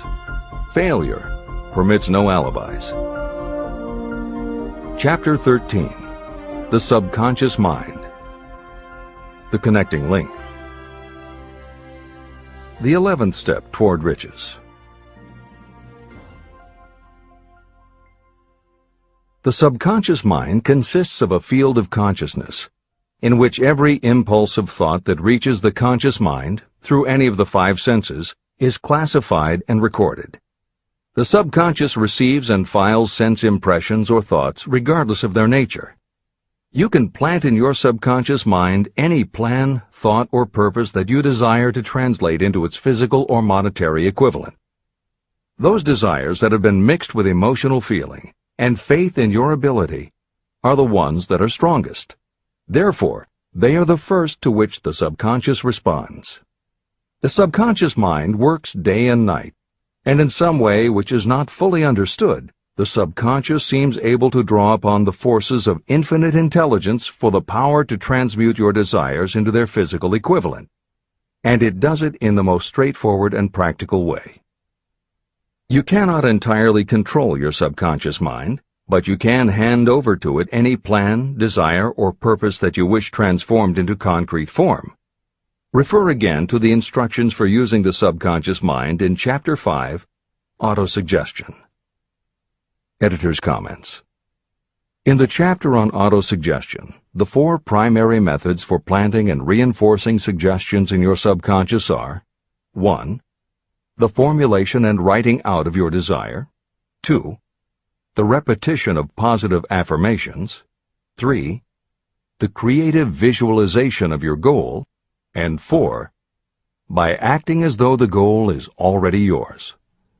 This is the end of the editor's comment. From my research, I have concluded that the subconscious mind is the connecting link between the finite mind of man and infinite intelligence. It is the intermediary through which you may draw upon the forces of infinite intelligence. From my research, I have concluded that the subconscious mind is the connecting link between the finite mind of man and infinite intelligence. It is the intermediary through which you may draw upon the forces of infinite intelligence. Only the subconscious mind contains the process by which mental impulses, thoughts, are modified and changed into their spiritual, energy, equivalent. It alone is the medium through which prayer, desire, may be transmitted to the source capable of answering prayer, infinite intelligence. How to energize your subconscious mind for creative effort.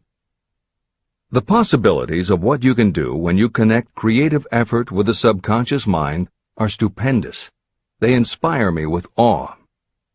I never approached the discussion of the subconscious mind without a feeling of littleness and inferiority, due to the fact that man's entire stock of knowledge on this subject is so pitifully limited. First, you must accept as a reality the existence of the subconscious mind and what it can do for you. This will enable you to understand its possibilities as a medium for transmuting your desires into their physical or monetary equivalent. And then, you will comprehend the full significance of the instructions given in Chapter 3, Desire. You will also understand the importance of making your desires clear and putting them in writing. You will understand as well the necessity of persistence in carrying out instructions. The 13 principles that are the basis of this book are the stimuli with which you acquire the ability to reach and to influence your subconscious mind. Do not become discouraged if you cannot do this on your first attempt. Remember that the subconscious mind can be directed only through habit. You have not yet had time to master faith. Be patient. Be persistent. Editor's comments. There are two aspects to Hill's theory of the subconscious mind. There are two aspects to Hill's theory of the subconscious mind. One is the concept of the subconscious as the storehouse of all information and thoughts that you have ever experienced. The second is the concept of the subconscious as the gateway to infinite intelligence. In this chapter, Hill focuses primarily on the subconscious as a storehouse. Expanding on the editorial comment about the subconscious mind that appears in the chapter on autosuggestion, proof that the subconscious is a storehouse of information is confirmed in the use of hypnotherapy by psychiatrists. Through hypnosis, psychiatrists are able to help patients open the door to their subconscious so that they can retrieve information about traumatic situations that have been filtered out or repressed by the conscious mind. Further proof is in the use of hypnosis by law enforcement officials to recapture information such as license plate numbers and other details that the conscious mind of a witness has filtered out. Although results vary from person to person, there is no doubt that the subconscious has access to information that the conscious mind does not. This storehouse aspect of the subconscious is what accounts for some ideas that come to us through creative imagination. In some instances, bits of information and ideas that our conscious mind has forgotten will connect with each other on a subconscious level to create a new idea, and that idea will be received by our creative intelligence, which presents it to us as a flash of inspiration. You can't completely control this process, but you can condition yourself to come up with more and better ideas.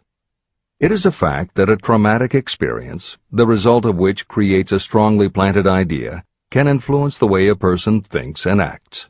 If that is true, then by intentionally using all of your efforts to powerfully plant an idea in your subconscious, you should be able to create what would amount to a good traumatic experience that will influence the way you think and act in a positive way. This is exactly how you develop what Hill calls a money consciousness. If you do everything within your power to strongly, firmly, and with complete faith and conviction plant the idea that you will be successful and achieve your desire, your subconscious will accept and store that idea. If you have planted the idea so strongly that it is the dominant idea in your subconscious, it will influence all of the other ideas and information stored there. When you have given your subconscious this specific direction that it did not have before, it will begin to put together pieces of information, and through your creative intelligence, you will find that you are coming up with more and better plans and ideas to accomplish your goal. But as Hill says, you can do this only through faith and habit. You must write out the affirmation of your goal, and you must repeat it aloud every day with absolute faith and conviction that you can achieve it. You must vividly and creatively visualize yourself achieving your goal, and you must do it every day. You must conduct yourself with the attitude that says you can accomplish your goal, and that you deserve the help of those who can help you to accomplish your goal. And you must conduct yourself in that way every day. If you seriously commit yourself to doing these things, it will change the way you think and act. Your subconscious will do everything it can to transmute your desire into reality, and other people will want to do what they can to help you succeed. This is the end of the editor's comments. Many statements in the chapters on faith and on autosuggestion are repeated here for the benefit of your subconscious mind. Remember, your subconscious mind functions whether you make any effort to influence it or not. This means that thoughts of fear, poverty, and all negative ideas will affect your subconscious mind unless you master these impulses and give it more desirable food on which it may feed. The subconscious mind will not remain idle. If you don't plant desires in your subconscious mind, it will feed on the thoughts that reach it as the result of your neglect. Both negative and positive thoughts are reaching your subconscious mind continuously. These thoughts come from the four sources. 1. Consciously from other people. 2. Your subconscious. 3. Subconsciously from other people. And 4. Infinite intelligence. Every day, all kinds of thought impulses are reaching your subconscious mind without your knowledge. Some of these impulses are negative. Some are positive. Right now, you should be specifically trying to shut off the flow of negative impulses and actively working to influence your subconscious mind through positive impulses of desire. When you achieve this, you will possess the key that unlocks the door to your subconscious mind. Moreover, you will control that door so completely that no undesirable thought may influence your subconscious mind. Everything that you create begins in the form of a thought impulse. You can create nothing that you do not first conceive as a thought. Through the aid of the imagination, thoughts may be assembled into plans. The imagination, when under your control, may be used to create plans or purposes that lead to success in your chosen occupation. All thoughts that you want to turn into success and have planted in the subconscious mind must pass through the imagination and be mixed with faith, your faith in your own abilities. The mixing of faith with a plan or purpose intended for submission to the subconscious mind can only be done through the imagination. From these statements, it should be clear that if you want to make use of your subconscious mind, it will call for the coordination and application of all 13 principles of success that are the basis of this book. Make your positive emotions work for you.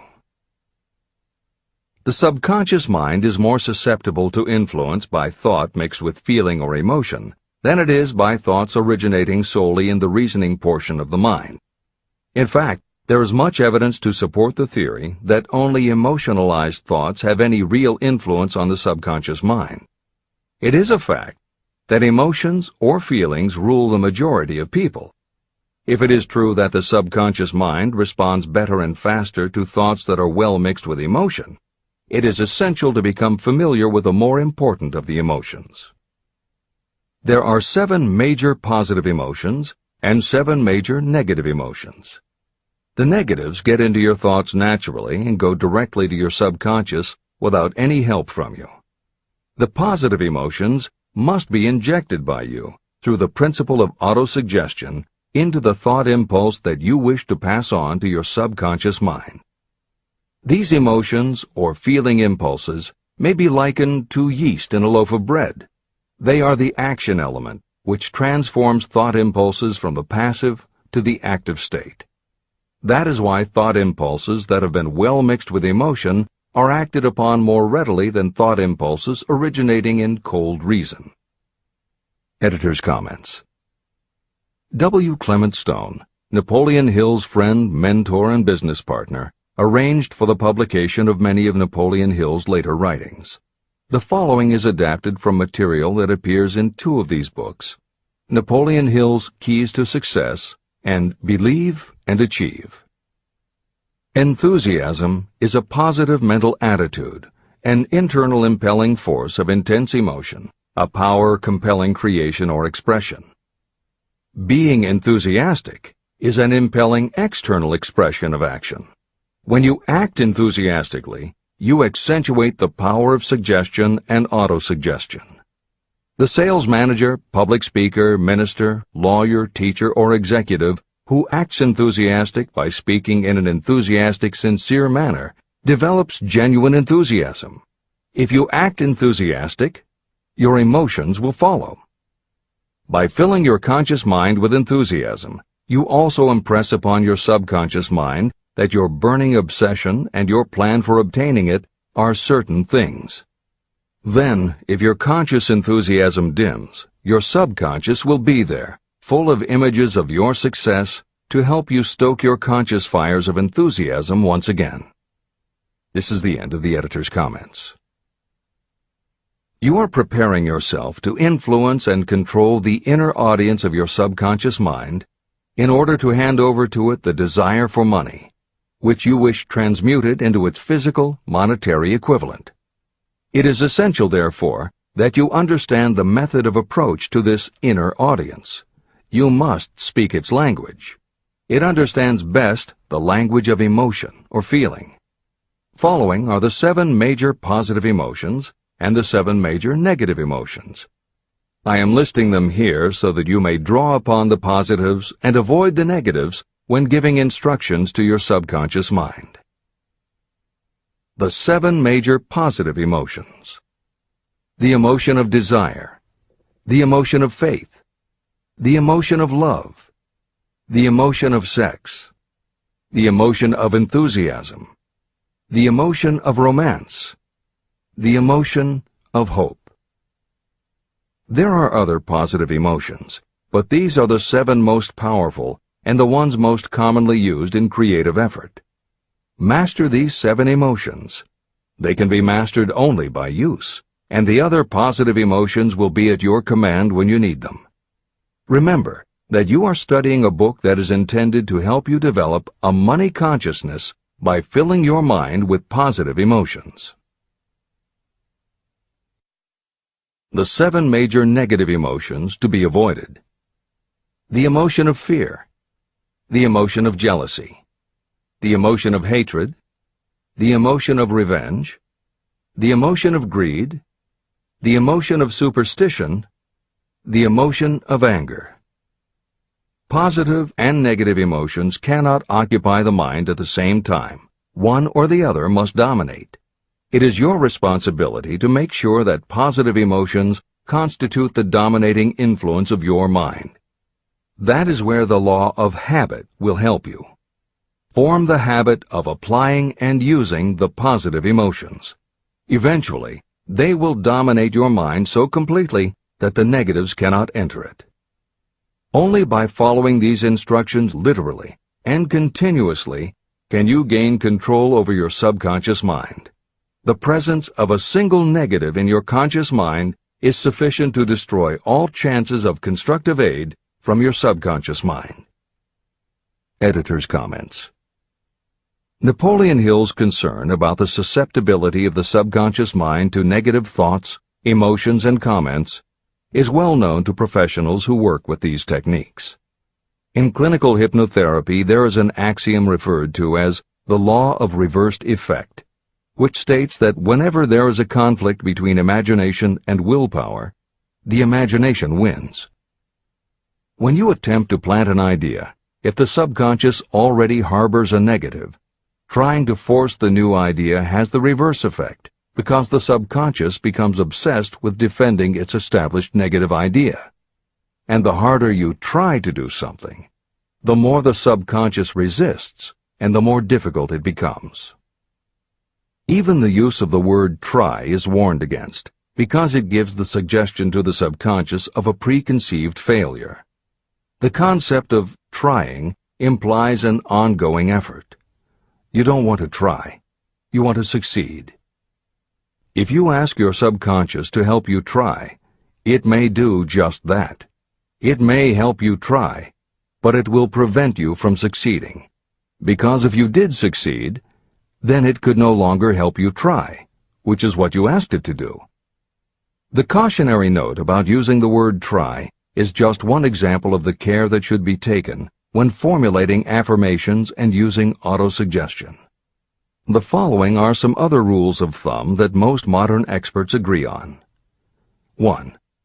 Affirmations should always be stated as a positive. Affirm what you do want, not what you don't want.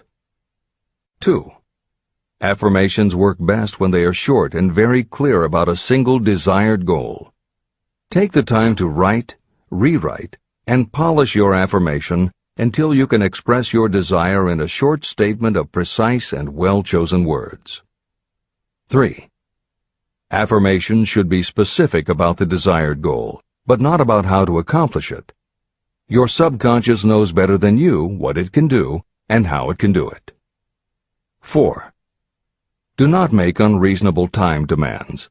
Your subconscious can't make anything happen suddenly or now. 5. Just saying the words will have little effect. When you affirm your desire, you must do it with such faith and conviction that your subconscious becomes convinced of how important it is to you. As you affirm your desire to yourself, visualize it in your mind's eye as big as a billboard. Make it big, powerful, and memorable. 6. Repetition of your emotionalized affirmation is crucial. At this time, it is your habit to think one way. By repeating your affirmation often every day, your new way of thinking will begin to be your automatic response. Keep reinforcing it until it becomes second nature to you, and your habit will have become to think the new way, the way you want to think. This is the end of the editor's comments. We form habits based on the degree of reinforcement we receive. Habits make no moral judgments. They can be either good or bad. Both are formed through repetition. If we try something and like the results, we repeat the action. You can replace negative thoughts with positive ones. You can replace inaction with action, and you can form any habit you choose. Your thoughts are the only thing that you can completely control if you choose to do so. You can control your thoughts to control your habits. The secret of effective prayer. Most people resort to prayer only after everything else has failed, or else they pray by a ritual of meaningless words. And because most people who pray do so only after everything else has failed, they go to prayer with their minds filled with fear and doubt. Because fear and doubt are the emotions that are mixed with their prayer, these are the emotions the subconscious mind passes on, and these are the emotions that infinite intelligence receives and acts upon. If you pray for a thing, but as you pray you have fear that you may not receive it, or that your prayer will not be acted upon by infinite intelligence, your prayer will have been in vain. Prayer does sometimes result in the realization of that for which one prays. If you have ever had the experience of receiving something for which you prayed, go back in your memory and recall your actual state of mind while you were praying, and you will know for sure that the theory here described is more than a theory. The method by which you may communicate with infinite intelligence is very similar to the way the vibration of sound is transmitted by radio waves. Sound cannot be transmitted through the atmosphere until it has been changed into a very high rate of vibration. The radio station takes the sound of the human voice and modifies it by stepping up the vibration millions of times. Only in this way can the energy of sound be sent over distances. After this transformation has taken place, the energy, which originally was in the form of vibrations of sound, is broadcast or transmitted as a radio signal. When a radio set receives the high-speed transmission, it then reconverts that energy back to its original slower rate of vibration. And when it is stepped down to its original rate, it vibrates the diaphragm of the speaker, which reproduces the original sound of the voice. The subconscious mind is the intermediary that translates prayers or desires into terms that infinite intelligence can receive. The answer comes back to you in the form of a definite plan or idea for procuring the object of your prayer. When you understand this principle, you know why mere words read from a prayer book cannot serve as an agency of communication between the mind of man and infinite intelligence. Do not expect troubles, as they have a tendency not to disappoint. Chapter 14. The Brain. A broadcasting and receiving station for thought. The 12th step toward riches. It was while I was working with the late Dr. Alexander Graham Bell and Dr. Elmer R. Gates that I first proposed the idea that every human brain is both a broadcasting and receiving station for the vibration of thought. In some way similar to the principle behind the operation of a radio receiver, every human brain is capable of picking up vibrations of thought that are being released by other brains. These are received as hunches and flashes of intuition. As was explained in previous chapters, it is your creative imagination that is the receiving set of your brain, which receives thoughts from your subconscious and, under certain circumstances, receives thoughts released by the brains of others. Your creative imagination is the interconnection between your conscious or reasoning mind and the four sources from which you receive thought stimuli. 1. Consciously from other people. 2. Your subconscious. 3. Subconsciously from other people. And 4. Infinite intelligence. When stimulated or stepped up to a high rate of vibration, the mind becomes more receptive to thoughts that reach it from outside sources. This stepping up process takes place through either the positive emotions or the negative emotions. Through the emotions, the vibrations of thought may be increased. The brain that has been stimulated by emotions functions at a much more rapid rate than it does when that emotion is quieted or absent. The result is the increase of thought to such a pitch that the creative imagination becomes highly receptive to ideas. On the other hand, when the brain is functioning at a rapid rate, it also gives to your own thoughts the emotional feeling that is essential before those thoughts will be picked up and acted upon by your subconscious mind. The subconscious mind is the sending station of the brain, through which vibrations of thought are broadcast. Autosuggestion is the medium by which you may put into operation your sending station. The creative imagination is the receiving set through which the energies of thought are picked up. Editor's comments. The following combines the above concept with the related materials from previous chapters to provide a step-by-step recap of Napoleon Hill's view of the process. 1. The brain is simultaneously both a broadcaster and a receiver. 2. Emotion affects both your ability to send and your ability to receive. When under the effect of strong emotion, the more powerfully you can send thoughts. When under the effect of strong emotion, the more receptive you are to receiving thoughts. 3. When you send thoughts, to where do you send them?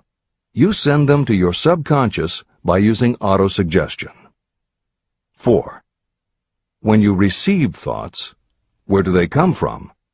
They come from your subconscious and you receive them through your creative imagination. 5. Your subconscious mind has two aspects. Your subconscious is a storehouse of information, as explained in the previous chapter. Your subconscious is your connection to infinite intelligence. 6. Infinite intelligence is the medium through which you receive thoughts from other brains. Infinite intelligence is Hill's term for describing the following basic law of physics. Because everything in the universe is made of time, space, energy, or matter, and because matter is just energy in a different form, then everything is actually different parts of the same thing. This means that your subconscious mind, energy, has a common base with every other subconscious mind, energy. 7. Thoughts from other brains come to you as follows. When you are under the effect of a strong emotion and your receiver is especially receptive, sometimes its pull is so strong that it attracts a thought from the subconscious mind of another brain. It is able to do this because infinite intelligence interconnects your subconscious with the subconscious of the other brain. 8. These thoughts from other brains are what we refer to as intuition, hunches, déjà vu, and foreknowledge. Although Hill's explanation depends on the action of an intangible force that cannot be isolated and dissected in a laboratory, neither medical science nor psychology can offer a better explanation for those thoughts that depend on knowledge or information that we do not have. This is the end of the editor's comments. The greatest forces are intangible. In the past, we've depended too much on our physical senses and have limited our knowledge to physical things that we could see, touch, weigh, and measure. I believe we have entered the most marvelous of all ages, an age that will teach us more about the intangible forces of the world about us. Perhaps we shall learn that there is an other self that is more powerful than the physical self we see when we look in a mirror. Many people do not take seriously such intangibles, the things that they cannot perceive through any of their five senses. However, to belittle the idea of forces that are intangible or cannot be explained is to ignore the fact that all of us, every day, are controlled by forces that are unseen and intangible. The whole of mankind has not the power to cope with, nor to control the intangible force wrapped up in the rolling waves of the oceans. We still do not fully understand the intangible force of gravity, which keeps this little Earth suspended in space and keeps us from falling from it, much less have the power to control that force. We are entirely subservient to the intangible force that comes with a thunderstorm, and we are just as helpless in the presence of the intangible force of electricity. We do not understand the intangible force and intelligence wrapped up in the soil of the earth, the force that provides us with every morsel of food we eat, every article of clothing we wear, and every dollar we carry in our pockets. Last but not least, with all of our culture and education, we still understand little or nothing of the greatest of all the intangibles, thought. However, we have begun to learn a good deal about the intricate workings of the physical brain, and the results are stunning. We know that the central switchboard of the human brain, the number of lines that connect the brain cells to each other, is written as the figure 1, followed by 15 million zeros. Dr. C. Judson Herrick of the University of Chicago says, "The figure is so stupendous that astronomical figures, dealing with hundreds of millions of light years, become insignificant by comparison. It has been determined that there are from 10 billion to 14 billion nerve cells in the human cerebral cortex, and we know that these are arranged in definite patterns. These arrangements are not haphazard. They are orderly. It is inconceivable to me that such a network of intricate machinery should be in existence for the sole purpose of carrying on the physical functions connected with the growth and maintenance of the physical body. Is it not likely that the same system, which gives billions of brain cells the media for communication, one with another, also provides the means of communication with other intangible forces?" Editor's comments. In the time since Hill wrote the above comments, we have learned a great deal more about the physical brain and how it operates. We understand much about the chemistry of the brain. We can measure the energies it releases. We know which areas control the various functions of the body and which areas affect memory, emotions, reasoning, and many other subtleties related to the thinking process. Through surgery, medication, and other techniques, we know how to prevent the brain from having certain kinds of thoughts. And we know how to encourage the brain to produce certain other kinds of thoughts when we want it to. For instance, a specific area can be stimulated, and you will have pleasurable thoughts. But we cannot yet control what those pleasurable thoughts will be, and we have no idea what the bits and pieces of information are that go into your pleasurable thoughts. With all of our advanced knowledge about the physical brain, we still don't know how to make it have a specific thought or idea, especially not an original thought or a creative idea. And medical science offers no better theory than Hill's as to how we could have an intuition or hunch made up from information that we don't have and were never exposed to. In short, the physical properties of the brain confirm that it is where the thinking process takes place. But it does not offer the answer to the question of how it happens, or how thoughts from one brain might travel to another. In previous commentaries, we pointed to the laws of physics as they relate to Hill's theory about the interconnectedness of all things. And although this is not meant to be a science lesson, It may reassure you to know that the work of renowned scientists lends support to the idea. Quantum theory deals with subatomic particles so minuscule that they are almost at the level of the basic stuff from which everything is made. Albert Einstein developed what is called the EPR effect, Einstein, Podolsky, and Rosen, and Irish physicist John Stuart Bell proposed Bell's theorem, both of which pertain to the concept that when two linked subatomic particles are separated from each other, when a change is made to particle A, the same change will instantly happen in particle B, even though the two are distant from each other. Another related concept is called the holographic brain or holographic universe, and is named after an unusual quality of holograms. It is a fact that if you cut a hologram in half, you don't get two halves of a picture. You get two separate but complete pictures. Cut either one of those in half, and you get another two complete pictures. Cut other pieces, and again you get whole images. Every part of a hologram has the whole of the information in the original. In the 1970s, Carl Pribram, a neurophysiologist at Stanford University, announced the results of his studies which suggest that memory is not in a specific part of the brain, but is spread throughout the brain like the image on a holographic plate. At almost the same time, renowned physicist David Bohm proposed that the workings of the universe were like a holographic image, that among all things there is total interconnectivity, and that all things influence all other things. In effect, every part of the universe contains the whole of the universe. That is probably more than enough science for most readers. The point is, Hill was not alone in his conclusion that through some intangible force, your subconscious shares interconnectivity with everything else in the universe.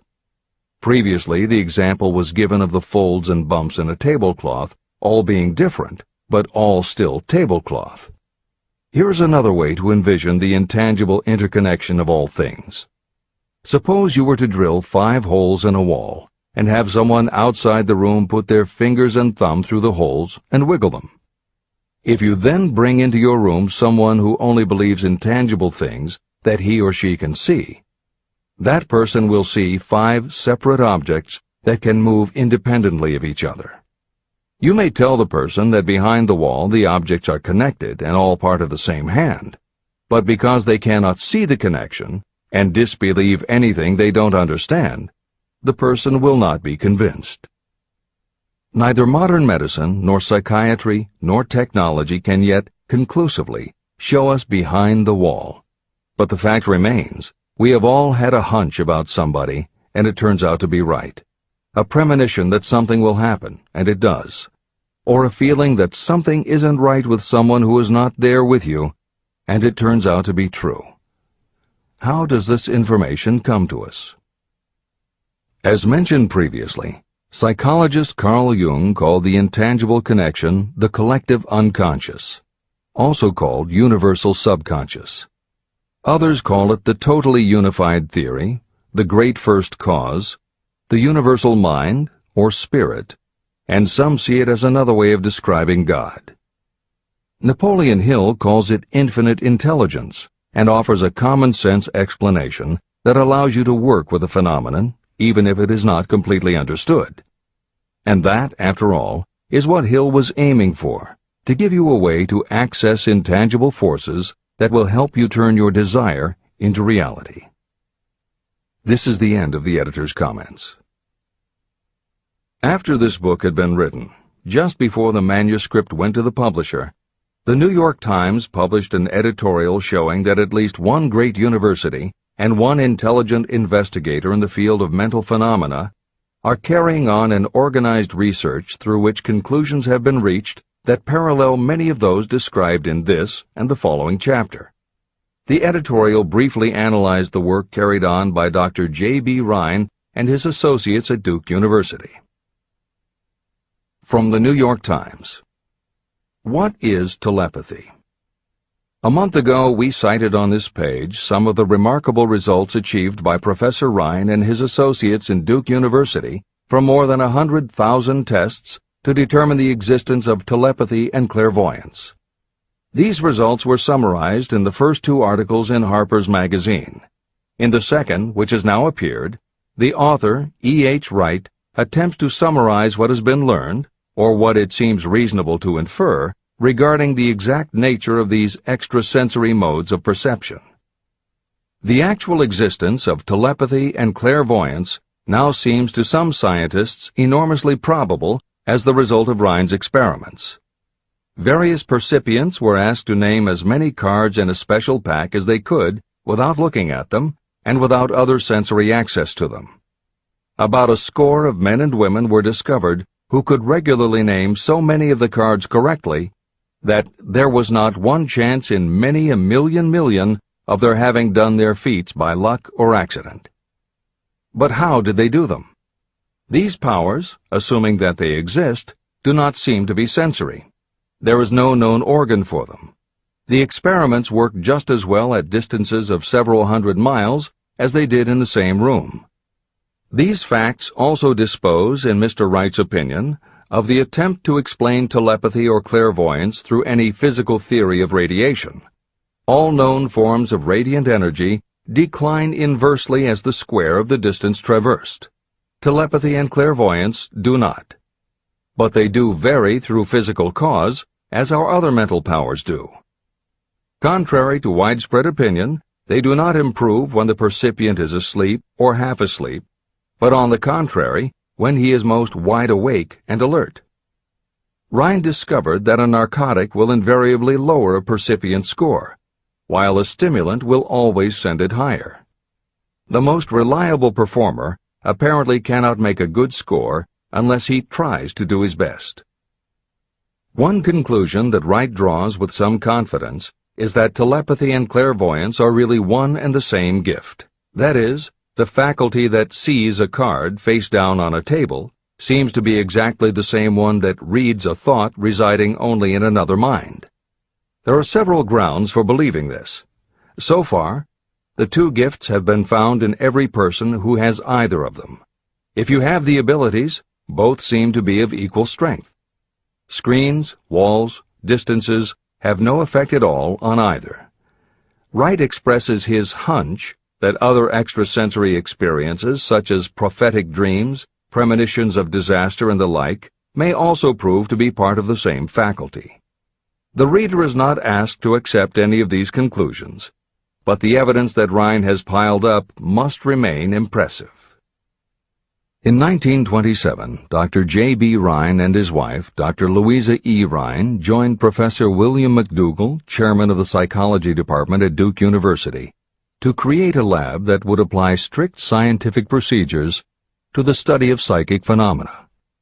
They developed scientific methodologies and procedures to study, identify, and test individuals who demonstrated unusual abilities. It was Dr. Rhine who coined the term extrasensory perception, ESP, and he adopted the word parapsychology to describe their studies. It is fair to say that the research done at the Rhine lab is some of the most advanced work on the entire subject. In 1962, they created the Foundation for Research into the Nature of Man in order to continue their studies independent of the university and to publish related works. In 1995, the name was changed to the Rhine Research Institute. This is the end of the editor's comments. How to join minds in teamwork. In view of Dr. Rhine's findings about the conditions under which the mind responds to what he terms extrasensory modes of perception, I would like to add my own observations.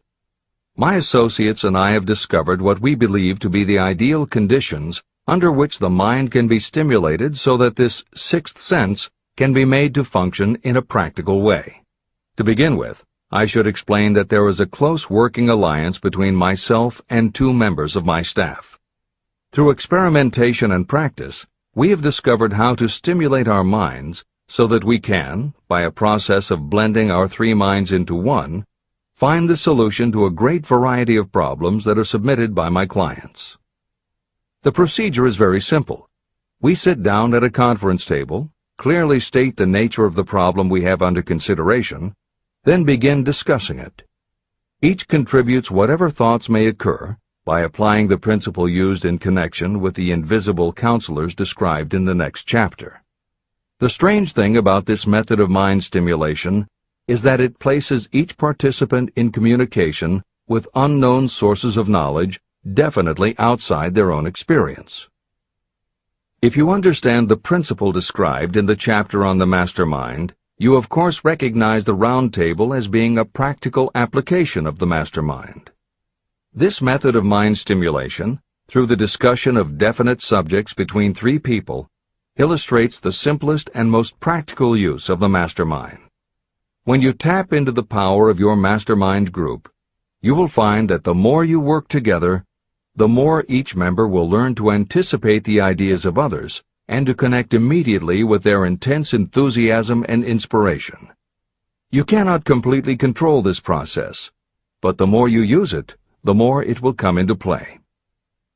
By adopting and following a similar plan, you will be making use of the famous Carnegie formula described in Chapter 1. If it means nothing to you at this time, mark this page and read it again after you have finished the last chapter.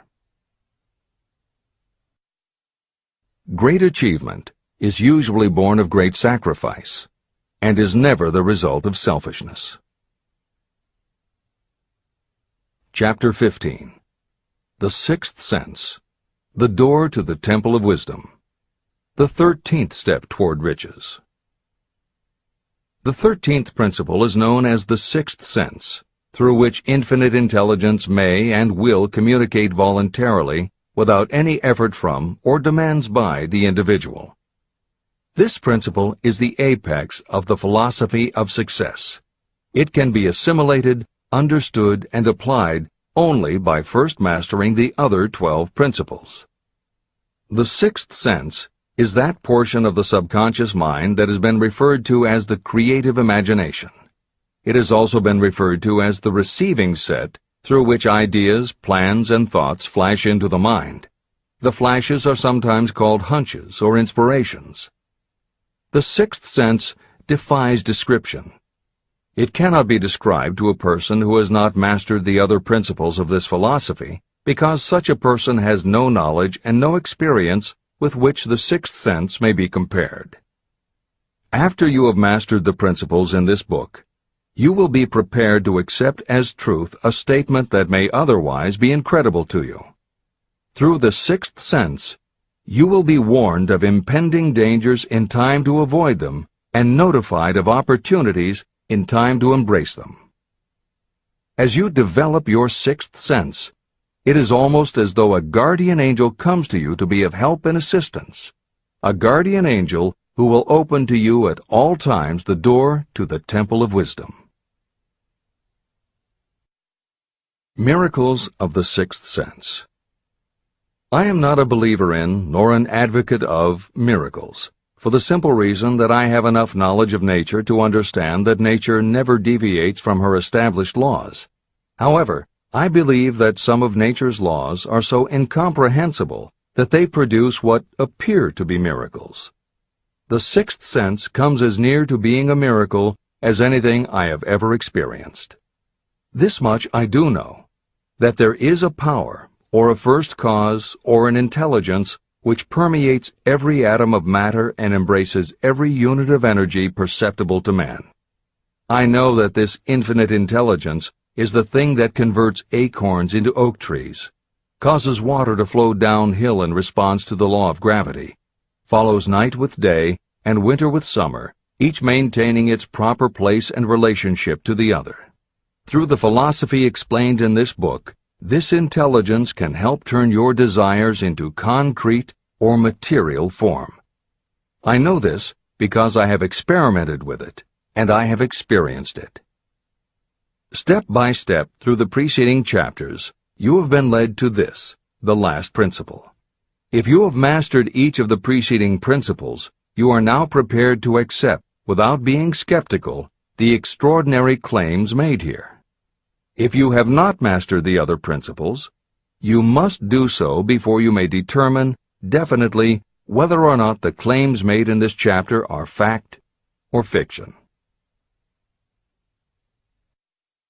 Let great people shape your life. I have never completely divested myself of the habit of hero worship. While I was passing through the stage of hero worship, I found myself trying to imitate those whom I most admired.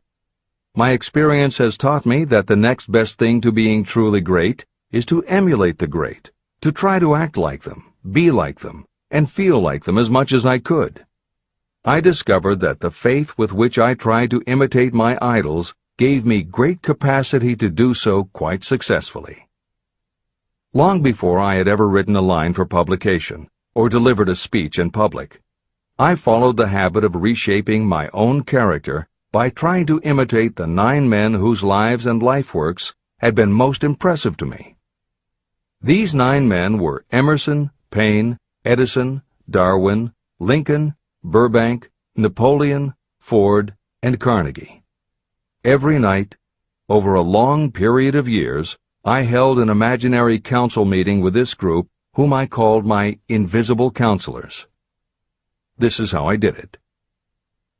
Just before going to sleep at night, I would shut my eyes and see, in my imagination, this group of men seated with me around my council table.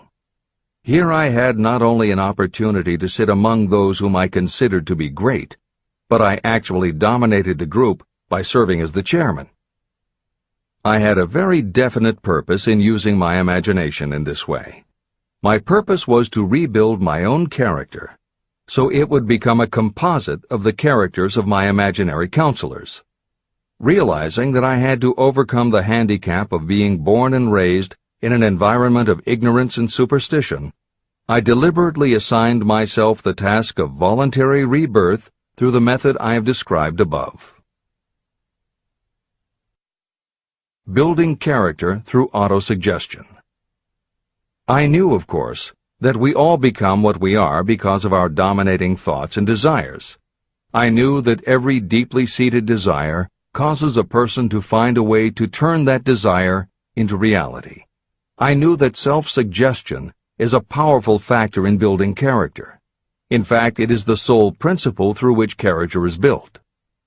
With this knowledge of how the mind works, I was fairly well armed with the equipment needed to rebuild my character.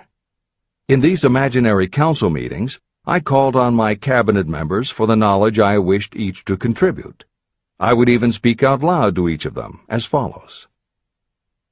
Mr. Emerson, I desire to acquire from you the marvelous understanding of nature which distinguished your life. I ask that you impress upon my subconscious mind those qualities you possessed that enabled you to understand and adapt yourself to the laws of nature. Mr. Burbank, I request that you pass on to me the knowledge that enabled you to so harmonize the laws of nature that you caused the cactus to shed its thorns and become an edible food. Give me access to the knowledge that enabled you to make 2 blades of grass grow where but 1 grew before. Napoleon, I desire to acquire from you the marvelous ability you possess to inspire men and will rouse them to greater and more determined spirit of action. I desire also to acquire the spirit of enduring faith which enabled you to turn defeat into victory and to surmount staggering obstacles. Mr. Paine, I desire to acquire from you the freedom of thought and the courage and clarity with which to express convictions which so distinguished you. Mr. Darwin, I wish to acquire from you the marvelous patience and ability to study cause and effect without bias or prejudice so exemplified by you in the field of natural science. Mr. Lincoln, I desire to build into my own character the keen sense of justice, the untiring spirit of patience, the sense of humor, the human understanding, and the tolerance that were your distinguishing characteristics. Mr. Carnegie, I wish to acquire a thorough understanding of the principles of organized effort, which you use so effectively in the building of a great industrial enterprise. Mr. Ford, I wish to acquire your spirit of persistence, the determination, poise, and self-confidence that have enabled you to master poverty and to organize, unify, and simplify human effort so I may help others to follow in your footsteps. Mr. Edison, I wish to acquire from you the marvelous spirit of faith with which you have uncovered so many of nature's secrets, the spirit of unremitting toil with which you have so often wrested victory from defeat. The startling power of imagination. My method of addressing the members of my imaginary cabinet would vary according to the traits of character I was most interested in acquiring. I studied the records of their lives with painstaking care. After some months of this nightly procedure, I was astounded as each time my imaginary counselors started to become more and more real to me. Each of these 9 men developed individual characteristics that surprised me. For example, Lincoln developed the habit of always being late, then walking around in solemn parade. He always wore an expression of seriousness on his face. Rarely did I see him smile. This was not true of the others. Burbank and Payne often indulged in witty repartee, which seemed at times to shock the other members of the cabinet. On one occasion, Burbank was late. When he came, he was excited with enthusiasm, and explained that he had been late because of an experiment he was making, through which he hoped to be able to grow apples on any sort of tree.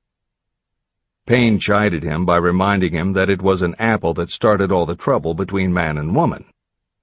Darwin chuckled as he suggested that Payne should watch out for little serpents when he went into the forest to gather apples, as they had the habit of growing into big snakes. Emerson observed, "No serpents, no apples," and Napoleon remarked, "No apples, no state." These meetings became so realistic that I became fearful of their consequences and discontinued them for several months. The experiences were so uncanny, I was afraid that if I continued them, I would lose sight of the fact that the meetings were purely experiences of my imagination. In writing this book, this is the first time that I've had the courage to mention this. I knew from my own attitude in connection with such matters that I would be misunderstood if I described my unusual experience. I now have the courage to put this on the printed page, because I am now less concerned about what they say than I was in the years that have passed.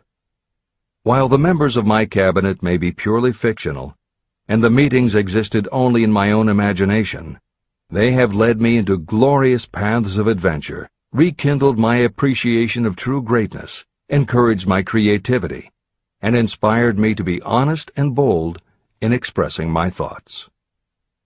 Editor's comments. Napoleon Hill's experience with his imaginary counselors is not as uncommon as it may seem on first reading. In fact, it happens to novelists all the time.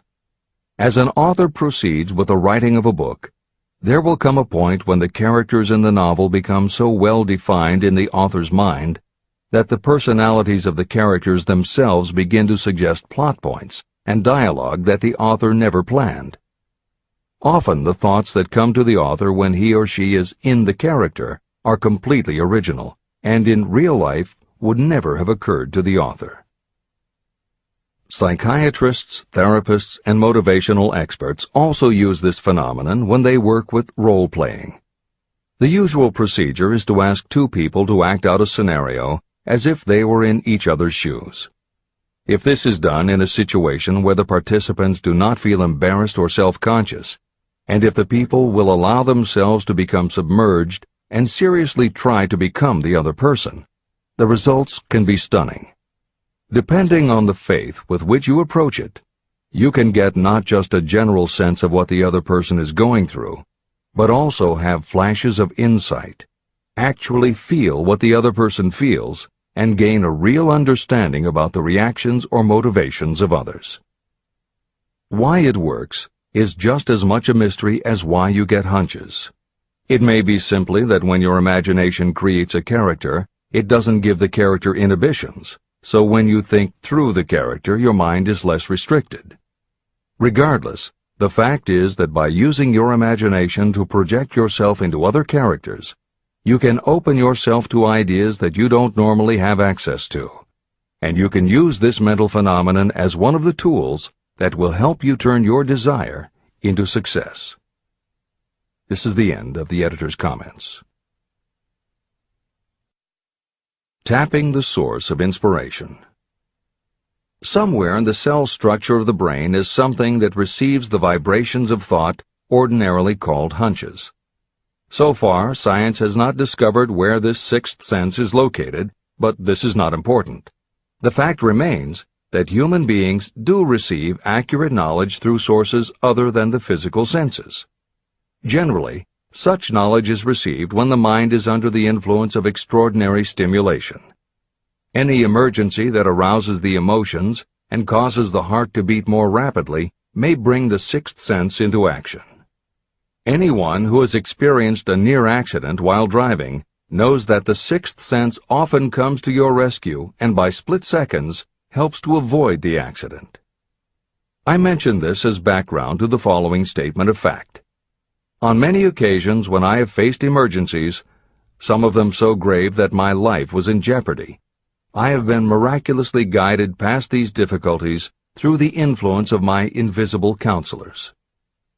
My original purpose in conducting council meetings with imaginary beings was solely to use autosuggestion to impress upon my subconscious mind certain characteristics that I wanted to acquire.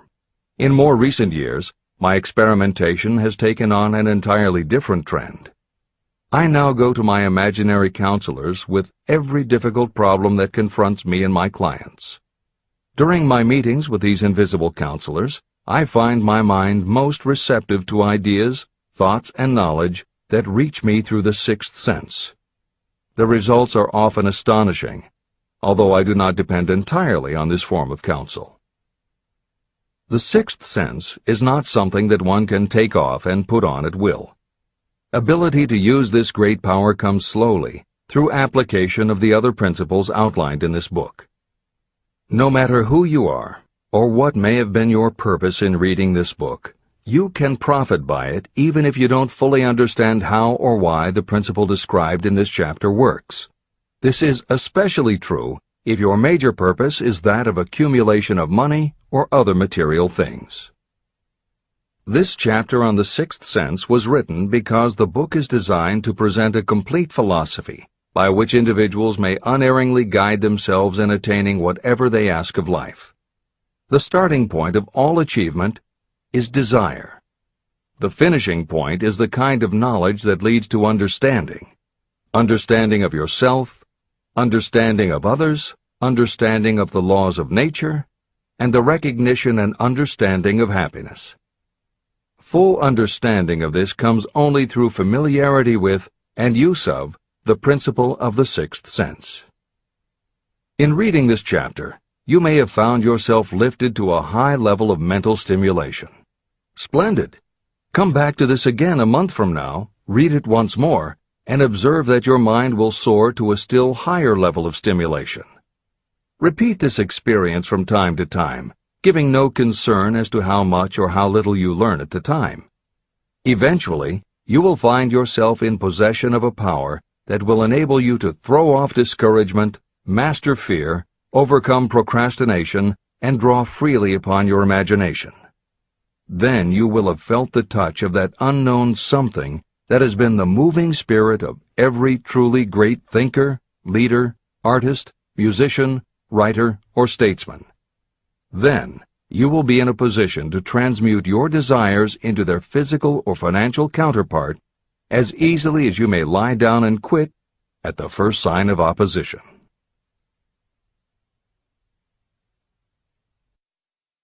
The man who actually knows just what he wants in life has already gone a long way toward attaining it. Chapter 16. The 6 Ghosts of Fear. How many are standing in your way? Take inventory of yourself as you read this closing chapter, and find out how many of the ghosts are standing in your way. Before you can put any portion of this philosophy into successful use, your mind must be prepared to receive it. The preparation is not difficult. It begins with study, analysis, and understanding of 3 enemies that you will have to clear out: indecision, doubt, and fear. The sixth sense will never function while these three negatives, or any one of them, remain in your mind. The members of this unholy trio are closely related. Where one is found, the other two are close at hand. Indecision is the seedling of fear.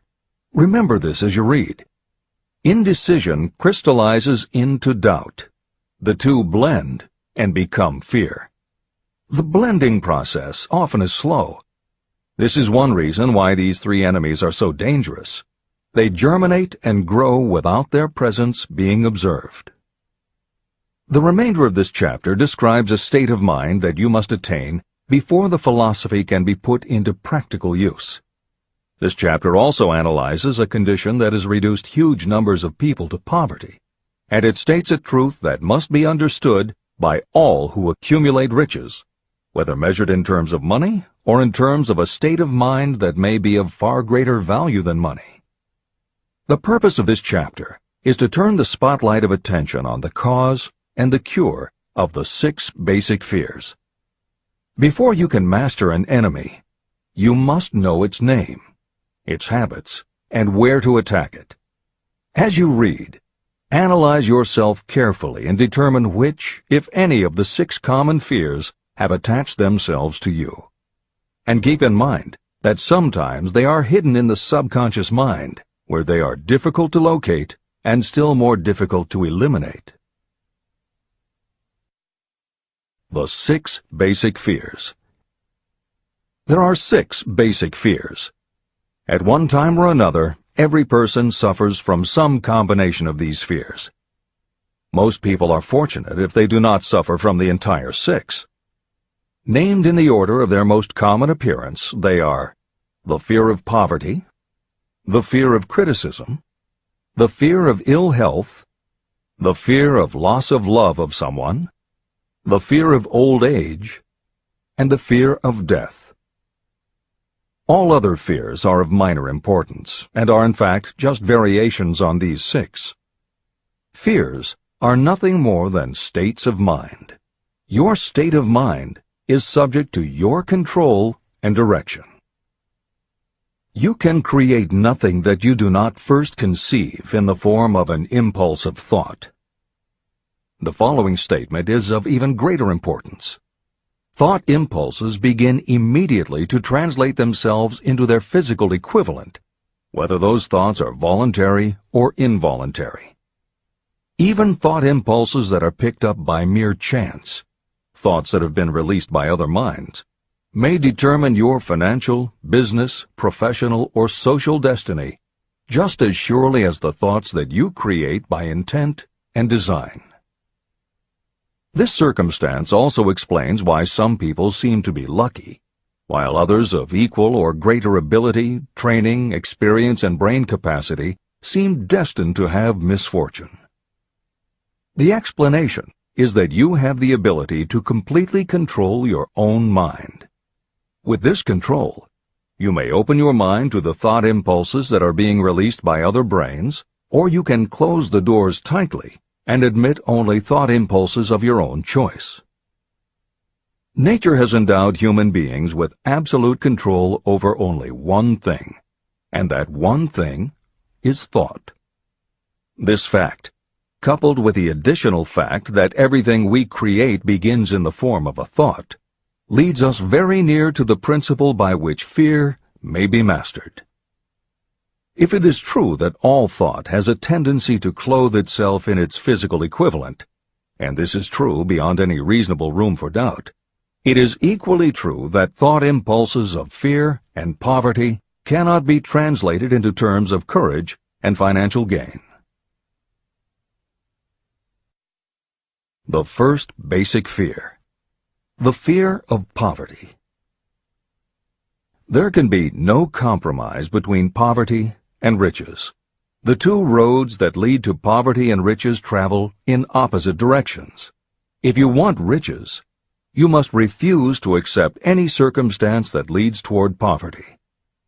The word riches is used in its broadest sense, meaning financial, spiritual, mental, and material wealth. The starting point of the path that leads to riches is desire. In Chapter 3, you received full instructions for the proper use of desire. In this chapter on fear, you have complete instructions for preparing your mind to make practical use of desire. Here is the place to give yourself a challenge, which will definitely determine how much of this philosophy you have absorbed. Here is the point at which you can tell what the future holds in store for you. If, after reading this chapter, you are willing to accept poverty, you may as well make up your mind to receive poverty. This is one decision you cannot avoid. But if you demand riches, determine what form and how much will be required to satisfy you. You know the road that leads to riches. You have been given a roadmap. If you follow it, it will keep you on that road. If you neglect to make the start, or stop before you arrive, no one will be to blame but you.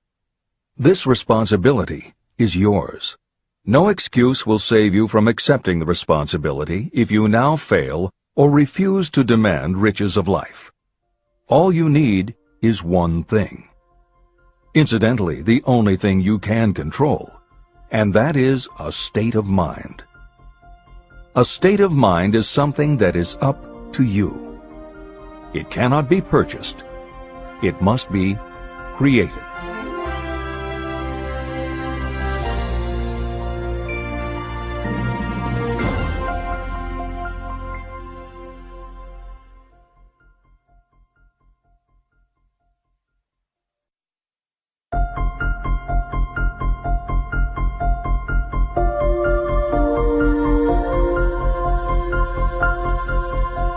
The most destructive fear. Fear of poverty is a state of mind, nothing else. But it is sufficient to destroy your chances of achievement in any undertaking. This fear paralyzes your ability to use reason, destroys the imagination, kills off self-reliance, undermines enthusiasm, discourages initiative, leads to uncertainty of purpose, encourages procrastination, wipes out enthusiasm, and makes self-control an impossibility. It takes the charm from your personality, destroys the possibility of accurate thinking, diverts concentration of effort. It defeats persistence, turns willpower into nothingness, destroys ambition, clouds the memory, and invites failure in every conceivable form. It kills love and assassinates the finer emotions of the heart, discourages friendship and invites disaster in 100 forms, leads to sleeplessness, misery, and unhappiness. And all this despite the obvious truth that you live in a world of overabundance of everything your heart could desire, with nothing standing between you and your desires except lack of a definite purpose. The fear of poverty is, without doubt, the most destructive of the 6 basic fears. It has been placed at the head of the list because it is the most difficult to master. The fear of poverty grew out of our inherited tendency to prey upon our fellow human beings economically. Nearly all animals lower than us are motivated by instinct, but their capacity to think is limited, and therefore they prey upon one another physically. We, with our superior sense of intuition, with the capacity to think and to reason, do not eat others bodily. Human beings get more satisfaction out of eating others financially. Humans are so avaricious that every conceivable law has been passed to safeguard us from one another. Nothing brings so much suffering and humility as poverty. Only those who have experienced poverty understand the full meaning of this. It is no wonder that we fear poverty. Through a long line of inherited experiences, we have learned for sure that some people cannot be trusted where matters of money and earthly possessions are concerned. So eager are we to possess wealth that we will acquire it in whatever manner we can, through legal methods if possible, through other methods if necessary or expedient. Self-analysis may disclose weaknesses that you do not like to acknowledge, but this form of examination is essential if you are going to demand of life more than mediocrity and poverty. Remember, as you check yourself point by point, that you are both the court and the jury, the prosecuting attorney and the attorney for the defense, and that you are both the plaintiff and the defendant. You are on trial. Face the facts squarely. Ask yourself definite questions and demand direct replies. When the examination is over, you will know more about yourself. If you do not feel that you can be an impartial judge, call upon someone who knows you well to serve as judge while you cross-examine yourself. You are after the truth. Get it, no matter at what the cost, even though it may temporarily embarrass you. The majority of people, if asked what they fear most, would reply, "I fear nothing." The reply would be inaccurate, because few people realize that they are bound, handicapped, whipped spiritually and physically through some form of fear. So subtle and deeply seated is the emotion of fear that you may go through life and never recognize its presence. Only a courageous analysis will disclose the presence of this universal enemy. When you begin such an analysis, search deeply into your character. The following is a list of the symptoms to look for. Symptoms of the fear of poverty. 1. Indifference. Commonly expressed through lack of ambition, willingness to tolerate poverty, and the acceptance of whatever compensation life may offer without protest. Also mental and physical laziness, and lack of initiative, imagination, enthusiasm, and self-control. 2. Indecision. The habit of permitting others to do your thinking, sitting on the fence.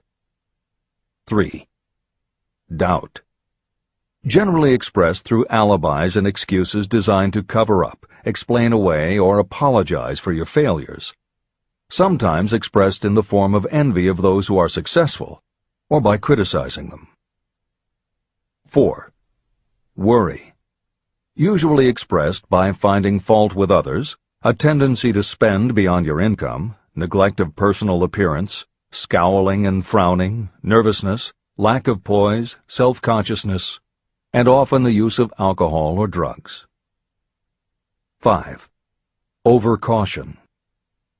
The habit of looking for the negative side of every circumstance, thinking and talking about possible failure instead of concentrating on succeeding, knowing all the roads to disaster, but never searching for the plans to avoid failure, waiting for the right time to begin until the waiting becomes a permanent habit, remembering those who have failed and forgetting those who have succeeded, seeing the hole in the donut, but overlooking the donut around the hole.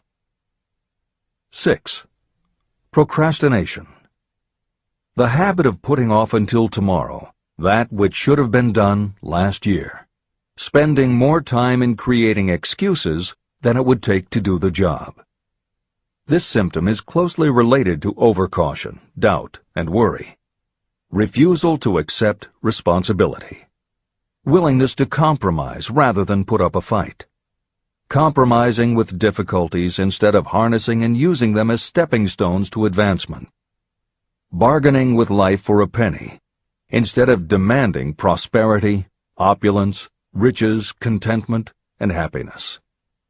Planning what to do if you fail instead of burning all bridges and making retreat impossible. Weakness of, and often total lack of, self-confidence, definiteness of purpose, self-control, initiative, enthusiasm, ambition, thrift, and sound reasoning ability. Expecting poverty instead of demanding riches. Associating with those who accept poverty instead of seeking the company of those who demand and receive riches. Money talks. Some will ask, why did you write a book about money? Why measure riches in dollars alone? Some will believe, and rightly so, that there are other forms of riches more desirable than money. Yes, There are riches that cannot be measured in terms of dollars. But there are also millions of people who say, "Give me all the money I need, and I will find everything else I want." The major reason why I wrote this book on how to get money is that millions of men and women are paralyzed with the fear of poverty. What this sort of fear does to one was well described by Westbrook Pegler. Editor's comments. James Westbrook Pegler was a controversial newspaper columnist for the Chicago Daily News and the Washington Post. Although his career lasted into the 1960s, he was most widely read and quoted during the 1930s and 1940s. During that period, he went from being a public supporter of Franklin Roosevelt and the New Deal policies to the opposite end of the political spectrum, championing conservative points of view. Pegler was also the author of 3 books based on his columns, and in 1940 won the Pulitzer Prize for his expose of union racketeering. This is the end of the editor's comments. We continue with the article by Westbrook Pegler. Money is only clamshells or metal discs or scraps of paper, and there are treasures of the heart and soul which money cannot buy. But most people, being broke, are unable to keep this in mind and sustain their spirits. When a man is down and out and on the street, unable to get any job at all, something happens to his spirit, which can be observed in the droop of his shoulders, the set of his hat, his walk, and his gaze. He cannot escape a feeling of inferiority among people with regular employment, even though he knows they are definitely not his equals in character, intelligence, or ability. These people, even his friends, feel, on the other hand, a sense of superiority and regard him, perhaps unconsciously, as a casualty. He may borrow for a time, but not enough to carry on in his accustomed way, and he cannot continue to borrow very long. But borrowing in itself, when a man is borrowing merely to live, is a depressing experience, and the money lacks the power of earned money to revive his spirits. Of course, none of this applies to bums or habitual ne'er-do-wells, but only to men of normal ambitions and self-respect. Women in the same predicament must be different. We somehow do not think of women at all in considering the down-and-outers. They are scarce in the bread lines, they rarely are seen begging on the streets, and they are not recognizable in crowds by the same plain signs which identify busted men. Of course, I do not mean the shuffling hags of the city streets, who are the opposite number of the confirmed male bums. I mean reasonably young, decent, and intelligent women. There must be many of them, but their despair is not apparent. When a man is down and out, he has time on his hands for brooding. He may travel miles to see a man about a job and discover that the job is filled, or that it is one of those jobs with no base pay, but only a commission on the sale of some useless knick-knack which nobody would buy except out of pity. Turning that down, he finds himself back on the street with nowhere to go, but just anywhere. So he walks and walks. He gazes into store windows at luxuries which are not for him, and feels inferior and gives way to people who stop to look with an active interest. He wanders into the railroad station, or puts himself down in the library to ease his legs and soak up a little heat, but that isn't looking for a job, so he gets going again. He may not know it, but his aimlessness would give him away even if the very lines of his figure did not. He may be well dressed in the clothes left over from the days when he had a steady job, but the clothes cannot disguise the droop. He sees thousands of other people, bookkeepers or clerks or chemists or wagon hands, busy at their work, and envies them from the bottom of his soul. They have their independence, their self-respect and manhood, and he simply cannot convince himself that he is a good man too, though he argue it out and arrive at a favorable verdict hour after hour. It is just money which makes this difference in him. With a little money, he would be himself again. This is the end of the article by Westbrook Pegler. The second basic fear, the fear of criticism. Just how we originally came by this fear, no one can say definitely, but one thing is certain. we have it in a highly developed form. I am inclined to attribute the basic fear of criticism to that part of our inherited nature that prompts us not only to take away other people's goods and wares, but also to justify our actions by criticism of the character of others. It is well known that a thief will criticize the man from whom he steals, that politicians seek office not by displaying their own virtues and qualifications, but by running negative campaigns against their opponents.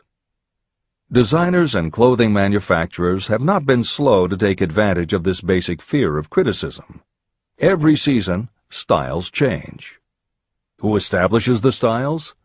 Certainly not the purchaser. It is the designers and manufacturers. Why do they change the styles so often? The answer is obvious. They change the styles so they can sell more clothes. The fear of criticism robs people of their initiative, destroys their power of imagination, limits their individuality, takes away their self-reliance, and does them damage in 100 other ways. Parents often do their children irreparable injury by criticizing them. The mother of one of my friends used to punish him with a switch almost daily, always completing the job with the statement, "You'll land in a penitentiary before you are 20. He was sent to a reformatory at the age of 17. Editor's comments. Modern psychotherapy is well aware of the circumstance that Hill describes in the preceding paragraph. In the chapters on autosuggestion and hypnosis, reference was made to childhood traumas that result in phobias, compulsive behaviors, fixations, or complexes. However, there are instances in which the implanting of a suggestion is much more subtle. Hypnotherapists have found that common phrases such as, "Don't you ever say no to me again," "I'm afraid she'll never get over it," or "You're just like your father," can hamper a person's abilities later in life if such phrases were said often enough, or at a time when a child was particularly vulnerable. This is the end of the editor's comments. Criticism is the one form of service of which everyone has too much. Everyone has a stock of it, which is handed out gratis whether called for or not. Your nearest relatives are often the worst offenders. It should be recognized as a crime. In reality, it is a crime of the worst nature for any parent to build inferiority complexes in the mind of a child through unnecessary criticism. Employers who understand human nature get the best there is in people not by criticism, but by constructive suggestion. Parents may accomplish the same results with their children. Criticism will plant fear in the human heart, or resentment, but it will not build love or affection. Symptoms of the fear of criticism. This fear is almost as universal as the fear of poverty, and its effects are just as fatal to personal achievement, mainly because this fear destroys initiative and discourages the use of imagination. The major symptoms of the fear are 1. Self-consciousness, generally expressed through nervousness, timidity in conversation and in meeting strangers, awkward movements, and shifting of the eyes. 2. Lack of poise, expressed through lack of voice control, nervousness in the presence of others, poor posture, poor memory. 3. Personality weaknesses, lacking in firmness of decision, personal charm, and ability to express opinions definitely, the habit of sidestepping issues instead of meeting them squarely, agreeing with others without careful examination of their opinions. 4. Inferiority complex, the habit of expressing your own self-approval as a means of covering up your feeling of inferiority, using big words to impress others, often without knowing the real meaning of the words, imitating others in dress, speech, and manners, boasting of imaginary achievements, and acting superior to cover up the fact that you feel inferior. 5. Extravagance, the habit of trying to keep up with the Joneses and spending beyond your income. 6. Lack of initiative, failure to embrace opportunities for self-advancement, fear to express opinions, lack of confidence in your own ideas, giving evasive answers to questions asked by superiors, hesitancy of manner and speech, deceit in both words and deeds. 7. Lack of ambition, mental and physical laziness, lack of self-assertion, slowness in reaching decisions, being too easily influenced, the habit of accepting defeat without protest, or quitting an undertaking when opposed by others. Also the habit of criticizing others behind their backs and flattering them to their faces, suspicion of other people without cause, lack of tactfulness of manner and speech, and unwillingness to accept the blame for mistakes. The third basic fear, the fear of ill health. This fear may be traced to both physical and social heredity. It is closely associated with the causes of fear of old age and the fear of death. We fear ill health because of the terrible pictures that have been planted in our minds of what may happen if death should overtake us. We also fear it because of the economic toll that it may claim. One reputable physician estimated that 75% of all people who visit doctors are suffering with hypochondria, imaginary illness. It has been shown that the fear of disease, even when there is not the slightest cause for fear, often produces the physical symptoms of the disease feared. Powerful and mighty is the human mind. It builds or it destroys. Through a series of experiments, my staff proved how susceptible people are to the power of suggestion. We asked 3 acquaintances to visit separately with the victim. They were instructed to pose the question, "What ails you? You look terribly ill." The first questioner provoked a grin from him and a nonchalant, "Oh, nothing, I'm all right." The second questioner was answered with a statement, "I don't know exactly, but I do feel badly." The third questioner was met with the admission that the victim was actually feeling ill. Editor's comment. Hill's experiment is one that you do not want to carry too far. It is not that different from the principle behind certain religious sects whose members take vengeance on their enemies by hexing or placing a spell on a victim. The spell only works because the victim believes that spells can be cast and that it is possible he or she could be hexed. When the hex victim is informed that someone has cast a spell on them, they accept that it is possible, and their mind does the rest. The same theory operated when Hill's associate was told 3 times that he looked ill. He believed it was possible. Being told 3 times was convincing, and his mind went to work and made it so. This is the end of the editor's comment. There is overwhelming evidence that disease sometimes begins in the form of negative thought impulse. Such thoughts may be planted in your mind by suggestion or created by you in your own mind. Doctors send patients to new climates for their health because a change of mental attitude is necessary. The seed of fear of ill health lives in every human mind. Worry, fear, discouragement, or disappointment can cause this seed to germinate and grow. Symptoms of the fear of ill health. The symptoms of this almost universal fear are 1. Autosuggestion. The habit of negative use of self-suggestion by looking for and expecting to find symptoms of all kinds of disease. Enjoying your imaginary illness and speaking of it as being real. The habit of trying fads and isms recommended by others as having therapeutic value. Talking to others of operations, accidents, and other forms of illness. Experimenting with diets, physical exercises, weight loss systems without professional guidance. Trying home remedies, patent medicines, and quack remedies. 2. Hypochondria, a medical term for imaginary disease. The habit of excessively talking about illness, and by concentrating the mind on disease you begin to expect it to happen to you. Nothing that comes in bottles can cure this condition. It is brought on by negative thinking, and nothing but positive thought can cure it. Hypochondria is said to do as much damage on occasion as the real disease might do. 3. Exercise. Fear of ill health often interferes with proper physical exercise and results in overweight. 4. Susceptibility. Fear of ill health breaks down your natural resistance, which makes you susceptible to real disease.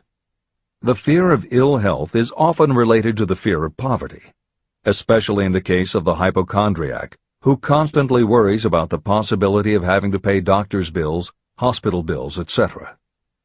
This type of person spends much time preparing for sickness, talking about death, saving money for cemetery plots, burial expenses, and such. 5. Self-coddling. The habit of seeking sympathy. The habit of feigning illness to cover your laziness or to serve as an alibi for lack of ambition. People often resort to this trick to avoid work. 6. Intemperance. The habit of using alcohol or drugs to destroy pain instead of eliminating the cause. 7. The habit of reading about illness and worrying over the possibility of being stricken by it. The fourth basic fear. The fear of loss of love. Jealousy and other similar forms of neurosis grow out of our fear of the loss of love of someone. This fear is the most painful of all the 6 basic fears. It probably plays more havoc with the body and mind than any of the other basic fears. Editor's comment. By way of introduction to each of the 6 basic fears, Napoleon Hill usually postulates how the fear originated in humans. In the original edition of this book, he suggested that the fear of loss of love may have started with prehistoric man's habit of stealing his neighbor's mate and taking liberties with her whenever he could. Though amusing, this theory does not take into account that women fear the loss of a love just as profoundly as men do, and both men and women fear losing the love of not just their mates, but also of family members and others with whom they are close. How the emotion of love originated may remain a mystery, but there is no mystery about how we feel when we lose it. This is the end of the editor's comment. The fourth basic fear. The fear of loss of love. Jealousy and other similar forms of neurosis grow out of our fear of the loss of love of someone. This fear is the most painful of all the 6 basic fears. It probably plays more havoc with the body and mind than any of the other basic fears. Editor's comment. By way of introduction to each of the 6 basic fears, Napoleon Hill usually postulates how the fear originated in humans. In the original edition of this book, he suggested that the fear of loss of love may have started with prehistoric man's habit of stealing his neighbor's mate and taking liberties with her whenever he could. Though amusing, this theory does not take into account that women fear the loss of a love just as profoundly as men do, and both men and women fear losing the love of not just their mates, but also of family members and others with whom they are close. How the emotion of love originated may remain a mystery, but there is no mystery about how we feel when we lose it. This is the end of the editor's comment. Symptoms of the fear of loss of love. The distinguishing symptoms of this fear are 1. Jealousy. The habit of being suspicious of friends and loved ones. The habit of accusing wife or husband of infidelity without grounds. General suspicion of everyone and absolute faith in no one. 2. Fault-finding. The habit of finding fault with friends, relatives, business associates, and loved ones upon the slightest provocation, or without any cause whatsoever. 3. Gambling. The habit of gambling, stealing, cheating, and otherwise taking hazardous chances to provide money for loved ones, in the belief that love can be bought. The habit of spending beyond your means, or incurring debts to provide gifts for loved ones in order to make a good impression. Also insomnia, nervousness, lack of persistence, weakness of will, lack of self-control, lack of self-reliance, bad temper. The fifth basic fear: the fear of old age. In the main, this fear grows out of two sources. First, the thought that old age may bring with it poverty. Second is the concern that many have for what may await them in the world beyond. The most common cause of fear of old age is associated with the possibility of poverty. Poorhouse is not a pretty word. It throws a chill into the mind of every person who faces the possibility of having to spend declining years having to live on some form of charity. The possibility of ill health, which is more common as people grow older, is also a contributing cause of this common fear of old age, as is concern about diminishing sexuality. Another contributing cause of the fear of old age is the possibility of loss of freedom and independence, as old age may bring with it the loss of both physical and economic freedom. Symptoms of the fear of old age. The most common symptoms of this fear are: 1. Lack of enthusiasm. The tendency to slow down and develop an inferiority complex, falsely believing you are slipping because of age. The habit of killing off initiative, imagination, and self-reliance by falsely believing you are too old to exercise these qualities. 2. Self-consciousness of speech. The habit of speaking apologetically of yourself as being old merely because you have reached the age of 40 or 50, instead of reversing the rule and expressing gratitude for having reached the age of wisdom and understanding. 3. Inappropriate dress and action. Trying to appear much younger than your age by going overboard in your attempt to keep up with the style and mannerisms of youth. The sixth basic fear: the fear of death. To some, this is the cruelest of all the basic fears. The reason is obvious. The terrible pangs of fear associated with the thought of death, in the majority of cases, may be charged to religious fanaticism. So-called heathens are less afraid of death than the more civilized.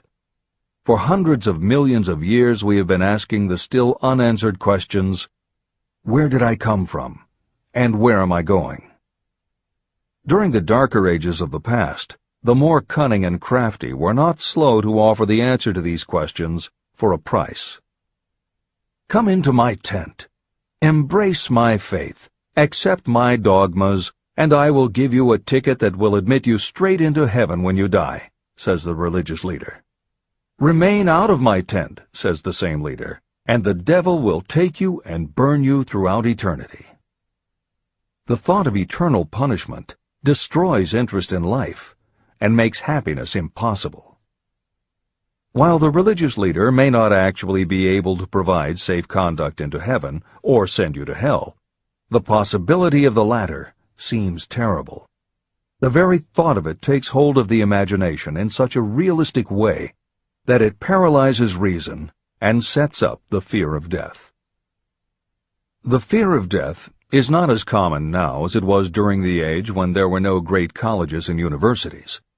People of science have turned the spotlight of truth upon the world, and this truth is rapidly freeing men and women from this terrible fear of death. The young men and women who attend the colleges and universities are not easily impressed by fire and brimstone. Through knowledge, the fears of the dark ages that grip the mind have been dispelled. The entire world is made up of only four things: time, space, energy, and matter. In elementary physics, we learn that neither matter nor energy can be created or destroyed. Both matter and energy can be transformed, but neither can be destroyed. Life is energy, if it is anything. If neither energy nor matter can be destroyed, of course life itself cannot be destroyed. Life, like other forms of energy, may be passed through various processes of transition or change, but it cannot be destroyed. Death is mere transition. And if death is not mere change or transition, then nothing comes after death except a long, eternal, peaceful sleep. And sleep is nothing to be feared. If you can accept the logic of this, you may forever wipe out your fear of death. Symptoms of the fear of death. The general symptoms of this fear are: 1. The habit of thinking about dying, instead of making the most of life. This is generally due to lack of purpose or lack of a suitable occupation. This fear is more prevalent among the aged, but sometimes the more youthful are victims of it. The greatest of all remedies for the fear of death is a burning desire for achievement, backed by useful service to others. A busy person seldom has time to think about dying. A busy person finds life too thrilling to worry about death. 2. Sometimes the fear of death is closely associated with the fear of poverty, where death would leave loved ones poverty-stricken. 3. In other cases, the fear of death is caused by illness and the breakdown of physical body resistance. 4. The most common causes of the fear of death are ill health, poverty, lack of appropriate occupation, disappointment over love, insanity, and religious fanaticism. The disaster of worry and destructive thinking. Worry is a state of mind based upon fear. It works slowly but persistently. It is insidious and subtle. Step by step, it digs itself in until it paralyzes the reasoning faculty and destroys self-confidence and initiative. Worry is a form of sustained fear caused by indecision. Therefore, it is a state of mind that can be controlled. An unsettled mind is helpless. Indecision makes an unsettled mind. Most individuals lack the willpower to reach decisions promptly and to stand by them after they have been made. We do not worry over conditions once we have reached a decision to follow a definite line of action. I once interviewed a man who was sentenced to be electrocuted 2 hours later. The condemned man was the calmest of the 8 men who were in the death cell with him. His calmness prompted me to ask him how it felt to know that he was going into eternity in a short while. With a smile of confidence on his face, he said, "It feels fine. Just think, brother, my troubles will soon be over. I've had nothing but trouble all my life. It has been a hardship to get food and clothing. Soon, I will not need these things. I have felt fine ever since I learned for certain that I must die. I made up my mind then to accept my fate in good spirit." As he spoke, he devoured a dinner sufficient for 3 men, eating every mouthful of the food brought to him, and apparently enjoying it as much as if no disaster awaited him. Decision gave this man resignation to his fate. Decision can also prevent one's acceptance of undesired circumstances. Through indecision, the 6 basic fears become translated into a state of worry. Relieve yourself forever of the fear of death by reaching a decision to accept death as an inescapable event. Eliminate the fear of old age by reaching a decision to accept it not as a handicap, but as a great blessing that carries with it wisdom, self-control, and understanding. Master the fear of loss of love by reaching a decision to get along without love, if that is necessary. Defeat the fear of criticism by reaching a decision not to worry about what other people think, do, or say. Overcome the fear of ill health by the decision to forget symptoms, and whip the fear of poverty by reaching a decision to get along with whatever wealth you can accumulate without worry.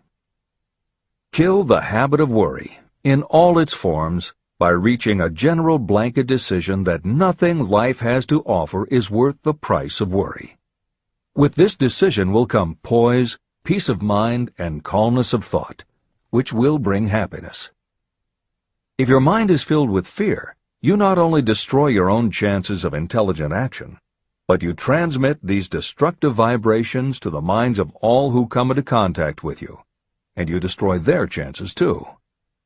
Even a dog or a horse knows when its master lacks courage. It will pick up the vibrations of fear given off by its master and behave accordingly. The vibrations of fear pass from one mind to another just as quickly and as surely as the sound of the human voice passes from the broadcasting station to a radio receiver. The person who constantly speaks of negative or destructive thoughts is practically certain to experience the results of those words in the form of destructive feedback. But even negative thoughts without words will come back to you. The release of destructive thought impulses alone also produces feedback in more ways than one. First, and perhaps most important to be remembered, the person who releases thoughts of a destructive nature must suffer damage through the breaking down of creative imagination. Secondly, the presence in the mind of any destructive emotion develops a negative personality, which repels people and often converts them into antagonists. The third source of damage is that negative thoughts not only affect others, but they also embed themselves in the subconscious mind of the person releasing them and there become a part of that person's character. Your business in life is to achieve success. To be successful, you must find peace of mind, acquire the material needs of life, and above all, attain happiness. All of these indications of success begin in the form of thought impulses. You control your own mind. You have the power to feed it whatever thought impulses you choose. With this goes the responsibility of using your mind constructively. You are the master of your own earthly destiny, just as surely as you have the power to control your own thoughts. You may influence, direct, and eventually control your own environment, making your life what you want it to be. Or you may neglect to make your life what you want, and you will be adrift on the seas of circumstance, where you will be tossed like a wood chip on the waves of the ocean. The Devil's Workshop. In addition to the 6 basic fears, there is another evil by which people suffer. It constitutes a rich soil in which the seeds of failure grow abundantly. It is so subtle that its presence often is not detected. It is more deeply rooted and more often fatal than all of the 6 fears. For want of a better name, let us call this evil susceptibility to negative influences. Those who accumulate great riches always protect themselves against negative influences. The poverty-stricken never do. Those who succeed in any calling must prepare their minds to resist such influences. If you are reading this book to learn how to grow rich, you should examine yourself very carefully to determine whether you are susceptible to negative influences. If you neglect this self-analysis, you will give up your right to attain the object of your desires. Make your analysis searching. As you read the following questions, be tough on yourself. Go at the task as carefully as you would if you were searching for any other enemy you knew was waiting to ambush you. You must deal with your own faults as you would with a real and serious enemy. You can easily protect yourself against real enemies because there are laws, police, and courts to deal with them. But this 7th basic evil is more difficult to master because it strikes when you are not aware of its presence, when you are asleep and while you are awake. Moreover, its weapon is intangible because it consists of merely a state of mind. Negative influences are also dangerous because they come in so many different forms. Sometimes they enter the mind through the well-meant words of your friends and relatives. At other times they come from within, through your own mental attitude.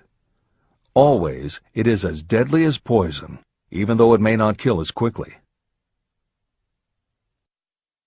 How to protect yourself against negative influences. To protect yourself against negative influences, whether of your own making or the result of negative people around you, recognize that your willpower is your defense. You must put it into constant use until it builds a wall of immunity against negative influences in your own mind. Recognize that you and every other human being are, by nature, lazy, indifferent, and susceptible to all suggestions that reinforce your weaknesses. Recognize that you are, by nature, susceptible to all of the 6 basic fears, and you must set up habits to counteract all these fears. Recognize that negative influences often work on you through your subconscious mind and are therefore difficult to detect. Keep your mind closed against all people who depress or discourage you in any way. Clean out your medicine chest and stop pandering to colds, aches, pains, and imaginary illness. Deliberately seek the company of people who influence you to think and act for yourself. Do not expect troubles, as they have a tendency not to disappoint. Without doubt, the most common weakness of all human beings is the habit of leaving their minds open to the negative influences of other people.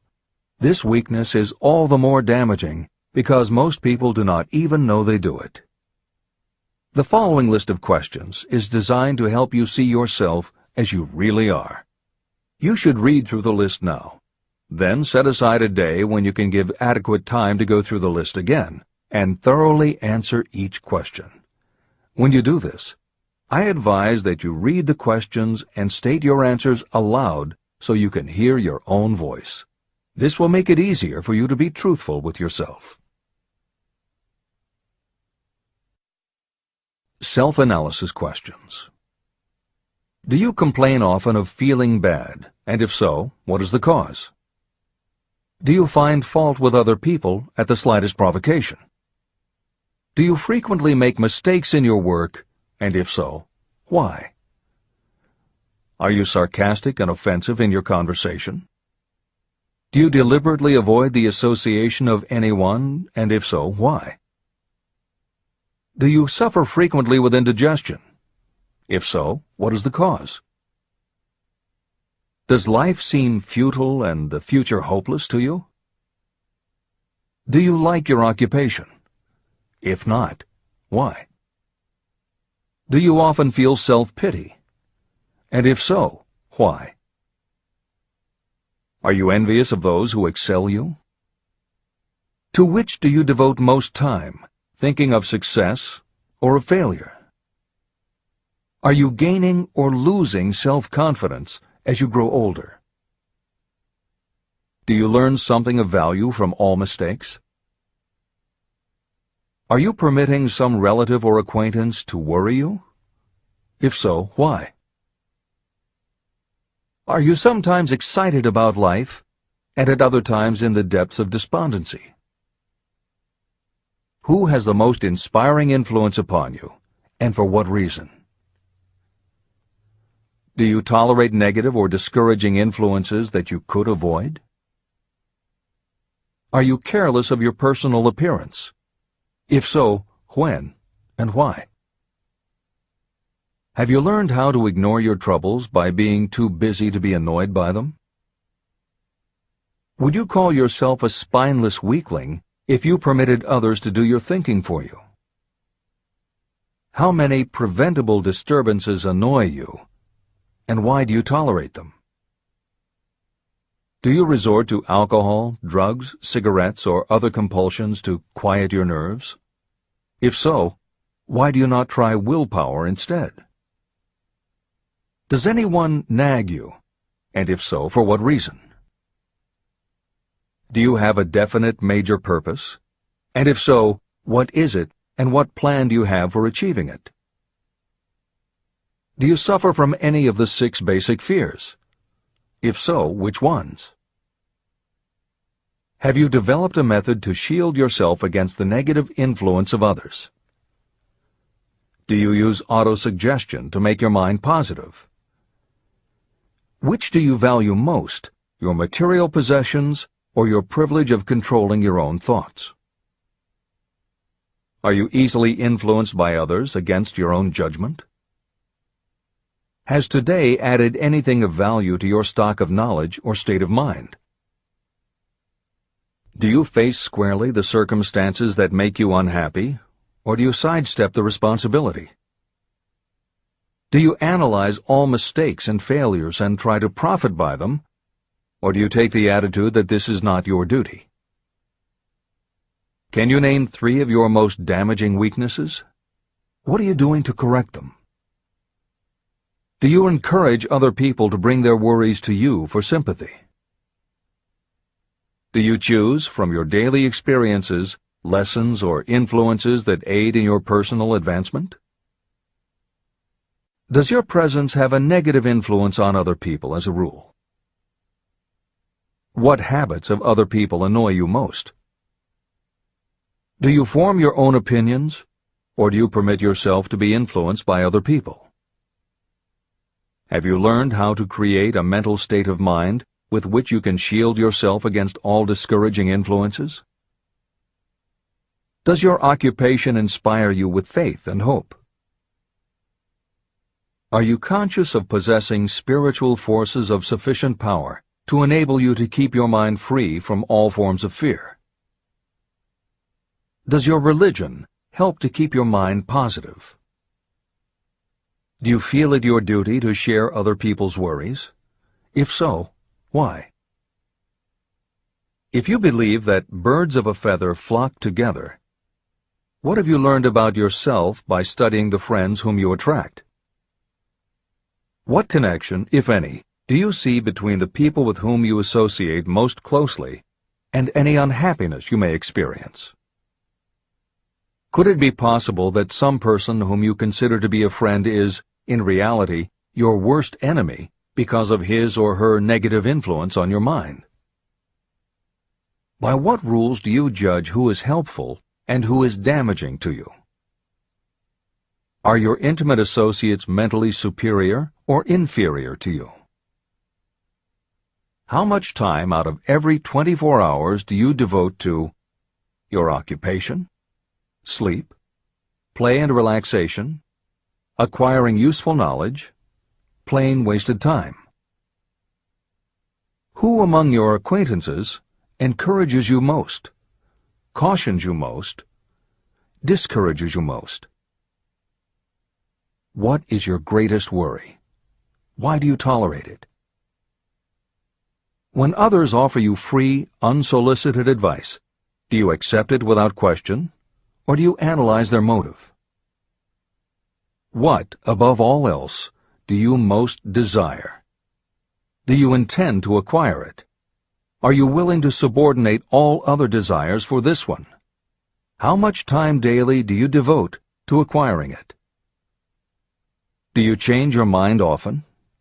If so, why? Do you usually finish everything you begin? Are you easily impressed by other people's business or professional titles, college degrees, or wealth? Are you easily influenced by what other people think or say about you? Do you cater to people because of their social or financial status? Whom do you believe to be the greatest person living? In what respect is this person superior to yourself? How much time have you devoted to studying and answering these questions? At least one day is necessary for the analysis and the answering of the entire list. If you have answered all these questions truthfully, you know more about yourself than the majority of people. Study the questions carefully. Come back to them once each week for several months, and be astounded at the amount of additional knowledge of great value to yourself you will have gained by the simple method of answering the questions truthfully. If you are not certain about the answers to some of the questions, seek the counsel of those who know you well, especially those who have no motive in flattering you, and see yourself through their eyes. The experience will be astonishing. The one thing over which you have absolute control.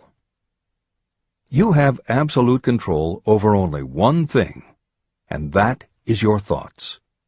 This is the most significant and inspiring of all facts known to humans. It reflects our divine nature. This ability to control your thoughts is the sole means by which you may control your own destiny. If you fail to control your own mind, you may be sure you will control nothing else. Your mind is your spiritual estate. Protect and use it with the care to which divine royalty is entitled. You were given your willpower for this purpose. Unfortunately, there is no legal protection against those who, by design or through ignorance, poison the minds of others with negative suggestion.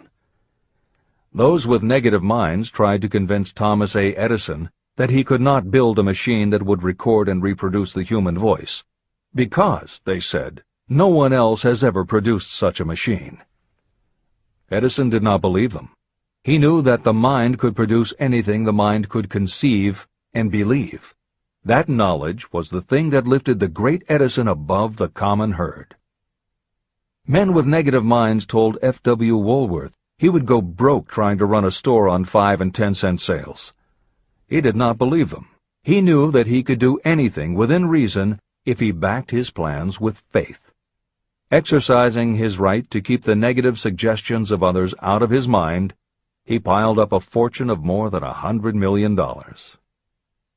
Doubting Thomases scoffed scornfully when Henry Ford tried out his first crudely built automobile on the streets of Detroit. Some said the thing would never become practical. Others said no one would pay money for such a contraption. Ford said, "I'll belt the earth with dependable motor cars." And he did. For the benefit of those seeking vast riches, let it be remembered that practically the sole difference between Henry Ford and a majority of workers is this: Ford had a mind, and he controlled it. The others have minds that they do not try to control. Mind control is the result of self-discipline and habit. You either control your mind, or it controls you. There is no halfway compromise. The most practical method for controlling your mind is the habit of keeping it busy with a definite purpose, backed by a definite plan. Study the records of those who achieve noteworthy success, and you will see that they have control over their own minds, and that they exercise that control and direct it toward the attainment of definite objectives. Without this control, success is not possible. 55 Famous Alibis by Old Man If. People who do not succeed have one distinguishing trait in common. They know all the reasons for failure and have what they believe to be airtight alibis to explain away their own lack of achievement. Some of these alibis are clever, and a few of them are justifiable by the facts, but alibis cannot be used for money. The world wants to know only one thing: have you achieved success? A character analyst compiled a list of the most commonly used alibis. As you read the list, examine yourself carefully and determine how many of these alibis you use. Remember, the philosophy presented in this book makes every one of these alibis obsolete. If I didn't have a wife and family. If I had enough pull. If I had money. If I had a good education. If I could get a job. If I had good health. If I only had time. If times were better. If other people understood me. If conditions around me were only different. If I could live my life over again. If I did not fear what they would say. If I had been given a chance. If I now had a chance. If other people didn't have it in for me. If nothing happens to stop me. If only I were younger. If I only could do what I want. If I had been born rich. If I could meet the right people. If I had the talent that some people have. If I dared to assert myself. If only I had embraced past opportunities. If people didn't get on my nerves. If I didn't have to keep house and look after the children. If I could save some money. If the boss only appreciated me. If I only had somebody to help me. If my family understood me. if I lived in a big city, if I could just get started, if I were only free, if I had the personality of some people, if I were not so fat, if my real talents were known, if I could just get a break, if I could only get out of debt, if I hadn't failed, if I only knew how, if everybody wasn't against me, if I didn't have so many worries, if I could marry the right person, if people weren't so dumb, if my family were not so extravagant, if I were sure of myself, if luck were not against me, if I had not been born under the wrong star, if it were not true that what is to be will be, if I did not have to work so hard, if I hadn't lost my money, if I lived in a different neighborhood, if I didn't have a past, if I only had a business of my own, if other people would only listen to me, if, and this is the greatest of them all, if I had the courage to see myself as I really am, I would find out what is wrong with me and correct it. And I know that something must be wrong with the way I have done things, or I would already have the success that I desire. I recognize that something must be wrong with me, otherwise I would have spent more time analyzing my weaknesses and less time building alibis to cover them. Building alibis to explain away failure is a national pastime. The habit is as old as the human race and is fatal to success. Why do people cling to their pet alibis? The answer is obvious. They defend their alibis because they create them. Your alibi is the child of your own imagination. It is human nature to defend your own brainchild.